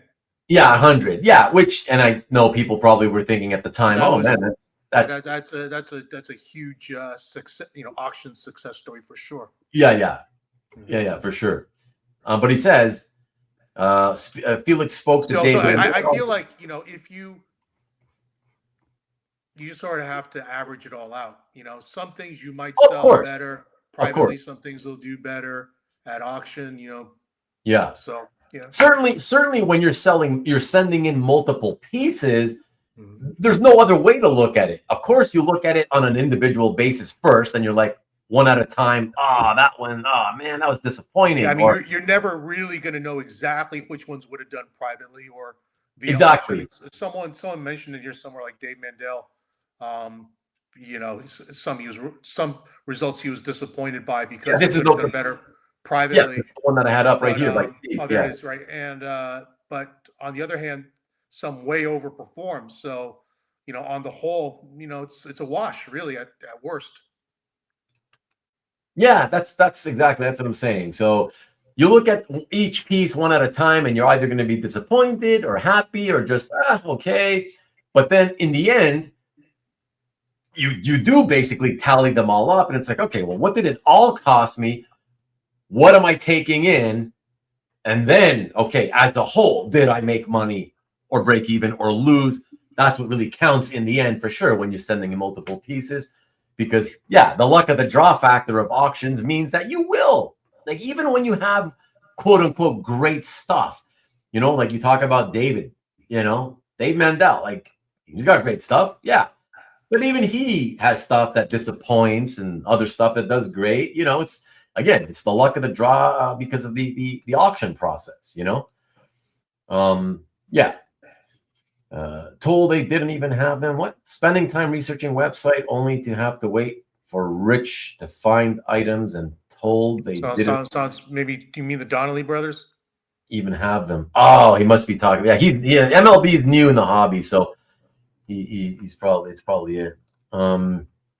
Seller boycott at auction houses is the only fix. Okay.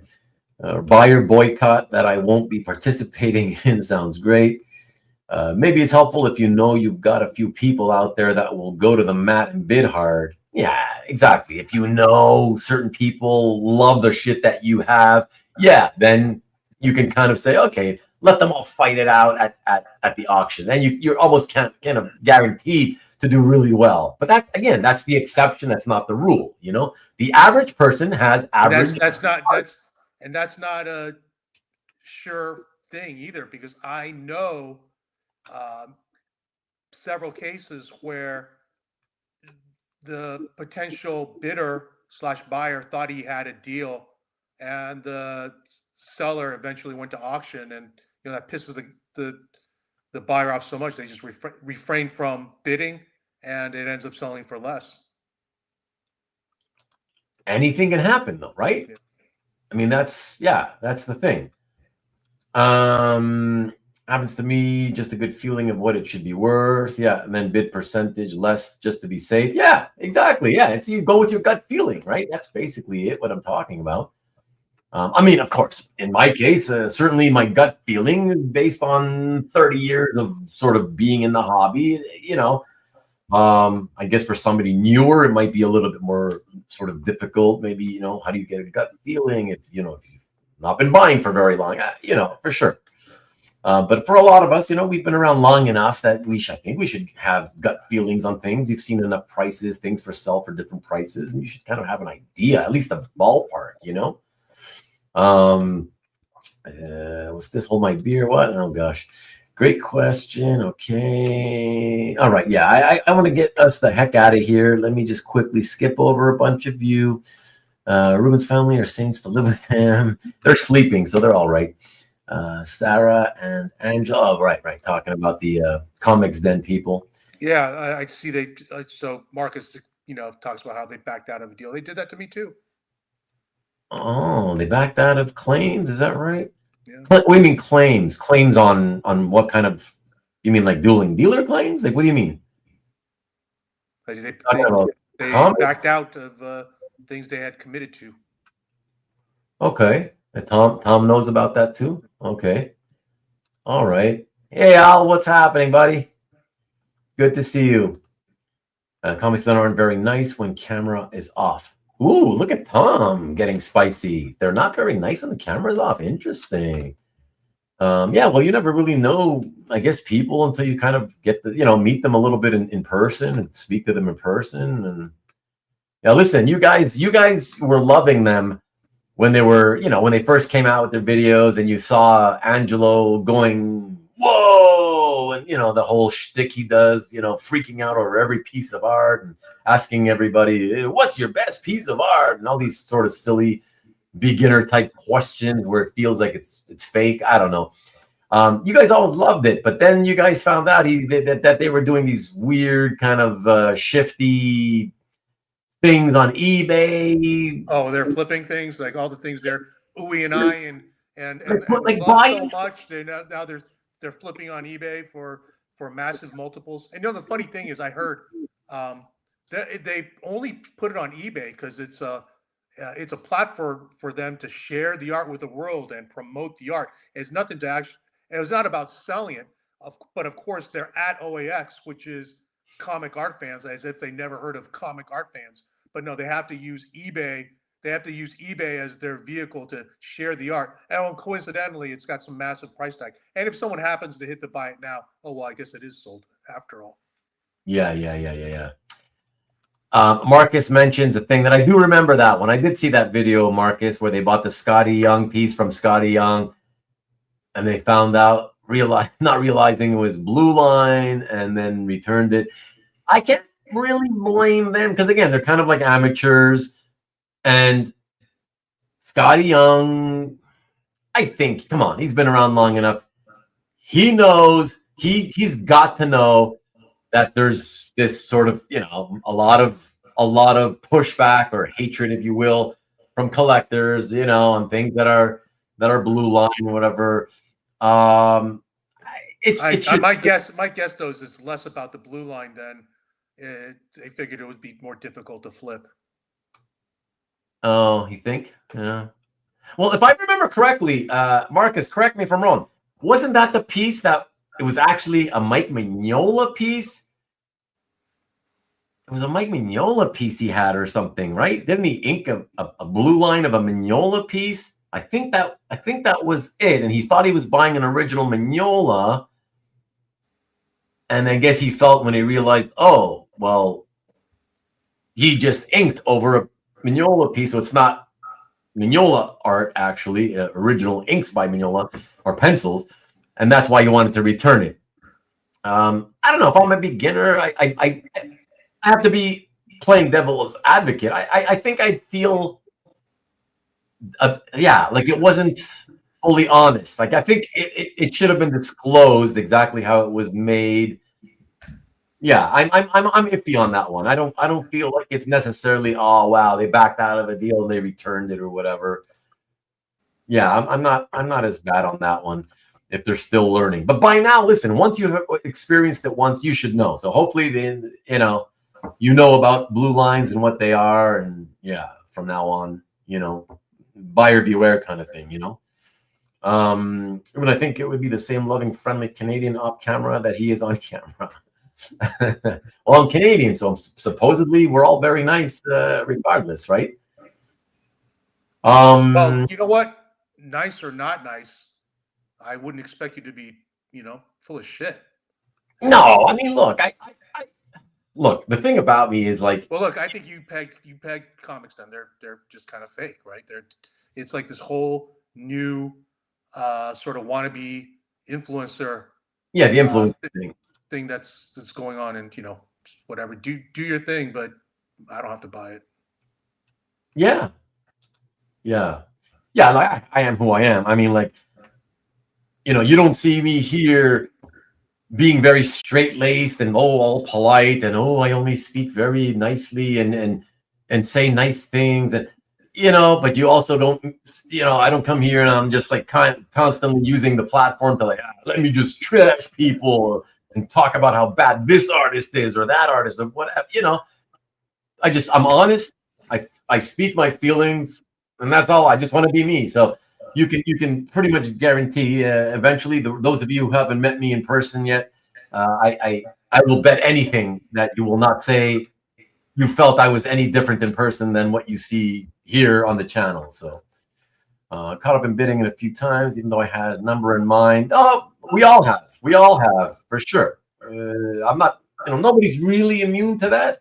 It's easy to get caught up with the excitement of the auction process, Oh, hold on a second.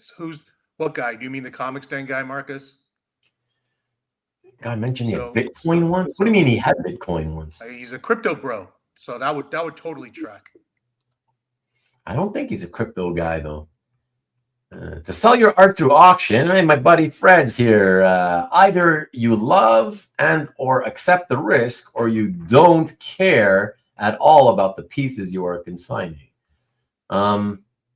I don't think that you can say that just because you're selling it to auction, it means you don't care at all about the pieces you're consigning. You may not care about it enough anymore like you once did, and that's why you want to get rid of it, But I wouldn't say that people don't care at all about them, and that's why they're sending to auction, But better to send your art for sale to auction houses to try and sell it than to sell it to a dealer. Does that even happen? Honestly, like, what do you think, Felix? Like, even in my early days, I don't really remember. I don't have memories of seeing collectors go up to dealers or even tell me that they went up to dealers and, yeah, I went there and I decided to sell these 10 pages to this guy or that guy. Like I don't remember that happening. Like, I'm sure it probably extremely common. But like even more so before eBay. Because what other options did you have? I mean, people could, when eBay came along, people could sell it themselves, but dealers were still getting a ton of inventory from collectors. They were they could act as a clearinghouse of sorts, but that's why that dynamic completely changed, and collectors who were looking to sell went straight to the auction house, and now the dealers have to buy from the auction house to replenish their stock. And I don't know why it would be better to sell to a dealer. I'm not saying it wouldn't be, or that it's worse. I'm just not sure that it's necessarily better. I know, Marcus, I know you love them. We know you still love them. Love who? Comics Den. Why? What is Marcus? What is Marcus's issue with them? I don't think he has an issue, but that's the funny thing is he loves them on the one hand, but on the other hand, he has no problem kind of like trying to raise the red flag of like, hey, look what they did on eBay, or what, they bought this piece and then they did that, So yeah, but so he'll say those things like he's trying to reveal something bad, but at the same time, I know he loves them. So I don't know. Marcus is a bit odd when it comes to that. It's interesting. I watch the videos. rarely watch them anymore. It just gets tiring. I feel like it's a shtick. It doesn't feel genuine anymore. Yeah, I don't know. I wasn't really ever sure that it was genuine. He seemed too goofy, like he doesn't know anything and asking the most ridiculously basic, again, every booth he walks up to. Yeah, so what's your best piece here? What's your favorite piece? It's like, even when I was like brand new, I wouldn't go up to a dealer's booth and go, so what's your favorite? They're selling it. Clearly, these are not their favorite pieces. They're looking to sell it. This is not their collection. So I don't know. Like I said, I don't. It just seems fake. It always came off as like a shtick. I'm not convinced it was ever genuine. And this is the internet, so it could still be. Yeah, it could still be all made up. The way especially he acts. Yeah. Listen, it provides entertainment. I know you think it's fun. Whatever. I just kind of got tired of it, so I only kind of check out a video once in a blue moon now. Yeah. Felix, they can get in line with the half Korean guy. Steve, have a great day at work. I was looking for Comics Den Oak videos and found Rubén live stream complaining about the cheese and pizza at OAX. You mean? Okay. Yeah. The people here were complaining about the I wasn't complaining about the pizza and the cheese at OAX, They sell art at their shows at their house. Yeah. No, I know. Listen, you can kind of tell all the comic people are speculator, flipper type. They're in the business of trying to make a living by selling comics. Just own it. Just own it. Yeah, that's my thing. That's my thing. That's the key. If I would respect that, I could respect that. I could, no problem. You're trying to make money. You know nothing about art, but you're trying to get into it because you can make money at comics. So you figure, okay, maybe art's the next thing you should try. Okay. But don't pretend because you love it and you're just a diehard fan. They're dealers pretending to be collectors. And as a friend of mine says, they are trying to preserve their phony amateur status. Right. Yeah, that's it. And again, comic people, they're all pretty much the same. It's all about making money, flipping, buying something, Yeah. So if they're, once they got into art, I kind of suspected it. Again, it didn't seem genuine to me. Like this guy's a comic guy and he suddenly finds a genuine love for art. And if your whole life is about flipping comics to make a living, chances are any adjacent product you come across and you like, you're gonna try to flip that too, and you're kind of trying to introduce that as another product, that you can sell in your business. So, but again, like you say, Felix, for me, it's just the honesty thing. If any flipper would just admit that, hey, I think I'm pretty good at this, so I like to flip art. Okay, I wouldn't do it. Good luck to you, but I respect you for admitting that. That's how I would look at it. I respect you. I have no problem. Do what you want, because I feel like you're probably not going to do very well at it, but whatever. If you do, good for you. I don't care about that. I really don't. But it's the dishonesty. It's the pretending of the, diehard fans. Oh, I want to keep this forever, blah, blah, blah, whatever. Yeah. And then, it's like they don't think people see them, like the Comics Den thing, right? It's like you go around acting like it's all about, oh, I love the art. But then you have this big eBay account, and you're doing these fishy looking things. You think people are not going to, people that watch your video is not going to catch you doing these fishy things. Like, I don't know. It's weird. If it's just so, I don't know. People, I don't know why they feel like they have to BS and not be just straightforward about what it's all about. If you want to speculate in comic art, I always say, I just admit it. I would respect you if you admitted it. Doesn't mean I think it's a great idea, but I respect you for being honest. Let me see if you can do it and be successful. Good luck. But the bullshitting, the constant bullshitting, I don't know. What's the point?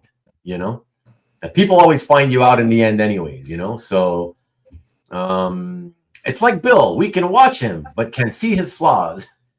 He has flaws? I never see you guys admit he has any flaws. Wow. Marcus is jealous of their $10,000 sketchbook that they made. I'm sure you're referring to that video. I didn't watch it, but I saw it come across me on YouTube. Anyone who says it's for the love of the art is usually about the money. That's no, trust me. There's a lot of us, most of us in this hobby. Actually, it's the opposite, the MLB. Most people in this hobby, believe it or not, the vast majority of us truly are. It's such an old school kind of hobby. It's made up of people mostly who do love to collect. And when you see people selling, in most cases, it's more about the fact that they can't resist spending money they shouldn't be spending. Then they realize, oh man, I can't afford it. I shouldn't have bought that piece. Now I got this piece here that I want. I have no more money. The only way to pay for this, if I want to buy it, is if I sell that piece. And that's one of the more common reasons you see collectors flip art. You know, it's not for most of the people you see flipping art or selling art, reselling art. It's not because they're, oh yeah, I think I can make money at this. It's, yeah, they bought too much, they spent too much, and you know, their eyes are bigger than their wallets, like it is for most of us, you know. Doing videos, they get free passes to the big shows. Yeah, well, if that's, listen, whatever they want to do, they can do. I doesn't bother me. They don't change my life, so you know, I'm glad I didn't run into them at OAX. I'm sure it's not that bad, Peter. Although I'm curious about what these guys were saying earlier about how, ooh, in person they're not so nice. I don't know what you mean, what you meant by that, but however, they don't use their passes to get to the front of the line at shows. Okay, well that's good. That's good at least. Yeah. Doesn't mean they haven't tried, and I'm not saying they have. I don't know, but I would not put it past them to have tried it. Again, comic art collecting, get hooked in for the investment potential, stay for the actual beauty of each piece, whether large and small, expensive or not. Felix is making it hard on himself to break this record. Comic Den videos seem to be all over my YouTube after OAX. Felt like they were collaborating with CAF, so I watched a few videos. Meh, shtick. You see, that's what I'm saying. It feels like shtick. It does. You know what it is? There's an acronym. I'll teach the 7 people who are still in the chat. BWOT. Big waste of time. All of it is just a big waste of time. Hey, shit. This what we do here in the great scheme of things, it's all a waste of time. I mean, we're not. No, it's not. We're not accomplishing anything record. Other than we're promoting a hobby. Yes, this will be in our obituaries. Always bragging on him in the chat. Everyone in the chat knows. Yeah, but everybody knows you do it as a loving thing. It ain't because you're making fun of him in a malicious way. So, Zevia, I don't know. You guys in your always with your old jokes. Ian Bill is back on coke. Okay, I don't know. LOL BWOT, nice. For me, Zevia is undrinkable. Comics then have the only good OAX coverage. Yeah, listen. Sometimes it's worthwhile for that. You know, if you weren't at a convention that you wanted to go and you want to see how it went, yeah, they could be serviceable to see them do a review video of that convention. Sure, for sure. Zevia tastes horrible. Felix has the right attitude. Make sure this is mentioned in my New York Times obit. Everyone knows it's the friends we made along the way. There you go. So I want to get out of here, but I did mention I'll show you guys a piece. I think you'll appreciate it. Let me pull this out. So you guys know I told you I was getting into this strip art, modern day strip art related to music. I love music, and it blends my adoration of music and comic art together. But some of the pieces that the artist does are it's all biographical. and some of the pieces are not music; they're like entertainment. So movies, TV shows, that kind of thing. You guys know all about that. I haven't posted any of it so far, anyways. But I got a piece here. I'm gonna look for it because I got a bunch of pieces so far. I've been accumulating. Let me see here. Batman. You got a James Dean, a Joker piece. Let's see. Damn, I'm starting to accumulate so many that it's like, what the heck is it? Hold on. I'm telling you, I know you'll appreciate it, so that's why I want to make sure I might as well show this to you guys before we. Okay, I think I'm getting close to it. Yeah, before we sign off tonight, is this no? And a friend of mine wanted to buy it from me as soon as he saw it. Let's see, so that's music. Okay, Humphrey Bogart. I think I got it. Okay, here it is. Here it is. All right, let me just carefully pull this out here. Okay, let me come back to you. All right, here we go. All 19 of you. Wow, we went as low as 5 and up to 19. Ooh, Blade Runner, nice. Look at that. What? Look So, at who did that? So his name is Steve McGarry. Huh. And he's been doing a so back in the mid 80s to early 90s, he did a strip called The Diary of Rock and Pop. And so it's a newspaper strip with little mini biographies on musicians, you know. And then he did another one called Biography, and it was musicians, actors, that sort of thing. And then for the last 20 years, he's been doing a strip called Biographic. Same principle, biography. So it's like when you look at this, that's why you have all this writing here. Just a mini bio about the movie, with the text here, whatever. And that's how it's published in the newspaper, So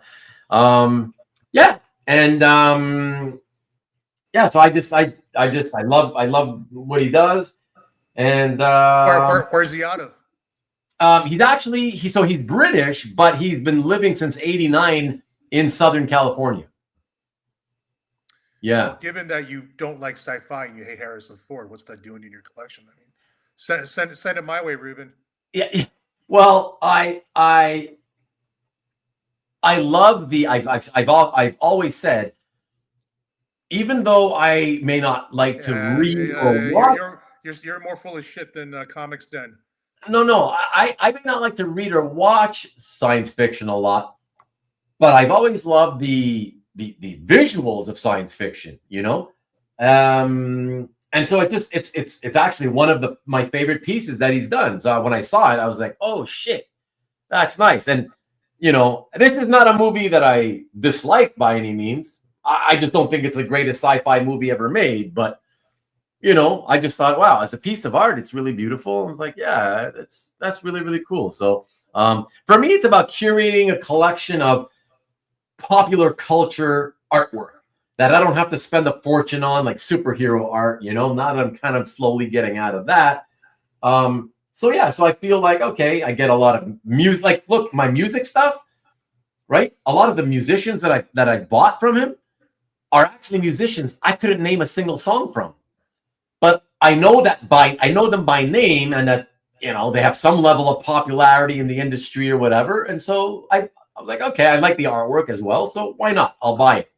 Like I bought a SZA. You guys know SZA, otherwise known as SZA. That's how she spells her name. It's pronounced SZA. She's a rapper. Anyways, I guess the younger crowd knows her more.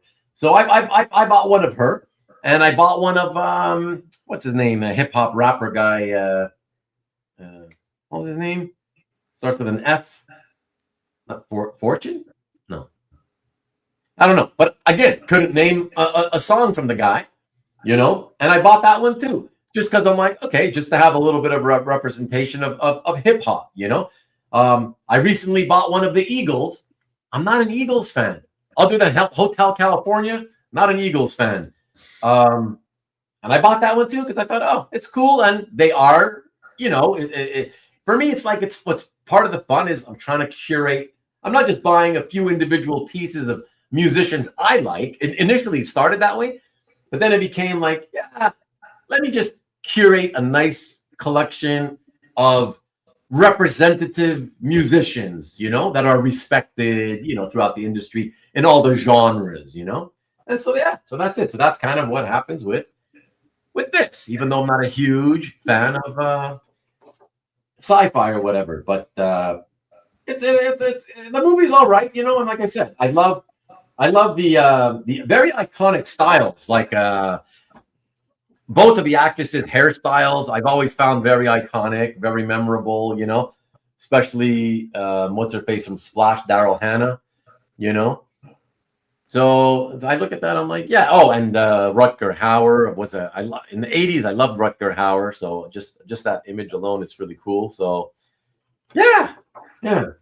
Anyways, I thought you'd see. I'm becoming one of you.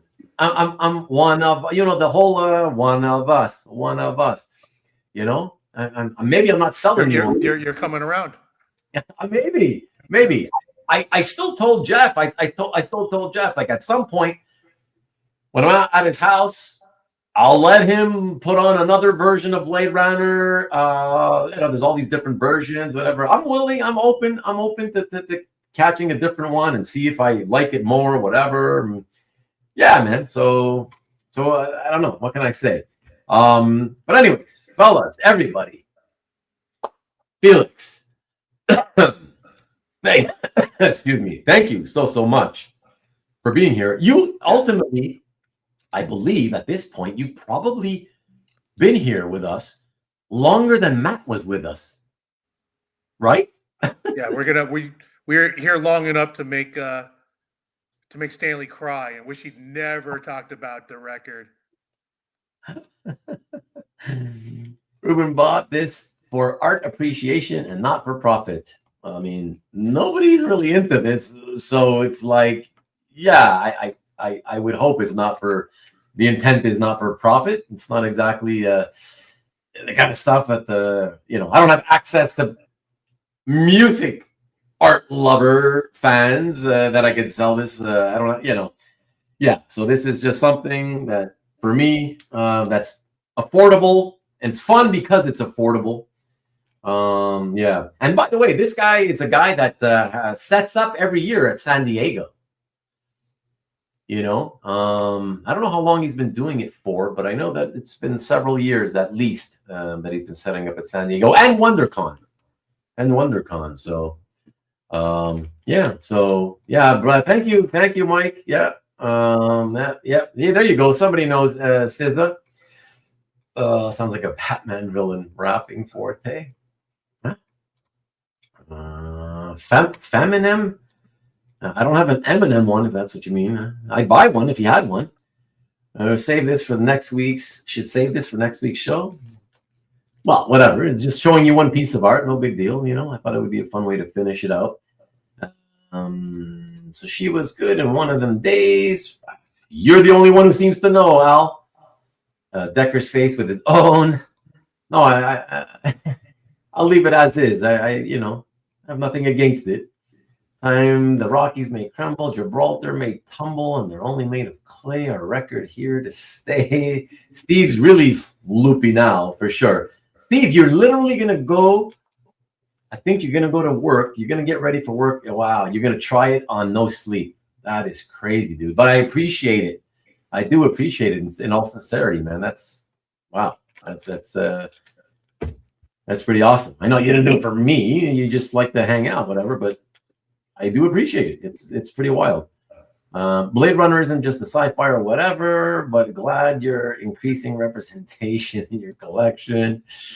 Whatever. We all have our opinions. Be like, Water, my friend. Has Felix ever watched Castle Freak? Okay, I'm going to tell you something. I'm a big fan of the director based off of one movie, and there's a little trivia about the director and the movie that ties into the hobby. So the producer, Full Moon Entertainment, run by Charles Band. Charles Band is actually a old-time comic art collector. Yeah, so, the old-timers know. Yeah, and really. So for the movie prop crowd, Brandon Allinger of Prop Store is married to one of Stuart Gordon's daughters. So Stuart Gordon is his father-in-law. Anyway, trivia for you guys.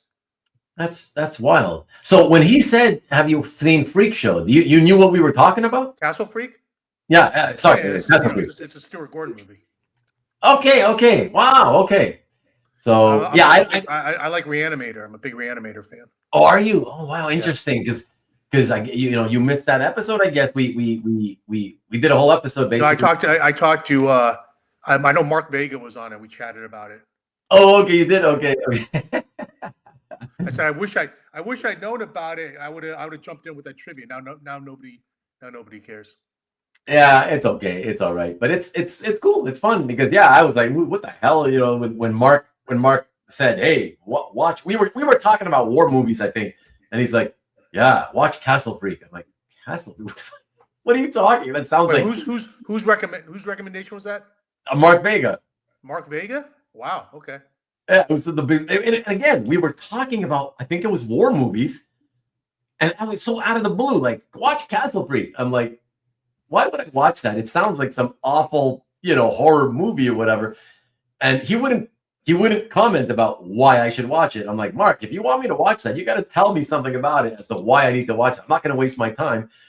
And he was just being cagey about it. And then he wouldn't answer. And then the next week he'd show up and he'd like, "Hey, did you watch Castle Freak yet?" What? So eventually I got so curious. I checked it out. And now I'm like a big fan. Oh, and I'm such a big fan. I had to get myself a Castle Freak doll. That's very funny. Very, very funny. So I got something to show Marcus since he's a Transformers guy. This is sitting at my desk.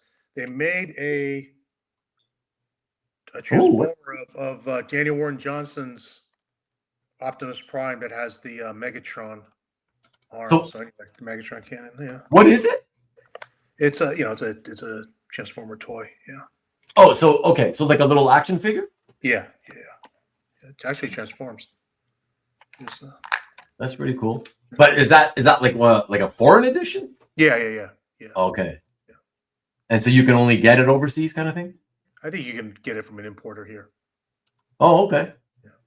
Do you know what something like that runs? And is it like a standard kind of like 6-inch type figure? Yeah. I think it's about I have one that's it's about this size, but it's posable. This one actually transforms too.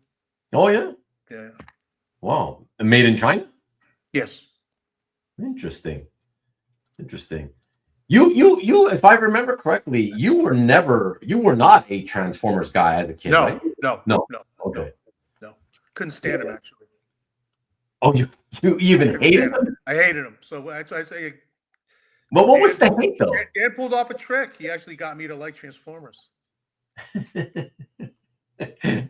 But see, now the thing is, it's tricky though, Felix, because you kind of feel like it's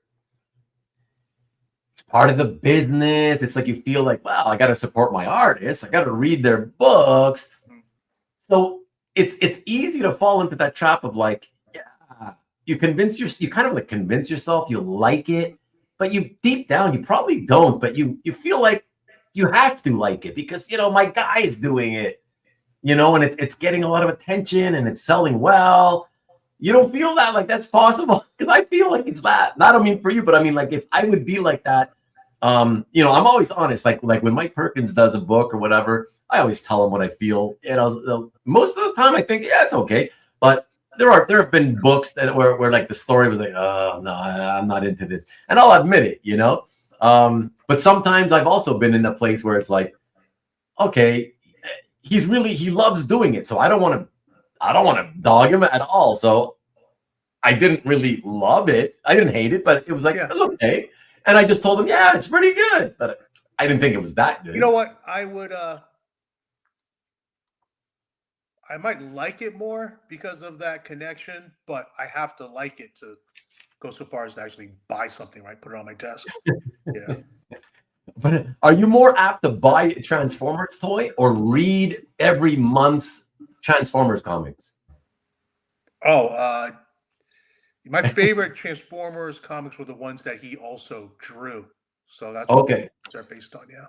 Okay. Okay. So is that to say you, when he got off the art chores, you stopped kind of reading it? Oh no, I still read it. I still read it. Yeah, I just don't enjoy quite. I mean, it's not like top of the pile read like it was, right? When he was Yeah. right, yeah. Yeah.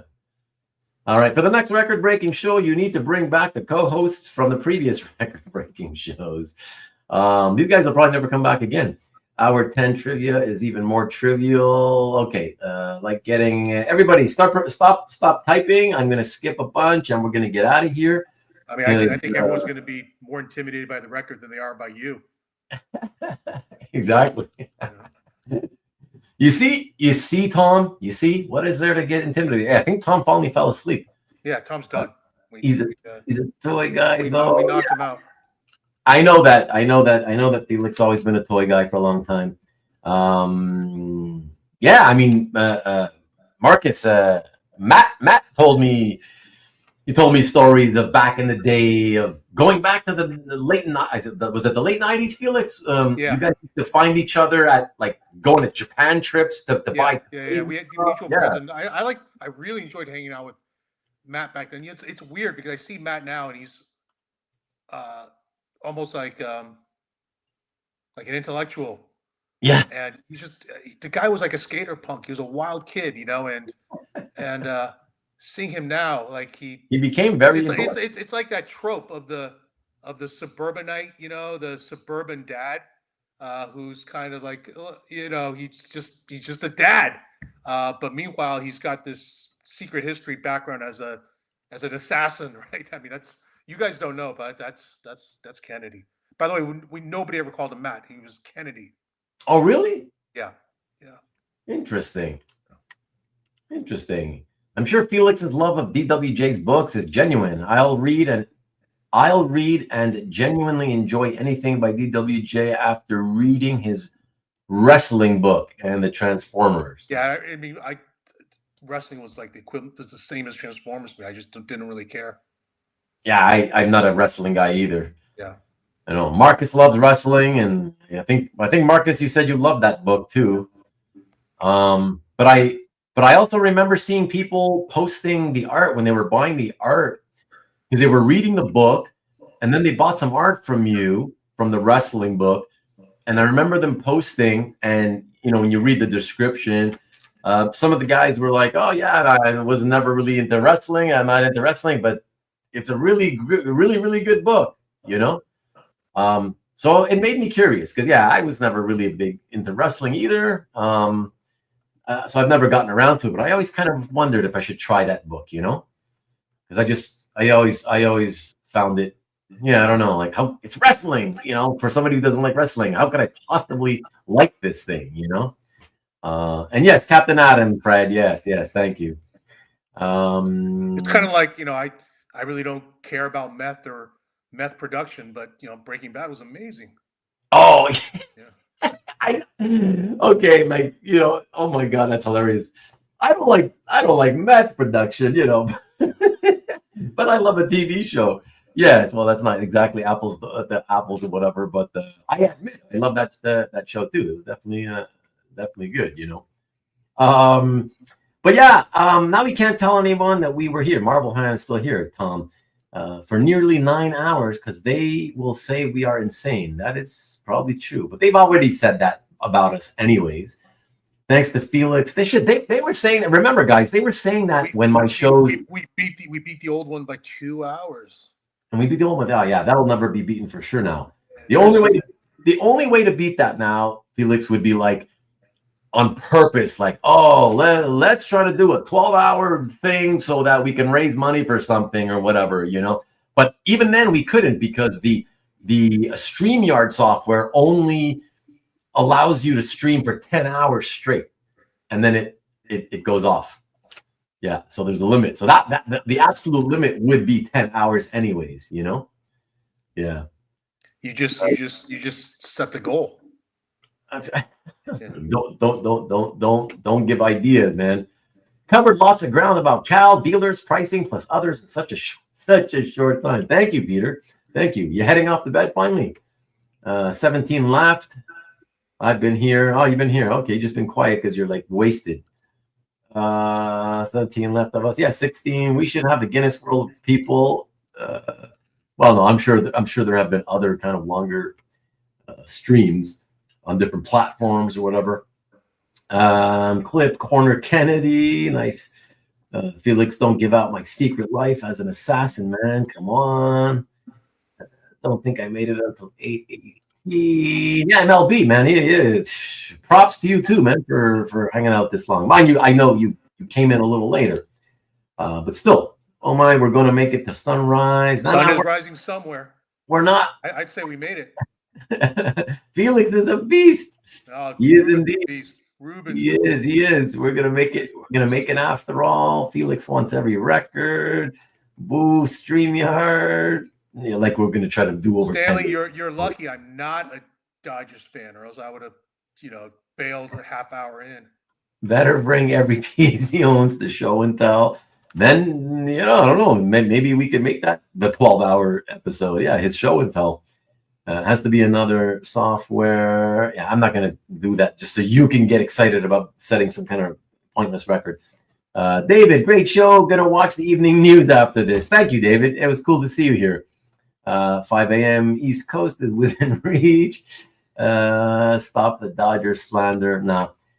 So 8-4. So 4. Wow. Felix, 850, dude. 850. That's sick. Oh my! Now I'm sounding like Angelo. But that is pretty sick.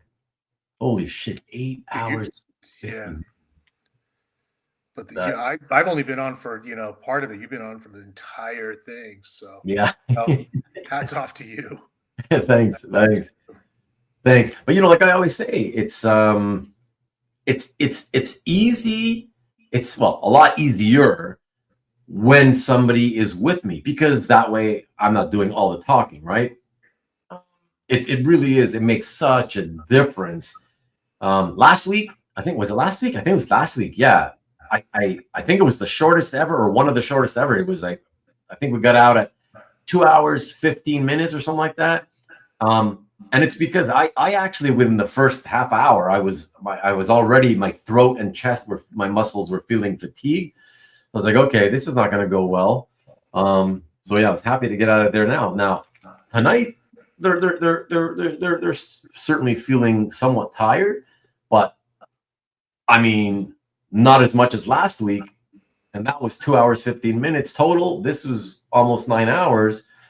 Yeah, and it's what's the difference? Because I had Matt for the first 4 hours, right, doing a lot of the talking. And then you were here with me sharing the talking. So it gives you a lot. It gives you enough rest to where, it helps you to go a lot longer, But by yourself, holy shit. Not only is it not fun doing it alone. You know what I just realized? I usually have like a glass of water that I'll sip from. And this, I hadn't refilled it. I don't think I've seen you take a sip of anything either. I did. Not for a while, but I kept sipping from this. Okay. All right. My water bottle. Yeah. I mean, of course, it's like room temperature awful. It's been here for so long, but whose birthday is it? Oh, okay. No, you're just screwing around. I'm always here 6 minutes early waiting. That's true, Tom. I know. Fred says, if you continue, you may end up falling asleep while the show is still live. That's true. Like it happened to Dale Keough. Oh, yeah, when he was drunk. But he was drunk, though. We're just tired, That's different. That's funny. Roberto's been missing most of the day. Ruben's water bottle. Yeah, Peter, get to bed. Canadians are a hearty laugh. But yeah, guys, thank you for doing this with us tonight. It really is, you know, I always say how appreciative I am of you guys participating and hanging out with us for so long, you know. Yeah, I'm not able to come on often, but I'll just jam it all in. Hopefully, it counts for some. Instead of spreading it all, you know, popping in every week for 10 minutes. This is my one time a year. I'll come in. We'll set a record. Yeah, do a killer record show, man, and that's it. All right, see you next year, Felix. But yeah, in seriousness, you guys deserve really all the credit. Like, wild to think that there are some of you that would stick it out this long, especially people that do need to work. I know. Marcus has been in here from the beginning. Oh yeah. Because that's Marcus. Yeah. Tom. But seriously, Marcus. Ruben, make a list of like the people who are here from the beginning. We have to come up with something. This was insane. This was pretty nutty. It is pretty crazy. But Marcus, I think that what happened last night was exactly what I was expecting to happen, believe it or not. I used to watch a lot of MMA, so I'm very familiar with both women. That's exactly what I expected to happen. I called it too. Did you? The one thing though is I thought they might stretch it out a little bit. I mean, yeah. Look, that's how Ronda Rousey won is how we all knew she was going to win. But I thought for fake drama that they would have, and not to completely embarrass Gina Carano like that. But look, I mean, considering she hadn't been in the ring in the octagon for 17 years, and she's 44, and like a couple years ago she weighed 100 pounds more. Yeah, unbelievable. That's crazy. Unbelievable. I mean, that alone is an accomplishment. That was her victory. That was her victory. But you know, like they said, Rousey set up that fight, and she picked the perfect opponent. You know, someone who had a name. You know, someone she knew she could beat. Who was, you know, sort of the old school fighter who didn't have a ground game. I mean, Gina Carano might as well have been a patsy, but she had, you know, huge name value, and this way, Rousey gets to sort of come back and end her career on a win. No, for sure. It was cool to kind of still, you know, see it happen because they never did get to fight back when they were still, you know, competing or whatever. I do wish, at least it would have been more of a, you know, at least a minute and a half, and then she arm bars her or whatever, you know, something like that. If you watch the Logan Paul Tyson thing, it was just like ridiculous. And since it's the same people, I thought, okay, it's kind of followed the same script, right? And so maybe you could say, well, at least this was real, you know, it was not scripted.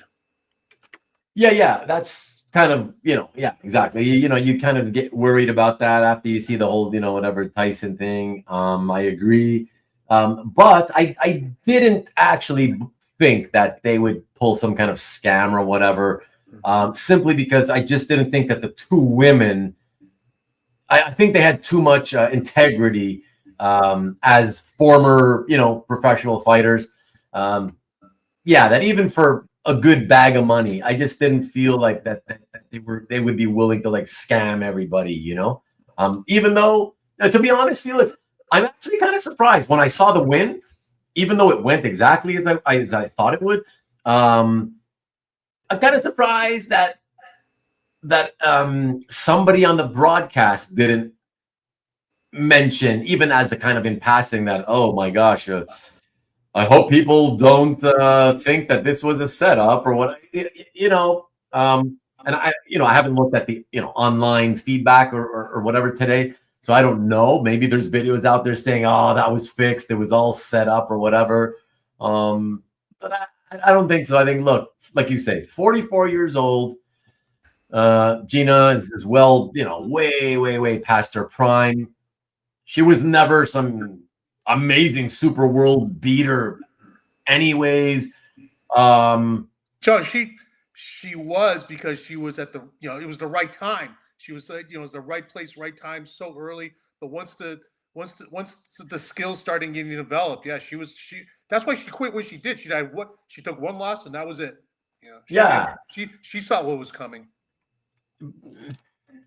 Yeah, but I think also it's because she also kind of knew that at that time she probably was like already kind of getting her fingers wet with Hollywood people, probably getting offers at the time. She really didn't have anything else to prove, It Yeah. was just, yeah.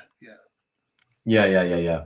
So I think, I that's fine. I think it's, I think honestly, I think it was crazy to even try to come back at 17 years. Like that's an entire long, productive career for fighters, and that's the amount of time in between fights. Like, yeah, that's insane. Like you said, that's incredibly, as somebody who 2-3 years ago started, having to try to lose weight.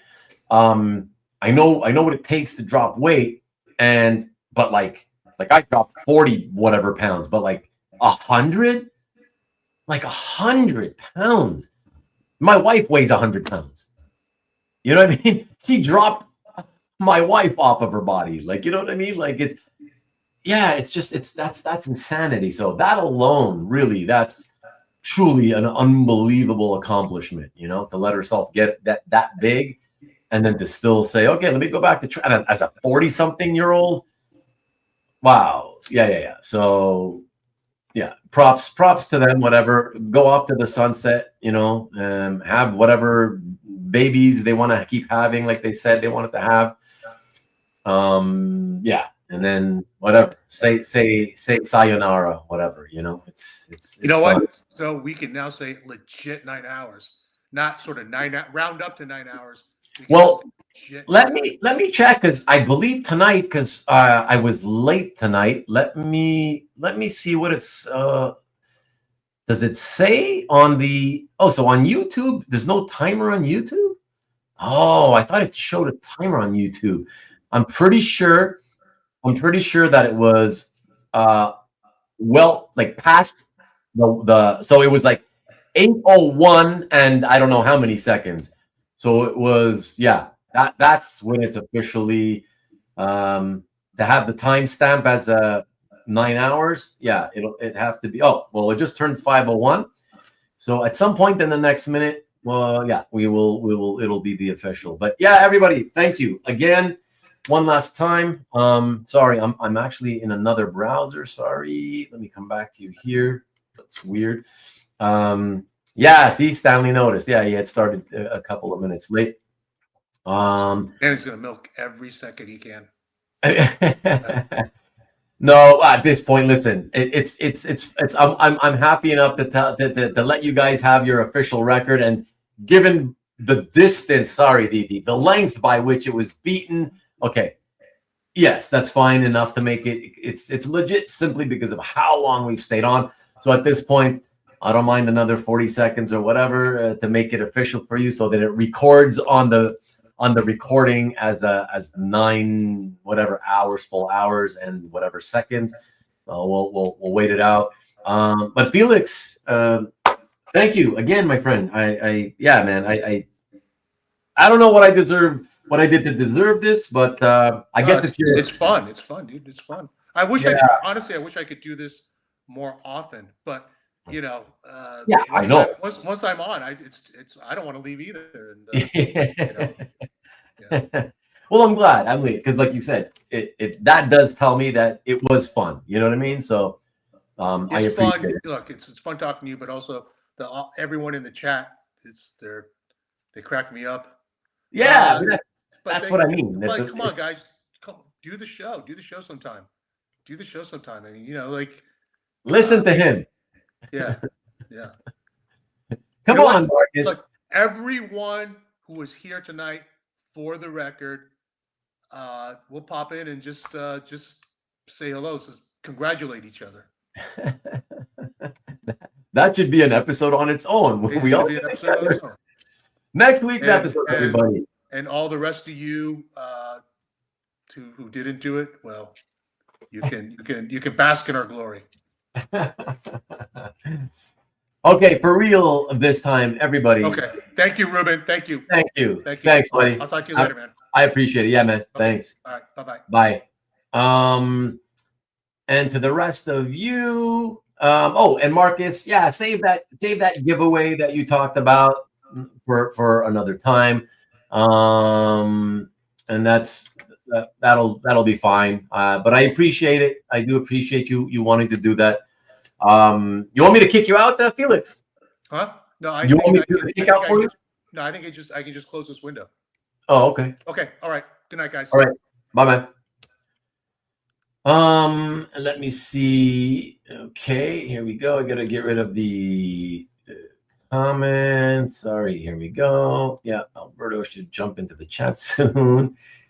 Chicago, so I should hit the hay. All right, Mike, have a good one. Hit the hay, definitely. I need to hit the hay. If anybody needs to hit the hay, it's me. Definitely. Anyone watch volleyball? No. All these people stayed on for the second giveaway. No, they didn't. You still want to do a giveaway? Are you serious?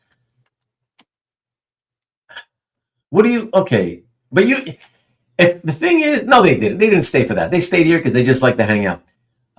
Let's do it like next week, and this way you can email me like a scan of the comic you're talking about. Yeah, and at least this way I can show it, and make a whole thing of it.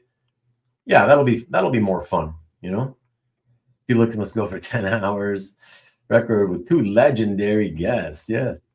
No Grummet art on Cal. Weird. Why? What do you mean? There was Grummet art. Can we talk NBA playoffs game? I guess so. Like game 7. You can. Pistons and Cavs. Go ahead. Let me know what happened. Felix never laughs. He's more like a serious guy, Peter, wait a second. Didn't you say good night earlier, Peter? Or was it just me telling you to go to bed? I think that's what it was. Monday and Saturday live show. Holy shit. You guys are not demanding at all. I was literally thinking the same thing, Peter. So we go. We did it. Oh my God. Crazy, guys. Bye, Al. Have a good one. Thank you for hanging out for a little while with us. Don't quit, you quitters. After party in comment section when video loads. Holy shit. You will. You probably will, the way you always go. Okay. Fun show. All right, Tom. Thank you. You hung out. You're going to be wasted at work today. But, at least you were part of this. This doesn't happen too often. I guess it kind of does happen somewhat often. But at this length, yeah, I never thought this would happen.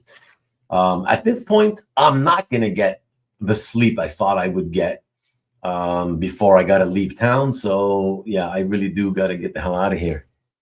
Daylight, not quite yet, but I guess it's going to start soon.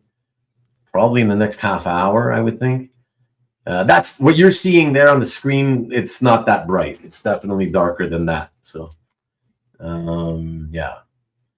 Look at the window. Yeah. Trust me, it's not that. It's not. It's darker than that.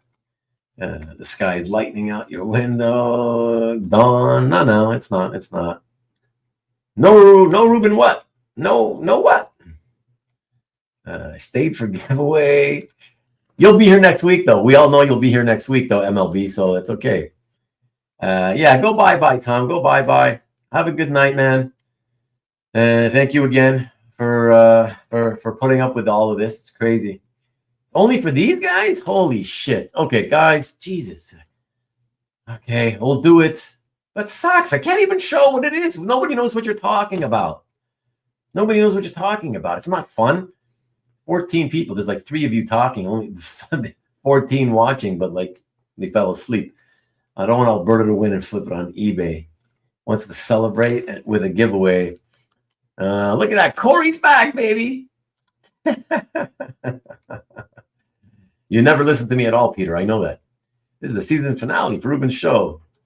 Oh, my God. Yes. Please, let me take a few weeks off. Let me not come back for a few months, actually. Corey, look, everybody's excited to see you, Corey. Oh, you're just waking up and off to work. Nice. There you go. Have a good day at work, Corey. We'll see you. We'll see you here next Sunday. I do sunrise yoga. Yeah. MLB, safe travels. There we go. Get to work. Time to get into your crib before sunrise. Wish we could all meet up at a IHOP or donut shop for coffee at this point. I know. If only, Al. So the giveaway, yeah, see, even Tom doesn't want to do it. You guys are real heroes. We're not heroes, we're just crazy. That's the truth of it. If I'm not here, I'm dead. This sustains you. Please let this be the season finale. Good morning and good night. Has to feel kind of cool that people will listen to you talk for this long. Jesus, not really. I appreciate it. It's definitely very, very cool that you guys are crazy enough to do it. That's for sure. Yeah.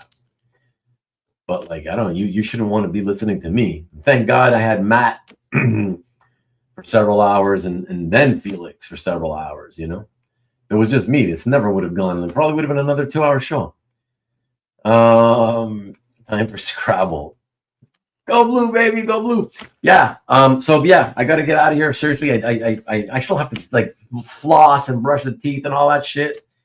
Yeah, and I am exhausted. So I'm gonna let you go, guys. So thank you again very much to the 13 of you who still remained. Well, technically, some of you still remained, some of you left and then came back, woke up, whatever. But yeah, all of you, everybody who participated in tonight's show, really appreciate you. So thank you. And yeah, everybody have a great week. Okay. Be safe out there, whatever you're doing. And don't forget catch Matt if you can on Nikki's show on Friday. And oh God. And yeah, and then I'll see you yeah, see you at Rex's, and then I'll see the rest of you guys next Sunday. I'll see if I can make it to Nikki's to support Matt, but I don't know. Well, I don't know if we will. But I love it. Last word to Felix. Love it. But that's it. I'm out of here, everybody. Thank you so much. Have a good one and catch you next week. All right. Be good, everybody. Go blue.